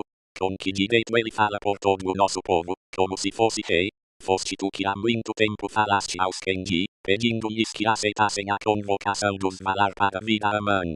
Foste tu que conduziste os Noldor pela longa estrada, superando os perigos da Terra-média até a luz de Eldamar. Se não te arrependes agora do que fizeste, tens pelo menos 2 filhos que honram tuas palavras. Mas no momento exato em que Fingolfin falava, Fëanor entrou no salão, e estava totalmente armado, com o elmo na cabeça e uma poderosa espada de lado. Quer dizer que é mesmo como imaginei, disse ele. Meu meio-irmão prefere estar antes de mim com meu pai neste assunto, como em qualquer outro. Voltando-se então contra Fingolfin, ele sacou a espada e gritou, vai embora, e ocupa teu devido lugar. Fingolfin fez uma reverência a Finwë, sem dizer palavra ou olhar na direção de Fëanor, saiu do salão. Fëanor, entretanto, o acompanhou, detendo-o à porta da casa do rei, e tocou o peito de Fingolfin com a ponta de sua espada brilhante. Vê, meu meio-irmão, esta é mais afiada do que tua língua. Tenta, uma vez mais que seja, usurpar meu lugar e o amor de meu pai, e pode ser que ela livre os Noldor de alguém que procura ser o senhor de escravos. Essas palavras foram ouvidas por muitos, já que a morada de Finwë ficava na grande praça aos pés da Mindon. Mais uma vez, porém, Fingolfin não deu resposta e, passando pela multidão em silêncio, foi procurar Finarfin, seu irmão. Ora, a inquietação dos Noldor na realidade não passava despercebida aos Valar, mas sua semente havia sido plantada na escuridão. Portanto, como Fëanor fora o primeiro a falar abertamente contra eles, os Valar julgaram que ele fosse o instigador da insatisfação, por serem notórias sua teimosia e arrogância, embora todos os Noldor se houvessem tomado orgulhosos. E Manwë sentiu grande dor, mas vigiava sem dizer palavra. Os Valar haviam trazido os Eldar para sua terra em liberdade, para que ficassem ou partissem. Embora pudessem considerar a partida uma insensatez, os Valar não poderiam impedi-los de ir embora. Agora, os atos de Fëanor não poderiam ser ignorados, e os Valar estavam irritados e consternados. E Fëanor foi convocado a se apresentar diante deles junto aos portões de Valmar, para responder por suas palavras e seus atos. Foram também convocados todos os outros que haviam tido qualquer participação na questão, ou qualquer conhecimento dela. E Fëanor, parado diante de mandos no círculo da lei, recebeu ordens de responder a tudo o que lhe fosse perguntado. Então, afinal, foi desnudada a raiz e revelada a influência perniciosa de Melkor. E imediatamente Tulkas deixou o conselho para ir buscá-lo e trazê-lo mais uma vez a julgamento. Fëanor, porém, não foi considerado livre de culpa, pois fora ele quem desrespeitara a paz de Valinor, tendo puxado a espada contra alguém de sua própria família, e Mandos lhe disse, Tu falas de escravidão.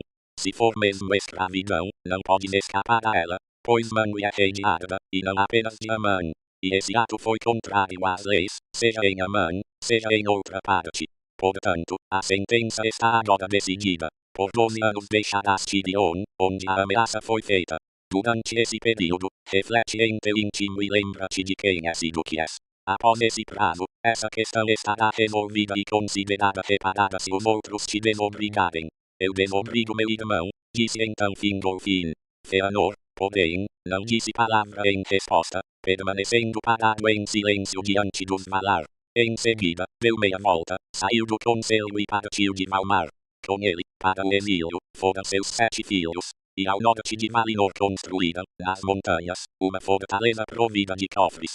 Ali, em Formenos, grande quantidade de pedras preciosas foi acumulada, assim como armas, e as Silmarils foram trancadas numa câmara de ferro. Para lá também foi Finwë, o rei, pelo amor que sentia por Fëanor. E Fingolfin governou-os no Lórien Gideon.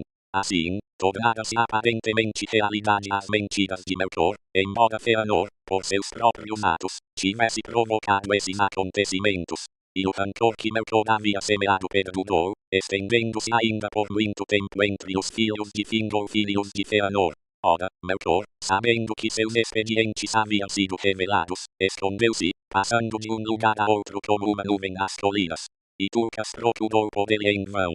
Pareceu então ao povo de Valinor que a luz das árvores estava mais fraca, e que as sombras de tudo o que estivesse em pé ficavam mais longas e mais escuras nessa época.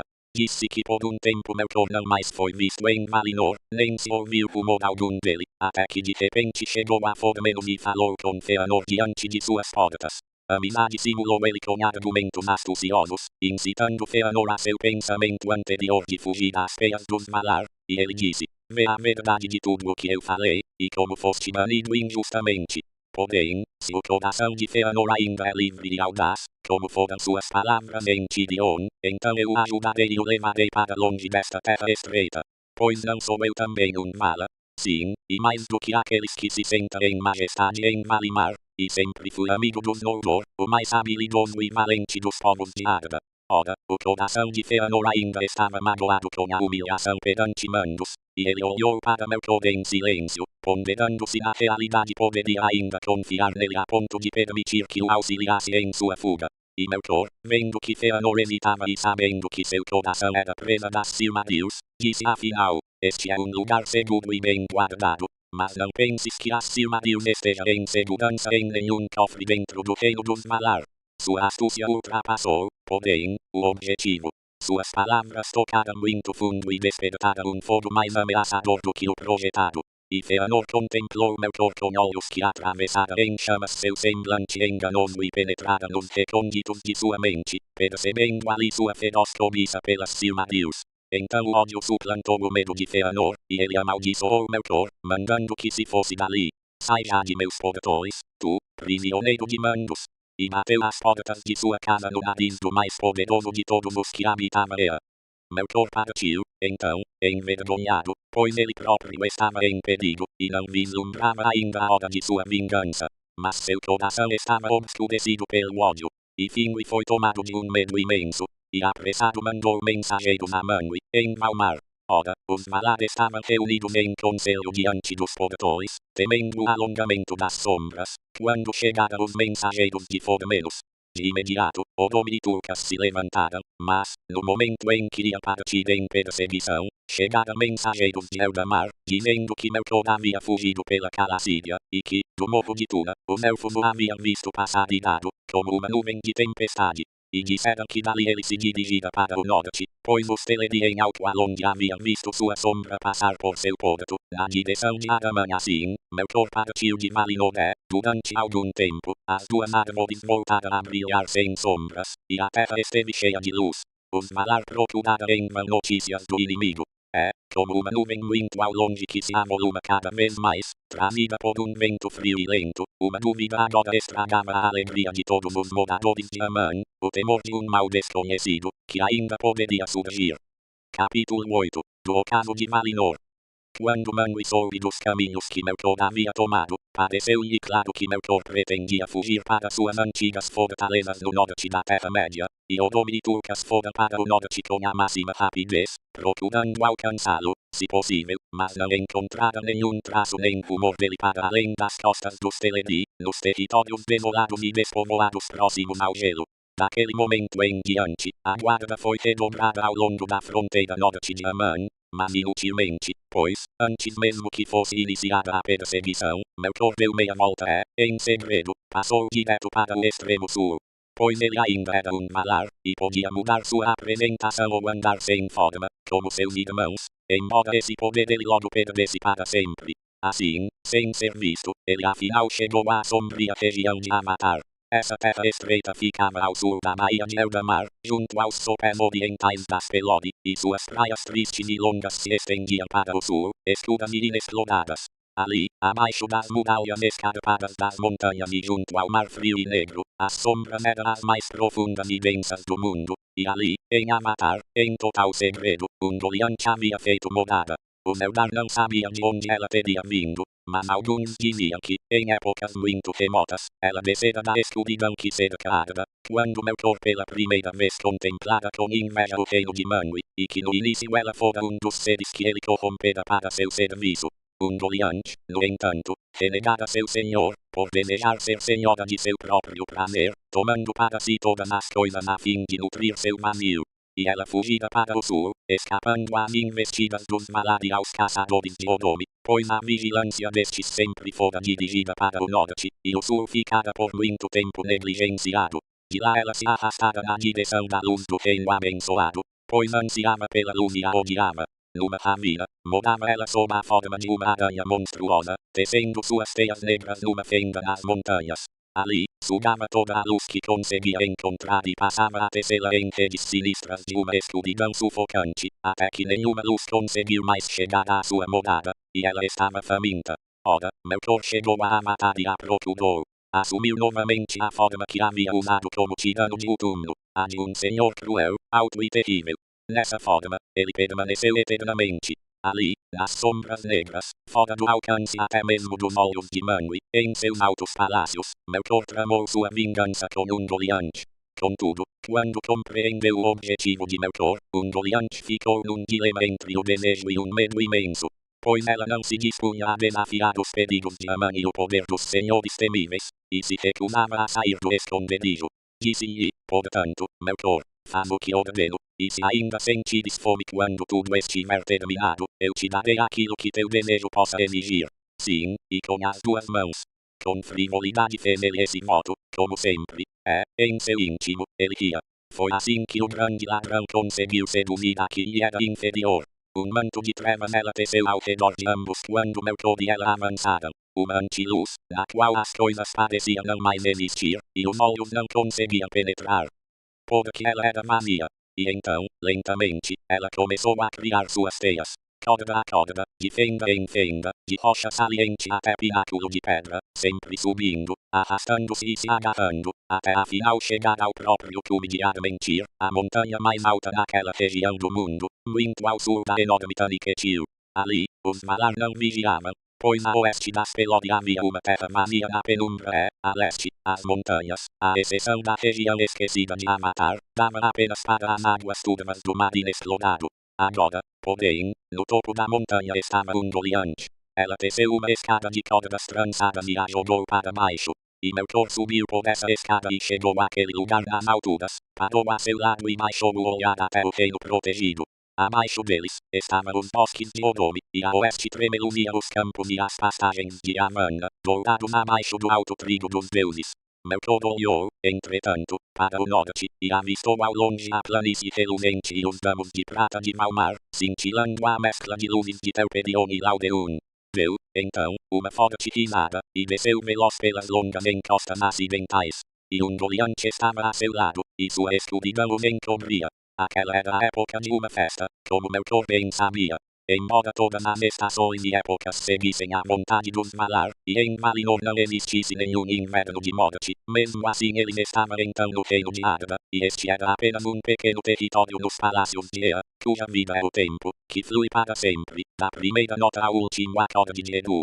E exatamente como era então para os Valar um prazer, como está relatado no Ainulindalé, se apresentarem vestindo as formas dos filhos de Ilúvatar, eles também apreciavam comer e beber, além de colher da terra os frutos de Yamanna, que sob o comando de Edu havia criado. Portanto, Yamanna estabeleceu épocas para o florescimento e a maturação de tudo o que crescia em Valinor. A cada primeira colheita de frutos, Manwë oferecia uma grande festa em louvor a Edu, quando todos os povos de Valinor manifestavam sua alegria em música e poesia sobre Taniquetil. Essa hora era agora, e Manwë decretou que a festa fosse mais gloriosa do que qualquer outra já realizada desde a chegada dos Eldar a Aman. Pois, embora a fuga de Melkor prenunciasse dificuldades e aflições futuras, e na realidade ninguém pudesse dizer quais outros danos seriam causados a Arda antes que ele fosse novamente subjugado, nessa ocasião Manwë pretendia curar o mal que havia surgido entre os Noldor. E todos foram chamados ao palácio, no topo de Taniquetil, para ali deixar de lado os rancores que existiam entre os príncipes e relegar ao esquecimento as mentiras de seu inimigo. Vieram os Manyar, e vieram também os Noldor de Tirion, e os Maiar se reuniram, e os Valar estavam engalanados em sua beleza e majestade, e eles cantavam diante de Manwë e Varda em seus grandiosos salões ou dançavam nas encostas verdes da montanha que dava para o oeste, na direção das árvores. Nesse dia, as ruas de Valmar estavam vazias, e as escadas de Tirion, em silêncio. E toda a terra estava adormecida, em paz. Somente os Teleri, do outro lado das montanhas, ainda cantavam nas praias, pois eles pouco se importavam com estações ou épocas, e não dedicavam um pensamento sequer aos interesses dos governantes de Arda ou à sombra que havia caído sobre Valinor, pois, por enquanto, ainda não haviam sido tocados por ela. Somente uma coisa prejudicou o intento de Manwë. Fëanor de fato viera, pois somente a ele Manwë dera ordem para vir. Já Finwë não viera, como não viera mais ninguém dos Noldor de fora menos. Pois disse Finwë, enquanto persistir a interdição a Fëanor, meu filho, de entrar em Tirion, eu me considero destronado, e me recuso a me encontrar com meu povo. E Fëanor não viera trajado para uma festa. Não usava nenhum ornamento, nem prata, ouro, nem pedra preciosa. E recusou aos Valar e aos Eldar a visão das Silmarils, deixando-as trancadas em Formenos em sua câmara de ferro. Não obstante, ele se encontrou com Fingolfin diante do trono de Manwë, e os dois se reconciliaram, pelo menos em palavras. E Fingolfin não deu importância à espada desembainhada, pois estendeu a mão e disse, como prometi, cumpro agora. Eu te perdoo e não guardo nenhum rancor. Fëanor então segurou sua mão em silêncio, mas Fingolfin disse, meu irmão de sangue, irmão total sereno coração. Tu serás o líder, e eu te seguirei. Que nenhum ressentimento possa nos separar. Eu te ouço, disse Fëanor. Assim seja. No entanto, eles não sabiam o significado que suas palavras teriam. Disse que, no momento em que Fëanor e Fingolfin estavam diante de Manwë, ocorreu a mescla das luzes, quando as duas árvores brilharam, e a cidade silenciosa de Valmar se encheu de um brilho de ouro e prata. Naquele mesmo instante, Melkor e Ungoliant atravessaram apressados os campos de Valinor, como a sombra de uma nuvem negra ao sabor do vento que passa veloz sobre a terra ensolarada. E os dois chegaram à colina verde de Eneloar. Então a antiluz de Ungoliant subiu até as raízes das árvores, e Melkor de um salto escalou a colina. Com sua lança negra, atingiu cada árvore até o cerne, ferindo todas profundamente. E a seiva jorrou como se fosse seu sangue e se derramou pelo chão. Contudo, Ungoliant tudo sugou, indo de uma árvore a outra, grudou seu bico negro nos ferimentos até que as esgotou. E o veneno da morte que ela continha penetrou em seus tecidos e as fez murchar, na raiz, no galho, na folha. E elas morreram. Ainda assim, Ungoliant sentiu sede. Foi até os poços de Varda, e também os secou, mas Ungoliant arrotava vapores negros enquanto bebia, e inchou tanto, e de forma tão horrenda, que Melkor sentiu medo. Abateu-se assim sobre Valinor a grande escuridão. Dos feitos daquele dia, muito está relatado no Aldudenni, que Elendil dos Manyar compôs e é conhecido de todos os Eldar. No entanto, nenhuma canção ou história poderia conter toda a dor e o terror que se sucederam. A luz desapareceu, mas a escuridão que se seguiu era mais do que falta de luz. Naquela hora, criou-se uma escuridão que parecia ser não uma falta, mas um ser provido de existência própria, pois ela era, na realidade, feita de maldade a partir da luz, e tinha o poder de penetrar no olho, de entrar no coração e na mente, e sufocar a própria vontade. Das alturas de Taniquetil, Varda olhou para baixo e viu a sombra que se erguia em súbitas torres de trevas. Valmar havia mergulhado num profundo mar noturno. Logo a montanha sagrada estava só, uma última ilha num mundo submerso. Toda a música cessou. Reinava o silêncio em Valinor, e não se ouvia nenhum som, além de algo que vinha de longe, como o vento, atravessando a passagem das montanhas. O lamento dos Teleri, como o grito frio de gaivotas. Pois o vento soprava gelado do leste naquela hora, e as vastas sombras do mar rolavam contra as muralhas do litoral. Manwë, porém, de seu trono elevado, olhou ao longe, e somente seus olhos atravessaram a noite, até que divisara uma escuridão mais do que escura, na qual não conseguia penetrar, imensa, mas muito distante, movendo-se agora para o norte a grande velocidade. E ele soube que Melkor havia vindo e ido embora. Teve início então a perseguição. E a terra tremeu como os cavalos da hoste de Odome, e as faíscas acenas pelos cascos de Naar foram a primeira luz que voltou a Valinor. Porém, assim que qualquer um deles alcançava a nuvem de Ungoliant, os cavaleiros dos Valar ficavam cegos e apavorados, e se dispersavam e não sabia para onde estava indo, e o som da Valaroma evitava e se calava. E Tulkas parecia alguém preso a uma teia negra à noite, e ele estava ali indefeso, debatendo-se, em vão, no ar. Mas quando a escuridão passou, era tarde demais. Melkor havia fugido para onde queria, e sua vingança estava consumada. Capítulo 9. Da fuga dos Noldor.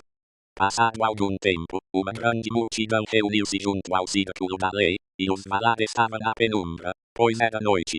Mas as estrelas de Varda agora cintilavam lá no alto, e o ar estava límpido, pois os ventos de Manwë haviam dispersado os vapores da morte e feito recuar as sombras do mar. E então Yamanna se levantou e ficou em pé em Eneloar, a colina verde, que agora estava nua e negra. E ela pôs as mãos nas árvores, mas elas estavam mortas e escuras, e cada galho que Yamanna tocava, quebrava e caía sem vida a seus pés. Muitas vozes então se ergueram em lamento e pareceu àqueles que choravam que havia esgotado a última gota do cálice de infortúnio que Melkor havia preparado para eles. Mas estavam enganados. Yamanna falou aos Valar, dizendo: a luz das árvores se extinguiu e sobrevive agora somente nas Silmarils de Fëanor. Como ele foi previdente. Mesmo para os mais poderosos súditos de Ilúvatar, existem obras que podem realizar uma e apenas uma vez. De existência à luz das árvores, e dentro de ela nunca mais poderei repetir esse feito. Porém, se eu tivesse um pouco que fosse dessa luz, poderia devolver a vida às árvores, antes que suas raízes apodrecessem. Assim, nossa dor seria curada, e a maldade de Melkor, frustrada. Ouviste, Fëanor, filho de Finwë, as palavras de Yamanna? Disse então Manwë. Desejas conceder o que ela quis pedir? Houve um longo silêncio, mas Fëanor não deu resposta. Fala, ó Noldo, sim ou não? Exclamou Tulkas, então. Mas quem negaria algo a Yamanna? E a luz das Silmarils por acaso não provém do trabalho dela desde o início? Não sejas apressado, Tulkas. Retrucou Auli, o Criador. Pedimos algo maior do que imaginas. Que ele possa refletir um pouco. Pronunciou-se, porém, Fëanor com um lamento amargurado. Para os inferiores como para os superiores, existe um feito que ele não poderá realizar mais do que uma vez, e a esse feito seu coração se apegará. Talvez eu libere minhas pedras preciosas, mas nunca mais farei outras semelhantes. Se precisar destruí-las, destruirei meu coração e morrerei. Serei o primeiro a morrer de todos os Eldar em Aman. Não o primeiro, disse Mandos, mas ninguém entendeu suas palavras. E mais uma vez fez-se silêncio enquanto Fëanor meditava no escudo. Parecia-lhe estar encurralado numa roda de inimigos, e voltara à sua mente as palavras de Melkor, dizendo que as Silmarils não estariam em segurança se os Valar quisessem possuí-las.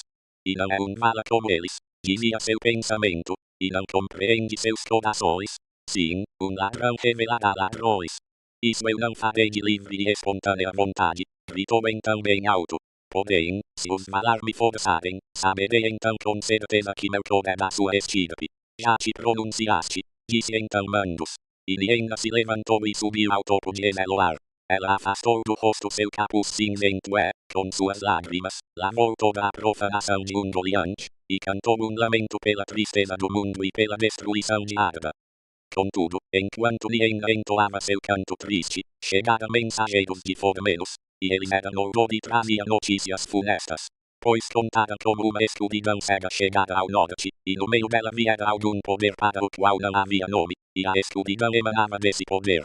Melkor, porém, também estava lá e fora a casa de Feanor.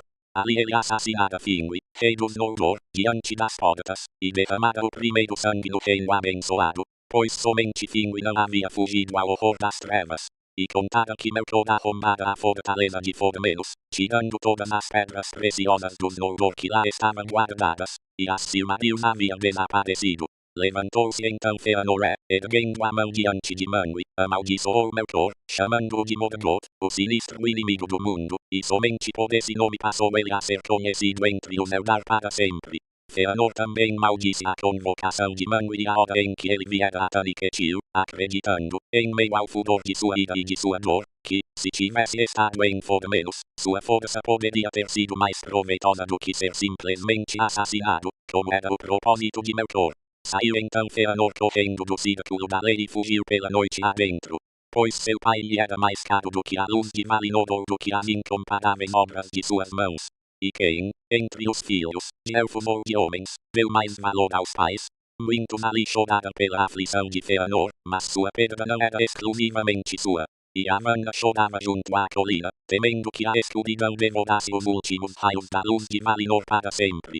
Pois, embora os Valar ainda não compreendessem plenamente o que havia acontecido, percebiam que Melkor havia recorrido a algum auxílio de fora dos limites de Arda. As Silmarils haviam desaparecido, e parecia não fazer diferença se Feanor tivesse dito sim ou não a Amanna. Contudo, tivesse ele dito sim de início, antes que chegassem as notícias de Formenos, talvez seus atos posteriores tivessem sido diferentes do que foram. Agora, porém, o cruel destino dos Noldor se aproximava. Enquanto isso, Morgoth, em sua fuga à perseguição dos Valar, chegava aos ermos de Araman. Essa terra ficava ao norte entre as montanhas das Pelori e o grande mar, como Amatar ficava ao sul. Araman era, entretanto, uma terra mais larga, e entre as praias e as montanhas havia planícies áridas, cada vez mais frias com a aproximação do gelo. Morgoth e Ungoliant passaram às pressas por essa região, atravessando assim as grandes brumas de Oiomud até o Caraxi, onde o estreito entre Araman e a Terra-média era cheio de gelo em constante atrito, e ele fez a travessia, voltando por fim para o norte pelas terras de fora juntos. Eles prosseguiram, pois Morgoth não conseguiu escapar a Ungoliant, e a nuvem dela ainda o envolvia enquanto todos os olhos dela o vigiavam, e chegaram àquelas terras que ficavam ao norte do estuário de Drength. Agora Morgoth se aproximava das ruínas de Angband, onde no passado ficara sua grande fortaleza ocidental. E Ungoliant percebeu sua esperança e soube que ali ele procuraria fugir. Fez, então, com que ele parasse e exigiu que cumprisse sua promessa. Monstro cruel, disse ela, fiz o que pediste, mas ainda estou com fome. O que mais queres devorar? Respondeu Morgoth. Desejas o mundo inteiro para encher a barriga? Não jurei te dar isso, eu sou o senhor do mundo. Não desejo tudo isso, mas tu tens um imenso tesouro de Formenos. É o que quero. Sim, e com as duas mãos tu o entregarás. Foi assim que, forçado, Morgoth lhe entregou as pedras preciosas que trazia consigo, uma a uma e com relutância. Quando ela as devorou, a beleza delas desapareceu do mundo.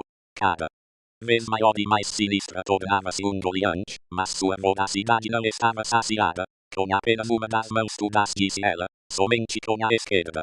Abre tua mão direita. Na mão direita, Morgoth segurava firme as Silmarils embora estivessem guardadas num porta-joias de cristal, já começava a queimá-la, e era com grande dor que ele mantinha a mão cerrada, mas se recusava a abri-la.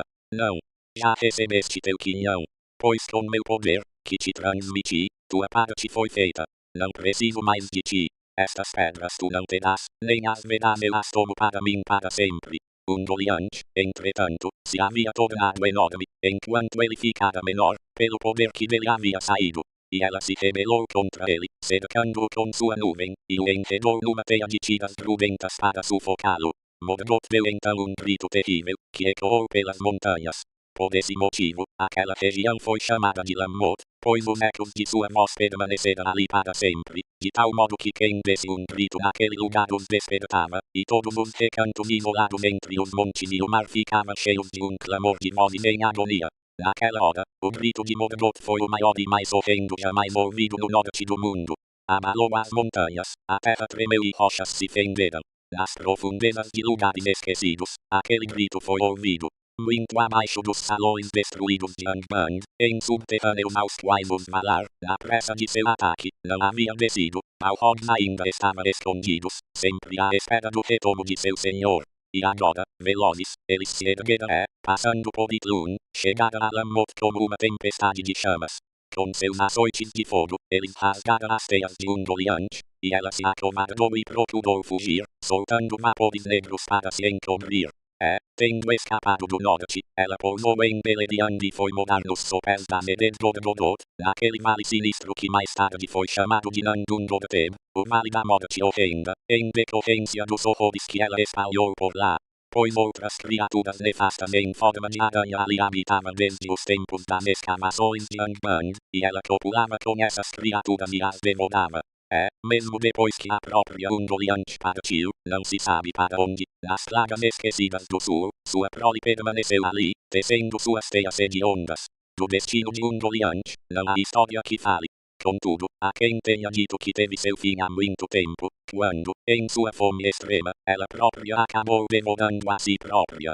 E assim não se realizou o temor de Amanda de que as Silmarils fossem engolidas e caíssem no vazio, mas elas continuaram nas mãos de Morgoth. E ele, estando livre, reuniu novamente todos os servos que conseguiu encontrar e chegou às ruínas de Angband. Ali, voltou a escavar seus enormes salões subterrâneos e calabouços. Acima de seus portões, ergueu os picos tríplices das Tandododrin, e uma densa nuvem de fumaça escura os envolveu eternamente. Ali multiplicaram-se suas hostes de feras e demônios, e a raça dos Morgs, criada tanto tempo antes, cresceu e proliferou nas entranhas da terra. Caía agora sobre Beleriand uma sombra escura, como será relatado a seguir. Em Angband, porém, Morgoth forjou para si uma coroa de ferro e se intitulou Rei do Mundo. Como símbolo de majestade, engastou as Silmarils em sua coroa. Suas mãos ficaram carbonizadas ao tocar naquelas pedras abençoadas, e negras elas continuaram para sempre. Ele também nunca mais se livrou da dor da queimadura e da raiva causada pela dor. Essa coroa, ele jamais tirou da cabeça, embora seu peso acabasse se transformando num cansaço mortal. Uma única vez chegou ele a sair, mas em segredo, de seus domínios no norte. Na realidade, raramente deixava as profundezas de sua fortaleza, comandando seus exércitos a partir de seu trono no norte. Enquanto durou seu império, uma única vez, também, voltou a brandir uma arma. Pois agora, mais do que nos tempos de Utumno, antes que seu orgulho sofresse humilhação, o ódio o devorava, e ele consagrava seu espírito a dominar seus servos e a inspirar-lhes o desejo do mal. Mesmo assim, sua majestade como um Vala persistiu por muito tempo, embora transformada em terror, diante de seu semblante, todos, a não ser os mais poderosos, sucumbiam num negro abismo de pavor. Ora, quando se soube que Morgoth havia escapado de Valinor e que a perseguição a ele fora infrutífera, os Valar permaneceram por muito tempo sentados no círculo da lei, e os Maiar e Vanyar ficaram a seu lado e choraram. Já os Noldor, em sua maior parte, voltaram a Tirion e prantearam o escurecimento de sua bela cidade. Através da escura ravina da Calacídia, chegavam as brumas dos mares sombrios, que encobriam suas torres, e a lamparina da Mindon ardia pálida na penumbra. Então Fëanor apareceu de repente na cidade e convocou todos a irem ao palácio do rei, no cume de Túna. Mas a sentença de exílio que lhe havia sido imposta ainda não fora revogada, e ele estava se rebelando contra os Valar. Uma enorme multidão reuniu-se rapidamente, portanto, para ouvir o que ele queria dizer, e a colina, assim como as escadas e ladeiras que subiam por suas encostas, foi iluminada pela luz dos muitos archotes que cada um trazia na mão. Fëanor era um mestre das palavras, e sua fala exercia enorme influência sobre os corações quando ele se decidia a usá-la. Naquela noite, ele fez um discurso perante os Noldor do qual eles se lembrariam para sempre. Ferozes e cruéis foram suas palavras, e cheias de raiva e orgulho, ao ouvir-as, os Noldor foram levados à loucura. Sua ira e seu ódio eram dirigidos principalmente a Morgoth, entretanto, quase tudo o que dizia vinha das mentiras do próprio Morgoth.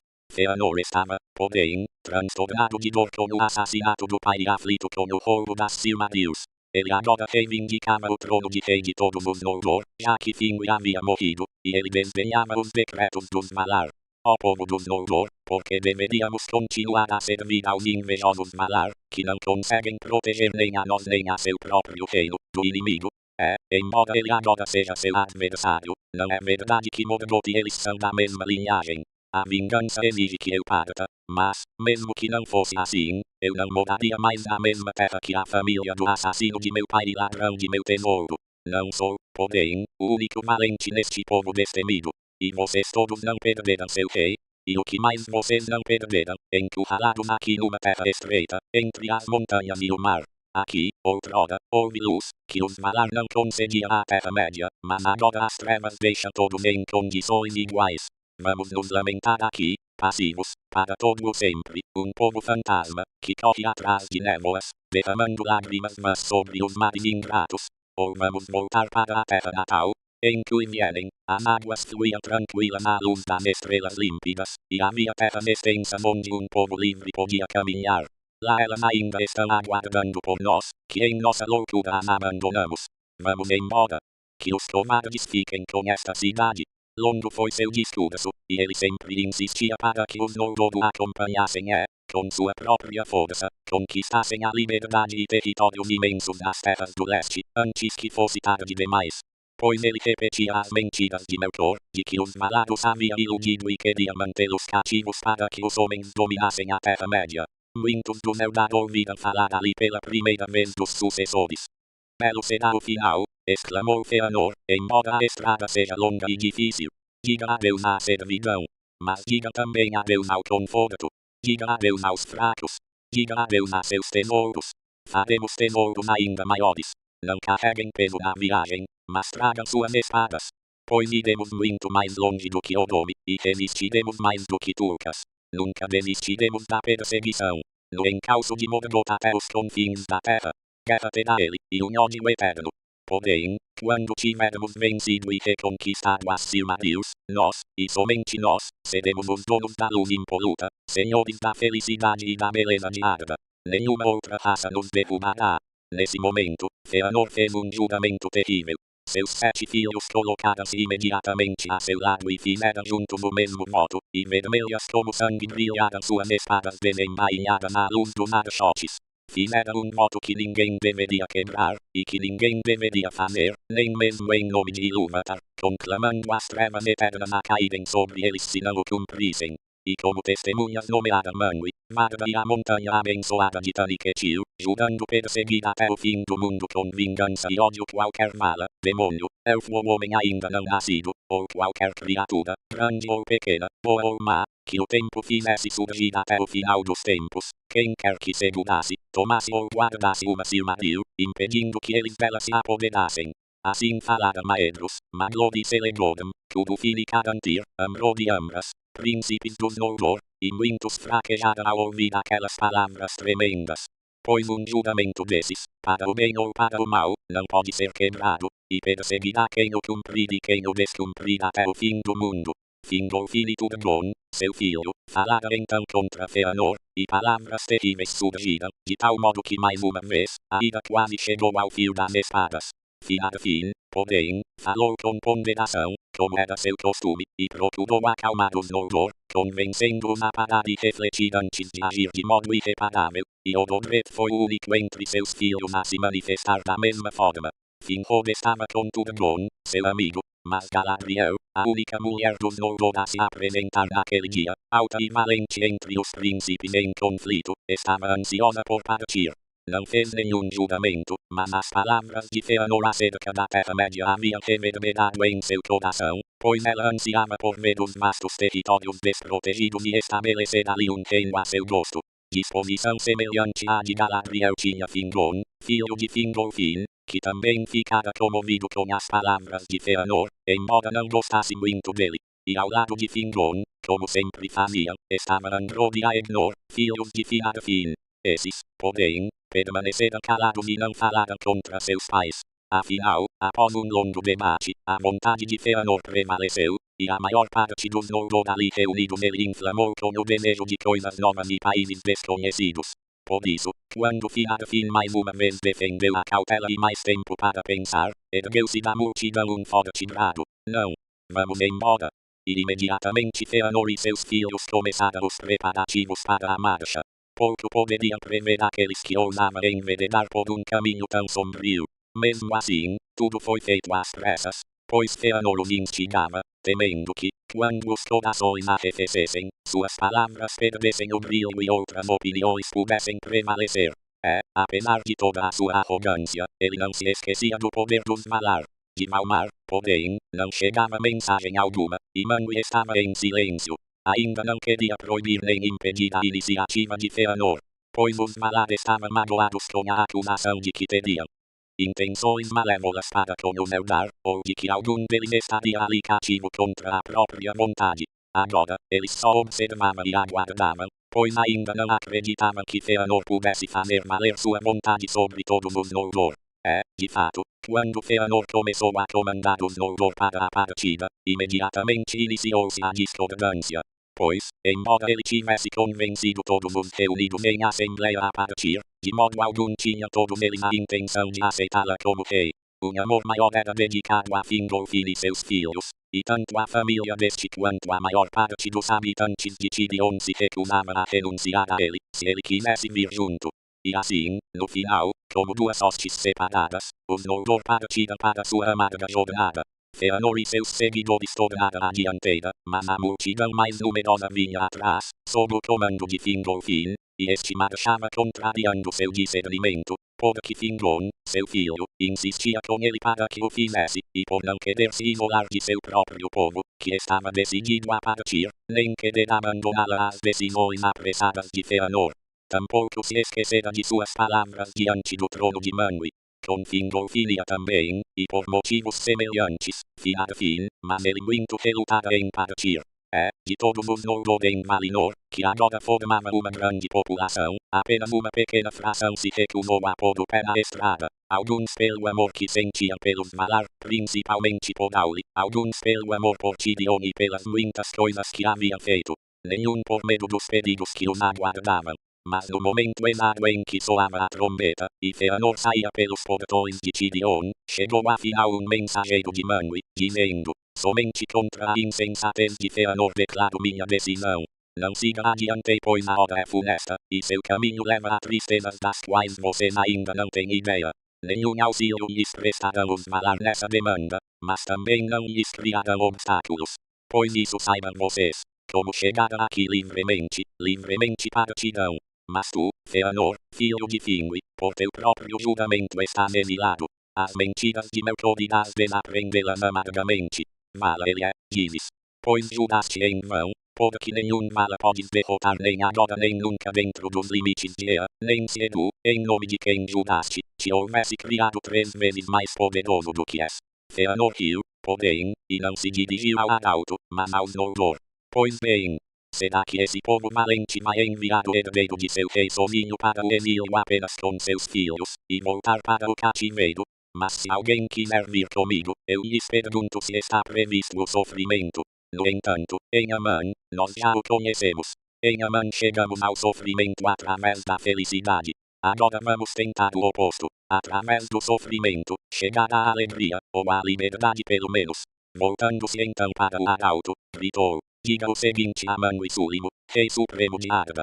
Se Feanor não pode derrotar Morgoth, ele pelo menos não deixa o ataque para depois, nem fica sentado, ocioso, a chorar. E talvez Edu tenha posto em mim um fogo maior do que conheces. No mínimo vou infligir tal sofrimento ao inimigo dos Valar, de tal modo que mesmo os poderosos no círculo da lei ficarão espantados em saber. Sim, no final, eles me seguirão. Adeus. Nessa hora, a voz de Feanor tomou-se tão forte e potente, que até mesmo o Arauto dos Valar lhe fez uma reverência, como alguém que houvesse recebido uma resposta completa, e foi embora, e os Noldor se sujeitaram. Continuaram, portanto, sua marcha. E a casa de Feanor ia apressada, à frente, ao longo das costas de Elend. Nenhuma vez eles voltaram os olhos para Tirion à verde colina de Tuna. Com menos pressa e entusiasmo vinha a hoste de Fingolfin atrás deles. Desses, Fingon ia à frente. Já na retaguarda iam Fiat Fim e Finrod, além de muitos dos mais nobres e sábios entre os Noldor. e muitas vezes, ele olhava para trás para ver sua bela cidade, até a lamparina da Mindonha da Eva desaparecer à noite. Mais do que qualquer outro dos exilados, eles levavam lembranças da felicidade à qual havia renunciado, e mesmo algumas coisas que lá haviam feito eles traziam consigo, um alívio e um fardo na estrada. Ora, Fëanor conduziu-os no Noldor para o norte, porque seu primeiro objetivo era seguir Morgoth. Além disso, Túna, aos pés da Taniquetil, ficava próxima do cinturão de Arda, e ali o grande mar tinha extensão incomensurável, ao passo que para o norte os mares divisores ficavam mais estreitos, à medida que se aproximavam os ermos de Araman e as costas da Terra-média. Mas, quando a mente de Fëanor se acalmou e refletiu, ele percebeu tarde demais que aquela enorme multidão jamais conseguiria transpor as longas léguas até o norte, nem cruzar os mares no final, a não ser com a ajuda de barcos. Seria, porém, necessário muito tempo e trabalho para construir uma frota tão grande, mesmo que houvesse entre os Noldor alguém capacitado para essa tarefa. Resolveu, então, convencer os Teleri, sempre amigos dos Noldor, a se juntarem a eles. Em sua rebeldia, acreditava desse modo poder diminuir ainda mais a felicidade de Valinor e aumentar seu poder para enfrentar Morgoth. Apressou-se então a chegar a Alqualond, e falou com os Teleri, como havia falado antes em Tirion. Os Teleri, entretanto, não se comoveram com nada do que ele dissesse. Estavam realmente tristes com a partida de parentes e amigos de longa data, mas, em vez de auxiliá-los, preferiam dissuadi-los. E nenhuma embarcação emprestaria ou ajudaria a construir contra a vontade dos Valar. Quanto a si próprios, não desejava outro lar a não ser as praias de Eldamar, e nenhum outro senhor além de Olwe, príncipe de Alqualond. E ele nunca dera ouvidos a Morgoth, nem o acolhera em sua terra, e ainda tinha confiança de que Ulmo e os outros poderosos entre os Valar compensariam os danos de Morgoth, e que a noite ainda passaria a ser uma nova aurora. Então a ira tomou conta de Fëanor, pois ele ainda temia um atraso, e foram veementes suas palavras a Olwe. Vocês renegam a amizade justamente na hora de nossa necessidade, disse. Mas ficaram bem felizes de receber nossa ajuda quando chegaram por último a estas praias, preguiçosos covardes, e praticamente de mãos vazias. Ainda estaria morando em cabanas na praia se os Noldor não tivessem esculpido seu porto e trabalhado em suas muralhas. Não renegamos nenhuma amizade, respondeu, porém, Olwe. Mas a um amigo pode caber o papel de censurar a loucura do companheiro. Quando os Noldor nos acolheram e auxiliaram, eram diferentes suas palavras. Na terra de Aman viveríamos para sempre, como irmãos cujas casas ficam lado a lado. Quanto a nossas almas embarcações, essas vocês não nos deram. Não aprendemos esse ofício com os Noldor, mas com os senhores do mar, e as madeiras claras trabalhamos com nossas próprias mãos, e as velas brancas foram tecidas por nossas esposas e filhas. Por isso, não nos dispomos a dá-las nem vendê-las por nenhuma aliança ou amizade. Pois eu lhe digo, Fëanor, filho de Finwë, elas são para nós como são as pedras preciosas dos Noldor, as obras que mais prezamos, iguais às quais não voltaremos a fazer outras. Com isso, Fëanor o deixou e foi sentar remoendo maus pensamentos do lado de fora das muralhas de Alqualond até sua hoste se reunir. Quando considerou que sua força era suficiente, foi até o porto dos Cisnes e começou a manobrar os barcos que ali estavam ancorados, levando-os à força. Os Teleri, entretanto, ofereceram resistência e lançaram muitos dos Noldor ao mar. Então, espadas foram desembainhadas, e travou-se uma terrível batalha nos barcos, em volta dos moles e dos quebra-mares do porto, iluminados por lamparinas, e mesmo sobre o grande arco de entrada. 3 vezes o povo de Fëanor foi rechaçado, e muitos morreram de ambos os lados. Contudo, a vanguarda dos Noldor foi socorrida por Fingon com os primeiros da hoste de Fingolfin, que, ao se aproximarem, encontraram uma batalha em curso e sua própria gente caindo. Eles correram para ajudar antes de saber ao certo a causa da contenda. Alguns chegaram a acreditar que os Teleri haviam tentado uma cilada contra a marcha dos Noldor a pedido dos Valar. Assim, finalmente, os Teleri foram derrotados, e grande parte de seus marinheiros que moravam em Alqualond foi brutalmente assassinada pois os Noldor estavam se tomando cruéis e desesperados, e os Teleri tinham menos força e estavam armados, em sua maioria, apenas com arcos finos.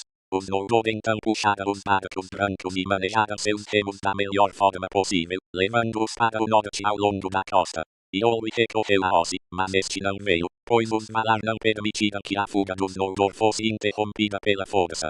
uinem, porém, chorou pelos marinheiros dos Teleri, e o mar cresceu em fúria contra os assassinos, de modo que muitas embarcações naufragaram, e aqueles que nelas estavam morreram afogados. Sobre o fratricídio de Alto Alonde, mais é dito no lamento conhecido como Nourolante, a queda dos Nouror, que Maglor compôs antes de se perder. Mesmo assim, a maior parte dos Nouror escapou. Quando a tempestade passou, eles mantiveram seu curso, alguns por mar, outros por terra. Mas o caminho era longo, e mais difícil à medida que avançavam. Depois de muito marcharem à noite sem limites, chegaram afinal ao extremo norte do reino protegido, junto às fronteiras dos ermos vazios de Aramã, que eram frios e montanhosos. Ali, viram de repente uma figura escura parada no alto de um rochedo que dava para a praia. Alguns dizem que era o próprio Mandos, e nenhum mensageiro menos importante de Manwë. E ouviram uma voz alta, solene e terrível, que lhes ordenou que parassem e escutassem. Todos então pararam e ficaram imóveis, e de uma ponta a outra das hostes dos Nouror ouviu-se a voz que proferiu a maldição e profecia que é chamada de profecia do norte, e a condenação dos Nouror.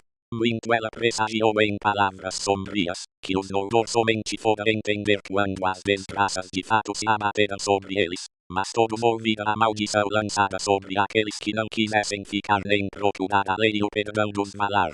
Vocês verterão lágrimas sem conta, e os Valar cercarão Valinor para impedi-los de entrar. Ficarão de tal modo isolados, que nem mesmo o eco de suas lamentações atravessará as montanhas.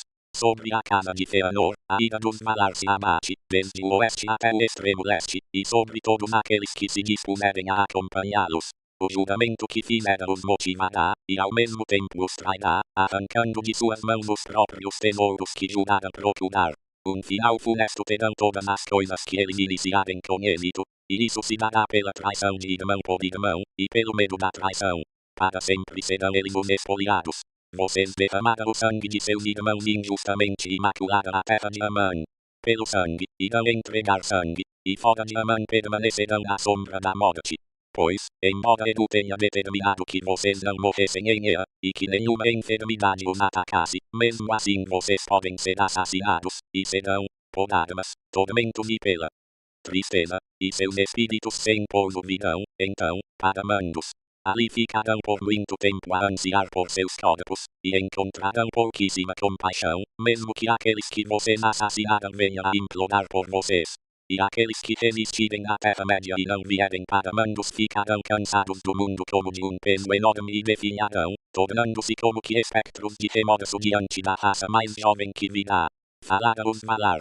E então muitos se intimidaram, mas Feanor endureceu seu coração.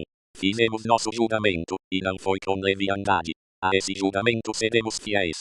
Somos ameaçados com muitos males, e a traição não é o menor deles. Mas uma coisa não é dita, que sofreremos de medo, de covardia ou do temor à covardia. Portanto, digo que devemos seguir, e acrescento um prognóstico. Nossos feitos futuros serão tema de canções até os últimos dias de Arda. Nessa hora, porém, Finarfin abandonou a marcha e voltou, por estar cheio de dor e de amargura contra a casa de Feanor, em virtude de seu parentesco com Olwe de Alto Alonde. E muitos dos seus foram com ele, refazendo seus passos, pesarosos, até contemplar mais uma vez o facho longínquo de Mindon sobre Tuna, ainda fugindo à noite, e afinal chegar a Valinor. Ali recebera o perdão dos Valar, e Finarfin foi indicado para governar os Noldor que estavam no reino abençoado. Seus filhos, entretanto, não estavam com ele, pois não quiseram abandonar os filhos de Fingolfin. E toda a gente de Fingolfin ainda prosseguiu, sentindo a obrigação do parentesco e a vontade de Feanor, e tendo de encarar a condenação dos Valar, já que nem todos eram inocentes no fratricídio de Alto Alonde. Além disso, Fingon e Turgon eram audazes e belicosos, e relutavam em abandonar qualquer tarefa a qual se houvessem dedicado antes do triste final, se ele tivesse de ser triste. Portanto, a hoste principal continuou viagem, e rapidamente o mal que havia sido previsto começou a atuar. Os Noldor acabaram chegando ao norte de Arda e viram as primeiras pontas do gelo que flutuava no mar.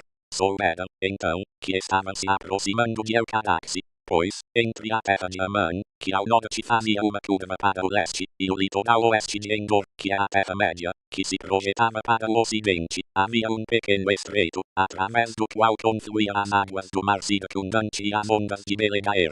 Havia vastos nevoeiros e brumas de frio mortal, e as correntes marítimas vinham carregadas de blocos de gelo que colidiam uns com os outros e do atrito do gelo das profundezas. Assim era o Caraxi, e ali ninguém até então ousara pisar, a não ser os Valar, e Ungoliant. Portanto, Fëanor parou, e os Noldor debateram que caminho deveriam seguir a partir dali. Começaram, porém, a sofrer com o frio e o nevoeiro insistente, que o brilho de nenhuma estrela poderia penetrar. E muitos se arrependeram da viagem e começaram a reclamar, especialmente os que acompanhavam Fingolfin, amaldiçoando Fëanor e dizendo que ele era a causa de todas as desgraças do Eldar. Fëanor, porém, sabendo de tudo o que era dito, aconselhou-se com seus filhos. E eles viam apenas 2 meios de escapar de Adaman e entrar em Endor, pelos estreitos, ou em barcos. Contudo, considerava o Caraxi intransponível, enquanto a quantidade de barcos era insuficiente. Muitos haviam sido perdidos na longa viagem, e os restantes eram poucos para transportar de uma vez toda aquela multidão. No entanto, ninguém estava disposto a permanecer na costa ocidental enquanto outros eram transportados primeiro. Já havia despertado entre os Noldor o medo da traição. Por isso, ocorreu a Fëanor e seus filhos a ideia de tomar todos os barcos e partir de repente. Pois eles havia mantido o comando da frota desde a Batalha do Porto, e ela era tripulada apenas por aqueles que lá haviam lutado e tinham vínculos com Fëanor. Como se fosse a pedido seu, começou a soprar um vento vindo do noroeste, e Fëanor escapou em segredo com todos os que ele considerava fiéis, embarcou e pôs-se ao mar e deixou Fingolfin em Adaman. Como o mar ali fosse estreito, navegando para o leste e um pouco para o sul ele fez a travessia sem perdas, sendo o primeiro de todos os Noldor a voltar a pisar nas praias da Terra-média, e o desembarque de Fëanor foi na foz do estuário chamado Brengist, que levava ao interior de Dor-lómin. Quando estava em terra firme, porém, Maedhros, seu primogênito, e no passado amigo de Fingoln, antes que as mentiras de Morgoth os separassem, dirigiu-se a Fëanor. Agora quais barcos e remadores liberarás para a volta? E quem eles trarão em primeiro lugar? Fingoln, o valente. Riu então Fëanor como um ensandecido e gritou: nenhum barco, nenhum remador. O que deixei para trás não dou como perda. Revelou-se bagagem desnecessária no caminho. Que aqueles que amaldiçoaram meu nome continuem a me amaldiçoar e voltem os gemidos para as jaulas dos Valar. Queimem os barcos. E então Maedhros ficou de lado, sozinho, mas Fëanor fez com que ateassem fogo aos alvos barcos dos Teleri. Portanto, naquele local chamado de Losgar, na saída do estuário de Brengist, acabaram-se as mais belas embarcações que jamais navegaram, num enorme incêndio, brilhante e terrível. E Fingolfin e seu povo viram a luz ao longe, vermelha sob as nuvens, e souberam que haviam sido traídos. Esses foram os primeiros frutos do fratricídio e da condenação dos Noldor. Então, Fingolfin, ao ver que Fëanor o havia deixado para perecer em Adaman ou retomar humilhado a Valinor, encheu-se de rancor. Desejava agora mais do que nunca chegar de algum modo à Terra-média para reencontrar Fëanor. Assim, ele e sua gente muito caminharam em condições deploráveis, mas seu valor e sua capacidade de resistência cresciam com as dificuldades. Pois era um povo poderoso, os filhos mais velhos e imortais de Edu e Ilúvatar, porém recém-chegados do reino abençoado e ainda não desgastados com o cansaço da terra. O ânimo de seus corações tinha energia, liderados por Fingolfin e seus filhos, e por Finrod e Galadriel, eles ousaram penetrar nas regiões mais hostis do norte. Não encontrando nenhum outro caminho, enfrentaram afinal o horror da Elcarax e os cruéis blocos de gelo. Poucos dos feitos dos Noldor daí em diante suplantaram essa travessia desesperada em termos de dificuldade ou desgraças. Ali, perdera Elendil, a mulher de Turgon, e muitos outros também pereceram. E foi com uma hoste reduzida que Fingolfin afinal pôs os pés nas terras de fora. Pouco amor por Fëanor ou por seus filhos tinha aqueles que marcharam sob seu comando e que soaram suas trombetas na Terra-média ao primeiro nascer da lua. Capítulo X, dos Sindar. Ora, como foi relatado, o poder de Elwë e Melian crescia na Terra-média, e todos os elfos de Beleriand, desde os marinheiros de Círdan aos caçadores nômades das montanhas azuis, do outro lado do rio Gelion, reconheciam Elwë como seu senhor. Elutindol era ele chamado, Rei Manto Cinzento, no idioma de seu povo. Estes são os Sindar, os elfos cinzentos de Beleriand cheia de estrelas. embora fossem modiquengi, sob a liderança de Tindall e com os ensinamentos de Melian se tomara os mais belos, mais sábios e mais habilidosos de todos os elfos da Terra-média. No final da primeira era da prisão de Melkor, quando toda a Terra estava em paz e a glória de Valinor estava no seu apogeu, veio ao mundo Lúthien, a única filha de Tindall e Melian. Apesar de a Terra-média estar em sua maior parte no sono de Amanda, em Beleriand, sob o poder de Melian, havia vida e alegria, e as estrelas brilhantes refulgiam como raios de prata. E lá na floresta de Neldoret, Lúthien nasceu, e as alvas flores de Niflheim surgiram para saudá-la como estrelas brotando da terra. Ocorreu, durante a segunda era de cativeiro de Melkor, que anões atravessaram as montanhas azuis de Eredluin, entrando em Beleriand. Assim mesmo dava o nome de Canaan, mas os Sindaros chamavam de Naudrin, o povo nanico, e Gonoihim, mestres da pedra. Muito ao longe no leste, ficavam as habitações mais antigas dos Naudrin, mas eles haviam escavado para si grandes palácios e mansões, segundo seu próprio estilo, na parte oriental da Eredluin, e essas cidades tinham em seu próprio idioma os nomes de Gabir-Gatol e Tumul-Naar. Ao norte da enorme elevação do Monte Dolmed ficava Gabir-Gatol, que os elfos traduziam em sua língua como Belegost, ou seja, Grão Forte, e ao sul foi esculpida na rocha Tumul-Naar, chamada pelos elfos de Nogrod, a Morada Oca. A maior de todas as mansões dos anões era Canad-dûn, a mina dos anões, a Dodrond no idioma dos elfos, que mais tarde nos seus dias escuros foi chamada de Moria, mas ela ficava muito distante das montanhas nevoentas, para além das longas léguas de Eriador, e só chegava aos elfos como um nome e um rumor com origem nas palavras dos anões das montanhas azuis. De Nogrod e Belegost, os Naudrin avançaram para Beleriand, e os elfos se encheram de espanto, pois acreditavam que eram os únicos seres vivos da Terra-média a falar com palavras ou a trabalhar com as mãos, e serem todos os outros apenas aves e feras. Não conseguiam, porém, entender nenhuma palavra da língua dos Naudrin, que a seus ouvidos era pesada e sem beleza, e poucos foram os Eldar que chegaram a dominá-la. Já os anões tinham facilidade de aprendizado e, de fato, estavam mais dispostos a aprender a língua dos elfos do que a ensinar a sua própria aquela raça estranha. Poucos dos Eldar foram algum dia a Nogrod e Belegost, à exceção de Eoldin Angelmot e Maeglin, seu filho. Já os anões faziam comércio com Beleriand e construíram uma grande estrada que passava sob o sopé do Monte Dolmed e acompanhava o curso do rio Ascar, cruzando o Gelion em Sanatrad, o Val das Pedras, onde mais tarde foi travada uma batalha. Sempre foi distante a amizade entre os Naudrin e os Eldar, embora ela gerasse muitos benefícios mútuos.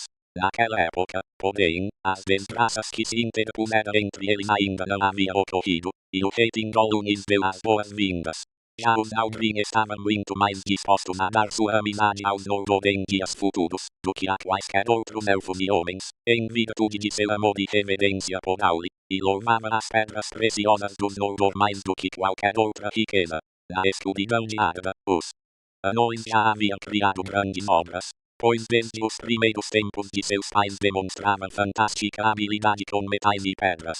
Naqueles tempos antigos, porém, adoravam trabalhar com o ferro e o cobre, e não com a prata ou o ouro. Ora, Melian tinha grande capacidade de previsão, como era comum entre os Maiar.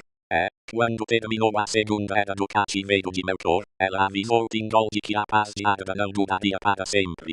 Ele refletiu, portanto, sobre como construir para si uma habitação régia, um lugar que fosse seguro, se o mal voltasse a despertar na Terra-média. E procurou auxílio e conselho junto aos anões de Belegost. Estes o deram de bom grado, pois naquela época era incansável e ansiava sempre por novos trabalhos. Embora os anões exigissem algo por tudo aquilo que fizessem, fosse com prazer, fosse com esforço, naquela ocasião eles se consideraram pagos. Pois Melian muito lhes ensinou que eles estavam dispostos a aprender, e Tindall os recompensou com grande quantidade de belas pérolas. Essa sirvam lhe dera, já que existia em abundância as águas rasas em torno da ilha de Valar. Os Naudrin, entretanto, nunca haviam visto nada semelhante e as tinha em alta conta. Havia uma do tamanho de um ovo de pomba, e seu brilho se assemelhava ao das estrelas da espuma do mar. Linfelum era seu nome, e o chefe dos anões de Belegost a valorizava mais do que a uma montanha de riquezas. Assim, por muito tempo os Naudrin trabalharam alegremente para Tindall, e criaram muitos palácios no estilo de sua gente, escavados nas profundezas da terra. Ali, por onde fluía o Escalduim, separando o Eldoret de região, havia no meio da floresta uma colina rochosa, e o rio passava junto ao seu sopé. Ali os anões ergueram os portões do palácio de Tindol, e construíram uma ponte de pedra sobre o rio, único meio de acesso aos portões. Do outro lado, amplos corredores desciam a salões e aposentos imponentes, que haviam sido escavados na rocha viva muito abaixo do nível da entrada. Eram tantos e tão magníficos, que essa morada foi chamada de Menegroth, as 1000 cavernas. Os elfos, entretanto, também participaram desse trabalho. E elfos e anões juntos, cada um com seu talento próprio, ali concretizaram as visões de Melian, imagens da maravilha e da beleza de Valinor, além-mar. As pilastras de Menegroth foram esculpidas para se assemelharem às faias de Odome, tronco, galho e folha, e eram iluminadas com lanternas de ouro. Os roxinóis cantavam ali como nos jardins de Lórien, e havia fontes de prata, bacias de mármore e pisos de pedras multicores. Imagens entalhadas de animais e pássaros corriam pelas paredes, subiam pelas pilastras ou espiavam entre os galhos entremeados de miríades de flores. Com o passar dos anos, Melian e suas servas encheram os salões com tapeçarias das quais podiam ser lidos os feitos dos Valar, e muitos fatos que haviam acontecido em Arda desde seu início, além de indícios de acontecimentos que ainda estavam por vir. Era a mais bela morada de qualquer rei que jamais existiu a leste do mar. Quando terminou a construção de Menegroth, e houve paz no reino de Tindol e Melian, os Aldrin ainda cruzavam as montanhas de vez em quando e comerciavam pelas terras. Mas raramente iam até as falas, pois detestavam o som do mar e receavam olhar para ele. A Beleriand não chegou nenhum outro rumor ou notícia do mundo lá fora. Contudo, à medida que avançava a terceira era do cativeiro de Melkor, os anões ficaram preocupados e falaram ao rei Tindol, dizendo que os Valar não haviam erradicado totalmente os males do norte, e que agora os restantes, tendo por muito tempo se multiplicado nas trevas, voltavam a aparecer, perambulando livremente. Há feras cruéis na terra a leste das montanhas, e seus antigos parentes que moram por lá estão fugindo das planícies para as colinas. Antes que se passasse muito tempo, as criaturas nefastas chegaram até mesmo a Beleriand, por passagens das montanhas, ouvindo do sul através das florestas escuras. Havia lobos, ou criaturas que adotavam sua forma, e outros seres cruéis das sombras. E entre eles estavam os Orcs, que mais tarde devastariam Beleriand. Naquela época, entretanto, eles ainda eram poucos e desconfiados, e só farejavam aquela terra, enquanto aguardavam a volta de seu senhor.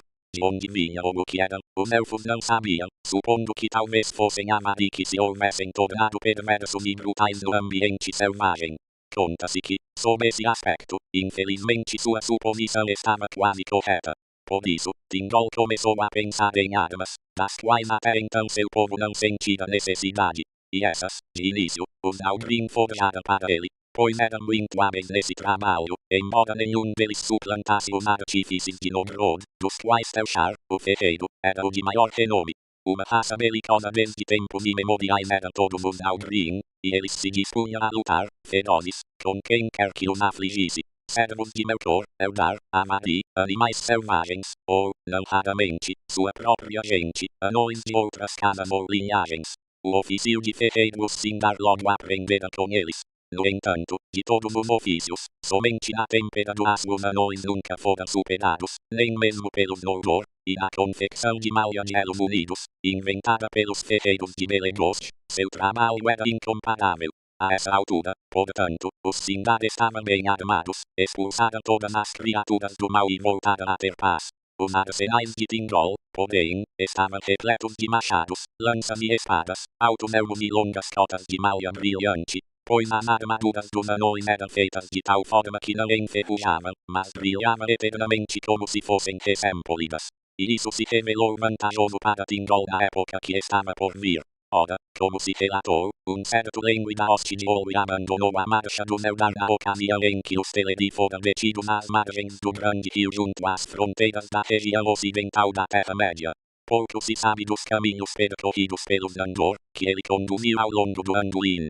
Disse que alguns deles habitaram por muito tempo os bosques do Vale do Grande Rio, alguns chegaram afinal à sua foz e ali permaneceram junto ao mar, e outros, ainda, passando pelas Ededlimbrais, as Montanhas Brancas, voltaram para o norte e penetraram nos ermos de Eriador, entre as Ededluin e as longínquas Montanhas Nevoentas. Ora, esse era um povo da floresta e não possuía nenhuma arma de aço. A chegada dos animais ferozes, vindos do norte, deixou-os apavorados como os Aldrin declarara ao rei Tindol em Menegroth. Assim, Venetor, o filho de Lemvi, ao ouvir rumores sobre o poderio de Tindol e sua majestade, e também sobre a paz em seu reino, reuniu a hoste que pôde de sua gente dispersa e com ela atravessou as montanhas para entrar em Beleriand. Ali foram acolhidos por Tindol, como parentes há muito perdidos que voltam ao lar, e se instalaram em Ossidian, a terra dos 7 rios. Dos longos anos de paz que se seguiram à chegada de Venetor, pouco se sabe. Disse que, naquela época, Daedon, o menestrel, o maior sábio do reino de Tindol, criou suas runas, e os Aldrin que vieram a Tindol as aprenderam e se encantaram com o invento, valorizando o talento de Daedon ainda mais do que os Sindar, seu próprio povo. Por meio dos Aldrin, as cidades foram levadas para o leste, para o outro lado das montanhas, e se tornaram parte do conhecimento de muitos povos, mas foram pouco usadas pelos Sindar para a finalidade de registros até os tempos da guerra, e grande parte do que se guardava na memória pereceu nas ruínas de Doriath. É que da bem-aventurança e da alegria da vida há pouco a ser dito enquanto duram, assim como as obras belas e maravilhosas, enquanto perduram para que os olhos as contemplem, são registros de si mesmas, e somente quando correm perigo ou são destruídas é que se transforma em poesia. Em Beleriand naquela época, os elfos perambulavam, os rios corriam, as estrelas brilhavam, e as flores da noite exalavam seus perfumes. E a beleza de Melian era como o meio-dia, e a beleza de Lúthien era como o alvorecer da primavera. Em Beleriand, o rei Tindol, em seu trono, era como os senhores dos Maiar, cujo poder está em repouso, cuja alegria é como o ar que respira todos os dias, cujos pensamentos fluem numa onda imperturbável, das alturas às profundezas. Em Beleriand, ainda às vezes cavalgava o nome, o grande, passando como um vento pelas montanhas, e o som de sua trompa descia pelas léguas iluminadas pelas estrelas, e os elfos o temiam pelo esplendor de seu semblante e pelo enorme estrondo da investida de Naar. No entanto, quando a Valadon ecoava nos montes, eles bem sabiam que todos os seres do mal eram afugentados dali. Aconteceu, porém, de se aproximar o fim da bem-aventurança, e de a tarde ensolarada de Valinor chegar ao seu crepúsculo. Pois, como foi dito e como todos sabem, por estar escrito nos registros das tradições e por ter sido cantado em muitas obras poéticas, Melkor abateu as árvores dos Valar com o auxílio de Ungoliant e escapou, voltando para a Terra-média. Muito ao norte ocorreu o confronto entre Morgoth e Ungoliant, mas o terrível grito de Morgoth reverberou por toda a Beleriand, fazendo toda a sua gente encolher de medo. Pois, embora não soubessem o que o grito pronunciava, o que estava ouvindo era o arauto da morte. Pouco depois, Ungoliant fugiu do norte e entrou no reino do rei Tindol, e um terror de escuridão a cercava. Contudo, pelo poder de Melian, foi impedida de prosseguir, e não entrou em Neldoreth, mas permaneceu muito tempo à sombra dos precipícios pelos quais Dorthonion se estendia em direção ao sul. E esses passaram a ser conhecidos como Ered Dordodoth, as montanhas do terror, e ninguém ousava ir até lá ou passar por perto. Ali, a vida e a luz eram sufocadas, e todas as águas, envenenadas. Morgoth, porém, como já se relatou, voltou para Angband e a reconstruiu. E acima de seus portões ergueu as torres fumegantes das Tandododrin. E os portões de Morgoth estavam a apenas 750 quilômetros da ponte de Menegroth. Distantes entretanto demasiado próximos. Ora, os orcs que se multiplicavam na escuridão da terra tomaram-se fortes e cruéis, e seu senhor sinistro os encheu de desejo de devastação e morte. Eles saíram então dos portões de Angband sob as nuvens que Morgoth fez surgir e passaram em silêncio para os planaltos do norte. Dali, de súbito, um enorme exército entrou em Beleriand e atacou o rei Tindol. Ora, em seus vastos domínios, muitos elfos perambulavam livremente na natureza ou moravam pacificamente em pequenos clãs muito afastados. Somente em torno de Menegroth, no centro da região e ao longo das falas, no país dos marinheiros, havia grandes populações. Os orcs, porém, investiram contra os dois lados de Menegroth, a partir de acampamentos no leste, entre o Selon e o Gelion, no oeste, nas planícies entre o Sidion e o Nadog, praticaram todo tipo de pilhagem. E Tindol foi isolado de Círdan em Eglares ele convocou, então, Venetor, e os elfos vieram em grande número de Region, do outro lado do Adum e de Ossidian, para travar a primeira batalha nas guerras de Beleriand. E a hoste oriental do Mordex foi cercada pelos exércitos do Eldar, ao norte de Andra e a meio caminho entre o Adon e o Gelion. E ali sofreram total derrota, e aqueles que fugiram para o norte a fim de escapar da enorme carnificina caíram na emboscada dos machados dos Aldrin que saíam do Monte Dolmed. Na realidade, poucos voltaram para Angband. Contudo, a vitória dos elfos teve um alto preço, pois aqueles de Ossidian estavam pouco armados e não tinham como enfrentar os Mordex, que usavam calçados e escudos de ferro e portavam enormes lanças de lâminas largas. Assim, Denethor foi isolado e cercado na colina de Amon-Edem. Ali ele sucumbiu com todos os parentes mais próximos à sua volta, antes que o exército de Tindol chegasse em seu auxílio. Por mais que sua morte fosse vingada com violência, quando Tindol se abateu sobre a retaguarda dos Mordex e os chacinou aos magotes, seu povo lamentou eternamente sua perda e não voltou a ter um rei. Depois da batalha, alguns voltaram para Ossidian, e suas notícias inspiraram o restante do povo um medo enorme, de tal modo que a partir dali eles nunca mais se apresentaram para uma guerra declarada, mas se mantiveram em segredo e desconfiança. E eles foram chamados de Lycangi, os Elfos Verdes, em virtude de seus trajes da cor das folhas. Muitos foram, porém, para o norte e penetraram no reino protegido de Tindol, misturando-se com seu povo. Quando Tindol voltou a Menegroth, soube que o exército de Orcs no oeste saíra vitorioso, tendo encurralado Círdan na orla do mar. Por isso, Tindol recolheu, dentro da segurança de Neldoreth e região, todo o povo que sua convocação pôde alcançar, e Melian acionou seu poder e cercou todo o território ao redor com uma muralha invisível de sombras e desorientação. O cinturão de Melian, para que ninguém dali em diante pudesse passar por ele contra a sua vontade ou a do rei Tindol, a menos que se tratasse de alguém com poder superior ao de Melian, a Maia. E essa terra cercada, que durante muito tempo foi chamada de Eglador, mais tarde recebeu o nome de Doriath, o reino protegido, a terra do cinturão. Ali dentro havia ainda uma paz vigilante, mas fora dela, havia o perigo e um enorme pavor, e os servos de Morgoth andavam à solta, menos nos portos mudados das falas. Novidades estavam chegando, porém, que ninguém na Terra-média previra, nem Morgoth, em seus fossos, nem Melian, em Menegroth.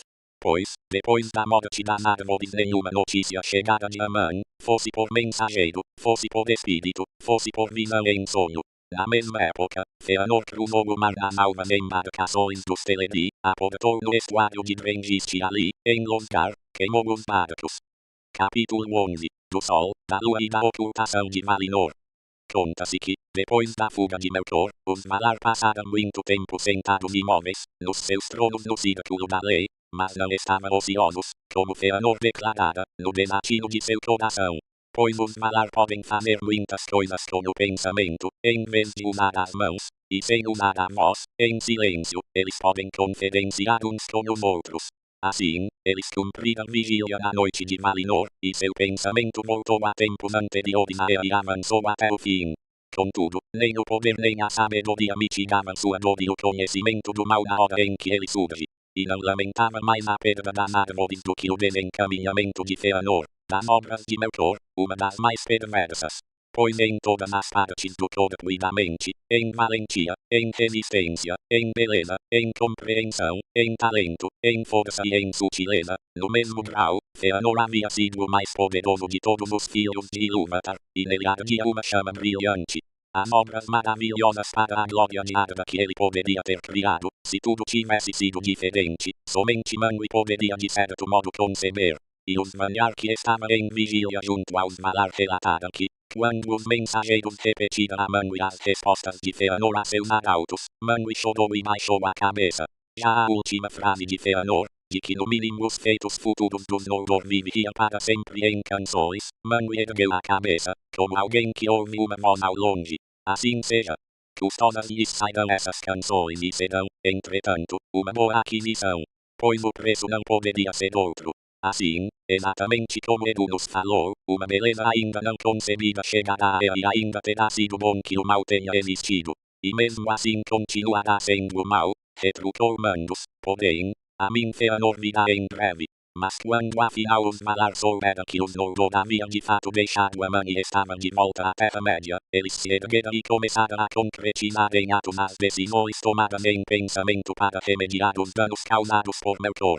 Então Manwë pediu a Yamanna e Lienga que exercessem todos os seus poderes em prol do crescimento e da cura. E ela aplicava todos os seus poderes nas árvores. Porém, as lágrimas de Lienga não conseguiram curar seus ferimentos mortais, e por muito tempo Yamanna cantou sozinha na penumbra. Mesmo assim no exato momento em que faltou esperança, e seu canto hesitou, Telperion produziu, afinal, num galho sem folhas, uma enorme flor de prata, e Laudelin, um único fruto de ouro.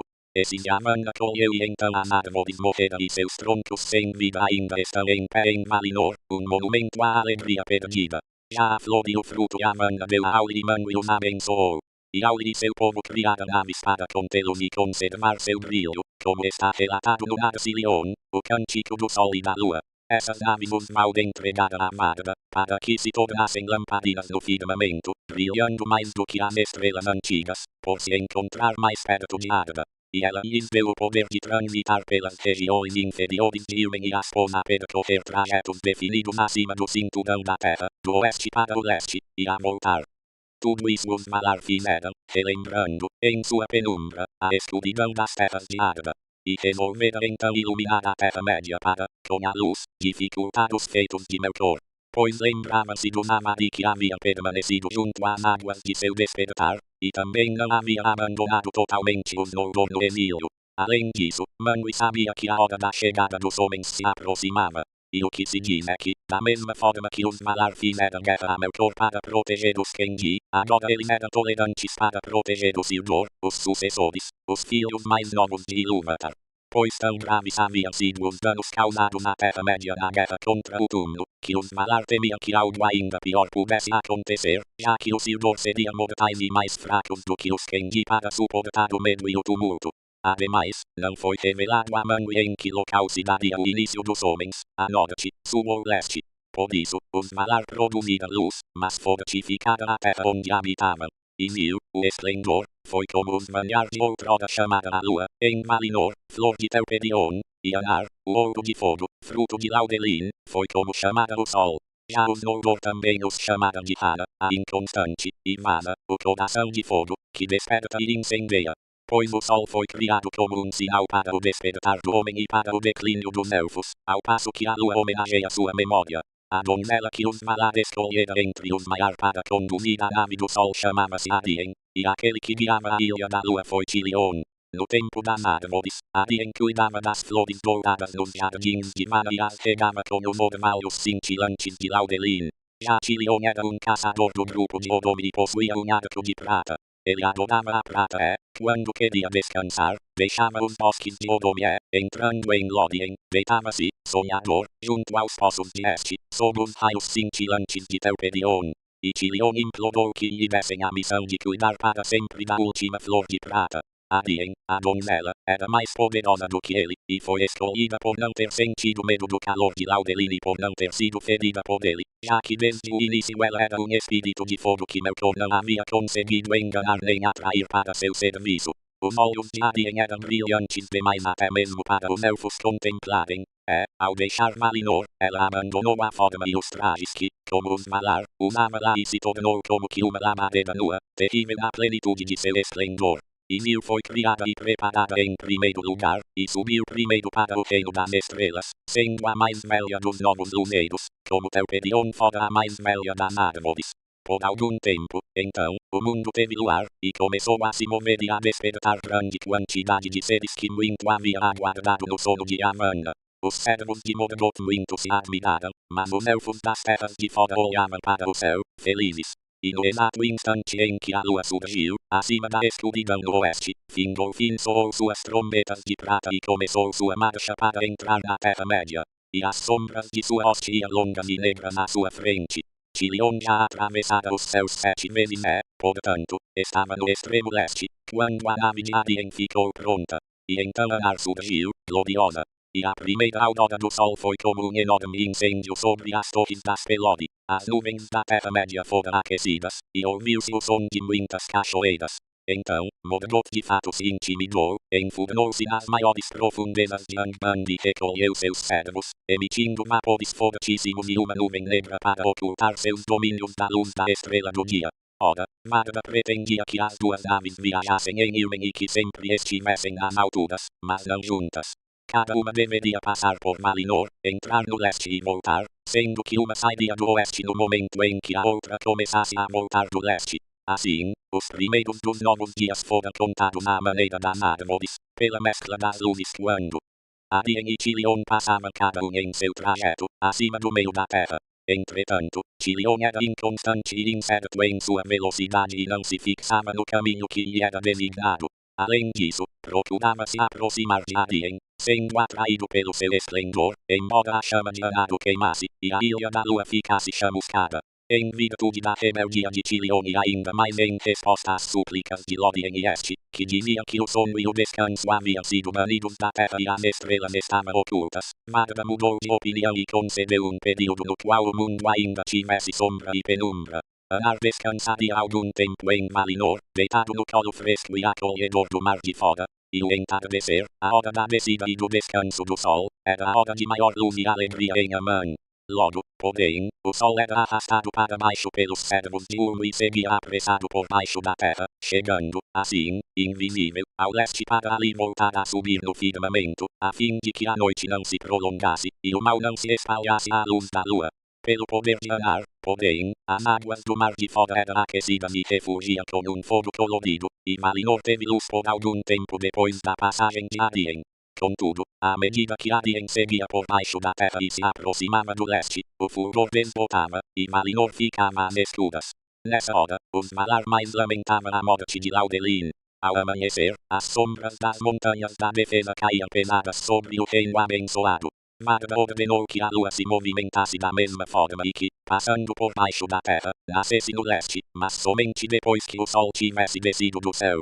Tilion, no entanto, seguia com um ritmo instável, como ainda segue, e era sempre atraído por Arien, como sempre será. De tal modo que, com frequência, os dois podem ser vistos acima da terra, juntos, ou pode acontecer que Tilion se aproxime tanto do sol, que sua sombra esconda o brilho de Arien, e surja a escuridão no meio do dia. Portanto, com as idas e vindas de Anar, os Malar contaram os dias a partir dali até a mudança do mundo. Pois Tilion pouco se demorava em Malinor, mas a maioria das vezes passava veloz pelas terras do ocidente, por Amatar, Adaman ou Malinor, e mergulhava no abismo do outro lado do mar de fora, seguindo seu caminho em solidão em meio às grutas e cavernas das raízes de Arda. Ali, costumava passar muito tempo perambulando, só voltando tarde. Ainda assim, após a longa noite, a luz de Malinor era mais forte e mais clara do que a da Terra-média, pois o sol lá descansava, e as luzes do firmamento se aproximavam mais da terra naquela região.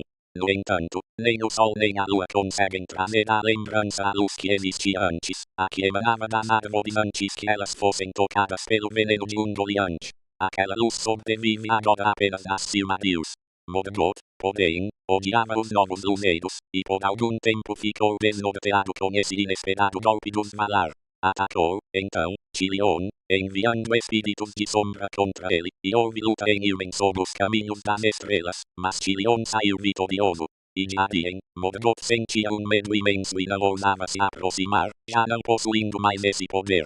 Pois, à medida que crescia em perversidade e transmitia o mal que concebia sob a forma de mentiras e criaturas nefastas, seu poder passava para elas e se dispersava, enquanto ele mesmo ficava cada vez mais preso à terra, relutante em sair de seus redutos sinistros.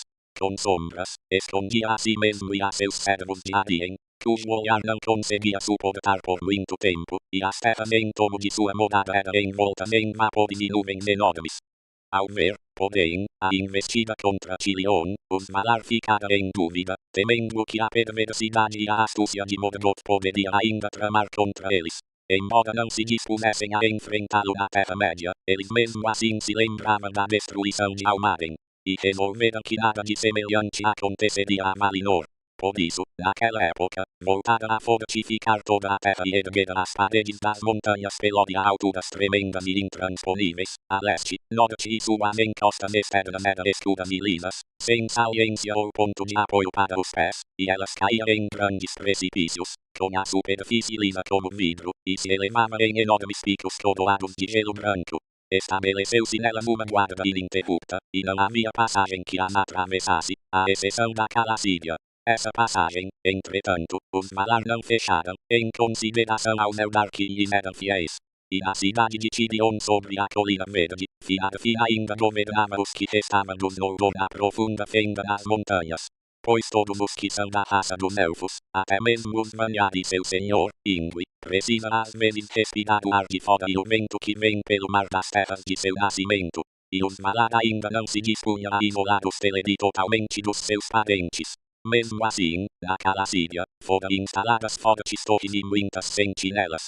E em sua extremidade, nos planaltos de Valmar, acampava um exército, para que nem ave, animal, elfo, homem, nem nenhuma criatura que habitasse a Terra-média passasse por aquela tropa. E foi também nessa época, que os poemas chamam de Númenor e Valinor, a ocultação de Valinor, que as ilhas encantadas foram criadas, e todos os mares ao redor foram preenchidos com sombras e desorientação. E essas ilhas foram dispostas como uma rede nos mares sombrios, de norte a sul, antes que Toledecea, a ilha solitária, fosse alcançada por quem navegasse para o oeste. Dificilmente um barco conseguiria passar por elas, pois nos perigosos estreitos as ondas suspiravam eternamente em rochas escuras ocultas da névoa. Naquela penumbra, um enorme cansaço se abatia sobre os marinheiros, acompanhado de ódio ao mar. Mas quem chegasse a pisar nas ilhas ali ficaria preso, e dormiria até a mudança do mundo. Foi assim que, como Mandos lhes havia pronunciado em Aramã, o reino abençoado se fechou para impedir a entrada dos Noldor. Dos muitos mensageiros que em tempos posteriores navegaram para o oeste, nenhum jamais chegou a Valinor, à exceção de um apenas, o mais poderoso marinheiro que teve sua história contada. Capítulo 12. Dos Homens. Permaneceram então em paz os Valar atrás de suas montanhas tendo concedido a luz na Terra-média, a deixaram por muito tempo abandonada. A autoridade de Morgoth não era contestada a não ser pela bravura dos Noldor. Ulmo, que recebia notícias da terra por meio de todas as águas, não deixava de pensar nos exilados. A partir dessa época foram contados os anos do Sol. Mais rápidos e breves são eles do que os longos anos das árvores em Valinor. Foi nesse período que o ar da Terra-média se tornou pesado com o hálito do crescimento e da mortalidade, e a transformação e o envelhecimento de todas as coisas foram muito acelerados. A vida pululava no solo e nas águas da segunda primavera de Arda, e os Eldar aumentaram em número. Sob o novo sol, Beleriand se tornara verde e bela. Ao primeiro raiar do sol, os filhos mais novos de Ilúvatar despertaram na terra de Ildorien, nas regiões orientais da Terra-média, mas o primeiro sol raiou no oeste, e os olhos dos homens que se abriam se voltaram para ele, e seus pés, quando perambularam pela terra, acabavam indo naquela direção. Atali foi como os Eldar os chamaram, o segundo povo, mas também os chamavam de Ildor, os sucessores, entre muitos outros nomes, Apanonar, os posteriores, Enguar, os enfermiços, e Fidimar, os mortais. Ainda os chamavam de usurpadores, desconhecidos, inescrutáveis, malditos, desajeitados, temerosos da noite, filhos do sol.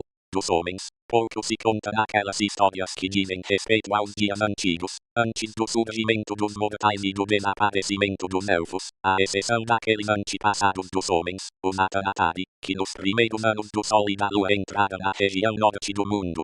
A Ildorien não veio nenhum Vala para guiar os homens ou convocá-los a ir morar em Valinor.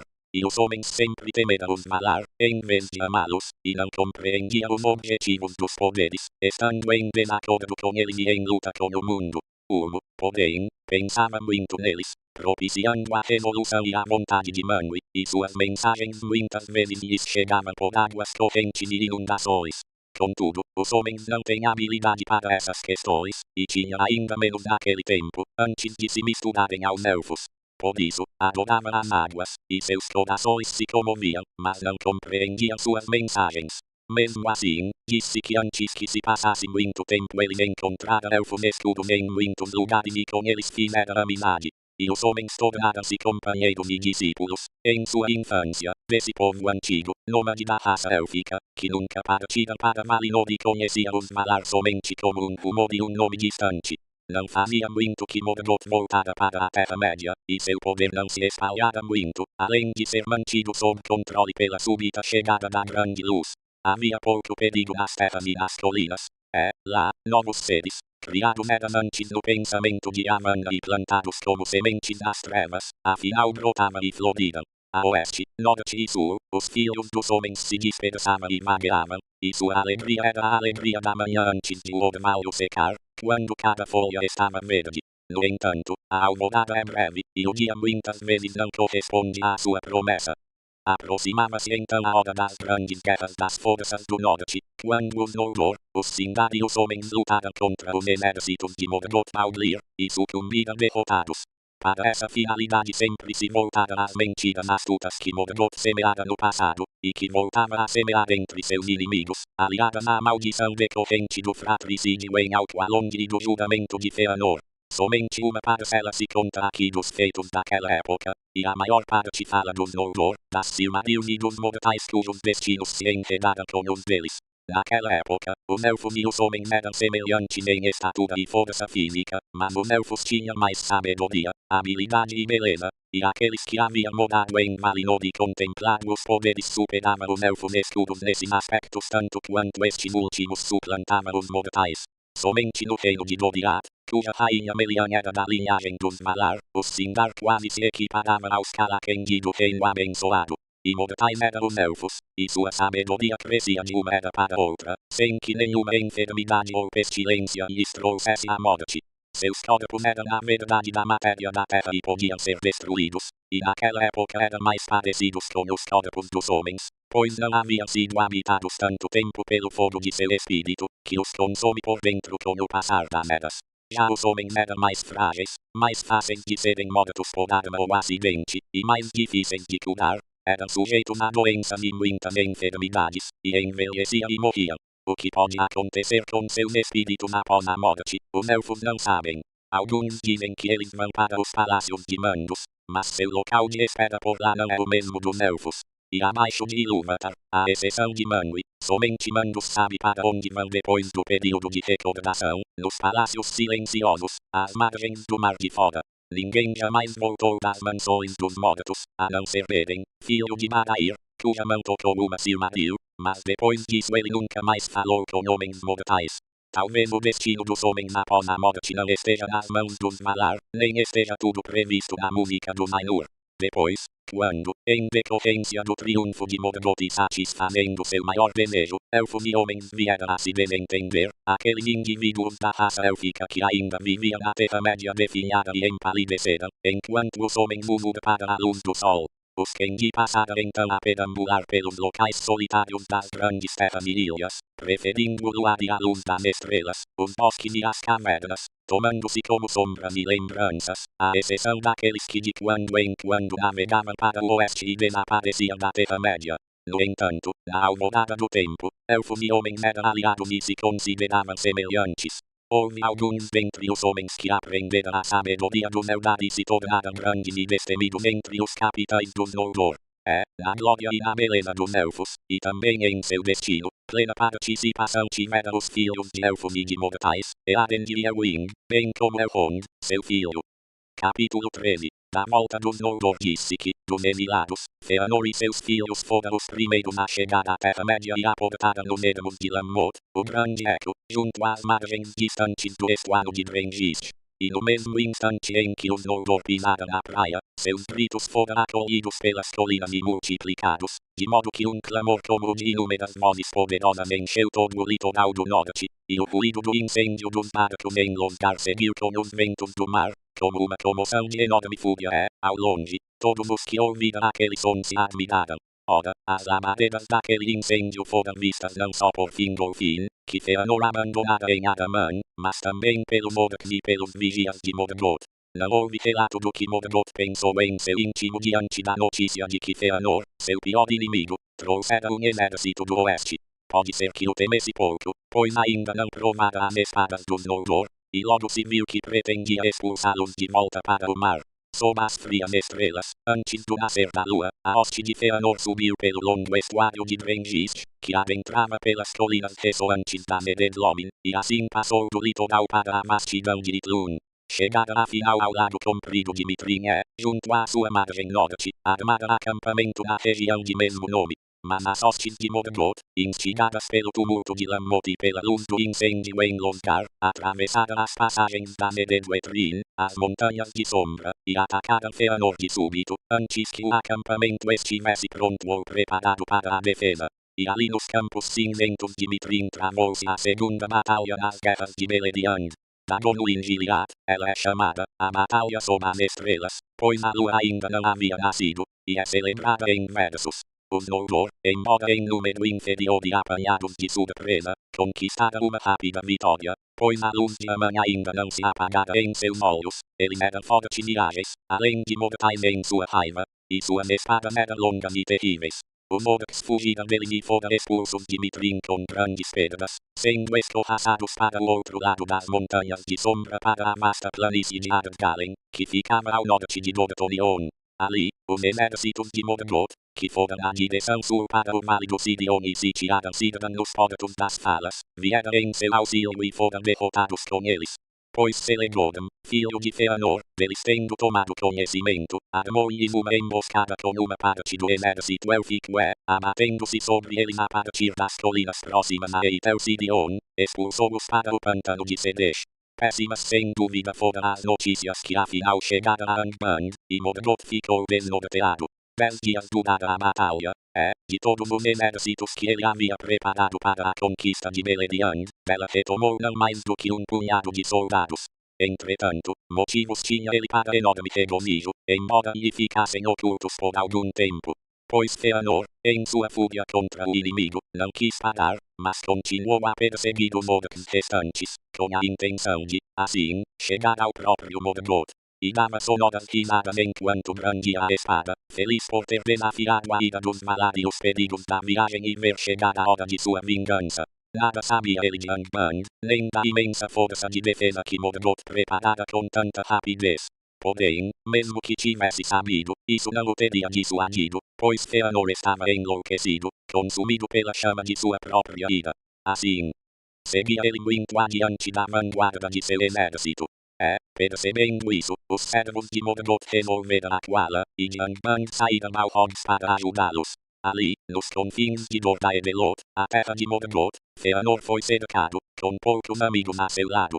Lutou por muito tempo, sem desanimar, embora estivesse envolto em chamas e com muitos ferimentos. Finalmente, porém, foi derrubado por Gothmog, senhor dos Balrogs, que Ectelion mais tarde matou em Gondolin. Ali, Fëanor teria perecido, se seus filhos naquele momento não tivessem chegado em seu auxílio, e os Balrogs o abandonaram, partindo para Angband. Seus filhos então levantaram o pai e o carregaram de volta, na direção de Mithryn. Mas quando se aproximavam de Eitelcidion e já estavam na trilha de subida para passar para o outro lado das montanhas, Fëanor pediu-lhes que parassem, pois seus ferimentos eram mortais, e ele sabia que sua hora havia chegado.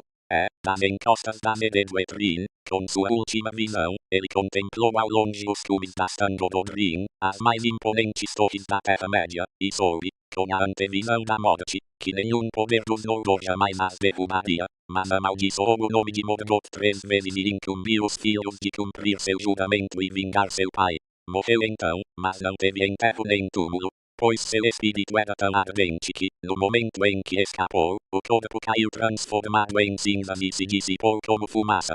E seu semblante nunca mais apareceu em Arda, nem seu espírito deixou os palácios de Mandos. Assim terminou o mais poderoso dos Noldor, cujos feitos originaram sua maior fama e suas piores desgraças. Ora, Mithryn era habitada pelos Elfos Cinzentos, povo de Beleriand que viera do outro lado das montanhas para o norte, e os Noldor se alegraram ao encontrá-los, como parentes havia muito afastados. De início, porém, a conversa não foi fácil entre eles, pois, durante a longa separação, os idiomas dos Calaquendi em Valinor e dos Mordenkendi em Beleriand se tornaram muito diferentes. Com os Elfos de Mithryn, os Noldor souberam do poder de Eludingol, rei em Doriath, e do cinturão encantando que protegia seu reino. Também notícias desses grandes feitos ao norte vieram na direção sul, chegando a Menegroth e aos portos de Britomar e Egladest. Então, todos os Elfos de Beleriand se encheram de admiração e de esperança com a chegada de seus parentes poderosos, que assim retornavam inesperadamente do oeste no exato momento de sua necessidade, e acreditaram a princípio que eles vinham como emissários dos Valar para salvá-los. Porém, bem na hora em que Fëanor morria, chegou a seus filhos uma embaixada de Morgoth, reconhecendo a derrota e oferecendo termos de rendição, até mesmo a entrega de uma Silmaril. Então Maedhros, o Alto, o primogênito, convenceu seus irmãos a simular um tratado com Morgoth e ir encontrar seus emissários no lugar marcado, mas os Noldor tinham tão pouca fé quanto ele. Portanto, cada delegação compareceu com mais força do que o combinado, mas Morgoth mandou mais, e vieram também Balrogs. Maedhros sofreu uma emboscada, e todos os seus acompanhantes foram mortos. Ele, no entanto, foi levado vivo, por ordem de Morgoth, até Angband. Os irmãos de Maedhros então recuaram e fortificaram um grande acampamento em Idlún, mas Morgoth mantinha Maedhros como refém, e mandou avisar que não o soltaria a menos que os Noldor desistissem da guerra, voltando para o oeste ou então partindo para longe de Beleriand, para o sul do mundo. Os filhos de Fëanor sabiam, porém, que, não importava como agissem, Morgoth os trairia e não soltaria Maedhros. E também eram obrigados a cumprir o juramento, não podendo por motivo algum renunciar à guerra com o inimigo. Assim, Morgoth pegou Maedhros e o pendurou no alto de um precipício das Tandododrin, e ele estava preso à rocha pelo pulso da mão direita, envolto numa faixa de aço. Agora chegava ao acampamento em Idlún rumores da marcha de Fingolfin e dos que o seguiram, que havia atravessado o gelo atritante, e todos se admiraram com a chegada da lua. Só que, quando a hoste de Fingolfin entrou em Mithryn, o sol nasceu flamejante no oeste, e Fingolfin desfraldou suas bandeiras azuis e prata, tocou seus clarins, e flores cresciam sob seus pés que marchavam. Assim, terminaram as eras das estrelas. Com o raiar da grande luz, os servos de Morgoth fugiram para dentro de Angband, e Fingolfin conseguiu passar sem combate pela segurança de Dor-daevelot, enquanto seus inimigos se escondiam debaixo da terra. Bateram, então, os elfos nos portões de Angband, e o desafio de suas trombetas fez tremerem as torres das Tandododrin. E Maedhros os ouviu em meio a seu tormento, mas sua voz se perdeu nos ecos da pedra. Mas Fingolfin, por ter um temperamento diferente do de Fëanor, e ter muita cautela com os ardis de Morgoth, recuou de Dor-daevelot e voltou na direção de Mithryn, pois ouvira notícias de que ali encontraria os filhos de Fëanor, e por desejar, também, ter o escudo das montanhas sombrias para que seu povo pudesse descansar e se fortalecer. Pois vira a força de Angband e não achava que ela fosse cair apenas com toques de clarim. Portanto, chegando afinal a Idlún, armou seu primeiro acampamento e morada junto às margens norte do lago de Mithryn. No coração dos que acompanhavam Fingolfin não havia muito amor pela casa de Fëanor, já que a agonia dos que haviam resistido à travessia no gelo havia sido tremenda, e Fingolfin considerava os filhos cúmplices do pai. Havia então perigo de luta entre os dois exércitos, mas, por graves que tivessem sido suas baixas no percurso, as hostes de Fingolfin e de Finrod, filho de Finarfin, ainda eram mais numerosas do que os seguidores de Fëanor, e estes agora recuaram diante dos outros e se mudaram, indo habitar a margem sul, com o lago entre eles.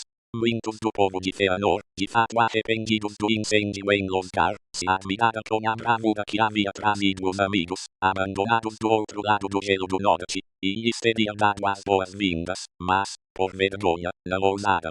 Assim, em virtude da maldição que se abatia sobre eles, os Noldor não realizavam nada, enquanto Morgoth hesitava, e o pavor da luz ainda era recente e forte entre os orcs.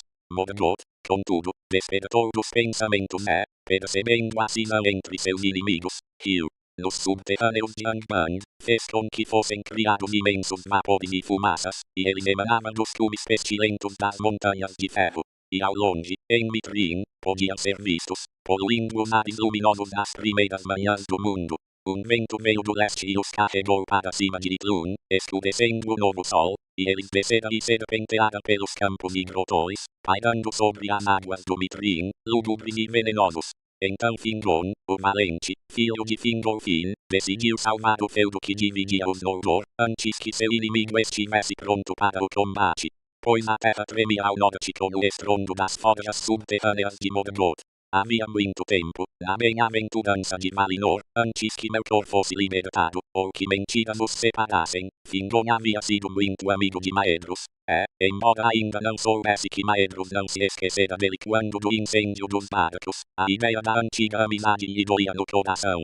Por isso, ousou um feito que tem justificado renome entre os maiores príncipes dos Noldor. sozinho e sem se aconselhar com ninguém, partiu em busca de Maedhros. Auxiliado pela própria escuridão criada por Morgoth, chegou sem ser visto ao reduto dos inimigos. Subiu bem alto pelos contrafortes das Tandododrin e contemplou em desespero a desolação daquela terra, mas nenhuma passagem ou fenda conseguiu encontrar através da qual pudesse penetrar na fortaleza de Morgoth. Então, em desafio aos Morgs, que ainda estavam acuados nos escudos vãos subterrâneos, apanhou sua harpa e entoou uma canção de Valinor que os Noldor havia composto nos velhos tempos, antes que surgisse a discórdia entre os filhos de Finwë. E sua voz ecoou nos grotões melancólicos que antes nunca tinha ouvido nada a não ser gritos de medo e aflição. Assim descobriu Fingron o que procurava. Pois, de repente, acima dele, ao longe e com voz muito fraca, sua canção foi retomada, e uma voz chamou por ele em resposta. Era Maedhros que cantava em meio a seu tormento. Mas Fingron subiu até a base do precipício onde estava pendurado seu parente e dali não pôde avançar. E chorou ao ver a cruel invenção de Morgoth. Maedhros, portanto, angustiado e sem esperanças, implorou a Fingron que o matasse com uma flecha. E Fingron preparou uma flecha e retesou o arco. Sem ver nenhuma saída, gritou a Manwë. Oh, rei, que amas todos os pássaros, leva agora esta flecha emplumada e volta a ter pena dos Noldor nesta hora de necessidade. Sua oração foi atendida prontamente. Pois Manwë, que ama todos os pássaros e a quem eles trazem notícias da Terra-média até Taniquetil, enviara a raça das águias, com a ordem de que habitassem os penhascos do norte e mantivessem Morgoth sob vigilância, já que Manwë ainda se condoía dos elfos exilados. E as águias traziam aos ouvidos pesarosos de Manwë notícia de grande parte do que se passava naqueles tempos.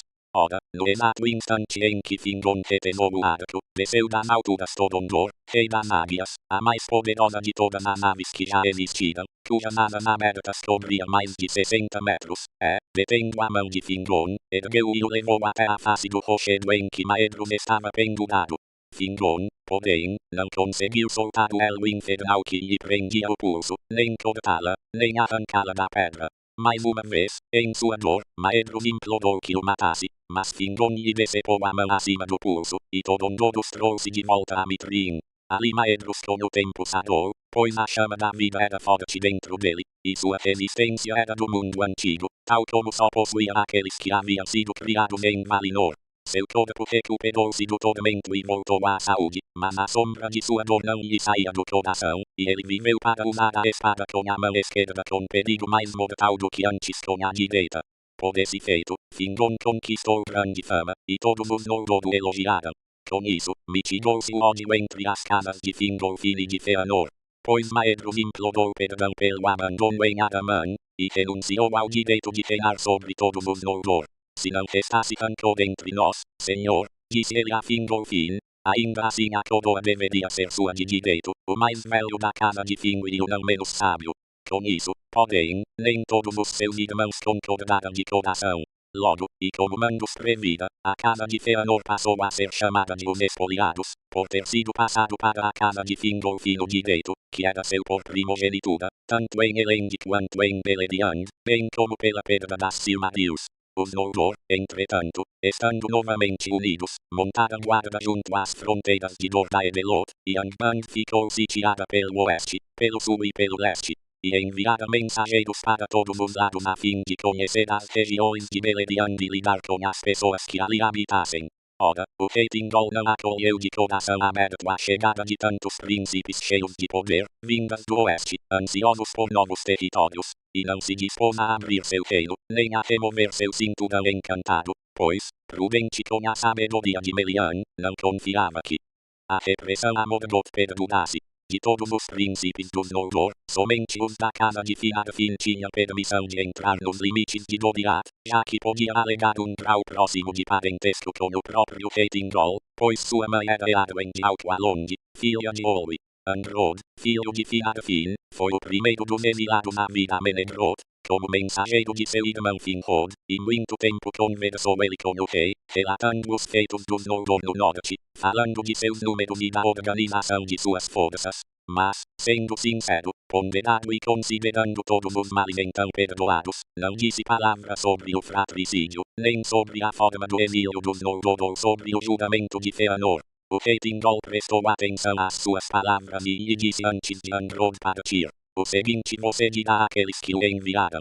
Em Itlun, os Noldor têm permissão para ficar, bem como nos planaltos de Dorthonion e nas terras a leste de Doriath que estejam vazias e ermas. Em qualquer outra parte, porém, há muitos do meu povo, e não quero vê-los constrangidos em sua liberdade, muito menos expulsos de seus lares. Atentem bem, vocês, príncipes do oeste, para o modo como vão se comportar, pois eu sou o senhor de Beleriand, e todos os que procuram aqui habitar deverão me dar ouvidos. Em Doriath, ninguém poderá permanecer, a não ser aqueles a quem eu convidar como hóspedes ou que me procurarem em grande necessidade. Ora, os senhores dos Noldor estavam reunidos em assembleia em Mithryn, e para lá se dirigiu Androd, ao sair de Doriath, trazendo a mensagem do Heitingol. Fria pareceu a acolhida aos Noldor, e os filhos de Fëanor se irritaram com as palavras, mas Maedhros riu. Rei é aquele que consegue manter seus domínios, ou seu título será em vão. Thingol não nos dá nada além de terras sobre as quais não exerce poder. Na realidade, neste momento somente Doriath seria seu reino, não fosse pela chegada dos Noldor. Portanto, que reine ele em Doriath e se alegre por ter como vizinhos os filhos de Finwë, não os orcs de Morgoth que encontramos. Em outras partes, tudo correrá como nos parecer conveniente. No entanto, Caranthir, que não gostava dos filhos de Finarfin, e era dos irmãos o mais agressivo e de temperamento mais irritável, protestou em voz alta. E mais, que os filhos de Finarfin não fiquem correndo de um lado para o outro contando suas histórias para esse elfo escudo lá nas grutas dele. Quem os nomeou nosso porta-voz para lidar com ele? Embora tenha vindo de fato para Beleriand, que não se esqueça assim tão depressa de que seu pai é um senhor dos Noldor, embora sua mãe seja de outra linhagem. Com isso, irou-se Androd e abandonou a assembleia. Maedhros chegou a censurar Caranthir, mas a maioria dos Noldor, dos dois séquitos, ao ouvir suas palavras, sentiu o coração perturbado, temendo o espírito cruel dos filhos de Fëanor que parecia sempre explodir em violência ou em palavras impensadas. Maedhros, entretanto, conteve seus irmãos, e eles deixaram a assembleia. Pouco depois, partiram de Mithryn na direção leste e atravessaram Arus para chegar ao vasto território em torno da colina de Imrim. Aquela região daí em diante foi chamada de fronteira de Maedhros, pois na direção norte havia pouca defesa de colina ou rio contra alguma investida de Angband.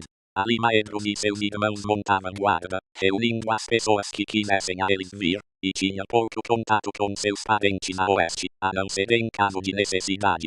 Disse na verdade que o próprio Maedhros maquinou esse plano para reduzir as chances de rivalidade e por ter o grande desejo de que o principal perigo do ataque se abatesse sobre ele. Maedhros, por seu lado, manteve a amizade com a casa de Fingolfin e a de Finarfin, e às vezes vinha até elas para conversas de interesse mútuo. Contudo, Maedhros também estava preso ao juramento, embora este estivesse no momento como que esquecido. Ora, o povo de Caranthir morava mais a leste para além do curso superior do Gelion, em torno do lago Elevoden, aos pés do Monte Heridi mais ao sul. E eles escalavam os picos da Mededluin e olhavam para o leste com espanto pois as regiões da Terra-média lhes pareciam selvagens e imensas. E foi assim que o povo de Caranthir deparou com os anões, que, depois do violento ataque de Morgoth e da chegada dos Noldor, haviam parado de comerciar em Beleriand. Entretanto, embora os dois povos gostavam de trabalhos habilidosos e sentissem muita vontade de aprender, não havia grande amor entre eles. Pois os anões eram reservados e suscetíveis, e Caranthir era arrogante e mal disfarçava seu desdém pela falta de beleza dos Aldrin, exemplo seguido por seu povo. Não obstante, como temia e odiava Morgoth, os dois povos fizeram uma aliança e dela tiraram grande proveito. Pois os Aldrin aprenderam muitos segredos técnicos daquela época, de modo que os ferreiros e pedreiros de Nogrod e de Belegost ganharam renome entre sua gente. Quando os anões retomaram suas viagens por Beleriand, todo o comércio de suas minas passava primeiro pelas mãos de Caranthir, o que lhe trouxe grande riqueza. Passados 20 anos do Sol, Fingolfin, rei dos Noldor, deu uma grande festa. Ela se realizou na primavera, perto das lagoas de Imrim, onde nascia o veloz rio Adog, pois ali as terras eram verdejantes e belas aos pés das montanhas sombrias, que as protegiam do norte. A alegria daquela festa foi relembrada por muito tempo nos dias de tristeza que estavam por vir, e ela se chamou Medetadertad, a festa da reunião. para aliviar muitos dos líderes e do povo de Fingolfin e Finrod, e dos filhos de Feanor, Maedhros e Maglor, com guerreiros da fronteira oriental, e também compareceram, em grande número, elfos cinzentos, nômades dos bosques de Beleriand, assim como o povo dos Portos, com Sidran, seu senhor. Vieram até mesmo elfos verdes de Ossidian da terra dos Sete Rios, muito distante, à sombra das muralhas das montanhas azuis de Doriath. Porém, vieram apenas 2 mensageiros, Mablung e Daedon, trazendo cumprimentos do rei.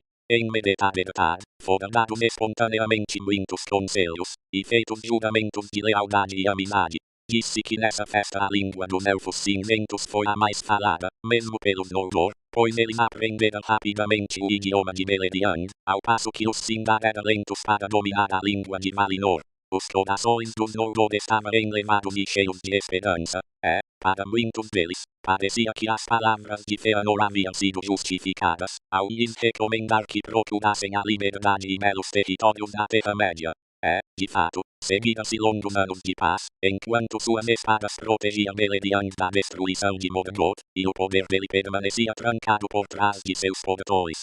Naquela época, havia alegria sob o novo sol e a nova lua, e toda a terra estava contente. Ainda assim, a sombra pairava no norte.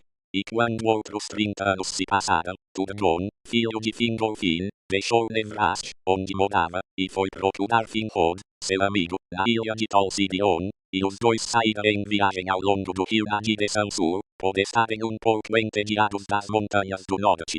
E enquanto prosseguiam, a noite os alcançou adiante dos alagados do crepúsculo, ao lado das águas do Sidion, e eles adormeceram às suas margens, sob as estrelas de verão.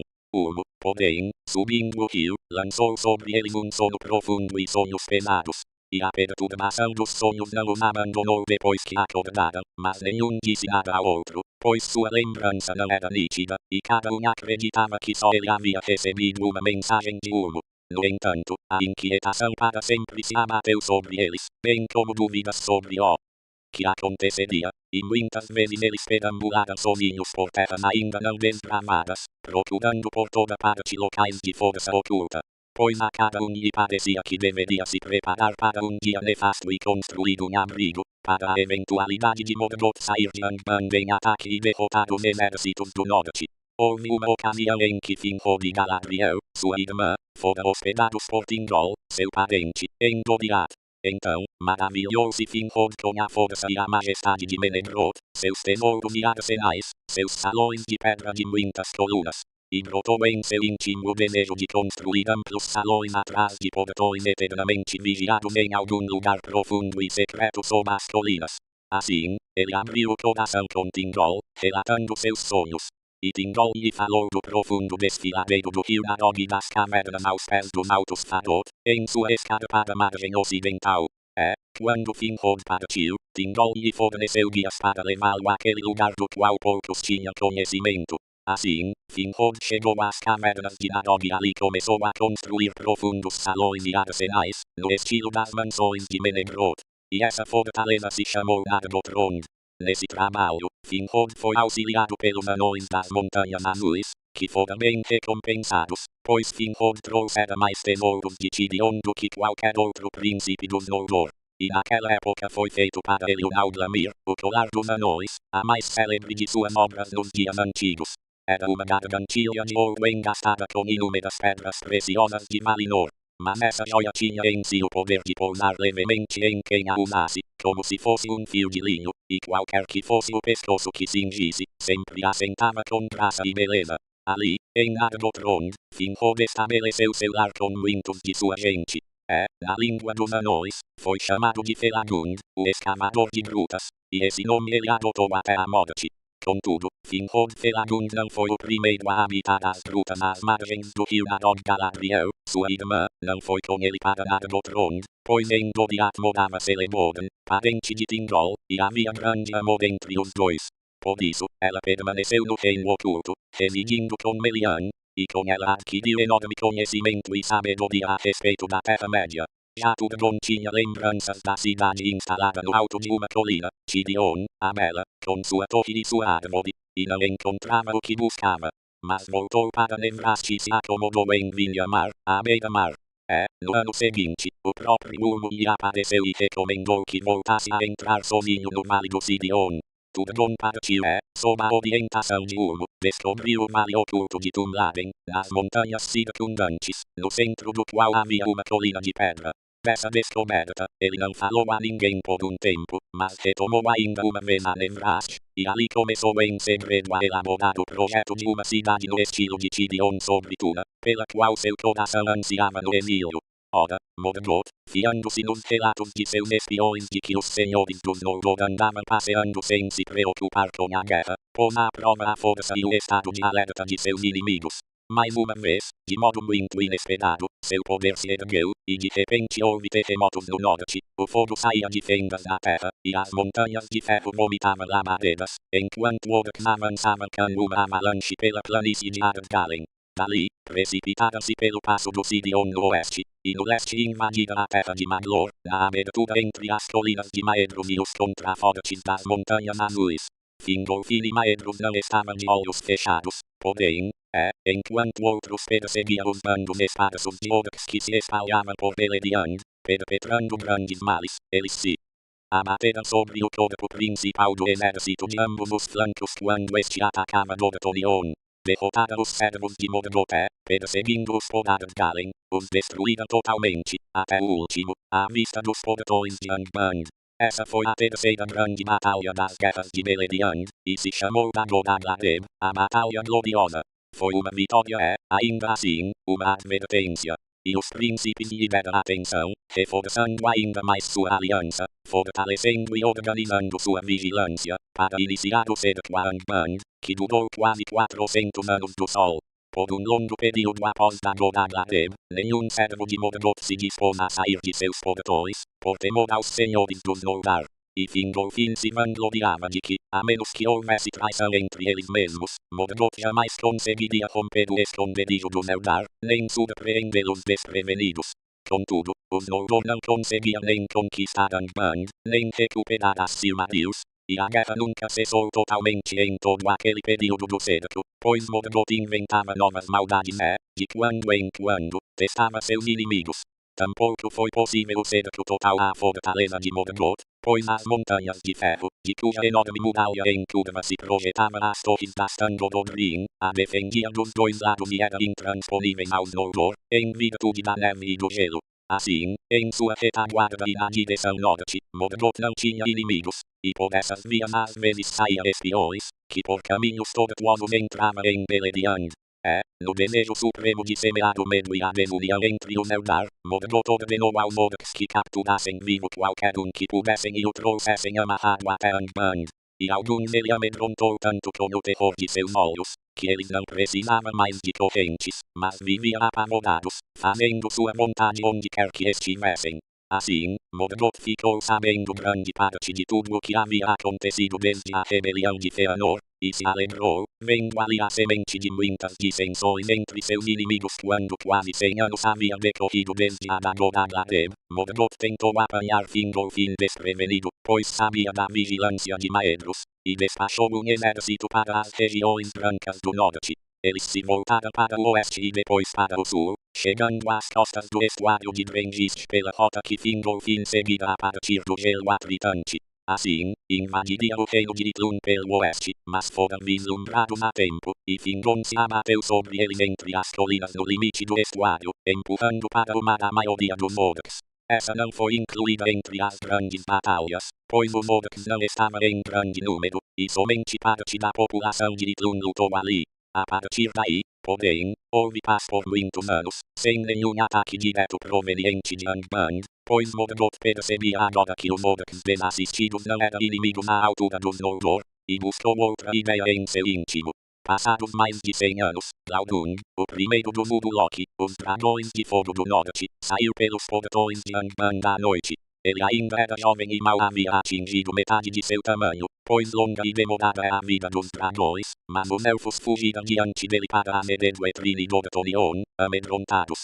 E ele destruiu os campos de Ardgalen. Então, Fingon, príncipe de Itlun, cavalgou em sua direção com arqueiros igualmente montados e o cercou com uma roda de velozes cavaleiros. ainda não tendo desenvolvido plenamente sua couraça, Laodun não conseguiu suportar seus dardos e fugiu de volta para Angband, sem voltar a sair por muitos anos. Fingon foi alvo de grandes louvores, e os Noldor se alegraram, pois poucos previam o pleno significado e a ameaça desse novo ser. Morgoth, porém, estava insatisfeito por Laodun se ter mostrado tão prematuramente. Depois dessa derrota, houve a longa paz de quase 200 anos. Em todo esse tempo, não houve senão contendas nas fronteiras, e toda a Beleriand prosperava e enriquecia.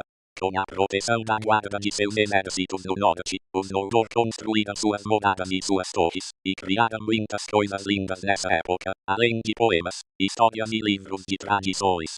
Em muitas partes da região, os Noldor e os Sindar fundiram-se num só povo, falando o mesmo idioma, embora permanecesse entre eles a diferença de que os Noldor tinham maior poder físico e mental, sendo os maiores guerreiros e sábios, sabendo construir com pedras e sendo amantes das encostas das colinas e das vastidões.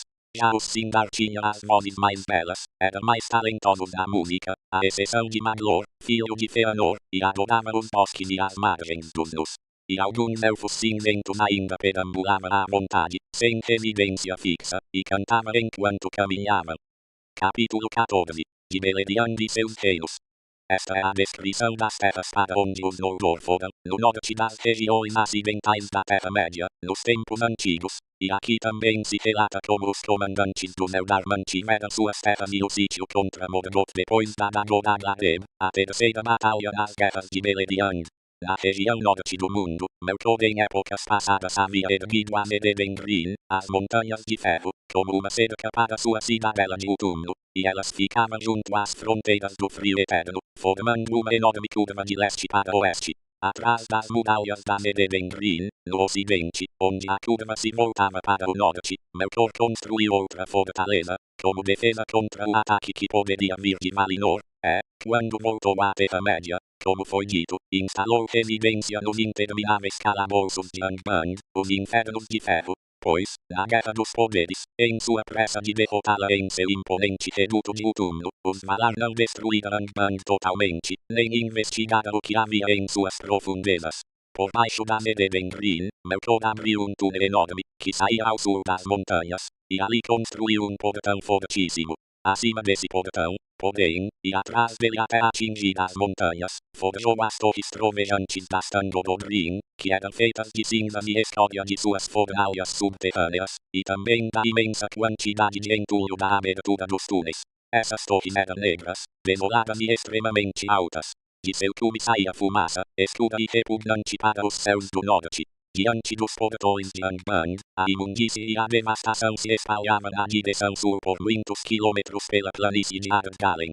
No entanto, após a chegada do sol, brotou ali um capim verdejante enquanto Angband estava sitiada com seus portões fechados, havia plantas verdes até mesmo entre os fossos e as rochas quebradas diante das portas do inferno. A oeste das Tandododrin ficava Isilome, a terra da névoa, pois assim foi chamada pelos Noldor em sua própria língua em virtude das nuvens que Morgoth para lá enviou durante seu primeiro acampamento.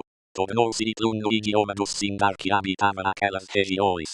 Foi uma bela terra enquanto durou o cerco a Angband, embora seu ar fosse frio, e o inverno, gelado. No lado ocidental, seus limites eram a Mededlomin, as montanhas ressoantes, que acompanhavam de perto a linha do litoral. No lado oriental e sul, sua fronteira era a grande curva da Mededwetrin, as montanhas sombrias, que davam para Ardgalen e o Vale do Sirion. Fingolfin e Fingon, seu filho, detiveram a posse de Itlun, e a maior parte do povo de Fingolfin veio habitar Mitrin, perto das margens do Grande Lago. A Fingon foi destinada Dodlomin, que ficava a oeste das montanhas de Mitrin. Contudo, sua principal fortaleza era em Eitelcidion, a leste da Mededwetrin, de onde podia vigiar Ardgalen. E sua cavalaria percorria aquela planície até chegar à sombra das Tandododrin, pois, de uns poucos, seus cavalos se haviam multiplicado rapidamente, e a pastagem de Ardgalen era verde e abundante. Desses cavalos, muitos dos reprodutores vinham de Valinor, e foram doados a Fingolfin por Maedhrum em compensação por suas perdas, por terem sido trazidos nos barcos até Losgar, a oeste de Dolomin, do outro lado das montanhas ressoantes, que se embrenhavam na terra. Ao sul do estuário de Brengist, ficava Nevrast, que significa a costa de Cá no idioma Sindarin. Esse nome se aplicava de início a todas as regiões costeiras ao sul do estuário, mas, depois, indicava somente o território cujo litoral se situava entre Brengist e o Monte Taras. Ali, por muito tempo foi o reino de Tudgon, o sábio, filho de Fingolfin, limitado pelo mar, pela Mededlomin e pelas colinas que davam continuidade às muralhas da Mededwetrin na direção do oeste, de Ivrin ao Monte Taras, que ficava num promontório. Alguns achavam que Nevrast pertencia mais a Beleriand do que a Itlun, pois era uma terra mais amena, irrigada pelos ventos úmidos do mar e abrigada dos frios ventos do norte que sopravam sobre Itlun.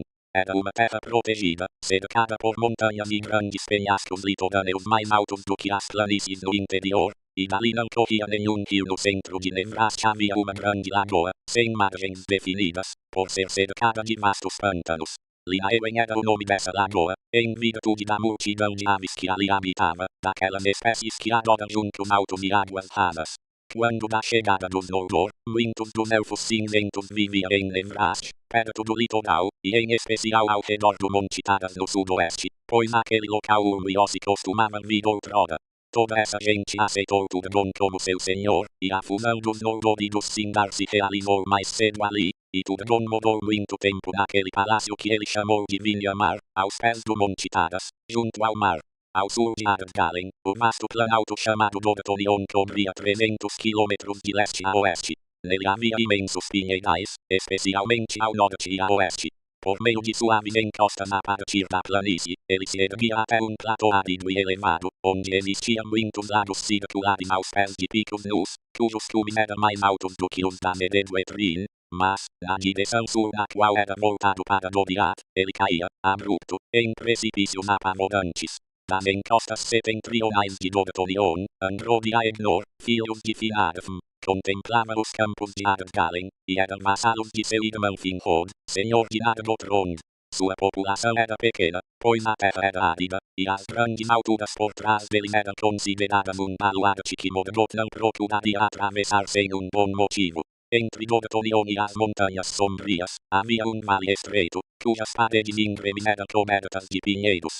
Mas o vale em si era verde, pois o rio Sirion passava por ele, fluindo para Beleriand. Finrod guardava o passo do Sirion e, sobre a ilha de Tol Sirion, no meio do rio, construiu um imponente posto de observação, Minas Tirith. Contudo, depois que Nargothrond estava pronta, transferiu a responsabilidade por Minas Tirith principalmente a seu irmão, Ododred. Ora, o belo e vasto país de Beleriand cobria as duas margens do grande rio Sirion, renomado em Versos, que nascia em Eitel Sirion e margeava Ardgalen, antes de mergulhar na passagem, avolumando-se cada vez mais com os córregos das montanhas. Dali ele seguia para o sul por cerca de 650 quilômetros, recebendo as águas de muitos afluentes, até que, com um tremendo caudal, atingia suas várias fozes e seu delta arenoso, na Baía de Valar.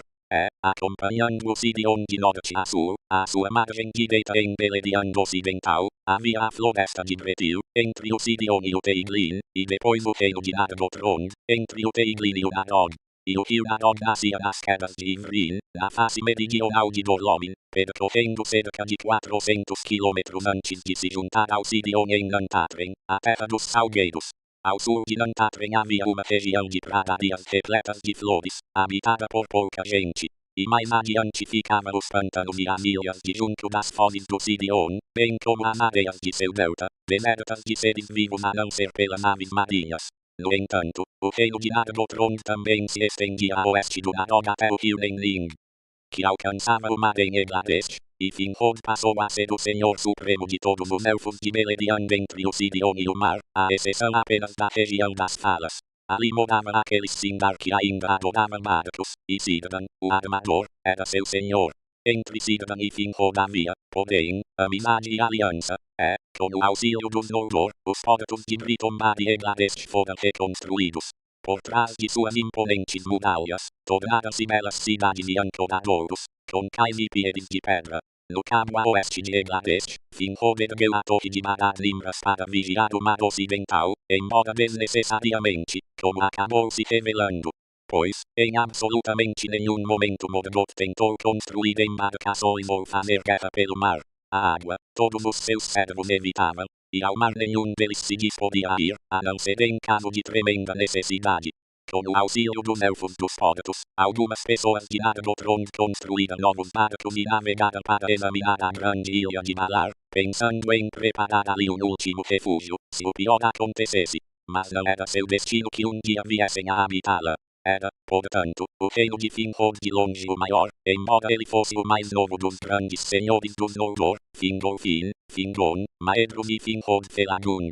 Mas Fingolfin era considerado o senhor supremo de todos os Noldor, ficando Fingon em segundo lugar, embora seu reino se restringisse ao território setentrional de Ithlun.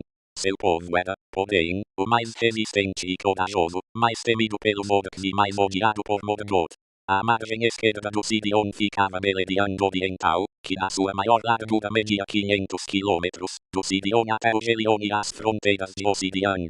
Em primeiro lugar, entre o Sirion e o Mindeb, ficava a terra deserta de Dimbar, à sombra dos picos de Chrysaedrin, morada de águias. Entre o Mindeb e o curso superior do Esgauduin ficava a terra de ninguém de Nandungorteb, e essa região era impregnada de medo, pois, de um dos lados, o poder de Melian fechava o marco setentrional de Doriath, mas, do outro, os abruptos precipícios da Meded-Dordorot, as montanhas do terror, despencavam das alturas de Dorthorion. Para ali, como foi relatado anteriormente, um Doriant fugira dos açoites dos Balrogs, e ali ela viveu por um tempo, enchendo os desfiladeiros com sua escuridão fatal, e ali ainda, quando ela se foi, sua prole abominável se escondia e tecia suas teias nefastas. E os fios da água que escorriam da Meded-Dordorot eram contaminados e perigosos, pois o coração de quem os provasse se enchia de sombras de loucura e desespero.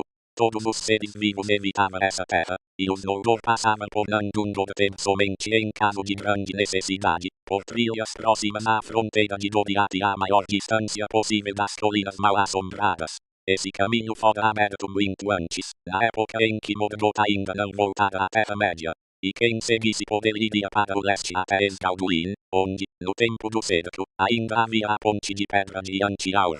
Dali, o viajante atravessaria Dorginen, a terra silenciosa, cruzando o mar Osiash, que significa os maus doados, chegaria às fronteiras setentrionais de Beleriand, onde viviam os filhos de Fëanor. Para o sul, ficavam os bosques protegidos de Doriath, morada de Thingol, o rei oculto, em cujo reino ninguém entrava a não ser que ele quisesse sua parte menor e mais ao norte, a floresta de Neldoreth, tinha como limite leste e sul o escudo rio Esgauduin, que fazia uma curva para o oeste no meio do território.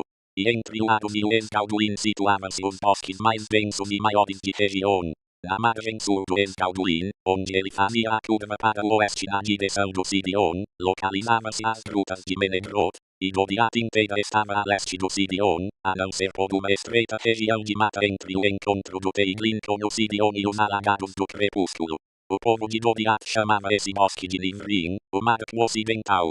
Crescia ali carvalhos enormes, e a região também estava incluída no cinturão de Melian, para que alguma parte do Sirion, que ela amava em reverência a Ulmo, ficasse inteiramente sob o poder de Thingol. Na região sudoeste de Doriath, onde o Arun desembocava no Sirion, havia grandes lagoas e pântanos dos dois lados do rio, que ali suspendia seu curso e se perdia em muitos canais. Essa região era chamada de Aeliurau, os alagados do crepúsculo, pois eles estavam permanentemente envoltos em névoa, e o encantamento de Doriath pairava sobre eles. Ora, toda a região setentrional de Beleriand apresentava uma inclinação para o sul até esse ponto, e ali por certa extensão era plana, o que detinha o curso do Sirion.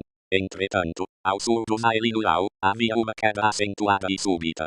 E todos os campos inferiores do Sirion eram separados dos superiores por essa queda, a qual, para quem estivesse olhando do sul para o norte parecia ser uma cadeia interminável de colinas se estendendo de Egladest para além do Narog, no oeste, até a Monedeb, no leste, podendo ser vista ao longe, do Gelion.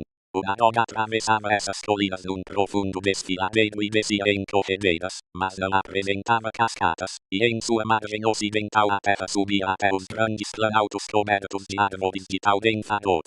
No lado ocidental dessa ravina, onde o riacho Ringuil, curto e turbulento, se lançava direto no Narog vindo dos altos Fadot, Finrod fundou Nargothrond. porém, cerca de 125 quilômetros a leste da ravina de Arbotron, o Sidion caía do norte numa catarata majestosa, ajudante dos alagados, e então mergulhava subitamente por baixo da terra em túneis imensos, escavados pelo peso da queda das águas. E voltava a surgir a céu aberto 15 quilômetros ao sul, com grande ruído e vapor através de arcos rochosos no sopé das colinas que eram chamadas de portões do Sidion. Essa queda divisória era chamada de Andral, a longa muralha, de Arbotron da Terra Ambral, o fim da muralha, em Beleriand Oriental. A leste, porém, ela se tornava cada vez menos íngreme, pois o Vale do Gelion apresentava uma inclinação constante para o sul, e o Gelion não tinha cataratas nem corredeiras em todo o seu curso, mas sempre fora mais rápido que o Sidion. Entre Ambral e o Gelion, havia apenas uma colina de grande extensão e de encostas suaves, mas que parecia ser mais imponente do que era, por estar isolada. E essa colina se chamava Amonedem. No Amonedem morreu Denethor, senhor dos Nandor que morava em Ossidian e que marchara em auxílio a Tindol contra Morgoth, na época em que os Morgoths atacaram pela primeira vez em grande número e destruíram a paz cheia de estrelas de Beleriand. Também nessa colina Maedhros morou após a grande derrota. Contudo, ao sul da Andral, entre o Sidion e o Gelion, havia uma terra bravia de florestas emaranhadas das quais ninguém entrava, a não ser aqui e ali alguns elfos escuros a perambular. Chamava-se Taldindurait, a floresta entre os rios. O Gelion era um grande rio. Nascia de duas fontes de início, tinha dois braços. O pequeno Gelion, que descia da colina de Imring, e o grande Gelion, que vinha do Monte Redir. Do encontro dos dois braços, ele seguia na direção sul por cerca de 200 quilômetros antes de receber seus afluentes. Antes de chegar ao mar, era 2 vezes mais longo do que o Sidion, embora menos largo e com menor volume de água, pois chovia mais em Itlun e Dorthonion, de onde o Sidion extraía suas águas, do que no leste. Da Mededluin desciam 6 afluentes do Gelion. Ascar, que mais tarde recebeu o nome de Hatlodiel, Talos, Legolin, Ryutor, Duiwen e Adudant, rios velozes e turbulentos, que desciam das montanhas íngremes. E entre o Ascar ao norte e o Adudant ao sul, assim como entre o Gelion e a Mededluin, ficava a região remota e verdejante de Ossidian, a terra dos 7 rios. Ora, a certa altura, quase na metade de seu curso, a corrente do Adudant se dividia para depois voltar a se unir. E a ilha que suas águas cercavam era chamada de Tolgalen, a Ilha Verde. Ali Beren e Lúthien foram morar depois de seu retorno. Em Ossidian, sob a proteção dos rios, habitavam os Elfos Verdes. É que, depois do Sidion, Urgo amava o Gelion mais do que quaisquer outras águas do mundo ocidental. A experiência em florestas dos Elfos de Ossidian era tal, que um desconhecido poderia passar por suas terras de uma extremidade a outra sem ver nenhum deles. Na primavera e no verão, vestia-se de verde, e o som de seus cantos podia ser ouvido do outro lado do Gelion, motivo pelo qual os Noldor denominaram a região Lindon, a terra da música, e as montanhas mais além chamaram de Ered Lindon, pois as viram pela primeira vez de Ossidian. A leste de Dorthonion, as fronteiras de Beleriand eram mais suscetíveis a um ataque, e somente colinas de pouca altura protegiam o Vale do Gelion de ataques do norte. Naquela região, na fronteira de Maedhros e nas terras da retaguarda, moravam os filhos de Fëanor com um povo numeroso, e seus cavaleiros passavam com frequência pela extensa planície setentrional, Lothlân, a vasta e deserta, a leste de Ardgalen, para que Morgoth não tentasse nenhuma investida na direção de Beleriand Oriental. A principal fortaleza de Maedhros ficava sobre a colina Imring, o Gelo Eterno, e ela era larga, desprovida de árvores, com o topo plano, cercado de muitos montes menores. Entre Imring e Dorthonion, havia uma passagem, muitíssimo íngreme do lado ocidental, a passagem de Aglon, que servia como portão para Doriath, e um vento implacável sempre soprava por ela, vindo do norte. Celedor e Cúdufin, porém, fortificaram Aglon e mantiveram com forças numerosas sua posse, bem como toda a terra de Imlad, ao sul, entre o rio Arus, que nascia em Dorthonion, e seu afluente Selon, que vinha de Imring. Entre os braços do Gelion ficava o posto de vigia de Maglor, e ali, a certa altura, as colinas simplesmente desapareciam. Foi por ali que os Morgoths entraram em Beleriand Oriental, antes da terceira batalha. Por esse motivo, os Noldor mantinham um grande contingente de cavalaria nas planícies, naquele local. E o povo de Caranthir fortificou as montanhas a leste da falha de Maglor. Ali, o Monte Kedir, tendo ao seu redor muitos outros morros menores, se destacava da cadeia principal da Medellindon, na direção oeste. No ângulo formado entre o Kedir e a Medellindon, havia um lago, sombreado por montanhas de todos os lados, à exceção do sul. Era o lago Elevon, profundo e escuro, e às suas margens Carantir tinha sua morada. No entanto, todo o vasto território situado entre o Gelion e as montanhas, e entre o Kedir e o rio Ascar, era chamado pelos Noldor de Targelion, que significa a terra para além do Gelion, ou Dor Carantir, a terra de Carantir, e foi ali que os Noldor vieram a conhecer os anões. Contudo, Targelion era antes chamada pelos Elfos Cinzentos de Talat-Tunen, Vale Oriental. Assim, os filhos de Feanor sob o comando de Maedhros eram os senhores de Beleriand Oriental, mas sua gente naquela época se concentrava principalmente no norte daquela região, e na direção sul somente cavalgava para caçar nas matas. Era lá, porém, que Amrod e Amras tinham sua morada, e raramente vinha para o norte enquanto o cerco durou. E ali também outros senhores élficos costumavam às vezes cavalgar, vindo mesmo de muito longe, pois a região era selvagem mas belíssima. Desses, Finrod Felagund era o que vinha com maior frequência, pois sentia enorme prazer em passear, tendo chegado até mesmo a Ossidian e conquistado a amizade dos Elfos Verdes. Nenhum dos Noldor, contudo, jamais ultrapassou a Medellindon, enquanto durou seu reinado. E poucas notícias, geralmente atrasadas, chegavam a Beleriand sobre o que acontecia nas regiões do leste. Capítulo 15. Dos Noldor em Beleriand. Já se relatou como, com a orientação de Ulmo, Turgon de Nevrast descobriu o vale oculto de Tumladen, e este, como mais tarde se soube, ficava a leste do curso superior do Sirion, num círculo de montanhas altas e escarpadas, aonde não chegava nenhum ser vivo à exceção das águias de Todondor. Existia, porém, um caminho nas profundezas, por baixo das montanhas, escavado nas trevas do mundo, por águas que fluíam para se juntar à correnteza do Sirion. E esse caminho Turgon descobriu, e chegou assim à verde planície em meio às montanhas, e viu a colina ilha de pedra dura e lisa que ficava ali, pois o vale havia sido outrora um lago enorme.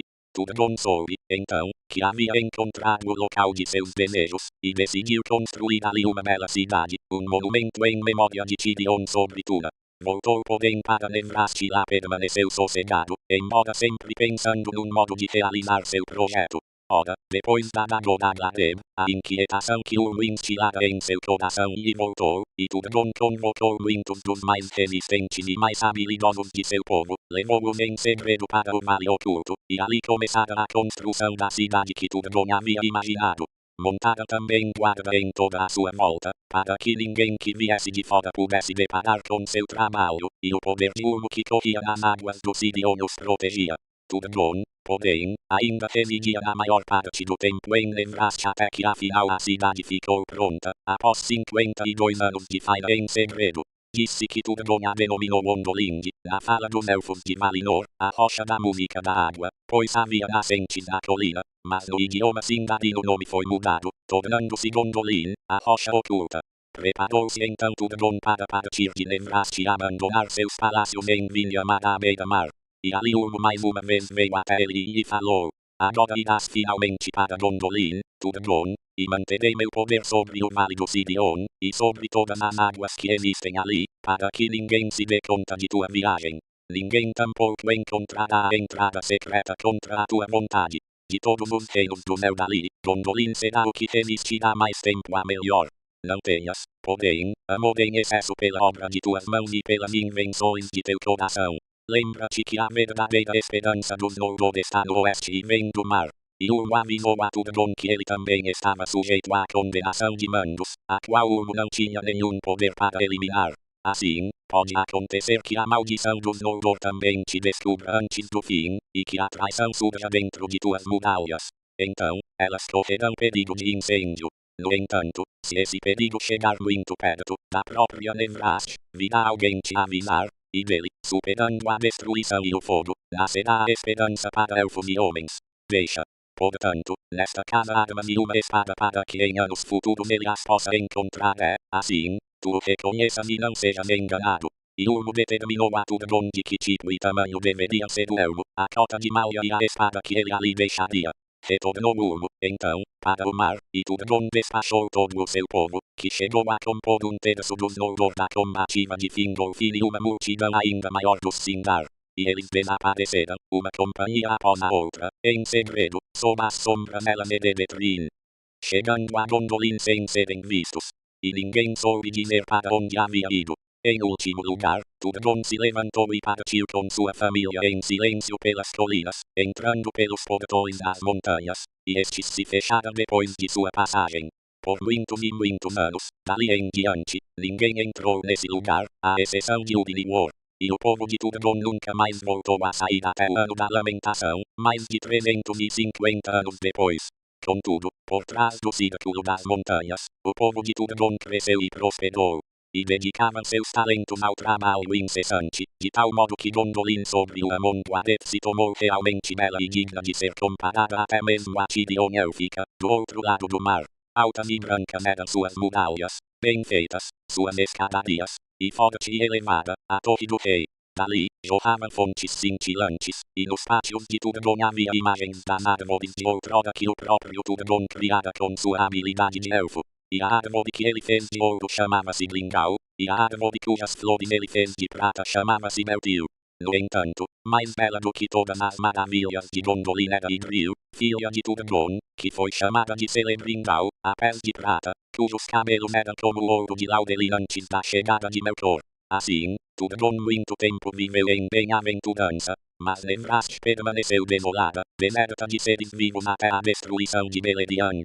Ora, enquanto a cidade de Gondolin estava sendo construída em segredo, Finrod Felagund trabalhava nas profundezas de Nargothrond, mas Galadriel, sua irmã, morava, como já foi relatado, no reino de Tindrol, em Doriath. E às vezes Melian e Galadriel conversavam sobre Valinor e a felicidade de antigamente. Contudo, além da hora negra da morte das árvores, Galadriel se recusava a ir, e sempre se calava. Há alguma desgraça que paira sobre você e sua gente, disse Melian um dia. Isso eu posso ver em você, mas tudo mais permanece oculto. Nem por visão, nem por pensamento, consigo perceber nada do que ocorreu ou ocorre no oeste. Uma sombra encobre toda a terra de Aman e se estende para além, por sobre o mar. Por que você não quer me dizer mais? Essa desgraça ficou no passado, disse Galadriel. E eu acabaria com a alegria que aqui nos resta, e não é perturbada pela lembrança. E talvez venha a ocorrer desgraça suficiente no futuro, embora a esperança ainda pareça brilhar. Não acredito que os Noldor tenham vindo como mensageiros dos Valar, como se dizia de início, disse Melian, olhando nos olhos de Galadriel. Não acredito, mesmo tendo eles chegado na exata hora de nossa necessidade. Pois eles nunca falam nos Valar, nem seus senhores supremos trouxeram nenhuma mensagem a Tindrol, fosse de Manwë, de Urmo, ou mesmo de Olwe, o irmão do rei, e de sua própria gente que se pôs ao mar por que motivo, Galadriel, foi o nobre povo dos Noldor expulso de Aman como exilados, ou que mal jaz no íntimo dos filhos de Feanor, para que sejam tão arrogantes e cruéis? Não estou chegando perto da verdade. Perto, respondeu Galadriel. Só que não fomos expulsos, mas viemos por vontade própria, e contra o desejo dos Valar. E correndo enorme perigo e a despeito dos Valar, viemos com este objetivo, nos vingarmos de Morgoth e recuperar o que ele roubou. Falou, então, Galadriel a Melian a respeito das Silmarils e do assassinato do rei Finwë em Formenos. Mesmo assim, não disse palavra sobre o julgamento, sobre o fratricídio ou sobre a queima dos barcos em Losgar. Agora, muito você me conta, e ainda mais eu percebo, disse Melian, entretanto. Uma escuridão você desejaria lançar sobre o longo trajeto de Tirion até aqui, mas vejo mal ali, mal. Do qual Tindrol deveria saber para se orientar. Talvez, disse Galadriel, mas não de mim. E Melian não tocou mais nesses assuntos com Galadriel, mas contou ao rei Tindrol tudo o que ouvira a respeito das Silmarils. É uma questão importante, disse ela, na realidade, mais importante do que os próprios Noldor conseguem compreender. Pois a luz de Aman e o destino de Arda estão agora presos a essas gemas, a obra de Feanor, que já se foi. Elas não serão recuperadas, antecipo, por nenhum poder do Eldar, e o mundo será destruído em batalhas que estão por vir antes que elas sejam arrancadas das mãos de Morgoth. Veja bem, Feanor eles assassinaram, e muitos outros, suponho. Mas a primeira de todas as mortes que provocaram e que ainda irão provocar foi a de Finwë, seu amigo. Morgoth matou-o antes de fugir de Aman. Calado então ficou Tindrol, dominado pela dor e pelos maus presságios, mas, finalmente, falou. Agora, enfim, entendo a vinda dos Noldor do Oeste, com a qual antes muito me admirei. Não foi em nosso auxílio que vieram ao não ser por acaso, pois os que permanecem na Terra-média os Valar deixam que recorra aos meios ao seu alcance, até na extrema necessidade. Vieram os Noldor por vingança e em busca de compensação por sua perda. Mesmo assim, ainda mais fiéis serão eles como aliados contra Morgoth, com quem agora não se pode pensar que algum dia venha a entrar em acordo. É verdade que vieram por esses motivos, respondeu, porém, Melian, mas também por outros. Cuidado com os filhos de Fëanor. A sombra da ira dos Valar paira sobre eles. E eles agiram mal, percebo eu, tanto em Aman quanto com seu próprio povo. Uma mágoa que está apenas adormecida já entre os príncipes dos Noldor. E que diferença isso me faz? Retrucou Tindrol. De Fëanor, só ouvi a história, que o descreve como realmente destemido. De seus filhos, pouco ouço que seja do meu agrado. Contudo, eles podem se revelar os inimigos mais letais de nosso inimigo. Suas espadas e seus conselhos sempre terão dois gumes, disse Melian, e daí em diante não mais tocou nesse assunto. Não demorou muito para que começassem a circular histórias a respeito dos feitos dos Noldor anteriores à chegada a Beleriand. Conhecida é sua procedência, e a terrível verdade foi aumentada e envenenada com mentiras, mas os Sindar ainda eram incautos e confiantes em palavras, e, como bem se pode imaginar, Morgoth os escolheu para a primeira investida de sua maldade, pois eles não o conheciam. E Círdan, ao ouvir essas histórias sinistras, ficou perturbado, pois era prudente e percebeu logo que, verdadeiras ou falsas, elas eram espalhadas naquela altura por rancor, que ele atribuía aos príncipes dos Noldor, em decorrência da inveja entre suas casas. Enviou, portanto, mensageiros a Tindrol para relatar tudo o que ouvira. Por acaso, naquela ocasião, os filhos de Finarfin eram mais uma vez hóspedes de Tindrol, pois desejavam ver a irmã, Galadriel. Tindrol, então, muito alterado, dirigiu-se a Finrod, com raiva. Você agiu mal comigo, parente, ao ocultar de mim questões tão importantes. Pois eu agora soube de todos os feitos nefastos dos Noldor. Que mal lhe fiz, senhor? Perguntou-lhe Finrod, ou que feito nefasto os Noldor perpetraram em seu reino para afligi-lo? Nem contra vossa majestade nem contra nenhum indivíduo de seu povo eles agiram mal ou pretenderam o mal. Eu me admiro que você, filho de Eärwen, disse Tindrol, chegue à mesa de parentes com as mãos ensanguentadas da chacina dos parentes de sua mãe, e ainda assim não diga nada para se defender, nem procure pedir perdão.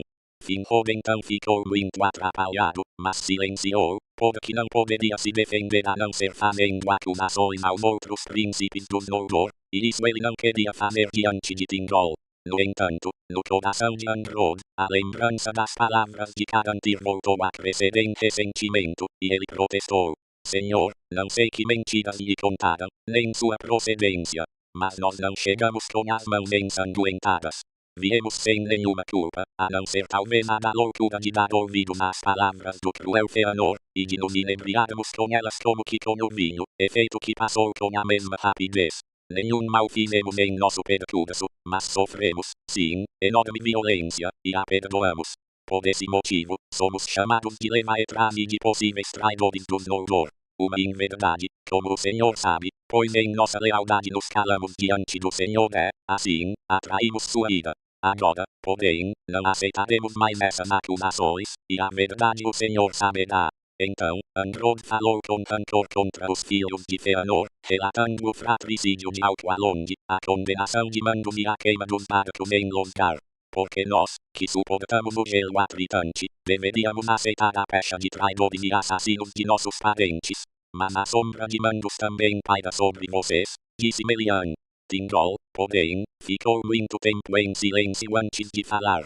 Vão agora, pois meu coração está revoltado. Mais tarde, podem voltar, se quiserem, pois não fecharei minhas portas para vocês, parentes, que foram enredados num mal para o qual não contribuíram. Com Fingolfin e seu povo também manterei a amizade, pois já pagaram caro pelo mal que fizeram. E em nosso ódio ao poder que criou toda essa desgraça, nossas mágoas se perderão. Mas ouça minhas palavras. Nunca mais chegará a meus ouvidos a língua dos que assassinaram meus parentes em Alqualond. Nem em todo o meu reino ela poderá ser falada abertamente enquanto durar meu poder. todos os sim darão ouvidos à minha ordem de que não falem a língua dos Noldor nem respondam a ela. E todos os que a usarem, serão considerados assassinos e impenitentes traidores de parentes. Partida então de Menedroth os filhos de Finarfin, pesarosos, percebendo que as palavras de Mandos seriam eternamente verdadeiras, e que nenhum dos Noldor que acompanhasse Fëanor poderia escapar da sombra que pairava sobre sua casa. E ocorreu exatamente o que Thingol dissera. Pois os Sindar obedeceram à sua palavra dali em diante, em toda a Beleriand, eles se recusaram a usar a língua dos Noldor e evitaram aqueles que a falavam em voz alta.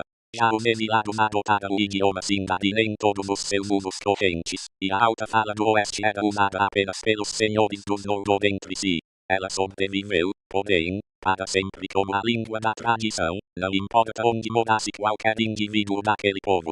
Aconteceu que Nargothrond ficou pronta, e no entanto Turgon ainda residia nos palácios em Vilhamar, e os filhos de Finarfin lá se reuniram para uma festa. Galadriel veio de Doriath. Permaneceu um pouco em Nargothrond. Ora, o rei Finrod Felagund não tinha esposa, e Galadriel lhe perguntou por que era solteiro. Enquanto ela falava, um presságio ocorreu a Felagund. Um juramento eu também farei, e devo ser livre para cumpri-lo e ir para as trevas. Nem nada de meu reino irá durar para que um filho herde. Disse, porém, que até aquela hora pensamentos tão frios não o havia dominado, pois a verdade era que sua amada fora maridos Vanyar, e ela não o acompanhara no exílio. Capítulo 16, de Maedlin. Aredel Arfeniel, a dama branca dos Noldor, filha de Fingolfin, morava em Nevrast com Turgon, seu irmão, e foi com ele para o reino oculto. Cansou-se, porém, da cidade protegida de Gondolin, desejando cada vez mais voltar a cavalgar em território aberto e caminhar nas florestas, como costumava fazer em Valinor. Quando se passaram 200 anos desde que Gondolin ficara pronta, Aredel dirigiu-se a Turgon e pediu permissão para partir. Turgon abominava a ideia de conceder essa permissão e por muito tempo se negou a dá-la. Acabou, porém, cedendo. Vá então, se quiser, embora seja contra a minha recomendação.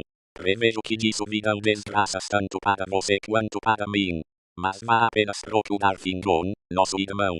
E os que eu mandar com você deverão voltar para Gondolin o mais rápido possível. Sou sua irmã, não sua criada, respondeu-lhe então Aredel. Fora de seu território, farei o que me parecer conveniente.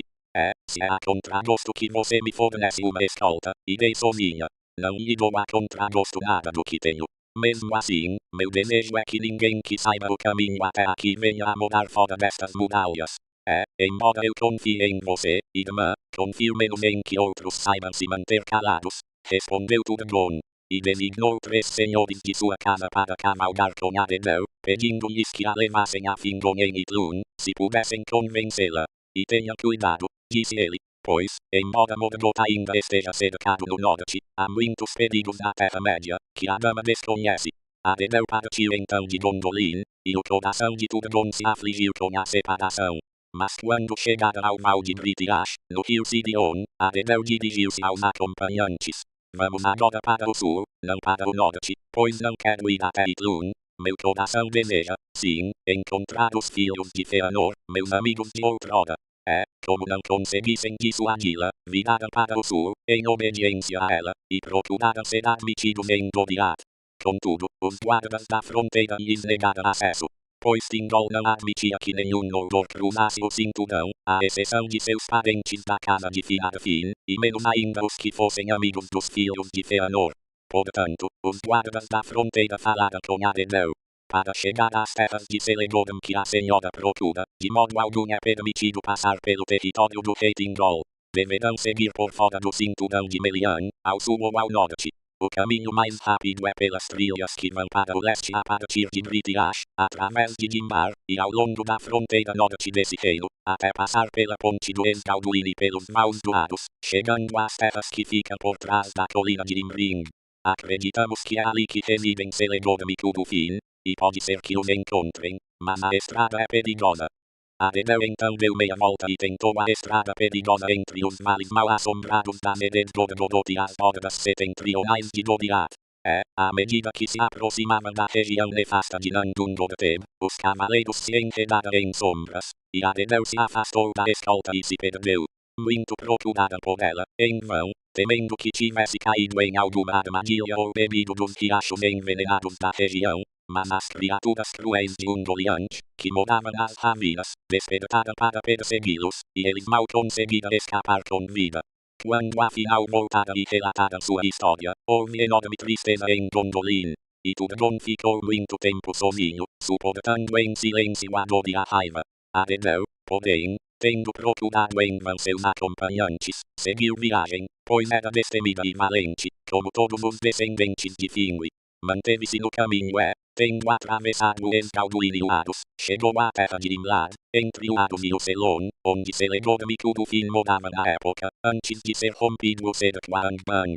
Na ocasião, eles não estavam em casa, pois cavalgavam com Caranthir mais a leste em Targelion, mas a gente de Celeborn deu-lhe as boas-vindas e pediu que ela ficasse com eles, com honras, até o retorno de seu senhor. Ali, por algum tempo, Aredeu se contentou, e sentiu enorme alegria em perambular em liberdade pelos bosques. No entanto, à medida que o ano ia se alongando e Celeborn não retornava, ela voltou a se sentir inquieta e se habituou a cavalgar sozinha, cada vez mais longe, à procura de novas trilhas e veredas inexploradas. Foi assim que no final do ano aconteceu de Aredeu chegar ao sul de Imlad e atravessar o Selon, e, antes que se desse conta, estava perdida em Nanarmoth. Naquele bosque, em eras passadas, Melian caminhara no crepúsculo da Terra-média, quando as árvores eram novas e um encantamento ainda pairava sobre ele. Agora, porém, as árvores de Nanarmoth eram as mais altas e escuras de toda a Beleriand, e ali o sol nunca penetrava. Ali residia Eol, que era chamado de Elfo Escudo. Outrora, ele pertencera à linhagem de Tindrol, mas em Doriath se sentia irrequieto e pouco à vontade. Quando o cinturão de Melian circundou a floresta de Region, onde ele morava, ele fugiu para Nanarmoth, onde passou a viver nas sombras profundas, apaixonado pela noite e pela penumbra sob as estrelas. Eol evitava os Noldor, considerando-os culpados por Morgoth ter voltado a perturbar a tranquilidade de Beleriand, mas dos anões ele gostava mais do que qualquer outro elfo de outrora. Com ele, os anões vieram a saber muito do que se passava nas terras do Eldar. Ora, o trajeto dos anões ao descerem das montanhas azuis seguia duas estradas que atravessavam Beleriand Oriental, e a trilha do norte, que se dirigia aos Maus Dourados, passava perto de Nanarmoth. Ali Eol se encontrava com os Aldrin e conversava com eles. À medida que sua amizade se fortaleceu, ele às vezes se hospedava nas profundas mansões de Nogrod ou de Belegost. Lá aprendeu muito sobre o trabalho com metais e adquiriu grande habilidade nessa atividade. Criou um metal tão resistente quanto o aço dos anões, mas tão maleável que era possível fazê-la fino e flexível, embora continuasse resistente a qualquer lâmina ou dardo. Deu-lhe o nome de Galvorn, pois era negro e brilhante como o Azeviche, e Eol se vestia com ele sempre que saía de Nanarmoth. Contudo, Eol, apesar de encurvado em virtude do trabalho de ferreiro, não era nenhum anão, mas um elfo alto, de importante linhagem dos Teleri, nobre, embora de expressão carrancuda, e seus olhos viam longe nas sombras e nos cantos escuros. E ocorreu que ele enxergou Aredeu Arfeniel enquanto ela vagava por entre as árvores altas perto dos limites de Nanarmoth, um brilho branco na terra sombria. Belíssima ela lhe pareceu, e ele a desejou. Lançou, então, seus encantamentos sobre ela para que não conseguisse encontrar saída, mas que se aproximasse cada vez mais de sua morada nas profundezas do bosque. Ali ficava sua oficina de ferreiro, seus salões sombrios e os criados que possuía, silenciosos e reservados como seu senhor. Quando Aredeu, exausta de caminhar, chegou finalmente às suas portas, ele se revelou, acolheu-a e a conduziu para dentro de sua casa. E ali ela ficou, pois Eol a tomou como esposa, e demorou muito até que algum parente de Aredeu voltasse a ter notícias dela. Não se diz que Aredeu se opusesse totalmente a isso, nem que sua vida em Nanarmoth lhe fosse detestável por muitos anos. Pois, embora em obediência à ordem de Eol ela devesse evitar a luz do sol, os dois davam longos passeios juntos à luz das estrelas ou da foice da lua. Ela podia passear sozinha se quisesse, só que Eol a proibira de procurar os filhos de Fëanor ou qualquer outro Noldo. E Aredeu teve um filho seu, nas sombras de Nanarmoth. No íntimo, ela lhe deu um nome na língua proibida dos Noldor, Lomion, que significa filho do crepúsculo. Já o pai não lhe deu nome algum até ele completar 12 anos. Chamou-o então de Maeglin, que significa olhar penetrante, pois percebia que os olhos do filho iam ainda mais fundo que os seus, e que seu pensamento lia os segredos dos corações que se escondiam por trás da névoa das palavras. Quando Maeglin atingiu sua plena estatura, em rosto e forma lembrava seus parentes dos Noldor, mas em temperamento e raciocínio havia saído ao pai. Falava pouco, a não ser em questões que o interessassem de perto. Além disso, sua voz tinha o poder de comover os que o ouviam e de derrubar os que resistissem a ele. Era alto e tinha cabelos negros, os olhos eram escuros, porém brilhantes e perspicazes, como os olhos dos Noldor, e sua pele era branca. Com frequência, acompanhava Eol às cidades dos anões a leste da Medellindon, e lá aprendia com prazer o que se dispusessem a lhe ensinar, e acima de tudo a arte de encontrar minérios de metais nas montanhas. Disse, porém, que Maeglin amava mais a mãe se Eol estivesse viajando, costumava se sentar muito tempo ao seu lado e escutar tudo o que ela pudesse lhe contar de seu povo e de seus feitos em Eldamar, assim como do poder e valor dos príncipes da casa de Fingolfin. A tudo isso ele dedicava enorme atenção, mas principalmente ao que ouvia sobre Turgon e sobre ele não ter nenhum herdeiro.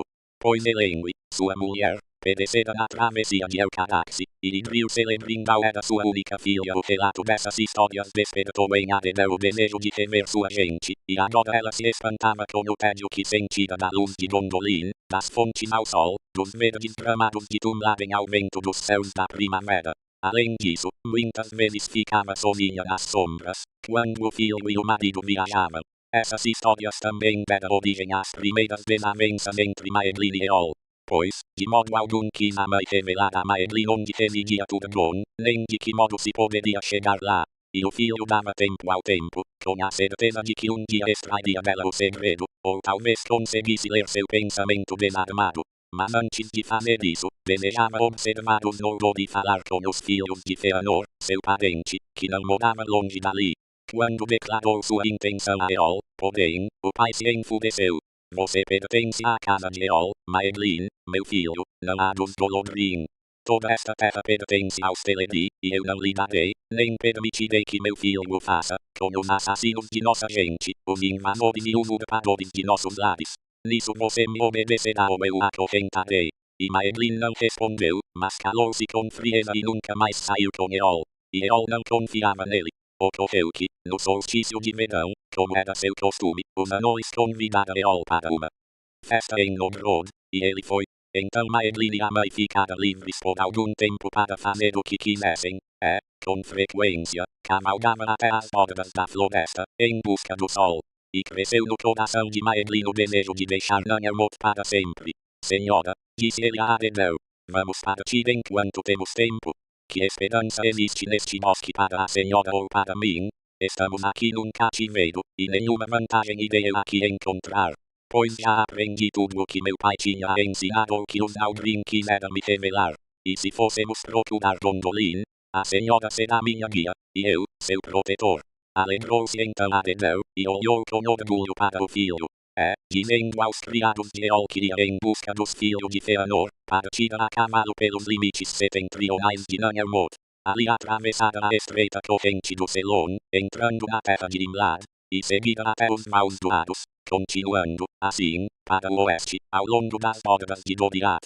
Ora, Eol voltou do leste mais cedo do que Maeglin previra e descobriu que a mulher e o filho haviam partido apenas 2 dias antes.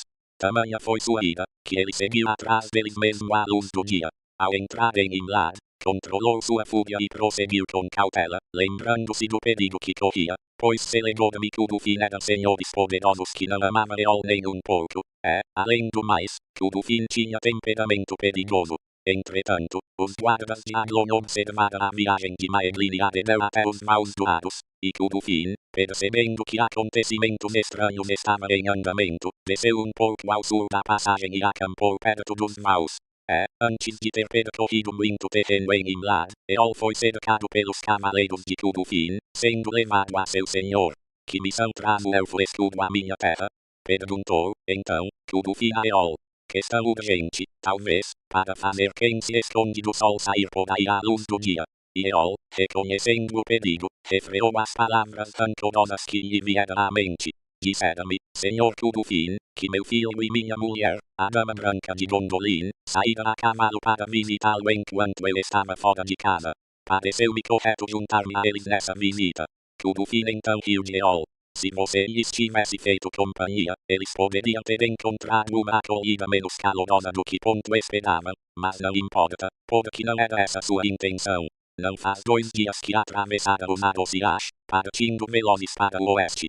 Parece-me que você quer me enganar, a menos que você mesmo tenha sido enganado então, talvez o Senhor me conceda permissão de seguir em frente e descobrir a verdade sobre esse assunto. Você tem minha permissão, mas não minha amizade, disse Tudufin. Quanto mais cedo deixar minha terra, mais ficarei satisfeito. É bom, Senhor Tudufin, disse Eol, então, montando em seu cavalo, encontrar um parente tão generoso quando necessitamos. Não me esquecerei disso quando voltar. Tudufin lançou então um olhar sinistro para Eol. Não se vanglorie do título de sua mulher diante de mim, pois os que roubam as filhas dos Noldor e se casam com elas sem doação ou permissão não se tornam parentes dos parentes delas. Concedi-lhe permissão para ir. Aceite-a e vá embora. Pelas leis do Eldar, não posso matá-lo neste momento. E ainda vou lhe dar um conselho. Volte agora para sua morada nas trevas de Nanhermoth, pois meu coração me diz que, se perseguir aqueles que não o amam mais, nunca voltará para lá. Saiu então Eol às pressas, cheio de ódio de todos os Noldor, pois agora percebia que Maeglin e Adenel estavam fugindo para Gondolin e impelido pela raiva e pela vergonha da humilhação, atravessou os maus doados e cavalgou firme pelo caminho seguido por eles. Contudo, embora os dois não soubessem que ele os seguia, e embora Eol tivesse a montaria mais veloz, em nenhum momento chegou a avistá-los, até que chegaram a Britiash e abandonaram seus cavalos. Nesse momento, por falta de sorte, foram traídos, pois os cavalos relincharam alto, e a montaria de Eol os ouviu e partiu veloz em sua direção. E de longe Eol viu os trajes brancos de Adenel, e observou para onde se dirigia, em busca da trilha secreta para entrar nas montanhas. Ora, Adenel e Maeglin chegaram ao portão exterior de Gondolin e a guarda escura sob as montanhas. Ali foi recebida com alegria e, passando pelos 7 portões, chegou com Maeglin a Turgon sobre o Amonquadet. Então o rei ouviu admirado tudo o que Adenel tinha a contar, e olhou com simpatia para Maeglin, filho da irmã, vendo que ele era digno de ser incluído entre os príncipes dos Noldor. Alegra-me de fato que Arthuriel tenha voltado para Gondolin, disse ele. E agora ainda mais bela será minha cidade do que nos tempos em que considerei minha irmã perdida. E Maeglin terá as mais altas honrarias em meu reino. Então Maeglin fez uma grande reverência e aceitou Turgon como senhor e rei, para obedecer a todas as suas ordens.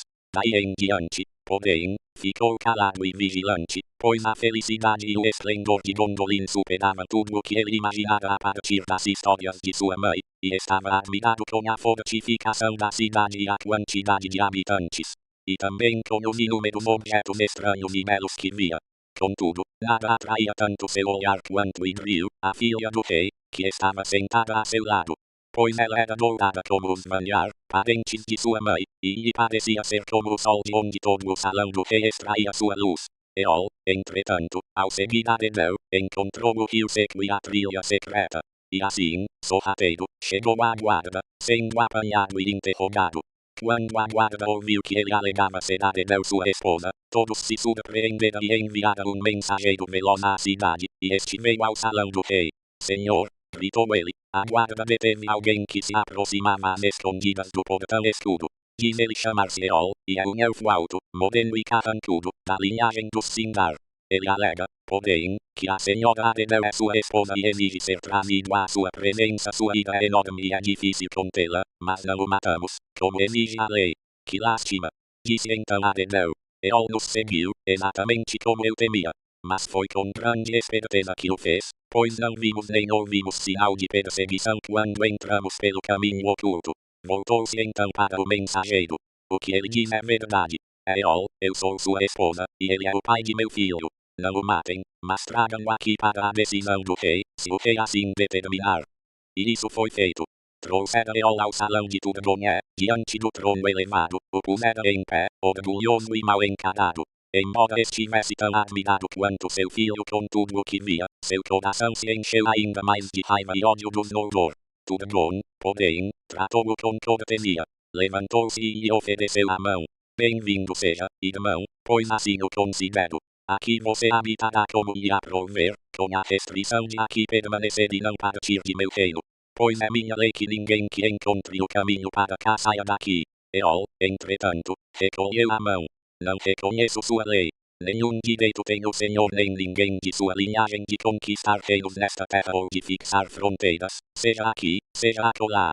Esta terra é dos Teleri, a qual vocês trazem a guerra e todo tipo de perturbação, sempre com atitudes injustas e arrogantes. Não ligo a mínima para seus segredos nem vim espioná-la, mas reivindicar o que é meu, minha esposa e meu filho. Contudo, se sobre a Dedeu, sua irmã, o Senhor crê ter algum direito, ela que fique. Que o pássaro volte para a gaiola da qual logo enjoará, como enjoou antes. Mas Maeglin, não. Meu filho o Senhor não irá separar de mim. Venha, Maeglin, filho de Eol. É seu pai quem ordena. Deixe a casa dos inimigos de seu pai e dos assassinos de sua gente, ou maldito seja. Maeglin, porém, nada respondeu. Sentou-se então Turgon em seu trono elevado, segurando seu cetro de justiça, e falou em tom severo. Não discutirei com você, é o fresco dos seus bosques sombrios somente são defendidos pelas espadas dos Noldor. Sua liberdade de perambular por lá à vontade, você deve à minha gente. Não fosse por ele muito você já estaria moldejando a escravidão nas profundezas de Angband. E aqui eu sou rei quer você queira, quer não, minha decisão é lei. Só lhe é dada a seguinte escolha, ficar aqui ou morrer aqui. O mesmo vale para seu filho Eol olhou então nos olhos do rei Turgon. E não se intimidou, mas ficou ali muito tempo sem nenhuma palavra ou movimento, enquanto um silêncio total caía sobre o salão. E Adenel teve medo, por saber que ele era perigoso. De repente, com a rapidez de uma serpente, ele apanhou uma azagaia que trazia escondida por baixo do manto e a lançou na direção de Maeglin, com um grito. Escolho a segunda opção para mim e também para meu filho. Vocês não ficarão com o que é meu. Adenel, porém, saltou diante do dardo, que a atingiu no ombro. E Eol foi dominado por muitos, acorrentado e levado dali, enquanto outros cuidavam de Adenel. Maeglin, entretanto, olhava para o pai em silêncio. Foi determinado que Eol fosse trazido no dia seguinte para ser julgado pelo rei. E Adenel e Idril conseguiram convencer Turgon a ser misericordioso. Ao entardecer, porém, apesar de o ferimento parecer pequeno, Adenel adoeceu, caiu na escuridão e durante a noite morreu. Pois a ponta da azagaia estava envenenada, embora ninguém soubesse disso até que fosse tarde demais. Logo, quando Eol foi levado à presença de Turgon, não obteve misericórdia alguma. E o levaram até o Caragdur, um precipício de rocha negra no lado norte do monte de Gondolin, para ali jogá-la do alto das muralhas escarpadas da cidade. E Maeglin estava presente sem nada dizer, mas no último instante, Eol exclamou, quer dizer que você renuncia a seu pai e a sua gente. Filho desnaturado, aqui você vai perder todas as suas esperanças, e que aqui você um dia morra a mesma morte que eu. Lançara então Eol do alto do Caragdur, e foi esse seu fim. Para todos em Gondolin, isso pareceu justo, mas Idril se sentiu confusa e, daquele dia em diante, não mais confiou em seu parente. Maeglin, porém, prosperou e adquiriu renome entre os Gondolindrin, elogiado por todos e alvo da alta estima de Turgon, pois, se aprendia com disposição e rapidez tudo o que pudesse, também tinha muito a ensinar. E reuniu ao seu redor todos os que tinham maior pendor para a mineração e para o ofício de ferreiro. E explorou a Meshodiat, que são as montanhas circundantes, lá encontrando ricos veios de diversos metais.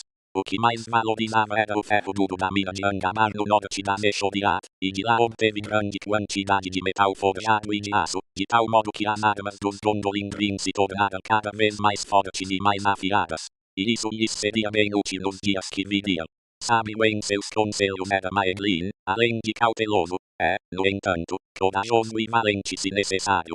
E isso se comprovou em dias futuros.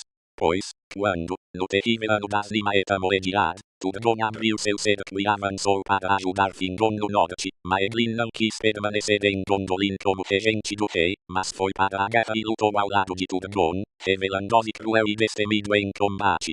Assim, tudo parecia bem com a sorte de Maeglin, que se tornara poderoso entre os príncipes dos Noldor, e o segundo maior, no mais renomado dos reinos. Contudo, ele não revelava seu coração. e embora nem tudo saísse como desejava, suportava isso em silêncio, ocultando seus pensamentos, de modo que poucos conseguiam lê-los, a menos que se tratasse de Idril Celebrimbau. Pois, desde seus primeiros dias em Gondolin, ele trazia no peito uma dor, cada vez pior, que lhe roubava a alegria. Ele adorava a beleza de Idril e a desejava, sem esperanças. O Eldar não se casava com parentes tão próximos, nem nunca algum deles tivera esse tipo de desejo. Fosse como fosse, Idril absolutamente não amava Maeglin. Ao ficar sabendo como ele pensava nela, passou a amá-lo ainda menos. Pois, a seus olhos, havia algo de estranho e depravado nele, como de fato os Eldar desde então sempre consideraram, um fruto nefasto do fratricídio, através do qual a sombra da maldição de Mandos caía sobre a última esperança dos Noldor. Porém, com o passar dos anos, Maeglin ainda observava Idril e esperava, e seu amor se transformou em trevas em seu coração. E ele procurava cada vez mais fazer valer sua vontade em outras questões, sem evitar nenhuma falha ou carga, se com aquilo pudesse obter mais poder. Foi assim em Gondolin, e em meio à bem-aventurança daquele reino, enquanto durou sua glória, fora plantada uma sinistra semente do mal. Capítulo 17. Da chegada dos homens a oeste. Passados mais de 300 anos da vinda dos Noldor para Beleriand, nos dias da longa paz, Finrod Felagund, senhor de Nargothrond, passeava a leste do Sirion e fora caçar com Maglor e Maedhros, filhos de Fëanor. Cansou-se, porém, da caçada e prosseguiu sozinho na direção das montanhas de Eredlindon, que via cintilando ao longe. Tomando a estrada dos anões, atravessou o Gelion no Val de Sadratrabe, voltando-se para o sul e cruzando o curso superior do Ascar, chegou ao norte de Ossiriand. Num vale em meio aos contrafortes das montanhas, abaixo das fontes de Talos, viu luzes à noite e ouviu mais ao longe o som de cantos. Com isso ficou muito admirado, pois os elfos verdes daquela terra não acendiam fogueiras, nem cantavam à noite. De início, temeu que um ataque de Orcs tivesse atravessado o cerco do norte, mas, à medida que se aproximava, viu que não se tratava disso, pois os cantores usavam uma língua que nunca ouvira antes, nem de anões, nem de Orcs. Felagund, então, parado em silêncio na sombra noturna das árvores, olhou para o acampamento lá embaixo e avistou um povo estranho. Ora, eles pertenciam à família e aos seguidores de Beor, o Velho, como ele mais tarde foi chamado, um líder entre os homens.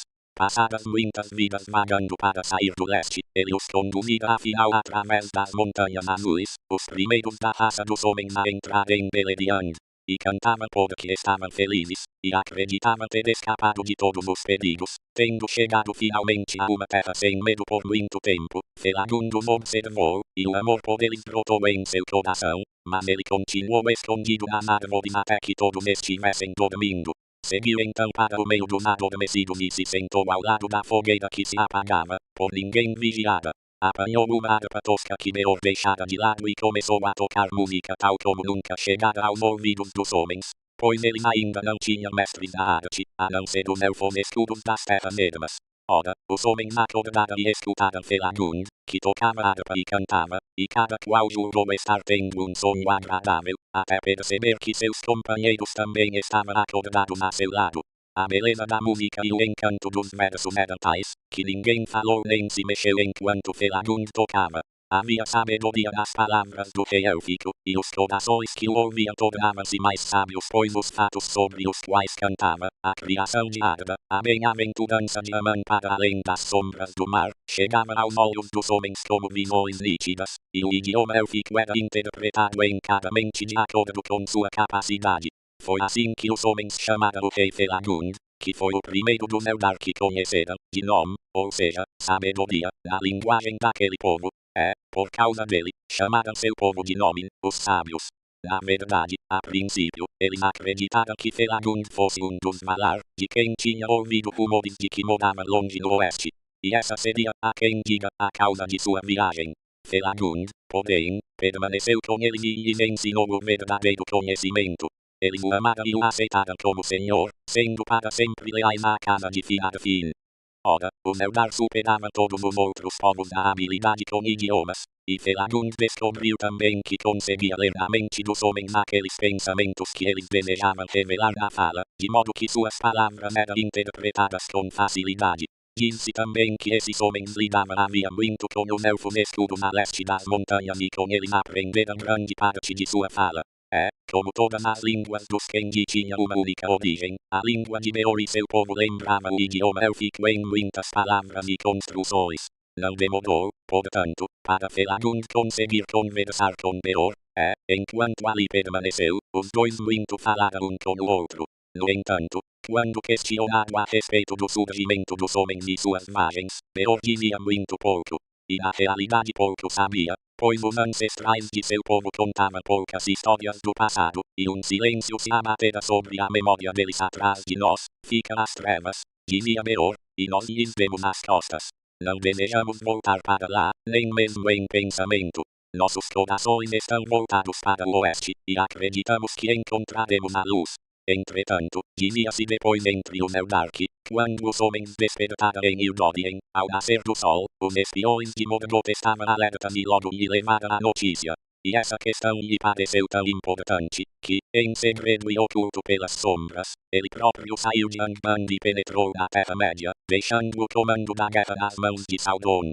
De seus contatos com os homens, os Eldar de fato nada sabia na época, e descobriram pouca coisa mais tarde.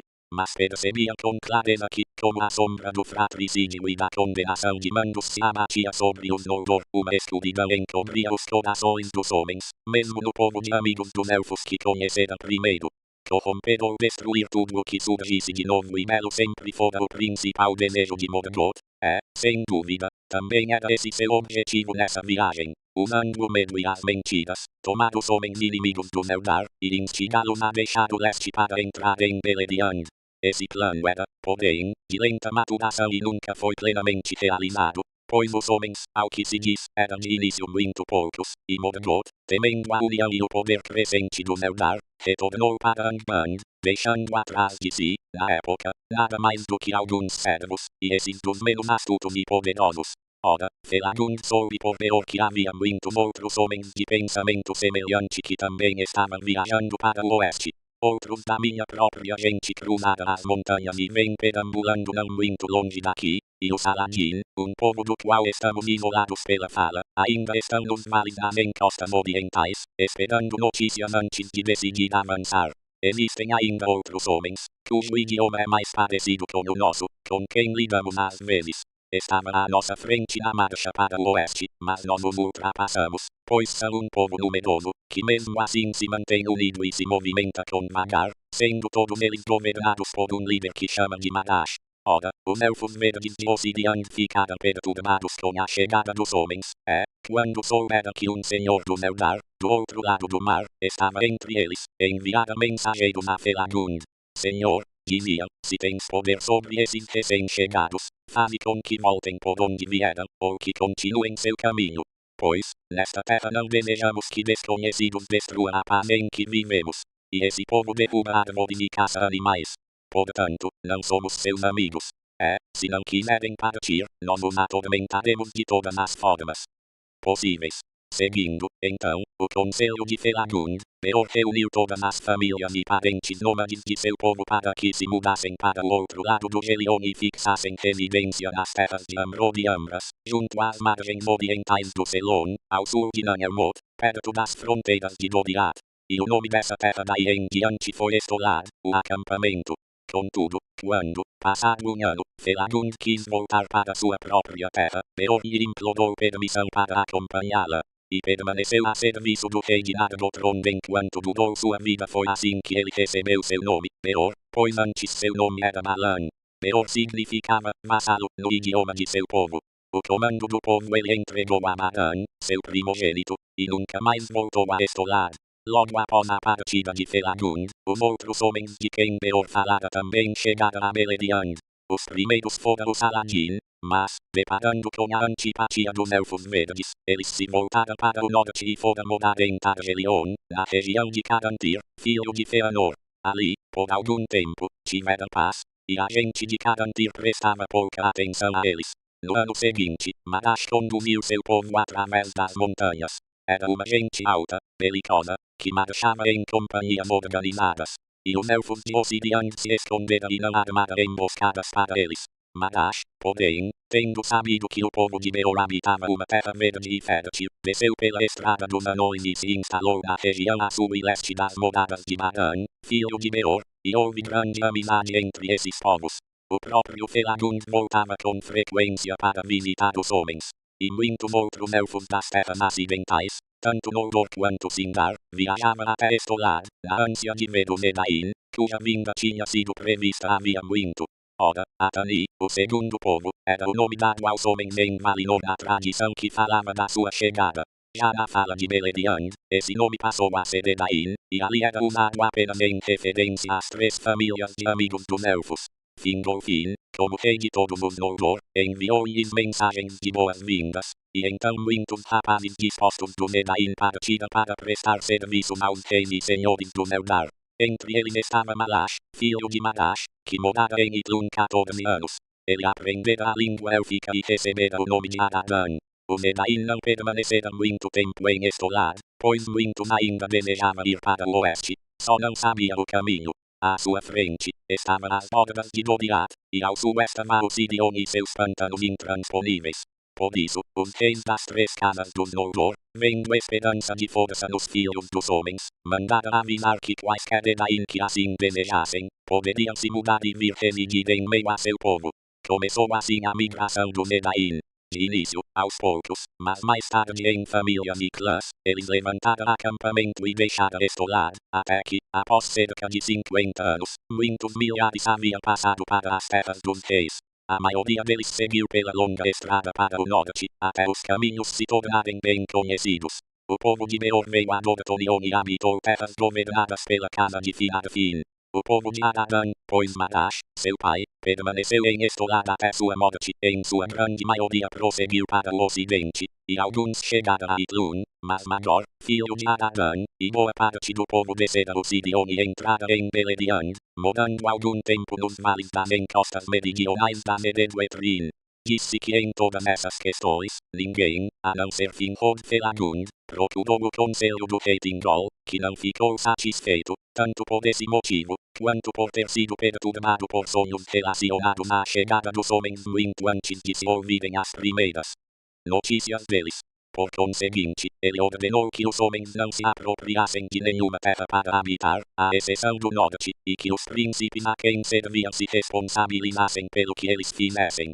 Em Doriath, nenhum homem entrará enquanto durar meu reinado, nem mesmo os da casa de Beor, que serve a Finrod, o amado, disse Thingol. Naquela ocasião, nada lhe disse Melian, mas depois ela falou com Galadriel. Agora o mundo corre veloz na direção de grandes notícias e um dos homens, exatamente da casa de Beor, de fato virá, e o cinturão de Melian não o impedirá, pois um destino maior do que meu poder o estará enviando. E os versos que brotarão dessa vinda persistirão quando toda a Terra-média estiver mudada.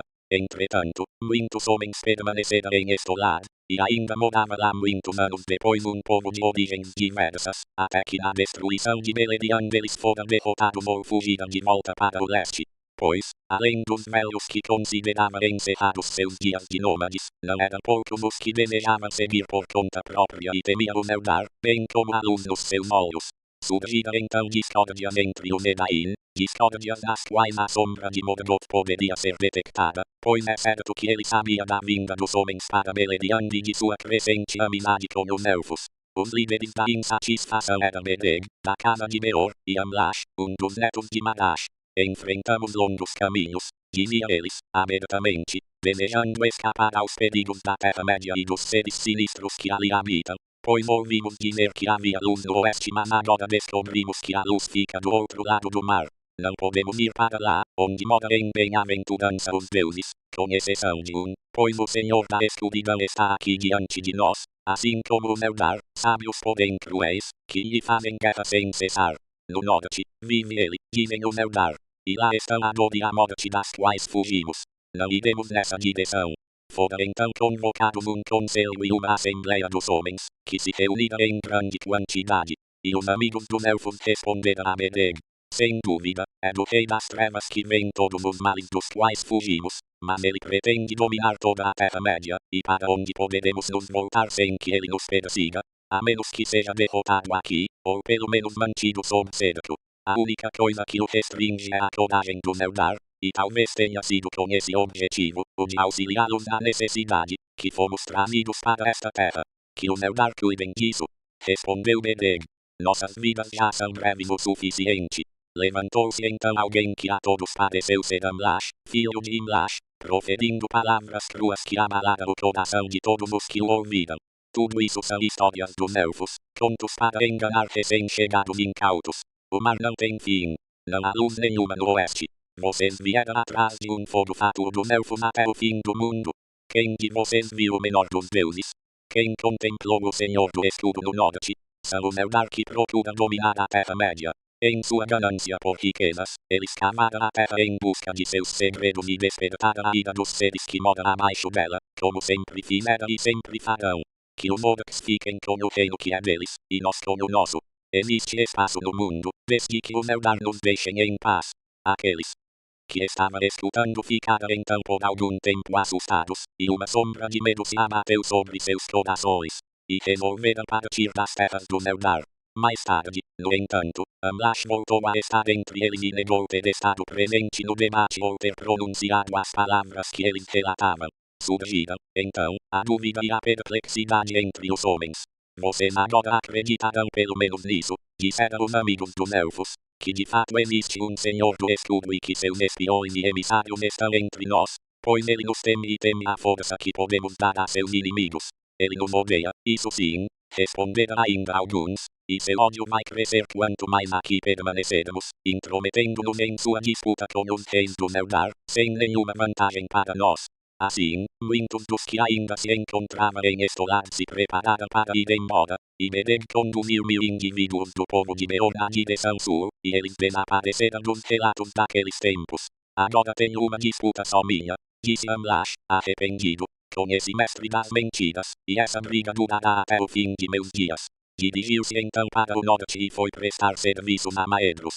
Já aqueles do seu povo que tinha opinião semelhante à de Bedeg escolheram um novo líder, refizeram o caminho através das montanhas, voltando a Eriador, e foram esquecidos. Nessa época, os Saladin permaneceram em Targelion, contentes. Morgoth, porém, ao ver que por meio de mentiras e trapaças não conseguia afastar totalmente elfos e homens, encheu-se de ira e procurou causar aos homens os maiores males possíveis. Enviou, portanto, um ataque de Orcs. Passando pelo leste, eles burlaram o cerco e chegaram sorrateiros através da Medellindon pelas passagens da Estrache dos Anões, abatendo-se sobre os Saladin nos bosques meridionais da terra de Carantir. Ora, os Saladin não viviam sob o comando de senhores, nem em grandes aglomerados, mas cada propriedade era isolada e decidia suas próprias questões. Era um povo lento para se unir. Havia, porém, entre eles um homem chamado Aldad, que era autoritário e destemido. Ele reuniu todos os homens corajosos que conseguiu encontrar e recuou para o território entre o Ascar e o Geon. Ali, no canto mais remoto, construiu uma paliçada de um rio ao outro. Para trás dela foram levadas todas as mulheres e crianças que conseguiram salvar. Ali foram sitiados, até seus alimentos terminarem. Aldar tinha 2 gêmeos, Alet, a filha, e Aldar, o filho. E os 2 foram valentes na defesa, pois Alet era mulher de grande coração e força. No final, porém, Aldar foi morto numa investida contra os Morgoths, e Aldar, que se apressou a salvar o corpo do pai da carnificina, foi abatido a seu lado. Alet, então, manteve seu povo unido, embora eles estivessem sem esperanças, e alguns se jogaram nos rios e morreram afagados. Entretanto, 7 dias depois, quando os Morgoths faziam sua última investida e já havia atravessado a paliçada, ouviu-se de repente o som de clarins, e Carantir com seu exército desceu do norte e empurrou os Morgoths para dentro dos rios. Carantir então encarou os homens com simpatia e prestou grandes homenagens a Alet. Ofereceu-lhe compensações pela morte do pai e do irmão. E vendo, tarde demais, a bravura que havia no Medain, fez-lhe uma oferta. Se você quiser morar mais ao norte, terá lá a amizade e a proteção do Eldar, e territórios livres somente seus. Alet, porém, era orgulhosa e não propensa a ser orientada ou governada, e a maioria dos Saladin era de disposição semelhante. Agradeceu, portanto, a Carantir, mas respondeu: tenho agora a firme intenção, Senhor, de abandonar a sombra das montanhas e ir para o oeste, para onde outros da nossa gente já foram. Assim, quando reunira todos os que encontraram vivos daqueles que haviam fugido enlouquecidos para os bosques com o ataque do Mordecai e recolhera o que restava dos pertences em suas casas incendiadas, o Saladin tornara Aleph como chefe, e ela os conduziu afinal a Estolar, onde permaneceram algum tempo. Continuaram, porém, um povo à parte, e ficaram para sempre conhecidos entre elfos e homens como o povo de Aleph. Aleph foi sua chefe enquanto viveu, mas não se casou, e depois dela a chefia passou para Aldan, filho de Aldar, seu irmão. No entanto, logo Aleph desejou se transferir mais para o ocidente. Embora a maior parte de seu povo fosse contrária a essa decisão, ela os conduziu ainda uma vez. Seguiram, assim, sem ajuda ou orientação do Eldar, atravessando os Eloniados, entraram na região perigosa entre as montanhas do Terror e o cinturão de Melian. Naquela época, esse território não era ainda tão nefasto quanto se tornou mais tarde, mas não era uma estrada pela qual homens mortais pudessem seguir sem auxílio. E Aleph só conseguiu completar o percurso com muita dificuldade e perda, forçando seu povo a avançar apenas pela força da vontade dela. Afinal atravessaram o Val de Britiash, e muitos se arrependeram amargamente da jornada, mas agora não havia mais retorno. Assim, em novas terras, eles voltaram a levar a vida de antes, na medida do possível. Moravam em propriedades livres nos bosques de Talat-Gimen do outro lado do Teiglin, enquanto alguns se desgarraram, embrenhando-se bastante no reino de Nargothrond. Eram, entretanto, muitos os que amavam a senhora Aleph, que desejava ir aonde ela fosse e permanecer sob seu comando. E assim ela levou para a floresta de Bretil, entre o Teiglin e o Sirion. Para lá, nos dias funestos que se seguiram, acorreram muitos de seu povo disperso. Ora, Bretil era considerada pelo rei Tindol parte de seus domínios, muito embora estivesse fora do cinturão de Melian, e Tindol teria negado essa área a Aleph. Felagund, porém, que gozava da amizade de Tindol, tendo sabido de tudo o que acontecera ao povo de Aleph, obteve para ela esse benefício, de morar livremente em Bretil, com a condição única de seu povo guardar as travessias do Teiglin contra todos os inimigos do Eldar e não permitir que nenhum Ark entrasse nos bosques. A essa condição, Aleph deu uma resposta. Onde estão Aldar, meu pai, e Aldar, meu irmão? Se o rei de Doriath teme uma amizade entre Aleph e aqueles que devoraram sua família, o modo de pensar do Eldar é incompreensível para os homens. E mudou Aleph em Bretil até sua morte. E seu povo ergueu sobre ela um túmulo com a forma de uma colina verdejante na parte mais alta da floresta, Turadeta, a colina da senhora, aldenhado no idioma Sindarin. Foi assim que aconteceu de os Edai habitarem as terras do Eldar, alguns aqui, outros acolá, uns nômades, outros fixos, em clãs ou pequenos grupos. E a maior parte deles logo aprendeu o idioma dos elfos cinzentos, tanto como língua comum quanto porque muitos desejavam conhecer as tradições dos elfos. Depois de algum tempo, contudo, vendo que não era conveniente a mistura desordenada da vida em comum de elfos e homens, e percebendo que os homens precisavam de senhores de sua própria gente, os reis élficos designaram regiões separadas nas quais os homens poderiam levar a vida e indicaram chefes para governar essas terras livremente. Os homens eram aliados do Eldar na guerra, mas marchavam sob o comando de seus próprios líderes. Entretanto, muitos dos Edain se compraziam com a amizade dos elfos e permaneciam entre eles tanto tempo quanto lhes fosse permitido. E os rapazes costumavam prestar serviço por um período nos exércitos dos reis. Ora, Ador-Lodindol, filho de Atol, filho de Magor, filho de Malashadash, entrou para a casa de Fingolfin na juventude e era amado pelo rei. Fingolfin, por isso, concedeu-lhe o domínio sobre Dor-Lomin, e naquele território Ador reuniu a maioria das pessoas do seu clã e se tornou o mais poderoso dos chefes dos Edain. Em sua casa, somente se falava o idioma élfico, mas sua própria língua não fora esquecida, e dela derivou o idioma geral de Númenor. Em Dorthonion, porém, o comando do povo de Beor e da região de Ladros foi dado a Boromir, filho de Bodon, que era neto de Beor, o Velho. Os filhos de Ador foram Galdor e Gundor, e os filhos de Galdor foram Udin e Wor. O filho de Udin foi Túrin, a perdição de Glaudung, e o filho de Wor foi Tuor, pai de Arengil, o abençoado. O filho de Boromir foi Gregor, cujos filhos foram Bregolas e Marair, e os filhos de Bregolas foram Maragund e Belegund. A filha de Maragund foi Modwen, mãe de Túrin, e a filha de Belegund foi Rian, mãe de Tuor. Já o filho de Marair foi Beren-Maneta, que conquistou o amor de Lúthien, filha de Tindol, e voltou dos mortos. Deles nasceu Elwing, mulher de Arengil, e todos os reis de Númenor mais tarde. Todos esses foram enredados na teia da condenação dos Noldor, e realizaram grandes feitos que o Eldar ainda relembra entre as histórias dos reis de outrora. E naquela época a força dos homens se somava ao poder dos Noldor, e eram grandes suas esperanças. E Morgoth estava severamente cercado, pois o povo de Ador, resistente para aguentar o frio e longos períodos de nomadismo, não temia fazer longas incursões eventuais ao norte e lá montar guarda para vigiar os movimentos do inimigo. Os homens das três casas cresceram e se multiplicaram, mas a maior delas foi a casa de Ador Cabeça Dourada, par dos senhores élficos. Seu povo tinha grande força e estatura, era alerta no raciocínio, corajoso e leal, rápido na irritação e no riso, poderoso entre os filhos de Ilúvatar da juventude da humanidade. Louros era ele em sua maioria, e de olhos azuis, mas Túrin, cuja mãe era Morwen, da casa de Beor, não era assim. Os homens daquela casa tinham cabelos escuros ou castanhos, e olhos cinzentos.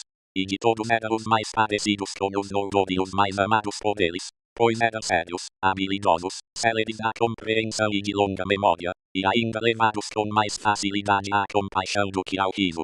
Semelhante a eles era o povo da floresta de Alet, mas esses tinham menor estatura e menor curiosidade pelas tradições. Usavam poucas palavras e não apreciavam grandes ajuntamentos humanos. Muitos dentre eles apreciavam a solidão e perambulavam livremente pelos bosques, enquanto o espanto com as terras do Eldar ainda lhes era recente. No entanto, nos reinos do oeste, sua passagem foi curta e seus dias, infelizes. Os anos de vida do Medain foram prolongados, de acordo com o cálculo dos homens, depois de sua chegada a Beleriand, mas, no final, Beor, o velho, faleceu quando já tinha vivido 93 anos, 44 dos quais a serviço do rei Felagund. Quando já havia morto, sem nenhum ferimento ou mágoa, mas abatido pela idade, o Eldar viram pela primeira vez o rápido ocaso da vida dos homens e a morte por cansaço que eles mesmos não conheciam. Lamentaram muito a perda de seus amigos. Beor, entretanto, entregara a vida de bom grado e fizera a passagem em paz. E os Eldar muito se admiraram com o estranho destino dos homens, pois em toda a sua tradição de conhecimento não havia nenhuma menção a ele, e seu fim lhes era desconhecido. Mesmo assim, os Medain de outrora aprenderam rapidamente com os Eldar toda a arte e todo o conhecimento que puderam absorver, e seus filhos desenvolveram sabedoria e perícia, até suplantar de longe todos os outros seres humanos que ainda permaneciam a leste das montanhas e não haviam visto os Eldar, nem contemplado os rostos que conheceram a luz de Valinor. Capítulo 18. Da ruína de Beleriand e da queda de Fingolfin. Ora, Fingolfin, rei do norte e rei supremo dos Noldor, ao ver que seu povo se tornara numeroso e forte, e que os homens a eles aliados eram muitos e destemidos, pensou mais uma vez num ataque a Angband, pois sabia que havia em perigo enquanto o círculo do cerco não se fechasse e Morgoth estivesse livre para trabalhar em suas minas profundas, maquinando maldades que ninguém poderia prever antes que ele as revelasse. Essa posição era sábia na medida de seu conhecimento, pois os Noldor ainda não compreendiam a plenitude do poder de Morgoth, nem entendiam que sua guerra contra ele, desassistida, era no final sem esperanças, quer se apressassem, quer postergassem. Contudo, como a terra era bela e seus reinos, vastos, os Noldor em sua maioria estavam satisfeitos com as coisas como estavam, confiantes de que isso duraria muito e sem nenhuma pressa em iniciar um ataque no qual muitos sem dúvida pereceriam, fosse na vitória, fosse na derrota. Estavam, portanto, pouco dispostos a dar ouvidos a Fingolfin, e os filhos de Fëanor naquela época menos que todos os outros. Entre os líderes dos Noldor, somente Angrod e Aegnor pensavam como o rei, pois morava em regiões de onde se podia descortinar as Tangobodrin, e a ameaça de Morgoth estava presente em seu pensamento. Assim, os planos de Fingolfin deram em nada, e a terra ainda teve paz por algum tempo. Porém, quando a sexta geração de homens depois de Beor e Madash ainda não havia atingido a maioridade, passados 455 anos da chegada de Fingolfin, aconteceu o mal que ele tanto tempo temera, e ainda mais horrendo e súbito do que seus piores pavores. Pois Morgoth havia muito tempo vinha preparando sua força em segredo, enquanto a maldade no seu coração crescia cada vez mais e mais amargo se tornava seu ódio aos Noldor. E ele desejava não só exterminar seus inimigos, mas também destruir e profanar as terras das quais eles se havia apossado e embelezado. Disse também que seu ódio suplantou seu raciocínio, pois, se tivesse suportado esperar, até que seus intentos estivessem satisfeitos, o Noldor teria perecido totalmente. Por seu lado, no entanto, ele subestimou a bravura dos elfos, e ainda não levava em consideração os homens. Chegou um período no inverno em que a noite era escura e sem lua, e a vasta planície de Ardalen se estendia na penumbra sob as estrelas frias, das fortalezas das colinas dos Noldor ao sopé das Tandododrin. As fogueiras dos vigias queimavam baixas, e os sentinelas eram poucos. Na planície, poucos estavam acordados nos acampamentos dos cavaleiros de Itlun. Então, de repente, Morgoth fez jorrar enormes rios de chamas, que desciam das Tandododrin mais velozes do que Balrog e se derramaram por toda a planície. E as montanhas de ferro vomitaram lamadeiras de muitos matizes venenosos, e suas emanações pestilentas impregnaram o ar, e eram fatais. Assim pereceu Ardalen, e o fogo devorou sua relva. Tomou-se uma região queimada e devastada, cheia de uma poeira asfixiante, estéril e sem vida. Daí em diante, seu nome foi mudado, e ela passou a se chamar Anfaldlit, a poeira sufocante. Grande quantidade de ossos calcinados tinha ali seu túmulo a céu aberto, pois muitos dos Noldor pereceram no incêndio, tendo sido apanhados pelas lamadeiras velozes, sem poder fugir para as colinas. As elevações de Dorthonion e da Neredwetrin impediram o avanço das torrentes de fogo, mas os bosques das suas encostas que davam para Angband todos se incendiaram, e a fumaça gerou confusão entre os defensores.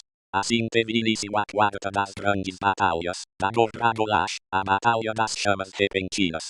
Na vanguarda desse incêndio vinha Glaudung, o Dourado, pai de todos os dragões, no apogeu de sua força. Atrás dele vinha Balrogs, e atrás destes vinham os exércitos sinistros dos Morgs, em multidões tais como os Noldor nunca haviam visto ou imaginado. E eles atacaram as fortalezas dos Noldor, romperam o cerco a Angband, onde quer que os encontrassem, matavam os Noldor e seus aliados, elfos cinzentos e homens.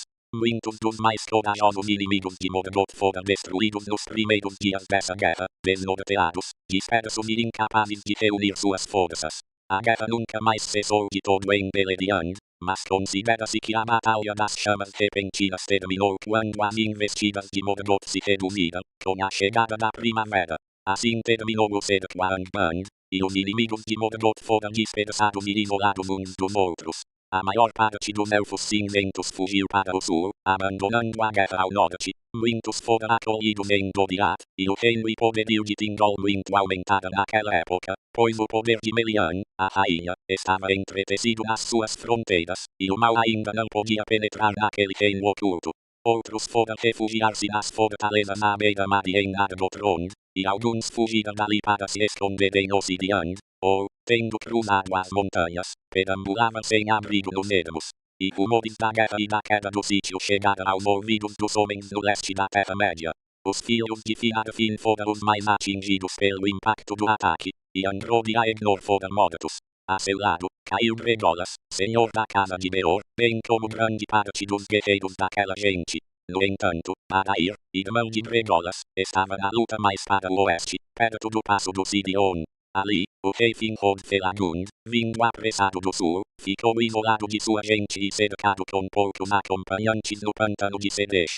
E teria sido morto ou capturado, se Adair não chegasse com seus homens mais valentes e o resgatasse, protegendo-o com um círculo de lanças para abrir caminho em meio à batalha, com enormes perdas. Assim escapou Felagund e retornou às profundezas de sua fortaleza em Nargothrond, mas fez um juramento de amizade e auxílio permanente em qualquer necessidade a Adair e toda a sua gente. Como prova do juramento, deu a Adair seu anel. Adair era agora por direito o senhor da casa de Beor, e voltou a Dorthonion, mas a maior parte de seu povo fugira de casa para se refugiar na segurança de Itlun. Tão espantoso foi o ataque de Morgoth, que Fingolfin e Fingon não puderam vir em auxílio dos filhos de Finarfin, e os exércitos de Itlun foram rechaçados com enormes perdas, sendo empurrados de volta para as fortalezas da Neredwetrin, e mesmo essas eles mal conseguiram defender dos Morgs. Diante das muralhas de Eitelsidion caiu Ador, o cabeça dourada, já aos 66 anos de idade, defendendo a retaguarda de seu senhor Fingolfin, e com ele caiu seu filho caçula, Gundor, perfurado por muitas flechas. E os dois foram pranteados pelos elfos. Então, Galdor, o Alto, assumiu a posição de autoridade do pai.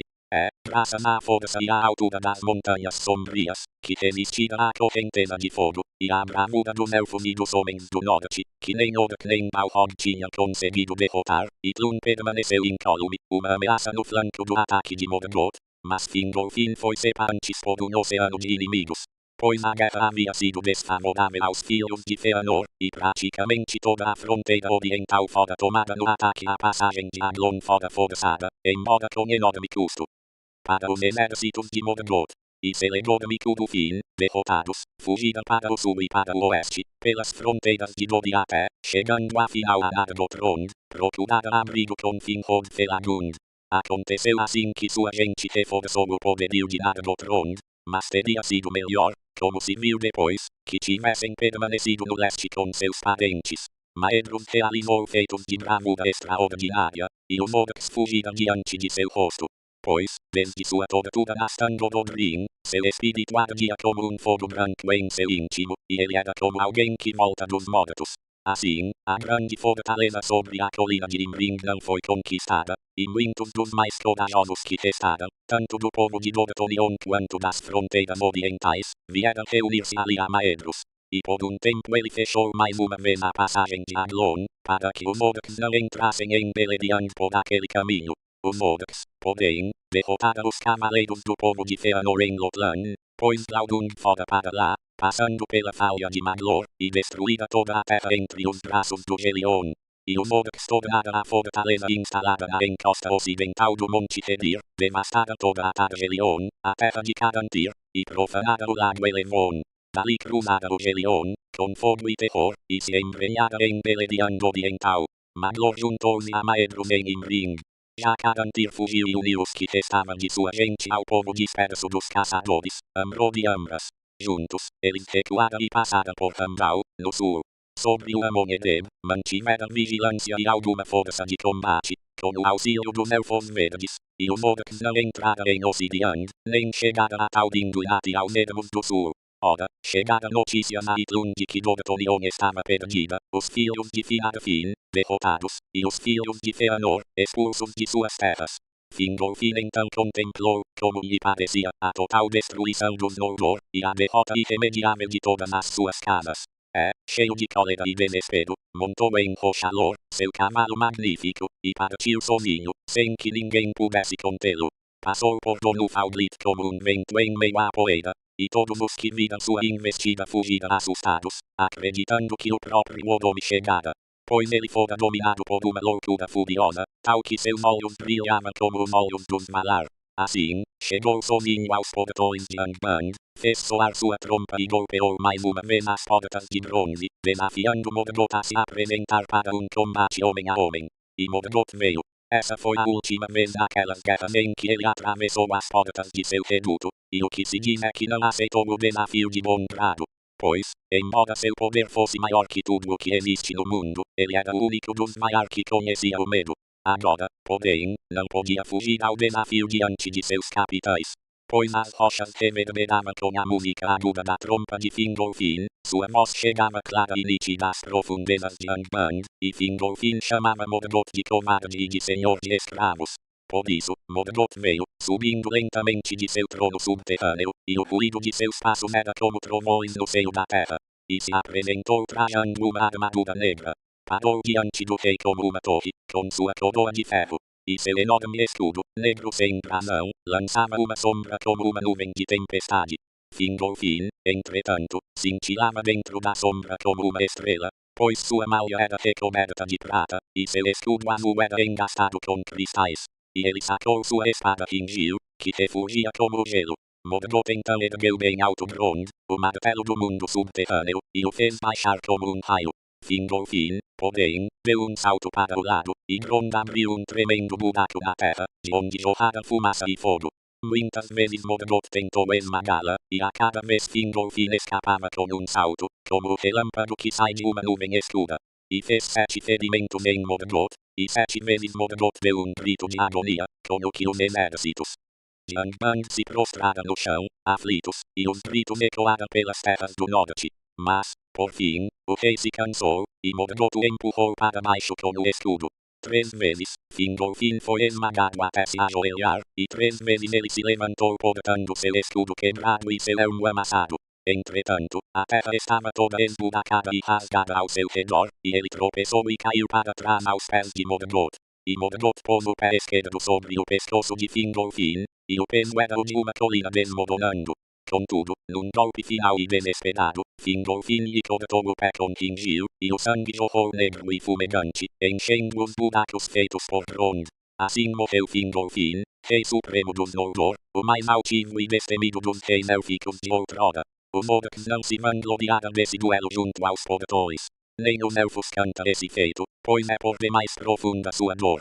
Entretanto, a história ainda é lembrada, já que Todondor, rei das águias, levou as notícias a Gondolin e as pragas remotas de Itlun. E Morgoth apanhou o corpo do rei élfico e o partiu para lançá-la aos lobos. Todondor, porém, veio apressado de seu ninho em meio aos picos de Chris-Aegrin, lançou-se sobre Morgoth e lhe feriu o rosto. O farfalhar das asas de Todondor era como o ruído dos ventos de Manwë. Ele pegou o corpo com suas garras poderosas e, alçando voo de repente fora do alcance dos dardos dos orcs, levou o rei embora. E o depositou no topo de uma montanha que, do norte, dava para o vale oculto de Gondolin. Turgon veio e construiu um monumento de pedras sobre o pai. Nenhum orc jamais ousou passar por cima do monte de Fingolfin ou se aproximar de seu túmulo, enquanto não se realizasse a cena de Gondolin e a traição não surgisse entre sua gente. Morgoth mancou para sempre, a partir daquele dia, e a dor de seus ferimentos não podia ser mitigada. No rosto, trazia a cicatriz deixada por Todondor.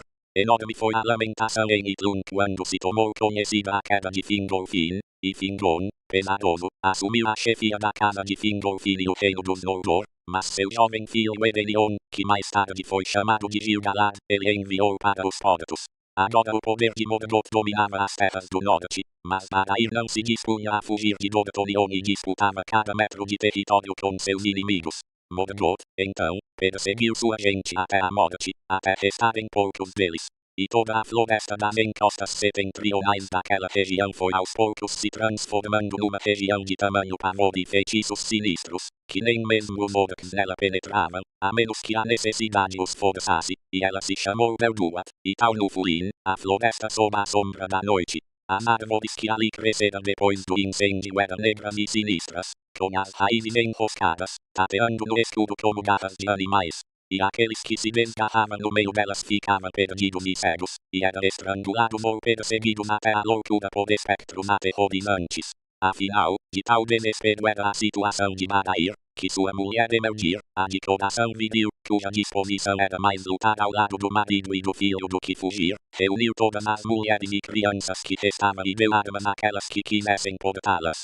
Conduziu-as, então, para dentro das montanhas que estavam às suas costas, e por trilhas perigosas, até finalmente chegarem com grandes perdas e desditas a Brethil. Algumas foram recebidas entre os Saladin, mas outras prosseguiram pelas montanhas até Dolomin e o povo de Galdor, filho de Ador. Entre essas estavam Rian, filha de Belegund, e Morwen, que era chamada de Eledwen, ou seja, Rio Élfico, filha de Baragund.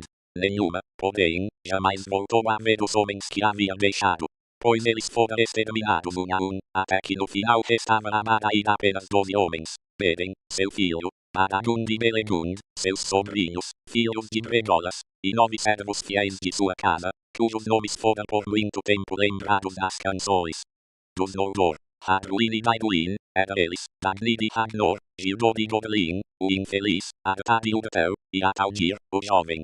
Tornaram-se eles proscritos, sem esperanças, um bando de desesperados que não podia escapar e não queria se render, pois suas moradas estavam destruídas, e suas mulheres e filhos, se não tivessem sido capturados ou exterminados, tinham fugido. De Itlun não chegavam nem notícias nem ajuda, e Barair e seus homens eram caçados como animais selvagens.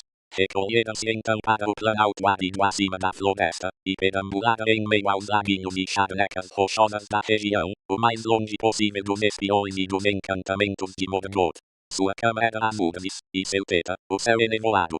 Por quase 2 anos depois da Dagor Dragolash, os Noldor ainda defendiam a passagem ocidental perto das nascentes do Sirion, pois o poder de Urmo estava naquela água, e Minas Tirith resistia aos orcs. Com o tempo, entretanto, depois da queda de Fingolfin, Sauron, o mais terrível e mais poderoso dos servos de Morgoth, que no idioma Sindarin era chamado de Godtaur, levantou-se contra Ododred, o guardião da torre sobre Tol Sidion. Sauron agora se tornara um feiticeiro de poder tremendo, mestre das sombras e dos espectros, torpe na inteligência, cruel na força, deformando tudo o que tocava, confundindo o que governava, senhor de lobisomens. Seu domínio era um tormento. Tomou Minas Tirith de assalto, pois uma negra nuvem de terror se abateu sobre os que a defendiam, e Ododred foi expulso e fugiu para Nargothrond. Sauron transformou-a então num posto de vigia para Morgoth, uma fortaleza do mal e uma ameaça. E a bela ilha de Tol Sidion foi amaldiçoada, passando a se chamar Tolin Galroth, a ilha dos lobisomens. Nenhuma criatura viva podia passar pelo vale sem que Sauron a avistasse da torre onde ficava. E Morgoth agora controlava a passagem ocidental, enchendo com seu terror os campos e os bosques de Beleriand. Para lá de Itlun, ele perseguia implacável seus inimigos, procurava seus esconderijos e tornava suas fortalezas uma a uma. Os Morgs, cada vez mais audaciosos, perambulavam à vontade por toda parte, descendo pelo Sidion no oeste e pelo Selon no leste, e cercaram Doriath. E atormentava as terras de modo a fazer fugirem deles bichos e aves, enquanto o silêncio e a desolação se espalhavam com constância a partir do norte. Muitos dos Noldor e dos Sindar, eles levaram em cativeiro até Angband, e os tornaram escravos, forçando-os a usar sua perícia e seus conhecimentos a serviço de Morgoth. E Morgoth mandava seus espiões para o mundo, e eles se apresentavam sob formas falsas, e a trapaça estava em sua fala. Prometiam recompensas mentirosas com palavras astuciosas, procuravam despertar o medo e a inveja entre os povos, acusando seus reis e chefes de ganância e de traição uns para com os outros. Em virtude da maldição do fratricídio de Alqualond, as pessoas com frequência acreditavam nessas mentiras. De fato, à medida que o tempo escurecia, elas revelavam ter um fundo de verdade, pois os corações e mentes dos elfos de Beleriand se anuviavam em desespero e medo. No entanto, os Noldor sempre temeram mais a traição por parte daqueles de sua própria linhagem que tivessem sido escravos em Angband. Pois Morgoth usava alguns deles para seus objetivos nefastos fingindo dar-lhes a liberdade, os mandava para outras regiões, mas sua vontade estava acorrentada a dele, e eles se afastavam só para voltar novamente para seu lado. Portanto, se algum dos cativos escapasse de verdade e retornasse a seu povo, não teria boa acolhida e vagaria só, proscrito e desesperado. Para os homens, Morgoth simulava compaixão, se alguém se dispusesse a dar ouvidos às suas mensagens, dizendo que suas aflições derivavam somente de sua servidão aos Noldor rebeldes, mas que, nas mãos do legítimo Senhor da Terra-média, eles receberiam honrarias e uma justa recompensa pela bravura, se abandonassem a rebelião. Contudo, poucos homens das três casas do Nedain se dispuseram a lhe dar ouvidos, nem mesmo quando levados aos tormentos de Angband. Por conseguinte, Morgoth os perseguia com ódio, e mandava seus mensageiros atravessarem as montanhas. Disse que foi nessa época que os homens modernos chegaram pela primeira vez a Beleriand. Alguns já estavam em segredo sob o domínio de Morgoth e vieram atender a um chamado seu. Nem todos, porém, pois os rumores sobre Beleriand, suas terras e águas, suas guerras e sua abundância, se espalhavam por toda a parte, e os pés inquietos dos homens estavam sempre dirigidos para o oeste naquele tempo. Esses homens eram baixos e atarracados, de braços longos e fortes. Sua pele era morena ou amarelada, e seu cabelo era escuro, como seus olhos. Suas casas eram numerosas, e alguns deles gostavam mais dos anões das montanhas do que dos elfos. Maedhros, porém, consciente da fraqueza dos Noldor e dos Nedain, ao passo que as profundezas de Angband pareciam ter reservas inesgotáveis e sempre renovadas, fez aliança com esses homens recém-chegados e deu sua amizade a seus maiores chefes, Bod e Ulfang. E Morgoth ficou bem satisfeito, pois era isso o que planejara. Os filhos de Bod eram Borlad, Borlash e Bortang, e eles acompanharam Maedhros e Maglor com lealdade, iludindo a esperança de Morgoth. Os filhos de Ulfang, o negro, eram Ulfast, Ulwart e Uldor, o maldito. Esses acompanharam Caranthir, jurando-lhe fidelidade, e se revelaram pérfidos. Não havia grande amor entre os Nedain e os orientais, e eles raramente se encontravam. Pois os recém-chegados residiram muito tempo em Beleriand Oriental, mas o povo de Ador estava preso em Itlun, e a casa de Beor estava praticamente destruída. O povo de Aleph de início não foi atingido pela guerra ao norte, pois vivia mais ao sul, na floresta de Betil. Agora, porém, já havia combates entre eles e os Mordecs invasores, pois eram homens de disposição valente e não abandonariam sem luta os bosques que amavam. Em meio ao relato de derrotas dessa época, os feitos do Saladin são relembrados com honras. É que, depois da conquista de Minas Tirith, os Mordecs chegaram pela passagem ocidental e talvez tivessem causado devastação até as fozes do Sirion, mas Almir, senhor do Saladin, mandou rapidamente um aviso a Tindrol, pois era amigo dos elfos que vigiavam as fronteiras de Doriath. Então, delegado Tofodath, chefe da guarda de fronteiras de Tindrol, levou o enorme exército de Sindar, armados com machados, para Betil. Saindo das profundezas da floresta, Almir e Beleg atacaram uma legião de Orcs desprevenida e a destruiu. Daí em diante, a maré negra que vinha do norte foi contida naquela região, e os Orcs não ousaram cruzar o Teiglin por muitos anos. O povo de Aleph continuou a viver em paz, embora alerta, na floresta de Betil. Por trás de sua guarda, o reino de Nargothrond teve descanso e pôde reunir suas forças. Nessa época, Ubin e War, os filhos de Galdor, de Dorlomin, estavam morando com o Saladin, de quem eram aparentados. Nos tempos anteriores a Dragor-Dragolash, essas duas casas de Edain foram unidas numa grande festa, na qual Galdor e Glódedel, filhos de Ador Cabeça Dourada, se casaram com Adet e Aldir, filhos de Almir, senhor do Saladin. Foi assim que os filhos de Galdor foram abrigados em Betil por Aldir, seu tio, de acordo com os costumes dos homens daquela época. E os dois entraram naquela batalha contra os Mordecs, e até mesmo War, que não pôde ser impedido, apesar de ter apenas 13 anos de idade. Estando, porém, com uma companhia que fora isolada dos outros, eles foram perseguidos até o Val de Britiash e ali teriam sido capturados ou mortos se não fosse o poder de Ulmo, que ainda era forte no Sirion. Uma névoa subiu do rio e os escondeu dos inimigos, e eles escaparam atravessando o Britiash para entrar em Dimbar. Ali vagaram por entre as colinas aos pés das muralhas íngremes de Chrysaegrin, até ficarem desnorteados pelas ciladas daquela terra sem saber para onde seguir ou como voltar. Ali Todondor os avistou e mandou 2 de suas águias em seu auxílio, e as águias os carregaram para além das montanhas circundares, até o vale secreto de Tumlaven e a cidade oculta de Gondolin, que nenhum homem havia visto até então. Ali Turgon, o rei, os recebeu bem, quando soube de sua origem, pois mensagens e sonhos lhe haviam chegado do mar pelo Sirion acima, de Ulmo, senhor das águas, advertindo-o sobre aflições futuras e o aconselhando a tratar bem os filhos da casa de Ador, de quem lhe viria socorro em hora de necessidade. Ubin e War foram hóspedes da casa do rei por quase um ano, e o que se diz é que nesse período Ubin aprendeu muito da tradição dos elfos e compreendeu também algo a respeito das decisões e propósitos do rei, pois Turgon sentia grande afeição pelos filhos de Galdor e conversava muito com eles.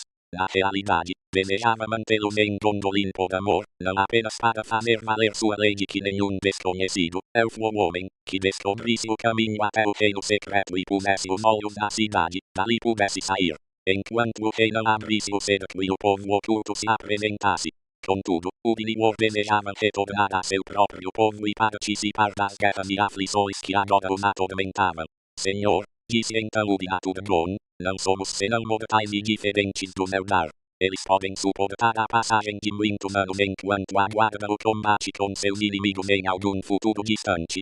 Para nós, porém, o tempo é curto, e nossa esperança e força logo definham. Além do mais, não descobrimos o caminho até Gondolin e de fato não sabemos ao certo onde fica essa cidade, pois fomos trazidos em meio ao pavor e ao espanto pelos altos caminhos do ar. Por felicidade, nossos olhos foram vendados. Turgon então concedeu-lhes o pedido. Do mesmo modo que chegaram, vocês têm permissão para partir, se Todondor estiver disposto. Fico triste com essa partida. Mesmo assim, dentro de pouco tempo, como os Eldar esperam, podemos voltar a nos encontrar. Maeglin, o filho da irmã do rei, que tinha poder em Gondolin, não se entristeceu nem um pouco com sua ida, embora se ressentisse do privilégio a eles concedido pelo rei, pois não sentia nenhum afeto por quem fosse da raça dos homens. A mercê do rei é maior do que vocês reconhecem, e a lei se tornou menos rigorosa do que no passado, senão, vocês não teriam escolha, a não ser permanecer aqui até o fim da vida, disse ele a Ubin. É de fato enorme a mercê do rei, respondeu-lhe Ubin. Mas, se nossa palavra não for suficiente, faremos julgamentos solenes. e os irmãos juraram nunca revelar os pensamentos de Tudron e manter em segredo tudo o que haviam visto no reino. Despediram-se, então, e Anabias chegara para levá-los embora à noite, deixando-os em Dorlome antes do amanhecer. Seu povo muito se alegrou ao vê-los, pois mensageiros de Betil haviam trazido notícias de que estavam desaparecidos, mas eles se recusaram a declarar até mesmo a seu pai onde havia estado, só relatando que haviam sido resgatados em terras ermas pelas águias, que os haviam trazido para casa. Vocês viveram um ano na selva? Perguntou então Galdor. Ou as águias os abrigaram em seus ninhos, mas vocês encontraram alimentos e belos trajes, e voltam como jovens príncipes, não como pessoas perdidas na mata. Contentem-se com o fato de termos voltado, respondeu Udin, pois só sob o voto de silêncio recebemos essa permissão. Então, Galdor não os questionou mais, mas ele e muitos outros suspeitavam da verdade. Com o tempo, a estranha sorte de Udin e War chegou aos ouvidos dos servos de Morgoth. Ora, quando soube do rompimento do cerco a Angband, Tudron não permitiu que ninguém de seu povo saísse para guerrear, pois considerava Gondolin forte e achou que ainda não era chegada a hora de revelar sua existência. Entretanto, ele também acreditava que o final do cerco era o início da derrocada dos Noldor, a menos que chegasse alguma ajuda. Enviou então grupos de Gondolin em segredo às fozes do Sidion e à ilha de Malar. Ali, eles construíram barcos e navegaram na direção do extremo oeste, em missão a eles confiada por Tudron, à procura de Valinor, para pedir perdão e auxílio aos Valar. E eles imploraram às naves marinhas que os guiassem os mares, porém, eram vastos e revoltos, e sombra e encantamento se abateram sobre eles. E Valinor permaneceu oculta. Por isso, nenhum dos mensageiros de Tudron chegou ao oeste, muitos se perderam e poucos retornaram, mas a cidade de Gondolin estava cada vez mais próxima. Chegaram a Morgoth rumores desses fatos, que o inquietaram em meio às suas vitórias, e ele desejava muito ter notícias de Felagund e Tudron, pois os dois haviam desaparecido sem que se soubesse onde. Entretanto, não estavam mortos, e Morgoth temia o que ainda poderiam fazer contra ele. Dinardothrond conhecia de fato o nome, mas nem sua localização nem sua força. E de Gondolin nada sabia, e pensar em Tudron era o que o preocupava mais. Enviou portanto um número cada vez maior de espiões a Beleriand, mas chamou de volta a Angband os principais exércitos de Orcs, pois percebeu que não poderia iniciar uma batalha vitoriosa e definitiva enquanto não reunisse novas forças, já que não avaliara corretamente o valor dos Noldor nem o poder armado dos homens que lutavam a seu lado. Por importante que tivesse sido sua vitória na Bradolash nos anos seguintes, e por grave que tivesse sido o dano imposto aos inimigos, suas próprias perdas não haviam sido menores.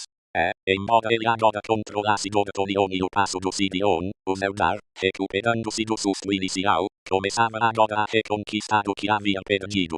Assim, Beleriand no sul voltou a ter uma paz aparente por alguns breves anos, mas as forjas de Angband trabalhavam a pleno vapor. Passados 7 anos da quarta batalha, Morgoth retomou sua investida e mandou uma força imensa contra Itlu no ataque às passagens das Montanhas Sombrias foi duro. No cerco a Eitelsidion, Galdor, o Alto, senhor de Dorlomin, foi morto por uma flecha. Essa fortaleza ele controlava em nome de Fingon, o Rei Supremo, e naquele mesmo lugar seu pai, Ador Lodindol, morrera pouco antes. Udin, seu filho, acabava de atingir a maioridade, mas era grande na força tanto da mente quanto do corpo, e expulsou da Mereduetri os Orcs, com grande mortandade, perseguindo-os até muito longe pelas areias de Anfaldlit. O rei Fingon, porém, teve dificuldade para conter o exército de Angband, que desceu do norte, e a batalha foi travada nas próprias planícies de Itlun. Ali, Fingon estava em menor número, mas os barcos de Sidran subiram trazendo grande contingente pelo estuário de Drengistche. Na hora da necessidade, os elfos das falas se lançaram sobre o exército de Morgoth, pelo oeste. Com isso, os orcs se dispersaram e fugiram, dando a vitória aos elfos, e os arqueiros montados os perseguiram até mesmo em meio às montanhas de ferro. Daí em diante, Udin, filho de Galdor, governou a casa de Ador em Dorlomin e serviu a Fingon. Udin era de estatura menor que seus pais, ou que seu filho, mas seu corpo era incansável e resistente, ágil e veloz, semelhante ao da família de sua mãe, Adet, do Saladin. Sua mulher foi Morwen Eledwen, filha de Baragund da casa de Beor, a que fugiu de Dorthonion com Rian, filha de Belegund, e Emeldir, mãe de Beren. Também naquela época, os proscritos de Dodotonion foram exterminados, como será relatado daqui em diante, e Beren, filho de Madair, tendo escapado sozinho, chegou com grande dificuldade a Dodiad. Capítulo 19, de Beren e Lúthien. Entre os relatos de dor e destruição que nos chegaram das trevas daquele tempo, existem ainda assim alguns nos quais, em meio ao pranto, a alegria é, sob a sombra da morte, luz duradoura. E dessas histórias a que ainda parece mais bela aos ouvidos dos elfos é a de Beren e Lúthien. De suas vidas foi criada a balada de Leithian, Libertação do Cativeiro, que é a segunda mais longa de todas as canções a respeito do mundo de outrora. Aqui, porém, a história é contada com menos palavras e sem música. Já se disse que Madair não quis abandonar Dodotonion, e que ali Morgoth perseguiu até a morte, até lhe restarem, no final, apenas 12 companheiros. Ora, a floresta de Dodotonion na direção sul subia, transformando-se numa região de charneca montanhosa, e na direção leste desses planaltos havia um lago, Tanaeluin, circundado por urzes selvagens. E toda aquela terra era desprovida de caminhos e ainda não desbravada, pois, mesmo nos tempos da longa paz, ninguém ali habitara. Contudo, as águas do Tanaeluin eram reverenciadas por serem claras e azuis de dia, e à noite serem um espelho para as estrelas. Dizia-se que a própria Melian consagrara outrora aquela água. Para ali, Madair e seus proscritos fugiram e ali fizeram seu covil, sem que Morgoth conseguisse descobri-la. No entanto, rumores das atividades de Madair e seus companheiros se espalharam por toda parte, e Morgoth deu ordens a Sauron para encontrá-los e destruí-los. Ora, entre os companheiros de Madair estava Godlin, filho de Angrin. Chamava-se Elinel sua mulher, e o amor deles era enorme, até que o mal se abatesse sobre eles. Godlin, porém, voltando das guerras das fronteiras, encontrou sua casa saqueada e abandonada, e a mulher, desaparecida. Se morta, se capturada, ele não sabia. Fugiu ele então ao encontro de Madair e, dos companheiros, era o mais feroz e desesperado. Contudo, a dúvida lhe corroia o coração. A ideia de que talvez Elinel não estivesse morta. Às vezes, saía sozinho e em segredo para visitar sua casa, que ainda estava de pé em meio aos campos e bosques que antes possuía. E esse costume foi descoberto pelos servos de Morgoth. Um dia, no outono, ele chegou na hora do crepúsculo e, ao se aproximar, pensou ter visto uma luz à janela. Aproximando-se com toda a cautela, espiou lá dentro. Ali viu Elinel, com o rosto aflito de tristeza e fome, e Godlin pareceu ouvir sua voz lamentando ter sido abandonada. Porém, no exato momento em que ele deu um grito, a luz foi apagada pelo vento. Lobos uivaram, e ele de repente sentiu nos ombros as pesadas mãos dos caçadores de Sauron. Assim foi a cilada a Godlin. Levando-o para seu acampamento, ele o torturara em busca de informações sobre o esconderijo de Madair e seus hábitos. Godlin, entretanto, se recusou a falar. Prometera-lhe então que seria libertado e entregue de volta a Elinel se cedesse. Já alquebrado pela dor e ansioso pela mulher, ele sucumbiu. Foi então imediatamente levado à horrenda presença de Sauron. Soube agora que queres negociar comigo. Qual é teu preço? E Godlin respondeu que seria voltar a encontrar Elinel e, com ela, ser libertado. Pois acreditava que ela também havia sido capturada. É um preço baixo para uma traição tamanha. Mas que seja assim. Fala. Nesse momento, Godlin teria recuado, mas, intimidado pelos olhos de Sauron, acabou contando tudo o que ele queria saber. Então, Sauron deu uma risada, zombou de Godlin e revelou que o que havia visto era uma aparição criada por feitiços para atraí-lo, pois Elinel estava morta. Não obstante, concedo-te teu pedido, disse Sauron, e tu irás para onde Elinel está, sem teres de me prestar serviço. E então o matou com crueldade. Dessa forma, foi revelado o esconderijo de Madair, e Morgoth lançou sua rede sobre ele. E os orcs, chegando nas horas tranquilas antes do alvorecer, surpreenderam os homens de Dodotonion, assassinando todos eles, menos um. Pois Beren, filho de Madair, havia sido mandado pelo pai numa perigosa missão para espionar o inimigo, e estava muito longe quando o covil foi tomado. Entretanto, enquanto dormia cercado pelas trevas da floresta, sonhou com aves carniceiras pousadas em grande quantidade em árvores nuas junto a um alagado, e de seus bicos pingava sangue. E então, no sonho, Beren percebeu uma forma que vinha em sua direção por cima d'água. Era um fantasma de Godlin, que falou com ele, revelando sua traição e sua morte, e lhe pediu que se apressasse para ir avisar o pai. Acordou então bem e saiu veloz pela noite, chegando de volta ao covil dos proscritos da manhã do segundo dia. No entanto, à medida que se aproximava, as aves de carniça levantaram voo e pousaram no namieiro nas margens do Tanailuin, rasgando, zombeteiras. Ali bem enterrou os ossos do pai e ergueu um túmulo de pedras sobre ele, fazendo um juramento de vingança. Em primeiro lugar, portanto, perseguiu Mordex que havia matado seu pai e seus parentes. E encontrou seu acampamento à noite, junto ao poço do Rivio, acima do pântano de Sedesh.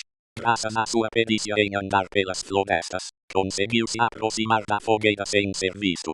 Ali, o capitão se vangloriava de seus feitos e exibia a mão de Madair, que decepara, para levar a Saudon como sinal de que sua missão fora cumprida. E o anel de Felagund estava nessa mão. Então, Beren saltou de onde estava atrás de uma rocha e matou o capitão. Tomou-lhe a mão com o anel e escapou, sendo defendido pelo destino, pois os Mordex ficaram desnorteados, e suas flechas não tinham direção. Por mais 4 anos, Beren ainda vagou por Dorthonion, um proscrito solitário. Tomou-se, porém, amigo dos pássaros e dos outros animais, e eles o ajudavam, sem traí-lo. Dessa época em diante, não mais comeu carne nem matou nenhuma criatura viva que não estivesse a serviço de Morgoth. Beren não temia a morte, apenas o cativeiro. Por ser audaz e desesperado, escapou tanto à morte quanto aos grilhões. E os feitos de ousadia solitária que ele realizava eram comentados por toda a Beleriand, chegando seu relato até mesmo a Doriath. Afinal, Morgoth pôs sua cabeça a um prêmio em nada inferior ao oferecido pela cabeça de Fingon, rei supremo dos Noldor, mas o Mordex fugia ao ouvir falar da sua aproximação, em vez de persegui-lo.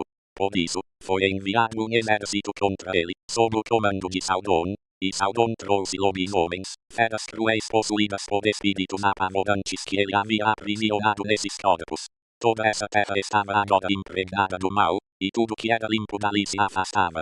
E Beren foi tão perseguido, que afinal foi forçado a fugir de Dorthonion. No tempo do inverno e da neve, ele abandonou a terra e o túmulo de seu pai escalando as regiões mais altas de Dor-Goroth, as montanhas do terror, descortinou ao longe a terra de Doriath. Ali entrou em seu coração o desejo de penetrar no reino oculto, onde nenhum mortal até então havia pisado. Terrível foi essa viagem para o sul. Íngremes eram os precipícios da Ned Dor-Goroth, e a seus pés havia sombras ali dispostas antes do surgimento da lua. Mais além, ficavam os ermos de Dungorteb, onde os feitiços de Saudon e o poder de Melian se enfrentavam, e o horror e a loucura andavam à solta. Ali moravam aranhas da cruel raça de Ungoliant, tecendo suas teias invisíveis, nas quais todos os seres vivos eram apanhados, e monstros por ali vagavam, nascidos das longas trevas anteriores ao sol, caçando, silenciosos, com seus muitos olhos. Nenhum alimento para elfos ou homens havia naquela terra assombrada, apenas a morte. Essa viagem não é considerada o menor dentre os grandes feitos de Beren, mas ele não falava a ninguém a respeito dela, para que o horror não voltasse à sua mente. E ninguém sabe como ele encontrou um caminho e assim chegou, por trilhas nas quais nenhum homem ou elfo jamais ousara pisar, às fronteiras de Doriath. E atravessou os labirintos que Melian havia criado em torno do reino de Thingol, exatamente como ela própria previra. Em que posso ajudar hoje? Você ainda está preso ao plano caro, com Anistia Telecom. Você tem internet 5G ultra rápida, ativação imediata e suporte de verdade. Intermediação de câmbio simplificada. Solicite, pague e receba com agilidade, sem burocracia. Sua empresa na nuvem com segurança, escalabilidade e suporte 24/7. A nuvem da Anistia é diferente. Viaje conectado com a Anistia, ESM com internet ilimitada em mais de 150 países. A Anistia trabalha integrada com as melhores práticas em cibersegurança e delegacias do país, com desenvolvimento seguro e investigação forense. VAMP, PRA, Nextly. Todo mundo só fala da Anistia. NextlyTelecom.com. Você ainda tá preso no plano dos caros e-mails?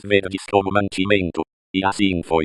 31 e viu Deus tudo quanto fizera, e eis que era muito bom. E foi a tarde e a manhã, o dia sexto. Gênesis 2, assim fora acabado os céus e a terra, com todo o seu exército. 2 Ora, havendo Deus completado no dia 7º a obra que tinha feito, descansou nesse dia de toda a obra que fizera. 3 Abençoou Deus o 7º dia, e o santificou, porque nele descansou de toda a sua obra que criara e fizera. 4 Eis as origens dos céus e da terra, quando foram criados.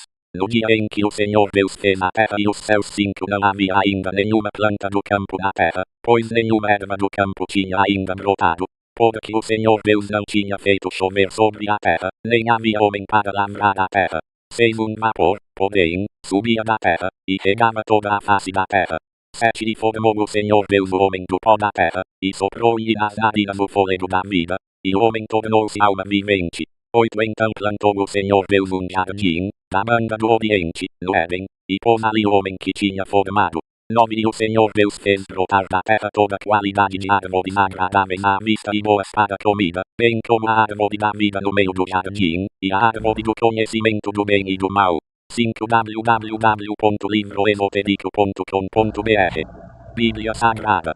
10 Saía rio do Éden para regar o jardim, e dali se dividia e se tornava em 4 braços. 11 O nome do primeiro é Pison, este é o que rodeia toda a terra de Havilá, onde há ouro. 12 E o ouro dessa terra é bom, ali há o belo, e a pedra de berilo. 13 O nome do segundo rio é Gion, este é o que rodeia toda a terra de Cuxi. 14 O nome do terceiro rio é Tigre, este é o que corre pelo oriente da Assíria. E o quarto rio é o Eufrates. 15 Tomou, pois, o Senhor Deus o homem, e o pôs no jardim do Éden para o lavrar e guardar. 16 Ordenou o Senhor Deus ao homem, dizendo, de toda árvore do jardim podes comer livremente. 17 Mas da árvore do conhecimento do bem e do mal, dessa não comerás, porque no dia em que dela comeres, certamente morrerás. 18 Disse mais o Senhor Deus, não é bom que o homem esteja só, far-lhe-ei uma ajudadora que lhe seja idônea. 19 Da terra formou, pois, o Senhor Deus todos os animais do campo e todas as aves do céu, e os trouxe ao homem, para ver como lhes chamaria. E tudo o que o homem chamou a todo ser vivente, isso foi o seu nome. 20 Assim o homem deu nome a todos os animais domésticos, às aves do céu e a todos os animais do campo, mas para o homem não se achava ajudadora idônea. 21 Então o Senhor Deus fez cair sono pesado sobre o homem, e este adormeceu. Tomou-lhe, então, uma das costelas, e fechou a carne em seu lugar. 22 E da costela que o Senhor Deus lhe tomara, formou a mulher e a trouxe ao homem. 23 Então disse o homem, esta é agora osso dos meus ossos, e carne da minha carne, ela será chamada varoa, porquanto do varão foi tomada. 24 Portanto deixará o homem a seu pai e a sua mãe, e unir-se-á à sua mulher, e serão uma só carne. 25 E ambos estavam nus, o homem e sua mulher, e não se envergonhavam. Gênesis 3, Ora, a serpente era o mais astuto de todos os animais do campo, que o Senhor Deus tinha feito. E esta disse à mulher, é assim que Deus disse, não comereis de toda árvore do jardim. 2 Respondeu a mulher à serpente, do fruto das árvores do jardim podemos comer. 3 Mas do fruto da árvore que está no meio do jardim, disse Deus, não comereis dele, nem nele tocareis, para que não morrais. 4 Disse a serpente à mulher, certamente não morrereis. 5 Porque Deus sabe que no dia em que comerdes desse fruto, vossos olhos se abrirão, e sereis como Deus, conhecendo o bem e o mal. 6 www.livroesotérico.com.br Bíblia Sagrada. 6 Então, vendo a mulher que aquela árvore era boa para se comer, e agradável aos olhos, e árvore desejável para dar entendimento, tomou do seu fruto, comeu, e deu a seu marido, e ele também comeu. 7 Então foram abertos os olhos de ambos, e conheceram que estavam nus, pelo que comeram folhas de figueira, e fizeram para si aventais. 8 Ouvindo a voz do Senhor Deus, que passeava no jardim à tardinha, esconderam-se o homem e sua mulher da presença do Senhor Deus, entre as árvores do jardim. 9 Mas chamou o Senhor Deus ao homem, e perguntou-lhe, onde estás? 10 Respondeu-lhe o homem, ouvi a tua voz no jardim e tive medo, porque estava nu, e escondi-me. 11 Deus perguntou-lhe mais, quem te mostrou que estavas nu? Comeste da árvore de que te ordenei que não comesses? 12 Ao que respondeu o homem, a mulher que me deste por companheira deu-me a árvore, e eu comi. 13 Perguntou o Senhor Deus à mulher, que é isto que fizeste? Respondeu a mulher, a serpente enganou-me, e eu comi. 14 Então o Senhor Deus disse à serpente, Porquanto fizeste isso, maldita serás tu dentre todos os animais domésticos, e dentre todos os animais do campo. Sobre o teu ventre andarás, e pó comerás todos os dias da tua vida. 15 Poder inimizade entre ti e a mulher, e entre a tua descendência e a sua descendência. Esta te ferirá a cabeça, e tu lhe ferirás o calcanhar. 16 E a mulher disse, multiplicarei grandemente a dor da tua conceição, engordarás a luz filhos, e o teu desejo será para o teu marido, e ele te dominará. 17 E a homem disse, quando deste ouvidos a voz de tua mulher, e comeste da árvore de que te ordenei dizendo, não comerás dela, maldita é a terra por tua causa, em fadiga comerás dela todos os dias da tua vida. De noite ela te produzirá espinhos e abrolhos, e comerás das ervas do campo, venenoso suor do teu rosto comerás o teu pão, até que torne na terra, porque ela foste tomado, porquanto és pó, e ao pó tornarás. 20 Chamou Adão a sua mulher Em que Eva, posso porque ajudar? era a mãe de todos os Você ainda está viventes. preso ao plano 21 O Senhor Deus fez túnicas com e peles anistia para intelectual. e sua mulher, Você tem e os internet vestiu. 5G 22 ultra Então rápido, disse o Senhor Deus, ativação eis que o imediata homem e se tem suporte de tornado no meio verdade, de nós, intermediação conhecendo o de bem e o câmbio mal. simplificada, solicite, pague e receba com agilidade, sem burocracia. Romanos, FM, 1 Coríntios, 1 2 Coríntios, 2 Gálatas, GL, Efésios, F, Filipenses, FP, Colossenses, CL, 1 Tessalonicenses, 1 TS, 2 Tessalonicenses, 2 TS, 1 Timóteo, 1 TM, 2 Timóteo, 2 TM, Tito, TT, Filemon, FM, Hebreus, HB, Tiago, TG, 1 Pedro, 1 Pi, 2 Pedro, 2 Pi, 1 João, 1 Jo, 2 João, 2 Jo, 3 João, 3 Jo, Judas, JD, Apocalipse, AP. 3 www.livroesotérico.com.br Bíblia Sagrada. Gênesis 1 No princípio criou Deus os céus e a terra. 2 A terra era sem forma e vazia, e havia trevas sobre a face do abismo, mas o Espírito de Deus pairava sobre a face das águas. 3 Disse Deus, haja luz, e houve luz. 4 Viu Deus que a luz era boa, e fez separação entre a luz e as trevas. 5 E Deus chamou a luz dia, e as trevas noite. E foi a tarde e a manhã, o dia primeiro.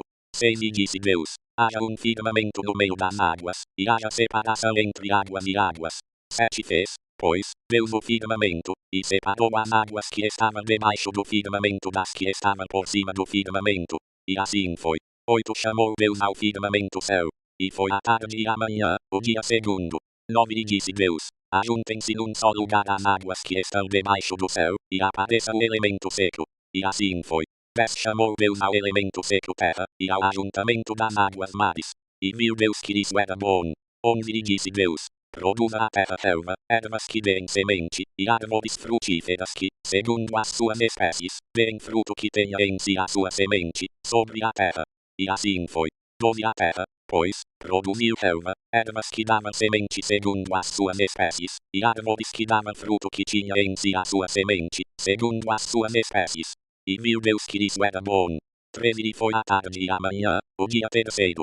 14 E disse Deus, haja luminares no firmamento do céu, para fazerem separação entre o dia e a noite, seja eles para sinais e para estações, e para dias e anos. 15 E sirvam de luminares no firmamento do céu, para alumiar a terra. E assim foi. 16 Deus, pois, fez os 2 grandes luminares, o luminar maior para governar o dia, e o luminar menor para governar a noite. Fez também as estrelas.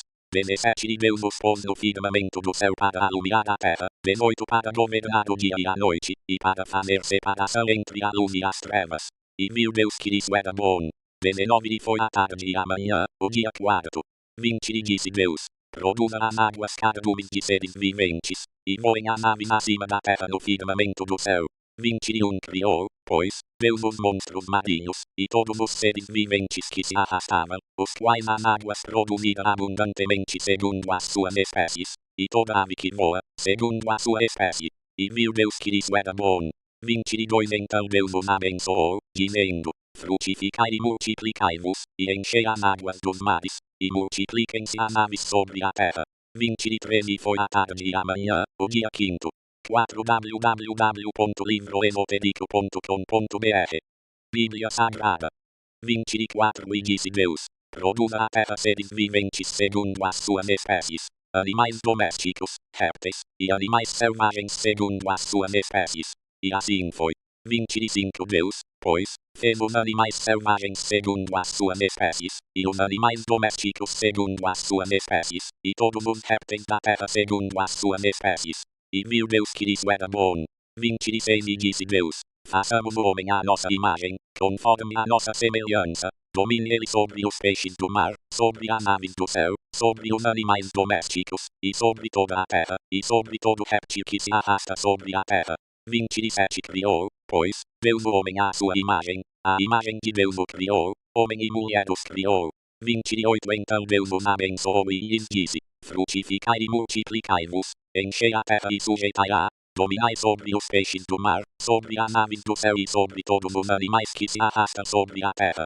29 Disse-lhes mais, eis que vos tenho dado todas as ervas que produzem semente, as quais se acham sobre a face de toda a terra, bem como todas as árvores em que há fruto que dê semente, servos-ão para mantimento. 30 E a todos os animais da terra, a todas as aves do céu e a todo ser vivente que se arrasta sobre a terra, tenho dado todas as ervas verdes como mantimento. E assim foi. 31 E viu Deus tudo quanto fizera, e eis que era muito bom. E foi a tarde e a manhã, o dia sexto. Gênesis 2, 1 Assim foram acabados os céus e a terra, com todo o seu exército. 2 Ora, havendo Deus completado no dia sétimo a obra que tinha feito, descansou nesse dia de toda a obra que fizera. 3 Abençoou Deus o sétimo dia, e o santificou, porque nele descansou de toda a sua obra que criara e fizera. 4 Eis as origens dos céus e da terra, quando foram criados. No dia em que o Senhor Deus fez a terra e os céus 5 não havia ainda nenhuma planta do campo na terra, pois nenhuma erva do campo tinha ainda brotado, porque o Senhor Deus não tinha feito chover sobre a terra, nem havia homem para lavrar a terra. 6 Um vapor, porém, subia da terra, e regava toda a face da terra. 7 E formou o Senhor Deus o homem do pó da terra, e soprou-lhe nas narinas o fôlego da vida, e o homem tornou-se alma vivente. 8 Então plantou o Senhor Deus um jardim, da banda do Oriente, no Éden, e pôs ali o homem que tinha formado. 9 E o Senhor Deus fez brotar da terra toda qualidade de árvores agradáveis à vista e boas para comida, bem como a árvore da vida no meio do jardim, e a árvore do conhecimento do bem e do mal. 5 www.livroesotérico.com.br Bíblia Sagrada. 10 E saía um rio do Éden para regar o jardim, e dali se dividia e se tornava em 4 braços. 11 O nome do primeiro é Pison, este é o que rodeia toda a terra de Avilá, onde há ouro. 12 E o ouro dessa terra é bom, ali há o belo, e a pedra de medilo. 13 O nome do segundo rio é Gion, este é o que rodeia toda a terra de Cuxi. 14 O nome do terceiro rio é Tigre, este é o que corre pelo oriente da Assíria. E o quarto rio é o Eufrates. 15 Tomou, pois, o Senhor Deus o homem, e o pôs no jardim do Éden para o lavrar e guardar. 16 Ordenou o Senhor Deus ao homem, dizendo, de toda árvore do jardim podes comer livremente. 17 Mas da árvore do conhecimento do bem e do mal, dessa não comerás, porque no dia em que dela comeres, certamente morrerás. 18 Disse mais o Senhor Deus, não é bom que o homem esteja só, far-lhe-ei uma ajudadora que lhe seja idônea. 19 Da terra formou, pois, o Senhor Deus todos os animais do campo e todas as aves do céu, e os trouxe ao homem, para ver como lhes chamaria. E tudo o que o homem chamou a todo ser vivente, isso foi o seu nome. 20 Assim o homem deu nome a todos os animais domésticos, às aves do céu e a todos os animais do campo, mas para o homem não se achava ajudadora idônea. 21 Então o Senhor Deus fez cair um sono pesado sobre o homem, e este adormeceu. Tomou-lhe, então, uma das costelas, e fechou a carne em seu lugar. 22 E da costela que o Senhor Deus lhe tomara, formou a mulher e a trouxe ao homem. 23 Então disse o homem, esta é agora osso dos meus ossos, e carne da minha carne, ela será chamada varoa, porquanto do varão foi tomada. 24 Portanto deixará o homem a seu pai e a sua mãe, e unir-se-á à sua mulher, e serão uma só carne.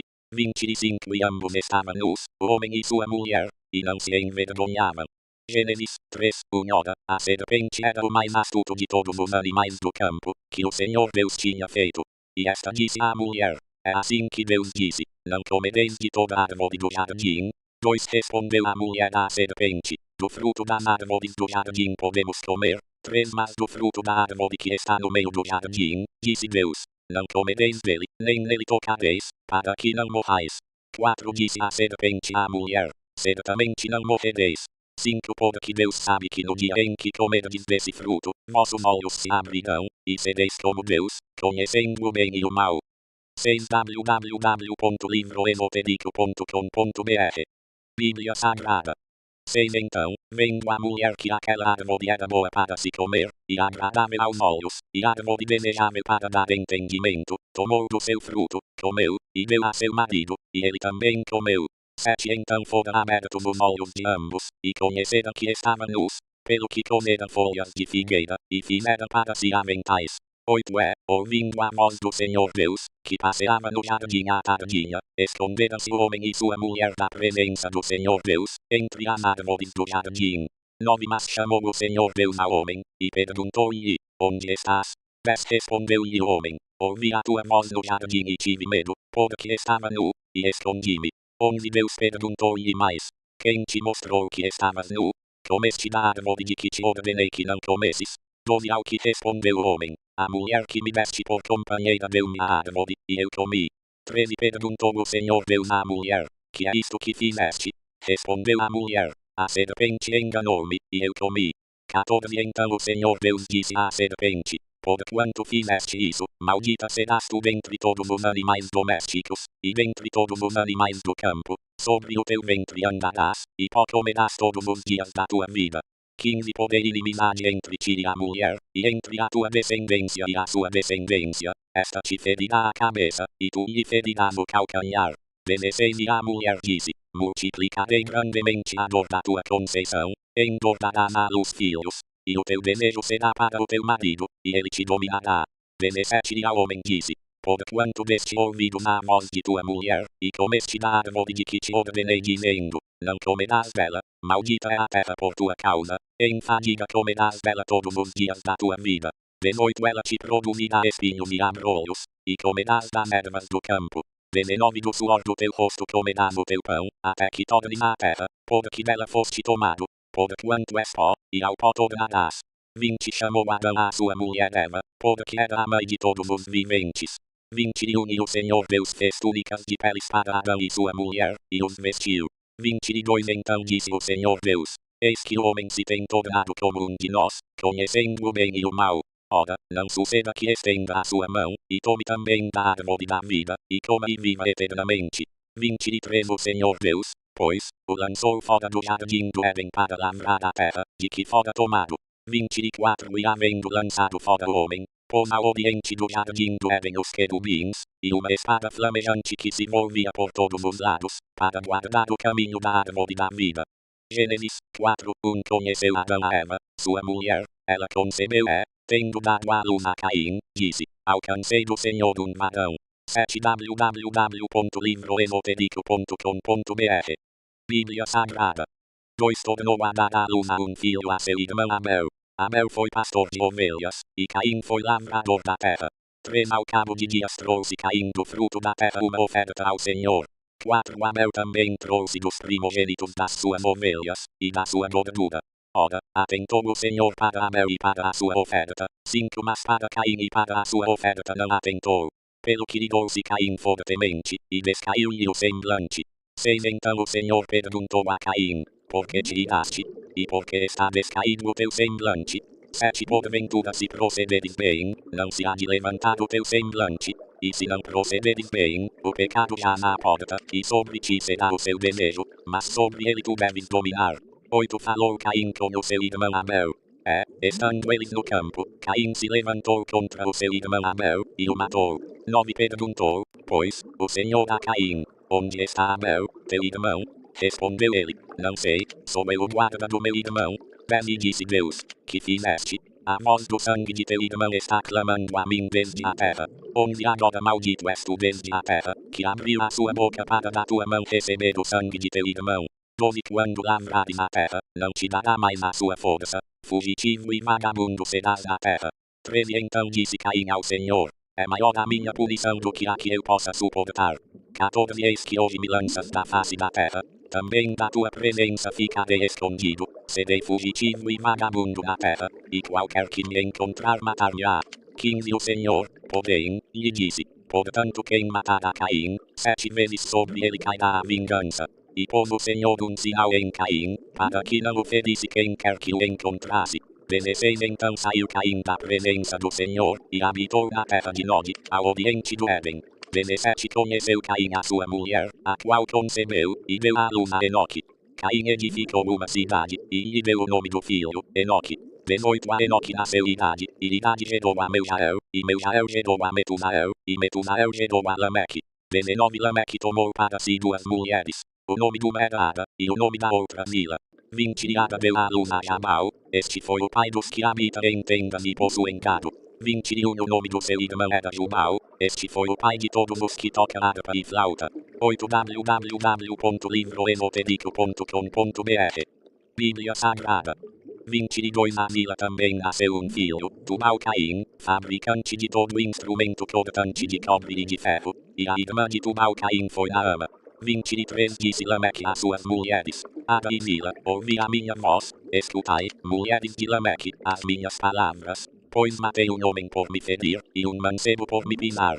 24 Se Caim há de ser vingado 7 vezes, com certeza Lameque o será 77 vezes. 25 Tornou Adão a conhecer sua mulher, e ela deu à luz um filho, a quem pôs o nome de Sete, porque, disse ela, Deus me deu outro filho em lugar de Abel, porquanto Caim o matou. 26 A Sete também nasceu um filho, a quem pôs o nome de Enos. Foi nesse tempo, que os homens começaram a invocar o nome do Senhor. Gênesis 5:1 Este é o livro das gerações de Adão. No dia em que Deus criou o homem, à semelhança de Deus o fez. 2 Homem e mulher os criou, e os abençoou, e os chamou pelo nome de homem, no dia em que foram criados. 3 Adão viveu 130 anos, e gerou um filho à sua semelhança, conforme a sua imagem, e pôs-lhe o nome de Sete. 4 E foram os dias de Adão, depois que gerou a Sete, 800 anos, e gerou filhos e filhas. 5 Todos os dias que Adão viveu foram 930 anos, e morreu. 6 Sete viveu 105 anos, e gerou a Enos. 7 viveu 7, depois que gerou a Enos, 807 anos, e gerou filhos e filhas. 8 Todos os dias de Sete foram 912 anos, e morreu. 9 Enos viveu 90 anos, e gerou a Quenã. 10 viveu Enos, depois que gerou a Quenã, 815 anos, e gerou filhos e filhas. 11 Todos os dias de Enos foram 905 anos, e morreu. 12 Quenã viveu 70 anos, e gerou a Maalalel. 13 viveu Quenã, depois que gerou a Maalalel, 840 anos, e gerou filhos e filhas. 14 Todos os dias de Quenã foram 910 anos, e morreu. 15 Maalalel viveu 65 anos, e gerou a Jared. 16 viveu Maalalel, depois que gerou a Jared, 830 anos, e gerou filhos e filhas. 17 Todos os dias de Maalalel foram 895 anos, e morreu. 18 Jared viveu 162 anos, e gerou a Enoque. 19 viveu Jared, depois que gerou a Enoque, 800 anos, e gerou filhos e filhas. 20 Todos os dias de Jared foram 962 anos, e morreu. 21 Enoque viveu 65 anos, e gerou a Matusalém. 9 www.livroesotérico.com.br Bíblia Sagrada. 22 Andou Enoque com Deus, depois que gerou a Matusalém, 300 anos, e gerou filhos e filhas. 23 Todos os dias de Enoque foram 365 anos. 24 Enoque andou com Deus, e não apareceu mais, porquanto Deus o tomou. 25 Matusalém viveu 187 anos, e gerou a Lameque. 26 viveu Matusalém, depois que gerou a Lameque, 782 anos, e gerou filhos e filhas. 27 Todos os dias de Matusalém foram 969 anos, e morreu. 28 Lameque viveu 182 anos, e gerou um filho. 29 A quem chamou Noé, dizendo: Este nos consolará acerca de nossas obras e do trabalho de nossas mãos, os quais provêm da terra que o Senhor amaldiçoou. 30 Viveu Lameque, depois que gerou a Noé, 595 anos, e gerou filhos e filhas. 31 Todos os dias de Lameque foram 777 anos, e morreu. 32 E era Noé da idade de 500 anos, e gerou Noé a Sem, Cã e Jafé. Gênesis 6:1 Sucedeu que, quando os homens começaram a multiplicar-se sobre a terra, e lhes nasceram filhas, 2 viram os filhos de Deus que as filhas dos homens eram formosas, e tomaram para si mulheres de todas as que escolheram. 3 Então disse o Senhor, o meu espírito não permanecerá para sempre no homem, porquanto ele é carne, mas os seus dias serão 120 anos. 4 Naqueles dias estavam os nefilins na terra, e também depois, quando os filhos de Deus conheceram as filhas dos homens, as quais lhes deram filhos. Esses nefilins eram os valentes, os homens de renome, que houve na antiguidade. 5 Viu o Senhor que era grande a maldade do homem na terra, e que toda a imaginação dos pensamentos de seu coração era má continuamente. 6 Então arrependeu-se o Senhor de haver feito o homem na terra, e isso lhe pesou no coração. 7 E disse o Senhor, destruirei da face da terra o homem que criei, tanto o homem como o animal, os répteis e as aves do céu, porque me arrependo de os haver feito. 8 Noé, porém, achou graça aos olhos do Senhor. 9 Estas são as gerações de Noé. Era homem justo e perfeito em suas gerações, e andava com Deus. 10 Gerou Noé 3 filhos, Sem, Cã e Jafé. 11 A terra, porém, estava corrompida diante de Deus, e cheia de violência. 12 Viu Deus a terra, e eis que estava corrompida, porque toda a carne havia corrompido o seu caminho sobre a terra. 13 Então disse Deus a Noé, o fim de toda carne é chegado perante mim, porque a terra está cheia da violência dos homens, eis que os destruirei juntamente com a terra. 10 www.livroesotérico.com.br Bíblia Sagrada. 14 Faze para ti uma arca de madeira de gofer. Farás compartimentos da arca, e a revestirás de betume por dentro e por fora. 15 Desta maneira a farás. O comprimento da arca será de 300 côvados, a sua largura de 50 e a sua altura de 30. 16 Farás da arca uma janela e lhe darás um côvado de altura, e a porta da arca porás no seu lado. Farás com andares, baixo, segundo e terceiro. 17 Porque eis que eu trago o dilúvio sobre a terra, para destruir, de debaixo do céu, toda a carne em que há espírito de vida, tudo o que há na terra expirará. 18 Mas contigo estabelecerei o meu pacto, entrarás na arca, tu e contigo teus filhos, tua mulher e as mulheres de teus filhos. 19 De tudo o que vive, de toda a carne, 2 de cada espécie, farás entrar na arca, para os conservares vivos contigo, macho e fêmea serão. 20 Das aves segundo as suas espécies, do gado segundo as suas espécies, de todo réptil da terra segundo as suas espécies, 2 de cada espécie virão a ti, para os conservares em vida. 21 Leva contigo de tudo o que se come, e ajunta-o para ti, e te será para alimento, a ti e a eles. 22 Assim fez Noé, segundo tudo o que Deus lhe mandou, assim o fez.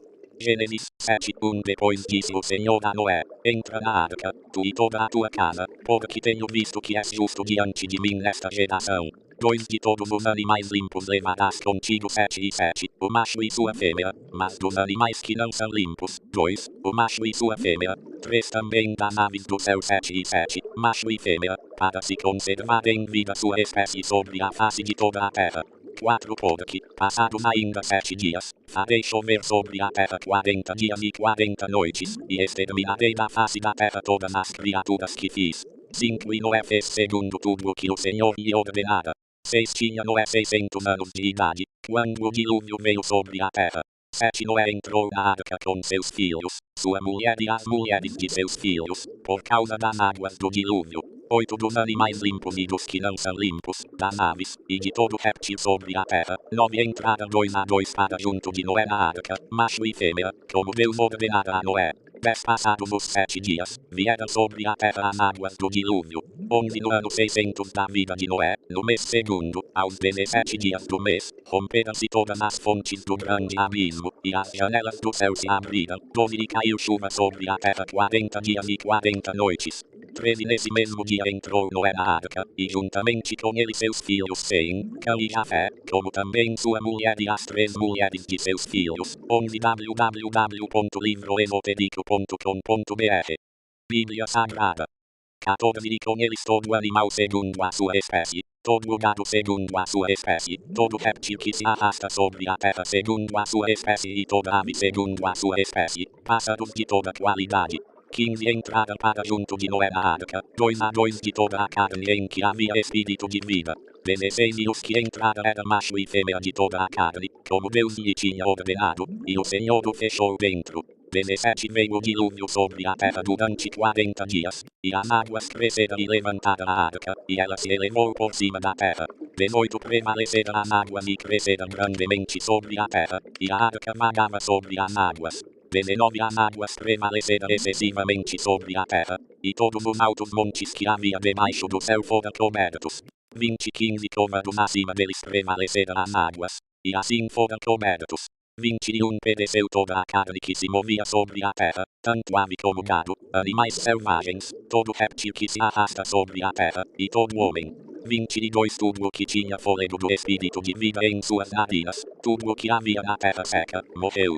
23 assim foram exterminadas todas as criaturas que havia sobre a face da terra, tanto o homem como o gado, o réptil e as aves do céu, todos foram exterminados da terra. Ficou somente Noé, e os que com ele estavam na arca. 24 e prevaleceram as águas sobre a terra 150 dias. Gênesis 8 Deus lembrou-se de Noé, de todos os animais e de todo o gado, que estavam com ele na arca, e Deus fez passar vento sobre a terra, e as águas começaram a diminuir. 2 Cerraram-se as fontes do abismo e as janelas do céu, e a chuva do céu se deteve. 3 As águas se foram retirando de sobre a terra, no fim de 150 dias começaram a minguar. 4 No 7º mês, no dia 17 do mês, repousou a arca sobre os montes de Ararat. 5 E as águas foram minguando até o 10º mês. No 10º mês, no primeiro dia do mês, apareceram os cumes dos montes. 6 Ao cabo de 40 dias, abriu Noé a janela que havia feito na arca. 7 Soltou corvo que, saindo, ia e voltava até que as águas se secaram de sobre a terra. 8 Depois soltou uma pomba, para ver se as águas tinham minguado de sobre a face da terra. 9 Mas a pomba não achou onde pousar a planta do pé, e voltou a ele para a arca, porque as águas ainda estavam sobre a face de toda a terra, e Noé, estendendo a mão, tomou-a e a recolheu consigo na arca. 10 Esperou ainda outros 7 dias, e tornou a soltar a pomba fora da arca. 12 www.livroesotérico.com.br Bíblia Sagrada. 11 A circunflexo tardinha a pomba voltou para ele, e eis no seu bico uma folha verde de oliveira. Assim soube Noé que as águas tinham minguado de sobre a terra. 12 Então esperou ainda outros 7 dias, e soltou a pomba, e esta não tornou mais a ele. 13 No ano 601, no mês primeiro, no primeiro dia do mês, secaram-se as águas de sobre a terra. Então Noé tirou a cobertura da arca, e olhou, e eis que a face da terra estava enxuta. 14 No segundo mês, aos 27 dias do mês, a terra estava seca. 15 Então falou Deus a Noé, dizendo: 16 Sai da arca, tu, e juntamente contigo tua mulher, teus filhos e as mulheres de teus filhos. 17 Todos os animais que estão contigo, de toda a carne, tanto aves como gado e todo réptil que se arrasta sobre a terra, traze-os para fora contigo, para que se reproduzam abundantemente na terra, frutifiquem e se multipliquem sobre a terra. 18 Então saiu Noé, e com ele seus filhos, sua mulher e as mulheres de seus filhos. 19 Todo animal, todo réptil e toda ave, tudo o que se move sobre a terra, segundo as suas famílias, saiu da arca. 20 Edificou Noé um altar ao Senhor, e tomou de todo animal limpo e de toda ave limpa, e ofereceu holocaustos sobre o altar. 21 Sentiu o Senhor do suave cheiro e disse em seu coração: Não tornarei mais a amaldiçoar a terra por causa do homem, porque a imaginação do coração do homem é má desde a sua meninice, nem tornarei mais a ferir todo vivente, como acabo de fazer. 22 Enquanto a terra durar, não deixará de haver sementeira e ceifa, frio e calor, verão e inverno, dia e noite. Gênesis 9 Abençoou Deus a Noé e a seus filhos, e disse-lhes: Frutificai e multiplicai-vos, e enchei a terra. 2 Terão medo e pavor de vós todo animal da terra, toda ave do céu, tudo o que se move sobre a terra e todos os peixes do mar, nas vossas mãos são entregues. 3 Tudo quanto se move e vive vos servirá de mantimento, bem como a erva verde, tudo vos tenho dado. 4 A carne, porém, com sua vida, isto é, com seu sangue, não comereis. 5 Certamente requererei o vosso sangue, o sangue das vossas vidas, de todo animal o requererei, como também do homem, sim, da mão do irmão de cada requererei a vida do homem. 6 Quem derramar sangue de homem, pelo homem terá o seu sangue derramado, porque Deus fez o homem à sua imagem. 7 Mas vós frutificai, e multiplicai-vos, povoai abundantemente a terra, e multiplicai-vos nela. 8 Disse também Deus a Noé, e a seus filhos com ele. 13 www.livroesotérico.com.br Bíblia Sagrada. 9 Eis que eu estabeleço o meu pacto convosco e com a vossa descendência depois de vós, e com todo ser vivente que convosco está, com as aves, com o gado e com todo animal da terra, com todos os que saíram da arca, sim, com todo animal da terra. 11 Sim, estabeleço o meu pacto convosco, não será mais destruída toda a carne pelas águas do dilúvio, e não haverá mais dilúvio, para destruir a terra. 12 E disse Deus: Este é o sinal do pacto que firmo entre mim e vós e todo ser vivente que está convosco, por gerações perpétuas. 13 O meu arco tenho posto nas nuvens, e ele será por sinal de haver um pacto entre mim e a terra. 14 E acontecerá que, quando eu trouxer nuvens sobre a terra, e aparecer o arco nas nuvens, 15 Então me lembrarei do meu pacto, que está entre mim e vós e todo ser vivente de toda a carne, e as águas não se tornarão mais em dilúvio para destruir toda a carne. 16 O arco estará nas nuvens, e olharei para ele a fim de me lembrar do pacto perpétuo entre Deus e todo ser vivente de toda a carne que está sobre a terra. 17 Disse Deus a Noé ainda: Esse é o sinal do pacto que tenho estabelecido entre mim e toda a carne que está sobre a terra. 18 Ora, os filhos de Noé, que saíram da arca, foram Sem, Cã e Jafé, e Cã é o pai de Canaã. 19 Estes três foram os filhos de Noé, e destes foi povoada toda a terra. 20 E começou Noé a cultivar a terra e plantou uma vinha. 21 Bebeu do vinho, e embriagou-se, e achava-se no dentro da sua tenda. 22 E Cão, pai de Canaã, viu a nudez de seu pai, e o contou a seus 2 irmãos que estavam fora. 23 Então tomaram Sem e Jafé uma capa, e puseram-na sobre os seus ombros, e andando virados para trás, cobriram a nudez de seu pai, tendo os rostos virados, de maneira que não viram a nudez de seu pai. 24 Despertado que foi Noé do seu vinho, soube o que seu filho mais moço lhe fizera. 25 E disse: Maldito seja Canaã, servo dos servos será de seus irmãos. 26 Disse mais: Bendito seja o Senhor, o Deus de Sem, e seja-lhe Canaã por servo. 27 Alargue Deus a Jafé, e habite Jafé nas tendas de Sem, e seja-lhe Canaã por servo. 28 Viveu Noé, depois do dilúvio, 350 anos. 29 E foram todos os dias de Noé 950 anos, e morreu. Gênesis 10 Nestas, pois, são as gerações dos filhos de Noé, Sem, Cã e Jafé, aos quais nasceram filhos depois do dilúvio. 2 Os filhos de Jafé: Gomer, Magog, Madai, Javã, Tubal, Meneque e Tiras.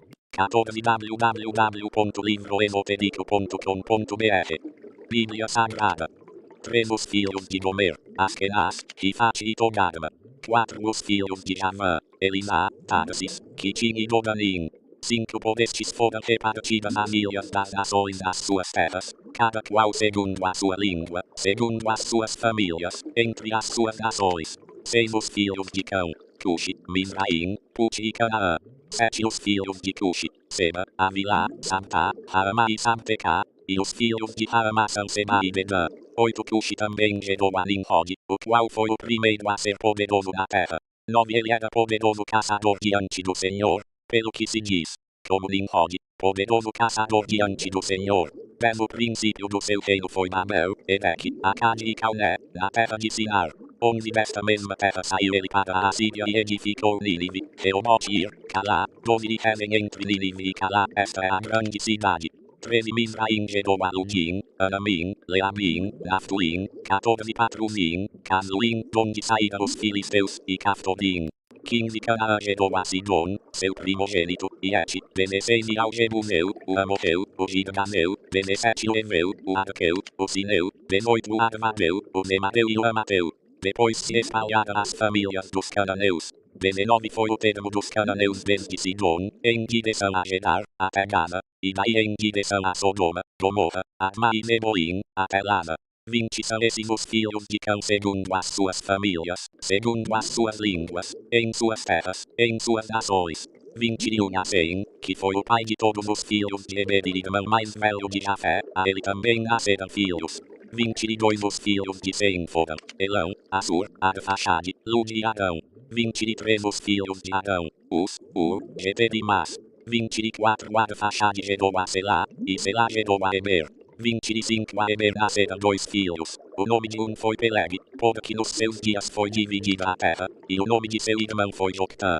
26 Joctã gerou a Almodá, Selef, Anadmavé, Gedá. 27 Adorão, Umal, Dicla. 28 Obal, Abimael, Seba. 29 Ofir, Avila e Jobabe. Todos esses foram filhos de Joctã. 30 e foi a sua habitação desde Messa até Sefar, montanha do Oriente. 31 esses são os filhos de Sem segundo as suas famílias, segundo as suas línguas, em suas terras, segundo as suas nações. 32 essas são as famílias dos filhos de Noé segundo as suas gerações, em suas nações, e delas foram disseminadas as nações da terra depois do dilúvio. Gênesis 11, 1. Toda a terra tinha uma só língua e um só idioma. 15 www.livroesotérico.com.br Bíblia Sagrada 2 E deslocando-se os homens para o Oriente, acharam um vale na terra de Sinar, e ali habitaram. 3 Disseram uns aos outros, eia pois, façamos tijolos, e queimemo-los bem. Os tijolos lhes serviram de pedras e o betume de argamassa. 4 Disseram mais, eia, edifiquemos para nós uma cidade e uma torre cujo cume toque no céu, e façamos-nos um nome, para que não sejamos espalhados sobre a face de toda a terra. 5 Então desceu o Senhor para ver a cidade e a torre que os filhos dos homens edificavam. 6 E disse, eis que o povo é um e todos têm uma só língua, e isto é o que começa a fazer, agora não haverá restrição para tudo o que eles intentarem fazer. 7 Eia, desçamos, e confundamos ali a sua linguagem, para que não entendam a língua do outro. 8 Assim o Senhor os espalhou dali sobre a face de toda a terra, e cessaram de edificar a cidade. 9 Por isso se chamou o seu nome Babel, porquanto ali confundiu o Senhor a linguagem de toda a terra, e dali o Senhor os espalhou sobre a face de toda a terra. 10 Estas são as gerações de Sem. Tinha ele 100 anos, quando gerou a Arfaxade, 2 anos depois do dilúvio. 11 E viveu Sem, depois que gerou a Arfaxade, 500 anos, e gerou filhos e filhas. 12 Arfaxade viveu 35 anos, e gerou a Selá. 13 Viveu Arfaxade, depois que gerou a Selá, 403 anos, e gerou filhos e filhas. 14 Selá viveu 30 anos, e gerou a Eber. 15 Viveu Selá, depois que gerou a Eber, 403 anos, e gerou filhos e filhas. 16 Eber viveu 34 anos, e gerou a Peleg. 17 Viveu Eber, depois que gerou a Peleg, 430 anos, e gerou filhos e filhas. 18 Peleg viveu 30 anos, e gerou a Reu. 19 Viveu Peleg, depois que gerou a Reu, 209 anos, e gerou filhos e filhas. 20 Reu viveu 32 anos, e gerou a Sedug. 21 Viveu Reu, depois que gerou a Sedug, 207 anos, e gerou filhos e filhas. 22 Sedug viveu 30 anos, e gerou a Naor. 23 Viveu Sedug, depois que gerou a Naor, 200 anos, e gerou filhos e filhas. 24 Naor viveu 29 anos, e gerou a Tera. 16 www.livroesotérico.com.br Bíblia Sagrada 25 Viveu Naor, depois que gerou a Tera, 119 anos, e gerou filhos e filhas. 26 Tera viveu 70 anos, e gerou a Abrão, a Naor e a Arã.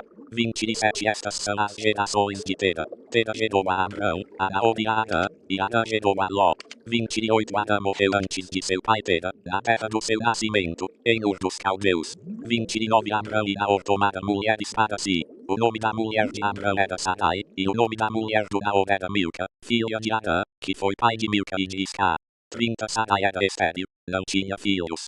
31 Tomou Tera a Abrão seu filho, e a Ló filho de Arã, filho de seu filho, e a Sarai sua nora, mulher de seu filho Abrão, e saiu com eles de Ur dos Caldeus, a fim de ir para a terra de Canaã, e vieram até Arã, e ali habitaram. 32 foram os dias de Tera 205 anos, e morreu Tera em Arã. Gênesis 12, 1. O Senhor disse a Abrão, sai-te da tua terra, da tua parentela, e da casa de teu pai, para a terra que eu te mostrarei. 2 Eu farei de ti uma grande nação, abençoar-te-ei, e engrandecerei o teu nome, e tu, sê uma bênção. 3 Abençoarei aos que te abençoarem, e amaldiçoarei aquele que te amaldiçoar, e em ti serão benditas todas as famílias da terra. 4 Partiu, pois Abrão, como o Senhor lhe ordenara, e Ló foi com ele. Tinha Abrão 75 anos quando saiu de Arã. 5 Abrão levou consigo a Sarai, sua mulher, e a Ló, filho de seu irmão, e todos os bens que havia adquirido, e as almas que lhes acresceram em Arã, e saíram a fim de irem à terra de Canaã, e à terra de Canaã chegaram. 6 Passou Abrão pela terra até o lugar de Siquém, até o carvalho de Moré. Nesse tempo estavam os cananeus na terra. 7 Apareceu, porém, o Senhor a Abrão, e disse, trema tua semente darei esta terra. Abrão, pois, edificou ali um altar ao Senhor, que lhe aparecera. 8 Então passou dali para o monte ao oriente de Betel, e armou a sua tenda, ficando-lhe Betel ao ocidente, e Ai ao oriente. Também ali edificou um altar ao Senhor, e invocou o nome do Senhor. 9 Depois continuou Abrão o seu caminho, seguindo ainda para o sul. 10 Havia fome naquela terra. Abrão, pois, desceu ao Egito, para peregrinar ali, porquanto era grande a fome na terra. 11 Quando ele estava prestes a entrar no Egito, disse a Sarai, sua mulher, ora, bem sei que és mulher formosa à vista. 12 E acontecerá que, quando os egípcios te virem, dirão, esta é mulher dele, e me matarão a mim, mas a ti te guardarão em vida. 13 Dize, peço-te, que és minha irmã, para que me vá bem por tua causa, e que viva a minha alma em atenção a ti. 17 www.livroesotérico.com.br Bíblia Sagrada. 14 E aconteceu que, entrando Abrão no Egito, viram os egípcios que a mulher era muito formosa. 15 Até os príncipes de Faraó a viram e gabaram adiante dele, e foi levada a mulher para a casa de Faraó. 16 E ele tratou bem a Abrão por causa dela, e este veio a ter ovelhas, bois e jumentos, servos e servas, jumentas e camelos. 17 Feriu, porém, o Senhor a Faraó e a sua casa com grandes pragas, por causa de Sarai, mulher de Abrão. 18 Então chamou Faraó a Abrão, e disse, que é isto que me fizeste? Porque não me disseste que ela era tua mulher? 19 Porque disseste, e minha irmã, de maneira que a tomei para ser minha mulher. Agora, pois, eis aqui tua mulher, toma e vai-te. 20 E Faraó deu ordens aos seus guardas a respeito dele, os quais o despediram a ele, e a sua mulher, e a tudo o que tinha. Gênesis 13 Subiu, pois, Abrão do Egito para o Negeb, levando sua mulher e tudo o que tinha, e Ló acompanhava. 2 Abrão era muito rico em gado, em prata e em ouro. 3 As suas jornadas subiu do Negeb para Betel, até o lugar onde outrora estivera a sua tenda, entre Betel e Ai. 4 Até o lugar do altar, que antes ali fizera, e ali invocou Abrão o nome do Senhor. 5 E também Ló, que ia com Abrão, tinha rebanhos, gado e tendas. 6 A terra não podia sustentá-los, para eles habitarem juntos, porque os seus bens eram muitos, de modo que não podiam habitar juntos. 7 Pelo que houve contenda entre os pastores do gado de Abrão, e os pastores do gado de Ló, e nesse tempo os cananeus e os perizeus habitavam a terra. 8 Disse, pois, Abrão a Ló, ora, não haja contenda entre mim e ti, e entre os meus pastores e os teus pastores, porque somos irmãos. 9 Porventura não está toda a terra diante de ti? Rogo-te que te apartes de mim. Se tu escolheres a esquerda, irei para a direita, e se a direita escolheres, irei eu para a esquerda. 10 Então Ló levantou os olhos, e viu toda a planície do Jordão, que era toda bem regada, antes de haver o Senhor destruído Sodoma e Gomorra, e era como o jardim do Senhor, como a terra do Egito, até chegar a Zoar. 11 E Ló escolheu para si toda a planície do Jordão, e partiu para o oriente, assim se apartaram um do outro. 12 Habitou Abrão na terra de Canaã, e Ló habitou nas cidades da planície, e foi armando as suas tendas até chegar a Sodoma.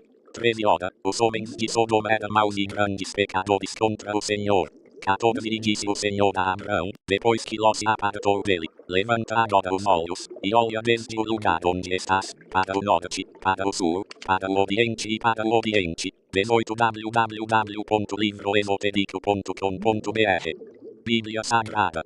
15 Porque toda esta terra que vês, te hei de dar a ti, e à tua descendência, para sempre. 16 E farei a tua descendência como o pó da terra, de maneira que se puder ser contado o pó da terra, então também poderá ser contada a tua descendência. 17 Levanta-te, percorre esta terra, no seu comprimento e na sua largura, porque a darei a ti. 18 Então mudou Abrão as suas tendas, e foi habitar junto dos carvalhos de Manre, em Hebron, e ali edificou um altar ao Senhor. Gênesis 14. Aconteceu nos dias de Anrafel, rei de Sinar, Arioque, rei de Elanar, Kedorlaomer, rei de Elão, e Tidal, rei de Goim, dois que estes fizeram guerra a Beda, rei de Sodoma, a Birsa, rei de Gomorra, a Sinabe, rei de Adma, a Sememer, rei de Neboim, e ao rei de Belá, esta é Moar. 3 Todos estes se ajuntaram no vale de Sidim, que é o mar salgado. 12 anos haviam servido a Kedorlaomer, mas ao 13º ano rebelaram-se. 5 Por isso, ao 14º ano veio Kedorlaomer, e os reis que estavam com ele, e feriram aos Refaíns em Asterote Carnaim, aos Zuzins em Ão, aos Emins em Samek de Ataim, 6 e aos Odeus no seu monte Seir, até El Padã, que está junto ao deserto. 7 Depois voltaram e vieram a Mispat, que é Cádiz, e feriram toda a terra dos Amalequitas, e também dos amorreus, que habitavam em Anamontamar. 8 Então saíram os reis de Sodoma, de Gomorra, de Adma, de Neboim e de Belá, esta é Moar, e ordenaram batalha contra eles no vale de Sidim. 9 Contra Kedorlaomer, rei de Elão, Tidal, rei de Goim, Anrafel, rei de Sinar, e Arioque, rei de Elanar. 4 Reis contra 5. Bemora, o vale de Sidim estava cheio de poços de betume, e fugiram os reis de Sodoma e de Gomorra, e caíram ali, e os restantes fugiram para o monte. 11 Tomaram, então, todos os bens de Sodoma e de Gomorra com todo o seu mantimento, e se foram. 12 Tomaram também a Ló, filho do irmão de Abrão, que habitava em Sodoma, e os bens dele, e partiram. 13 Então veio um que escapara, e o contou a Abrão, o hebreu. Ora, este habitava junto dos carvalhos de Manre, o amorreu, irmão de Escol e de Aner, estes eram aliados de Abrão. 14 Ouvindo, pois, Abrão que seu irmão estava preso, levou os seus homens treinados, nascidos em sua casa, em número de 318, e perseguiu os reis até Dan. 15 Dividiu-se contra eles de noite, ele e os seus servos, e os feriu, perseguindo-os até o mar, que fica à esquerda de Damasco. 16 Assim tornou a trazer todos os bens, e tornou a trazer também a Ló, seu irmão, e os bens dele, e também as mulheres e o povo. 19 www.livroesotérico.com.br Bíblia Sagrada. 17 Depois que Abrão voltou de ferir a Kedorlaomer e aos reis que estavam com ele, saiu e ao encontro do rei de Sodoma, no vale de Samek, que é o vale do rei. 18 Ora, Melquisedeque, rei de Salém, trouxe pão e vinho, pois era sacerdote do Deus Altíssimo. 19 E abençoou a Abrão, dizendo: Bendito seja Abrão pelo Deus Altíssimo, o Criador dos céus e da terra. 20 E bendito seja o Deus Altíssimo, que entregou os teus inimigos nas tuas mãos. E Abrão deu-lhe o dízimo de tudo. 21 Então o rei de Sodoma disse a Abrão: Dá-me a minhas pessoas, e os bens toma-os para ti. 22 Abrão, porém, respondeu ao rei de Sodoma: Levanto minha mão ao Senhor, o Deus Altíssimo, o Criador dos céus e da terra. 23 Jurando que não tomarei coisa alguma de tudo o que é teu, nem um fio, nem uma correia de sapato, para que não digas: Eu enriqueci a Abrão. 24 Salvo tão somente o que os mancebos comeram, e a parte que toca aos homens Aner, Escol e Manre, que foram comigo, que estes tomem a sua parte. Gênesis 15 Depois destas coisas veio a palavra do Senhor a Abrão numa visão, dizendo: Não temas, Abrão, eu sou o teu escudo, o teu galardão será grandíssimo. 2 Então disse Abrão: Ó Senhor Deus, que me darás, visto que morro sem filhos, e o herdeiro de minha casa é o Damasceno Eliezer. 3 Disse mais Abrão: A mim não me tens dado filhos, eis que um nascido na minha casa será o meu herdeiro. 4 Ao que lhe veio a palavra do Senhor, dizendo: Este não será o teu herdeiro, mas aquele que sair das tuas entranhas, esse será o teu herdeiro. 5 Então o levou para fora, e disse: Olha agora para o céu, e conta as estrelas, se as podes contar. E acrescentou-lhe: Assim será a tua descendência.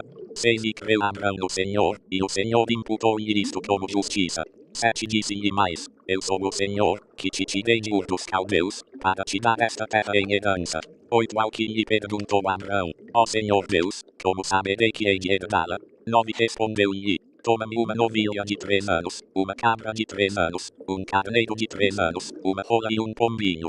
Vem ele, pois, lhe trouxe todos estes animais, partiu-os pelo meio, e pôs cada parte dele em frente da outra, mas a nave não partiu.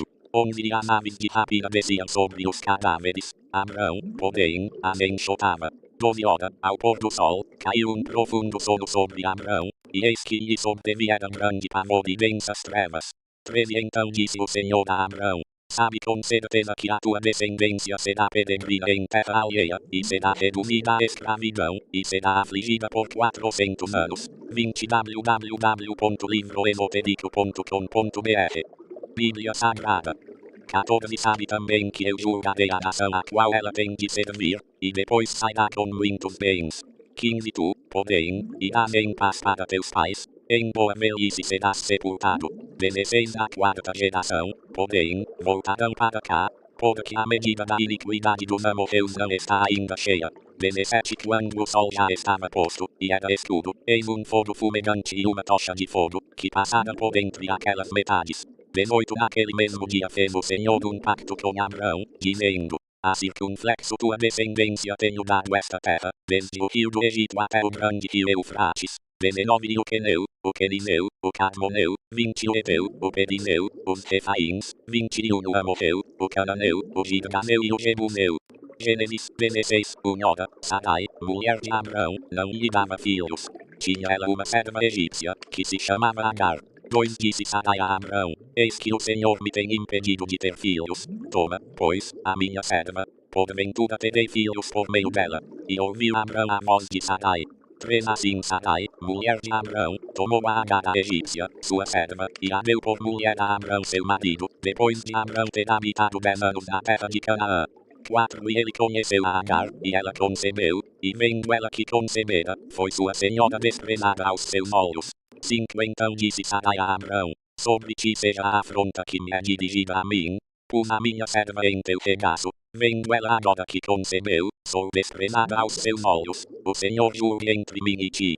6 Ao que disse Abraão a Sarai: eis que tua serva está nas tuas mãos, faze-lhe como bem te parecer. E Sarai maltratou-a, e ela fugiu de sua face. 7 Então o anjo do Senhor, achando-a junto a uma fonte no deserto, a fonte que está no caminho de Sur. 8 Perguntou-lhe: Agar, serva de Sarai, donde vieste, e para onde vais? Respondeu ela: da presença de Sarai, minha senhora, vou fugindo. 9 Disse-lhe o anjo do Senhor: torna-te para tua senhora, e humilha-te debaixo das suas mãos. 10 Disse-lhe mais o anjo do Senhor: multiplicarei sobremaneira a tua descendência, de modo que não será contada, por numerosa que será.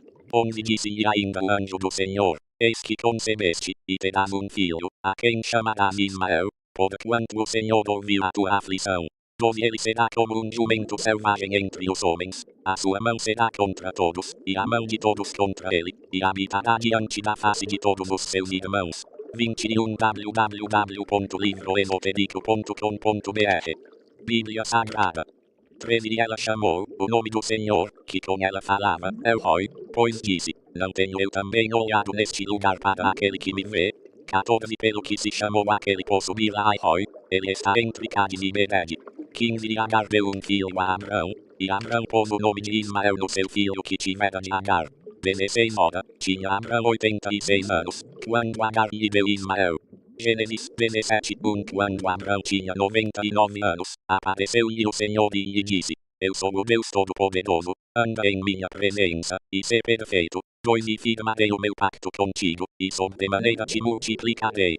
3 Ao que Abraão se prostrou com o rosto em terra, e Deus falou-lhe, dizendo: 4 Quanto a mim, eis que o meu pacto é contigo, e serás pai de muitas nações. 5 Não mais serás chamado Abraão, mas Abraão será o teu nome, pois por pai de muitas nações te hei posto. 6 Far-te-ei frutificar sobremaneira, e de ti farei nações, e reis sairão de ti. 7 Estabelecerei o meu pacto contigo e com a tua descendência depois de ti em suas gerações, como pacto perpétuo, para te ser por Deus a ti e a tua descendência depois de ti. 8 Dar-te-ei a ti e a tua descendência depois de ti a terra de tuas peregrinações, toda a terra de Canaã, em perpétua possessão, e serei o seu Deus. 9 Disse mais Deus a Abraão: ora, quanto a ti, guardarás o meu pacto, tu e a tua descendência depois de ti, nas suas gerações. 10 Este é o meu pacto, que guardareis entre mim e vós, e a tua descendência depois de ti. Todo varão dentre vos dar para aquele que me onde circuncidar-vos-eis a carne do prepúcio, e isto será por sinal de pacto entre mim e vós. 12 A circunflexo idade de 8 dias, todo varão dentre vós será circuncidado, por todas as vossas gerações, tanto o nascido em casa como o comprado por dinheiro a qualquer estrangeiro, que não for da tua linhagem. 13 com efeito será sido considerado nascido em tua casa, e o comprado por teu dinheiro, assim estará o meu pacto na vossa carne como pacto perpétuo. 14 Mas o incircunciso, que não se circuncidar na carne do prepúcio, essa alma será extirpada do seu povo, violou o meu pacto. 15 Disse Deus a Abraão: Quanto a Sarai, tua mulher, não lhe chamarás mais Sarai, porém Sara será o seu nome. 16 Abençoá-la-ei, e também dela te darei um filho. Sim, abençoá-la-ei, e ela será mãe de nações, reis de povos sairão dela. 17 Ao que se prostrou Abraão com o rosto em terra, e riu-se, e disse no seu coração: a um homem de 100 anos há de nascer um filho, dará à luz Sara, que tem 90 anos. 18 Depois disse Abraão a Deus: oxalá que viva Ismael diante de ti. 22 www.livroesotérico.com.br Bíblia Sagrada. 19 E Deus lhe respondeu: na verdade, Sara, tua mulher, te dará à luz um filho, e lhe chamarás Isaque. Com ele estabelecerei o meu pacto como pacto perpétuo para a sua descendência depois dele. 20 E quanto a Ismael, também te tenho ouvido, eis que o tenho abençoado, e falo-ei frutificar, e multiplicá-lo-ei grandissimamente. 12 Príncipes gerará, e dele farei uma grande nação. 21 O meu pacto, porém, estabelecerei com Isaque, que Sara te dará à luz neste tempo determinado, no ano vindouro. 22 Ao acabar de falar com Abraão, subiu Deus diante dele. 23 Logo tomou Abraão a seu filho Ismael, e a todos os nascidos da sua casa e a todos os comprados por seu dinheiro, todo varão entre os da casa de Abraão, e lhes circuncidou a carne do prepúcio, naquele mesmo dia, como Deus lhe ordenara. 24 Abraão tinha 99 anos, quando lhe foi circuncidada a carne do prepúcio. 25 E Ismael, seu filho, tinha 13 anos, quando lhe foi circuncidada a carne do prepúcio. 26 No mesmo dia foram circuncidados Abraão e seu filho Ismael. 27 E todos os homens da sua casa, assim os nascidos em casa, como os comprados por dinheiro ao estrangeiro, foram circuncidados com ele. Gênesis 18 Depois apareceu o Senhor a Abraão junto aos carvalhos de Manre, estando ele sentado à porta da tenda, no maior calor do dia. 2 Levantando Abraão os olhos, olhou e eis 3 homens de pé em frente dele. Quando os viu, correu da porta da tenda ao seu encontro, e prostrou-se em terra. 3 E disse: Meu Senhor, se agora tenho achado graça aos teus olhos, rogo-te que não passes de teu servo. 4 Eia, traga-se um pouco d'água, e lavai os pés e recostai-vos debaixo da árvore. 5 E trazei um bocado de pão, refazei as vossas forças, e depois passareis adiante. Porquanto por isso chegaste a ti o vosso servo. Responderam-lhe: faze assim como disseste. 6 Abraão, pois, apressou-se em ir ter com Sara na tenda, e disse-lhe: amassa depressa 3 medidas de flor de farinha e faze bolos. 7 Em seguida correu ao gado, apanhou um bezerro tenro e bom e deu ao criado, que se apressou em prepará-lo. 8 Então tomou queijo fresco, e leite, e o bezerro que mandara preparar, e pôs tudo diante deles, ficando em pé ao lado deles debaixo da árvore, enquanto comiam.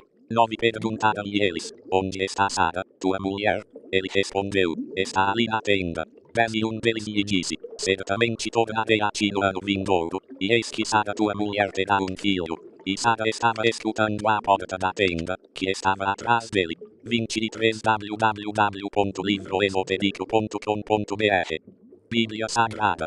11 Ora, Abraão e Sara eram já velhos, e avançados em idade, e a Sara havia cessado o incômodo das mulheres. 12 Sara então riu-se consigo, dizendo: terei ainda deleite depois de haver envelhecido, sendo também o meu senhor já velho. 13 Perguntou o Senhor a Abraão: porque se riu Sara, dizendo: é verdade que eu, que sou velha, darei à luz um filho.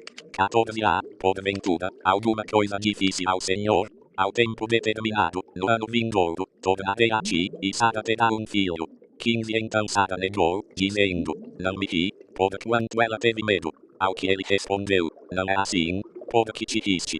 16 E levantaram-se aqueles homens dali e olharam para a banda de Sodoma, e Abraão ia com eles, para os encaminhar. 17 E disse o Senhor: ocultarei eu a Abraão o que faço. 18 Visto que Abraão certamente virá a ser uma grande e poderosa nação, e por meio dele serão benditas todas as nações da terra. 19 Porque eu o tenho escolhido, a fim de que ele ordene a seus filhos e a sua casa depois dele, para que guardem o caminho do Senhor, para praticarem retidão e justiça, a fim de que o Senhor faça vir sobre Abraão o que a respeito dele tem falado. 20 disse mais o Senhor, porquanto o clamor de Sodoma e Gomorra se tem multiplicado, e porquanto o seu pecado se tem agravado muito. 21 Decedei agora, e vedei se em tudo tem praticado segundo o seu clamor, que a mim tem chegado, e se não, sabê-lo-ei. 22 Então os homens, virando os seus rostos dali, foram-se em direção a Sodoma, mas Abraão ficou ainda em pé diante do Senhor. 23 E chegando-se Abraão, disse, destruirás também o justo com o ímpio. 24 Se porventura houver 50 justos na cidade, destruirás e não pouparás o lugar por causa dos 50 justos que ali estão. 25 Longe de ti que faças tal coisa, que mates o justo com o ímpio, de modo que o justo seja como o ímpio. Esteja isto longe de ti. Não fará justiça o juiz de toda a terra. 26 Então disse o Senhor, se eu achar em Sodoma 50 justos dentro da cidade, pouparei o lugar todo por causa deles. 27 Tornou-lhe Abraão, dizendo, eis que agora me atrevi a falar ao Senhor, ainda que sou pó e cinza. 26 Se porventura de 50 justos faltarem 5, destruirás toda a cidade por causa dos 5. Respondeu ele, não a destruirei, se eu achar ali 45. 29 Continuou Abraão ainda a falar-lhe, e disse, se porventura se acharem ali 40, mais uma vez assentiu, por causa dos 40 não o farei. 30 Disse Abraão, ora, não se ire o Senhor, se eu ainda falar. Se porventura se acharem ali 30, de novo assentiu, não o farei, se achar ali 30. 24 www.livroesotérico.com.br Bíblia Sagrada. 31 Tornou Abraão, eis que outra vez me atrevi a falar ao Senhor, se porventura se acharem ali 20. Respondeu-lhe, por causa dos 20 não a destruirei. 32 Disse ainda Abraão, ora, não se ire o Senhor, pois só mais esta vez falarei, se porventura se acharem ali 10. Ainda assentiu o Senhor, por causa dos 10 não a destruirei. 33 E foi-se o Senhor, logo que acabou de falar com Abraão, e Abraão voltou para o seu lugar. Gênesis 19 A circunflexo tarde chegada os 2 anjos a Sodoma. Ló estava sentado à porta de Sodoma e, vendo-os, levantou-se para os receber, prostrou-se com o rosto em terra. 2 E disse, eis agora, meus senhores, entrai, peço-vos em casa de vosso servo, e passai nela a noite, e lavai os pés. De madrugada vos levantareis e ireis vosso caminho. Responderam eles, não, antes na praça passaremos a noite. 3 Entretanto, Ló insistiu muito com eles, pelo que foram com ele e entraram em sua casa, e ele lhes deu um banquete, assando-lhes pães ázimos, e eles comeram. 4 Mas antes que se deitassem, cercaram a casa os homens da cidade, isto é, os homens de Sodoma, tanto os moços como os velhos, sim, todo o povo de todos os lados. 5 Chamando a Ló, perguntaram-lhe, onde estão os homens que entraram esta noite em tua casa? Traze-os cá fora a nós, para que os conheçamos. 6 Então Ló saiu-lhes à porta, fechando-a atrás de si. 7 E disse, meus irmãos, rogo-vos que não procedais tão perversamente. 8 Eis aqui, tenho 2 filhas que ainda não conheceram varão, eu vou-las trarei para fora, e lhes fareis como bem vos parecer. Somente nada façais a estes homens, porquanto entraram debaixo da sombra do meu telhado. 9 Eles, porém, disseram, sai daí. Disseram mais, esse indivíduo, como estrangeiro veio aqui habitar, e quer se arvorar em juiz. Agora te faremos mais mal a ti do que a eles. E arremessaram-se sobre o homem, isto é, sobre Ló, e aproximavam-se para arrombar a porta. 10 Aqueles homens, porém, estendendo as mãos, fizeram Ló entrar para dentro da casa, e fecharam a porta. 11 E feriram de cegueira os que estavam do lado de fora, tanto pequenos como grandes, de maneira que cansaram de procurar a porta. 12 Então disseram os homens a Ló, tens mais alguém aqui? Teu genro, e teus filhos, e tuas filhas, e todos quantos tens na cidade, tira-os para fora deste lugar. 13 Porque nós vamos destruir este lugar, porquanto o seu clamor se tem avolumado diante do Senhor, e o Senhor nos enviou a destruí-lo. 14 Tendo saído Ló, falou com seus genros, que haviam de casar com suas filhas, e disse-lhes, levantai-vos, saí deste lugar, porque o Senhor há de destruir a cidade. Mas ele pareceu aos seus genros como quem estava zombando. 25 www.livroesotérico.com.br Bíblia Sagrada. 15 E ao amanhecer os anjos apertavam com Ló, dizendo, levanta-te, toma tua mulher e tuas 2 filhas que aqui estão, para que não pereças no castigo da cidade. 16 Ele, porém, se demorava. pelo que os homens pegaram-lhe pela mão a ele, a sua mulher, e as suas filhas, sendo-lhe misericordioso o Senhor. Assim o tiraram e o puseram fora da cidade. 17 Quando os tinham tirado para fora, disse um deles, escapa-te, salva tua vida, não olhes para trás de ti, nem te detenhas em toda esta planície, escapa-te lá para o monte, para que não pereças. 18 Respondeu-lhe Ló, assim não, meu senhor. 19 Eis que agora o teu servo tem achado graça aos teus olhos, e tens engrandecido a tua misericórdia que a mim me fizeste, salvando-me a vida, mas eu não posso escapar-me para o monte, não seja caso me apanhe antes neste mal, e eu morra. 20 Eis ali perto aquela cidade, para a qual eu posso fugir, e é pequena. Permite que eu me escape para lá, porventura não é pequena, e viverá a minha alma. 21 Disse-lhe, quanto a isso também te hei atendido, para não subverter a cidade de que acabas de falar. 22 Apressa-te, escapa-te para lá, porque nada poderei fazer enquanto não tiveres ali chegado. Por isso se chamou o nome da cidade Zoar. 23 Tinha saído o sol sobre a terra, quando Ló entrou em Zoar. 24 Então o Senhor, da sua parte, fez chover do céu enxofre e fogo sobre Sodoma e Gomorra. 25 E subverteu aquelas cidades e toda a planície, e todos os moradores das cidades, e o que nascia da terra. 26 Mas a mulher de Ló olhou para trás e ficou convertida em uma estátua de sal. 27 E Abraão levantou-se de madrugada, e foi ao lugar onde estivera em pé diante do Senhor. 28 Contemplando Sodoma e Gomorra e toda a terra da planície, viu que subia da terra fumaça como a de uma fornalha. 29 Aconteceu que, destruindo Deus as cidades da planície, lembrou-se de Abraão, e tirou Ló do meio da destruição, ao subverter aquelas cidades em que Ló habitara. 30 E subiu Ló de Zoar, e habitou no monte, e as suas duas filhas com ele, porque temia habitar em Zoar, e habitou numa caverna, ele e as suas duas filhas. 31 Então a primogênita disse à menor, nosso pai é já velho, e não há varão na terra que entre a nós, segundo o costume de toda a terra. 32 Vem, demos a nosso pai vinho a beber, e deitemo-nos com ele, para que conservemos a descendência de nosso pai. 33 Deram, pois, a seu pai vinho a beber naquela noite, entrando a primogênita, deitou-se com seu pai, e não percebeu ele quando ela se deitou, nem quando se levantou. 26 www.livroesotérico.com.br Bíblia Sagrada.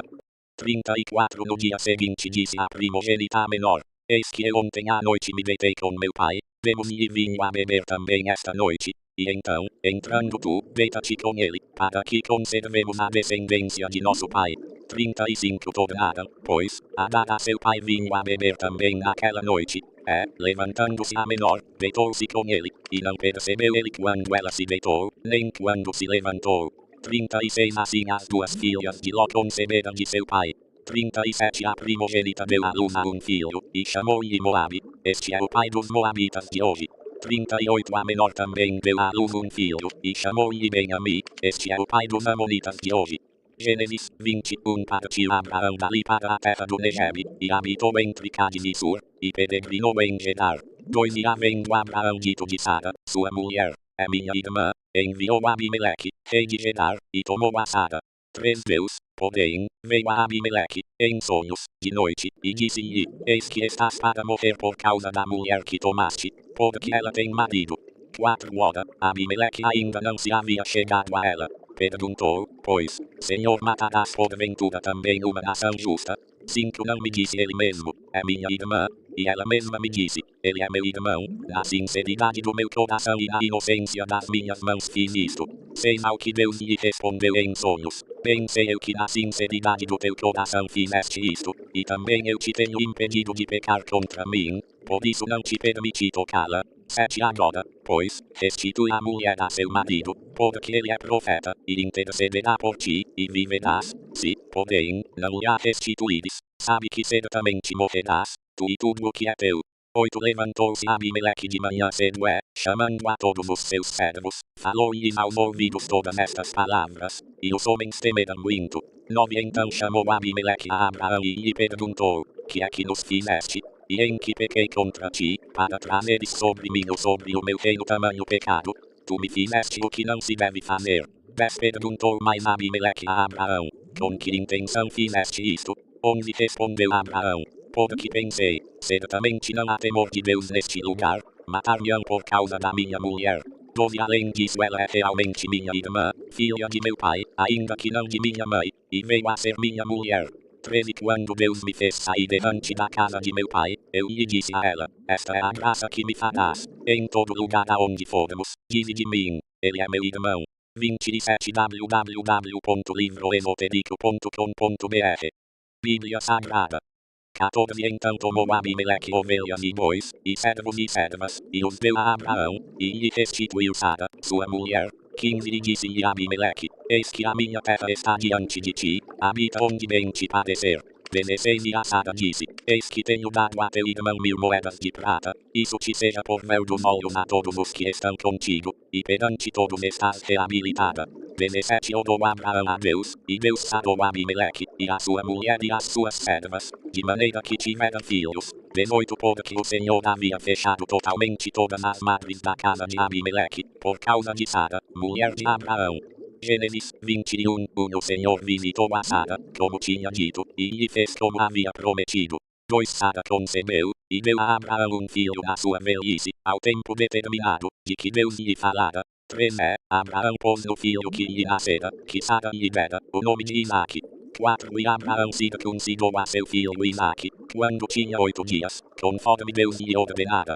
5 Abraão tinha 100 anos, quando lhe nasceu Isaque, seu filho. 6 Pelo que disse Sara, Deus preparou riso para mim, todo aquele que o ouvir, se rirá comigo. 7 E acrescentou, quem diria a Abraão que Sara havia de amamentar filhos? No entanto lhe deu um filho na sua velhice. 8 Cresceu o menino, e foi desmamado, e Abraão fez um grande banquete no dia em que Isaque foi desmamado.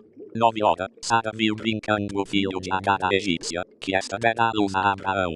10 Pelo que disse a Abraão, deita fora esta serva e o seu filho, porque o filho desta serva não será herdeiro com meu filho, com Isaque. 11 Pareceu isto bem duro aos olhos de Abraão, por causa de seu filho. 12 Deus, porém, disse a Abraão, não pareça isso duro aos teus olhos por causa do moço e por causa da tua serva, em tudo o que Sara te diz, ouve a sua voz, porque em Isaque será chamada a tua descendência. 13 Mas também do filho desta serva farei uma nação, porquanto ele é da tua linhagem. 14 Então se levantou Abraão de manhã cedo tomando pão e um odre de água, os deu a Agar, pondo-os sobre o ombro dela. Também lhe deu o menino e despediu-a, e ela partiu e foi andando errante pelo deserto de Berseba. 15 E consumida a água do odre, Agar deitou o menino debaixo de um dos arbustos. 16 E foi assentar-se em frente dele, a boa distância, como a de um tiro de arco, porque dizia, que não veja eu morrer o menino. Assim sentada em frente dele, levantou a sua voz e chorou. 28 www.livroesotérico.com.br Bíblia Sagrada 17 Mas Deus ouviu a voz do menino, e o anjo de Deus, bradando a Agar desde o céu, disse-lhe, que tens, Agar? Não temas, porque Deus ouviu a voz do menino desde o lugar onde está. 18 Ergue-te, levanta o menino e toma-o pela mão, porque dele farei uma grande nação. 19 E abriu-lhe Deus os olhos, e ela viu um poço, e foi encher de água o odre e deu de beber ao menino. 20 Deus estava com o menino, que cresceu morando no deserto, tornou-se flecheiro. 21 Ele habitou no deserto de Parã, e sua mãe tomou-lhe uma mulher da terra do Egito.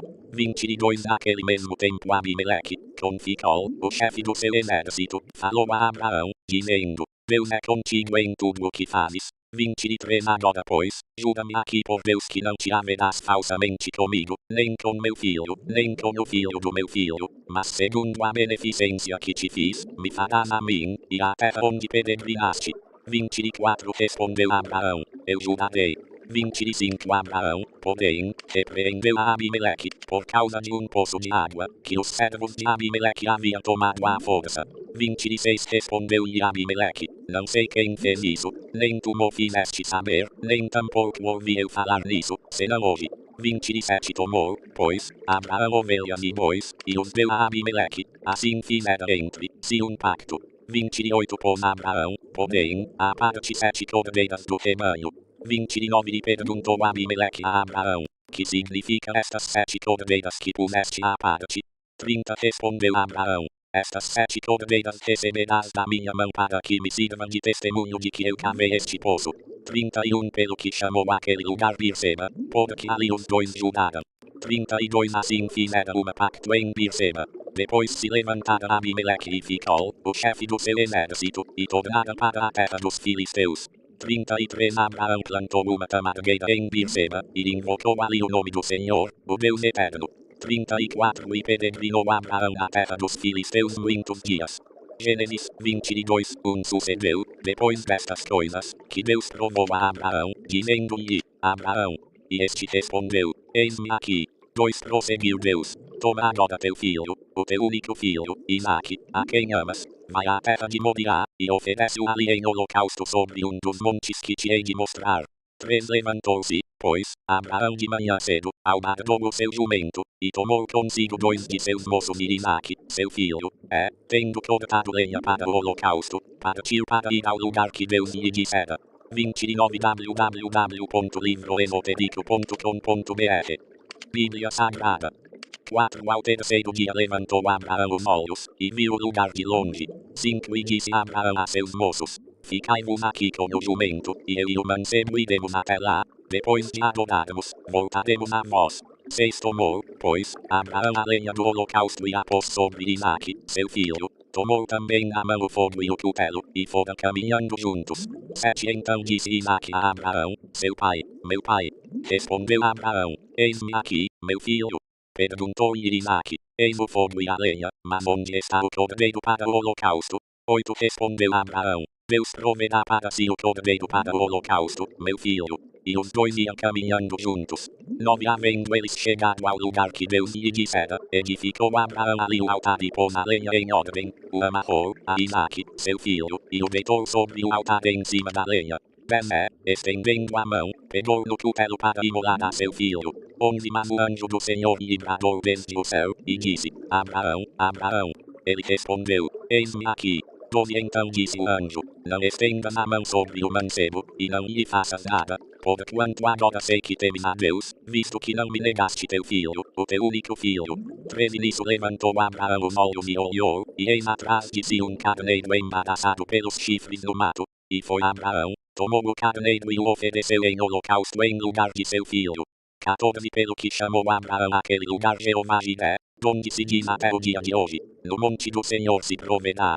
15 Então o anjo do Senhor bradou a Abraão pela segunda vez desde o céu. 16 E disse, por mim mesmo jurei, diz o Senhor, porquanto fizeste isto, e não me negaste teu filho, o teu único filho. 17 Que deveras te abençoarei, e grandemente multiplicarei a tua descendência, como as estrelas do céu e como a areia que está na praia do mar, e a tua descendência possuirá a porta dos seus inimigos. 18 E em tua descendência serão benditas todas as nações da terra, porquanto obedeceste à minha voz. 19 Então voltou Abraão aos seus moços levantando-se, foram juntos a Beerseba, e Abraão habitou em Beerseba. 20 Depois destas coisas anunciara a Abraão, dizendo, eis que também Milca tem dado à luz filhos a Naor, teu irmão. 21 O seu primogênito, e Bus seu irmão, e Quemuel, pai de Arão. 22 E Quened, Avo, Pildas, Gidlaf e Betuel. 23 E Betuel gerou a Rebeca. Esses 8 deu à luz Milca a Naor, irmão de Abraão. 24 E a sua concubina, que se chamava Reumá, também deu à luz a Teba, Gaão, Taás e Maacá. Gênesis 23, 30 www.livroesotérico.com.br Bíblia Sagrada. Unhora, os anos da vida de Sara foram 127. 2 E morreu Sara em Kiriat Arba, que é Hebron, na terra de Canaã, e veio Abraão lamentá-la e chorar por ela. 3 Depois se levantou Abraão de diante do seu morto, e falou aos filhos de Et, dizendo, 4 Estrangeiro e peregrino sou eu entre vós, dai-me o direito de um lugar de sepultura entre vós, para que eu sepulte o meu morto, removendo-o de diante da minha face. 5 Responderam-lhe os filhos de Et, 6 Ouve-nos, Senhor, príncipe de Deus és tu entre nós, enterra o teu morto na mais escolhida de nossas sepulturas, nenhum de nós te vedará a sua sepultura, para enterrares o teu morto. 7 Então se levantou Abraão inclinando-se diante do povo da terra, diante dos filhos de Et. 8 Falou-lhes, dizendo, se é de vossa vontade que eu sepulte o meu morto de diante de minha face, ouvi-me e intercedei por mim junto a Efron, filho de Zoar. 9 Para que ele me dê a cova de Macpela, que possui no fim do seu campo, que me dê pelo devido preço em posse de sepulcro no meio de vós. Bermoda, Efron estava sentado no meio dos filhos de Et, e respondeu Efron, o Eteu, a Abraão, aos ouvidos dos filhos de Et, isto é, de todos os que entravam pela porta da sua cidade, dizendo, 11 não, meu senhor, ouve-me. O campo te dou, também te dou a cova que nele está, na presença dos filhos do meu povo te dou, sepulta o teu morto. 12 Então Abraão se inclinou diante do povo da terra, 13 E falou a Efron, aos ouvidos do povo da terra, dizendo, se te agrada, peço-te que me ouças. Darei o preço do campo, toma-o de mim, e sepultarei ali o meu morto. 14 Respondeu Efron a Abraão, 15 Meu senhor, ouve-me. Um terreno do valor de 400 ciclos de prata. Que é isto entre mim e ti? Sepulta, pois, o teu morto. 16 E Abraão ouviu a Efron, e pesou-lhe a prata de que este tinha falado aos ouvidos dos filhos de Et, 400 ciclos de prata, moeda corrente entre os mercadores. 17 Assim o campo de Efron, que estava em Macpela, em frente de Manre, o campo e a cova que nele estava, e todo o arvoredo que havia nele, por todos os seus limites ao redor, se confirmara 18 a Abraão em possessão na presença dos filhos de Et, isto é, de todos os que entravam pela porta da sua cidade. 19 Depois sepultou Abraão a Sara sua mulher na cova do campo de Macpela, em frente de Manre, que é Hebron, na terra de Canaã. 20 Assim o campo e a cova que nele estava foram confirmados a Abraão pelos filhos de Et em possessão de sepultura. 31 www.livroesotérico.com.br Bíblia Sagrada. Gênesis 24, 1 Abraão era já velho e de idade avançada, e em tudo o Senhor o havia abençoado. 2 E disse Abraão ao seu servo, o mais antigo da casa, que tinha o governo sobre tudo o que possuía, põe a tua mão debaixo da minha coxa. 3 Para que eu te faça jurar pelo Senhor, Deus do céu e da terra, que não tomarás para meu filho mulher dentre as filhas dos cananeus, no meio dos quais eu habito. 4 Mas que irás à minha terra e à minha parentela, e dali tomarás mulher para meu filho Isaque. 5 Perguntou-lhe o servo, se porventura a mulher não quiser seguir-me a esta terra, farei, então, tornar teu filho à terra donde saíste. 6 Respondeu-lhe Abraão, guarda-te de fazeres tornar para lá meu filho. 7 O Senhor, Deus do céu, que me tirou da casa de meu pai e da terra da minha parentela, e que me falou, e que me jurou, dizendo, a circunflexo tua semente darei esta terra, ele enviará o seu anjo diante de si, para que tomes de lá mulher para meu filho. 8 Se a mulher, porém, não quiser seguir-te, serás livre deste meu juramento, somente não farás meu filho tornar para lá. 9 Então pôs o servo a sua mão debaixo da coxa de Abraão seu senhor, e jurou-lhe sobre este negócio. 10 Tomou, pois, o servo 10 dos camelos do seu senhor, porquanto todos os bens de seu senhor estavam em sua mão, partindo, foi para a Mesopotâmia, a cidade de Naor. 11 Fez ajoelhar os camelos fora da cidade, junto ao poço de água, pela tarde, a hora em que as mulheres saíam a tirar água. 12 E disse, ó Senhor, Deus de meu senhor Abraão, dá-me hoje, peço-te, bom êxito, e usa de benevolência para com o meu senhor Abraão. 13 Eis que eu estou em pé junto à fonte, e as filhas dos homens desta cidade vêm saindo para tirar água. 14 Faze, pois, que a donzela a quem eu disser, abaixa o teu cântaro, peço-te, para que eu beba, e ela responder, bebe, e também darei de beber aos teus camelos, seja aquela que designaste para o teu servo Isaque. Assim conhecerei que usaste de benevolência para com o meu senhor. 15 Antes que ele acabasse de falar, eis que Rebeca, filha de Betuel, filho de Milca, mulher de Naor, irmão de Abraão, saía com o seu cântaro sobre o ombro. 16 A donzela era muito formosa à vista, virgem, a quem varão não havia conhecido. Ela desceu à fonte, encheu o seu cântaro e subiu. 17 Então o servo correu-lhe ao encontro, e disse, deixa-me beber, peço-te, um pouco de água do teu cântaro. 18 Respondeu ela, bebe, meu senhor. Então com presteza abaixou o seu cântaro sobre a mão e deu-lhe de beber. 32 www.livroesotérico.com.br Bíblia Sagrada. 19 E quando acabou de lhe dar de beber, disse, te darei também água para os teus camelos, até que acabem de beber.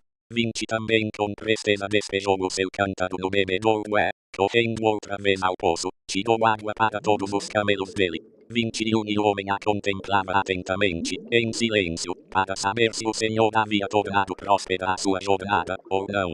22 Depois que os camelos acabaram de beber, tomou o homem um pendente de ouro, de meio ciclo de peso, e 2 pulseiras para as mãos dela, do peso de 10 ciclos de ouro. 23 e perguntou, de quem és filha?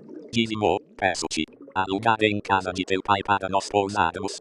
24 ela lhe respondeu, eu sou filha de Betuel, filho de Milca, o qual ela deu a Naor. 25 disse-lhe mais, temos palha e forragem bastante, e lugar para pousar. 26 então inclinou-se o homem e adorou ao Senhor. 27 lhe disse, bendito seja o Senhor Deus de meu senhor Abraão, que não retirou do meu senhor a sua benevolência e a sua verdade. Quanto a mim, o Senhor me guiou no caminho à casa dos irmãos de meu senhor. 28 a donzela correu, e relatou estas coisas aos da casa de sua mãe. 29 ora, Rebeca tinha um irmão, cujo nome era Labão, o qual saiu correndo ao encontro daquele homem até a fonte. 30 porquanto tinha visto o pendente, e as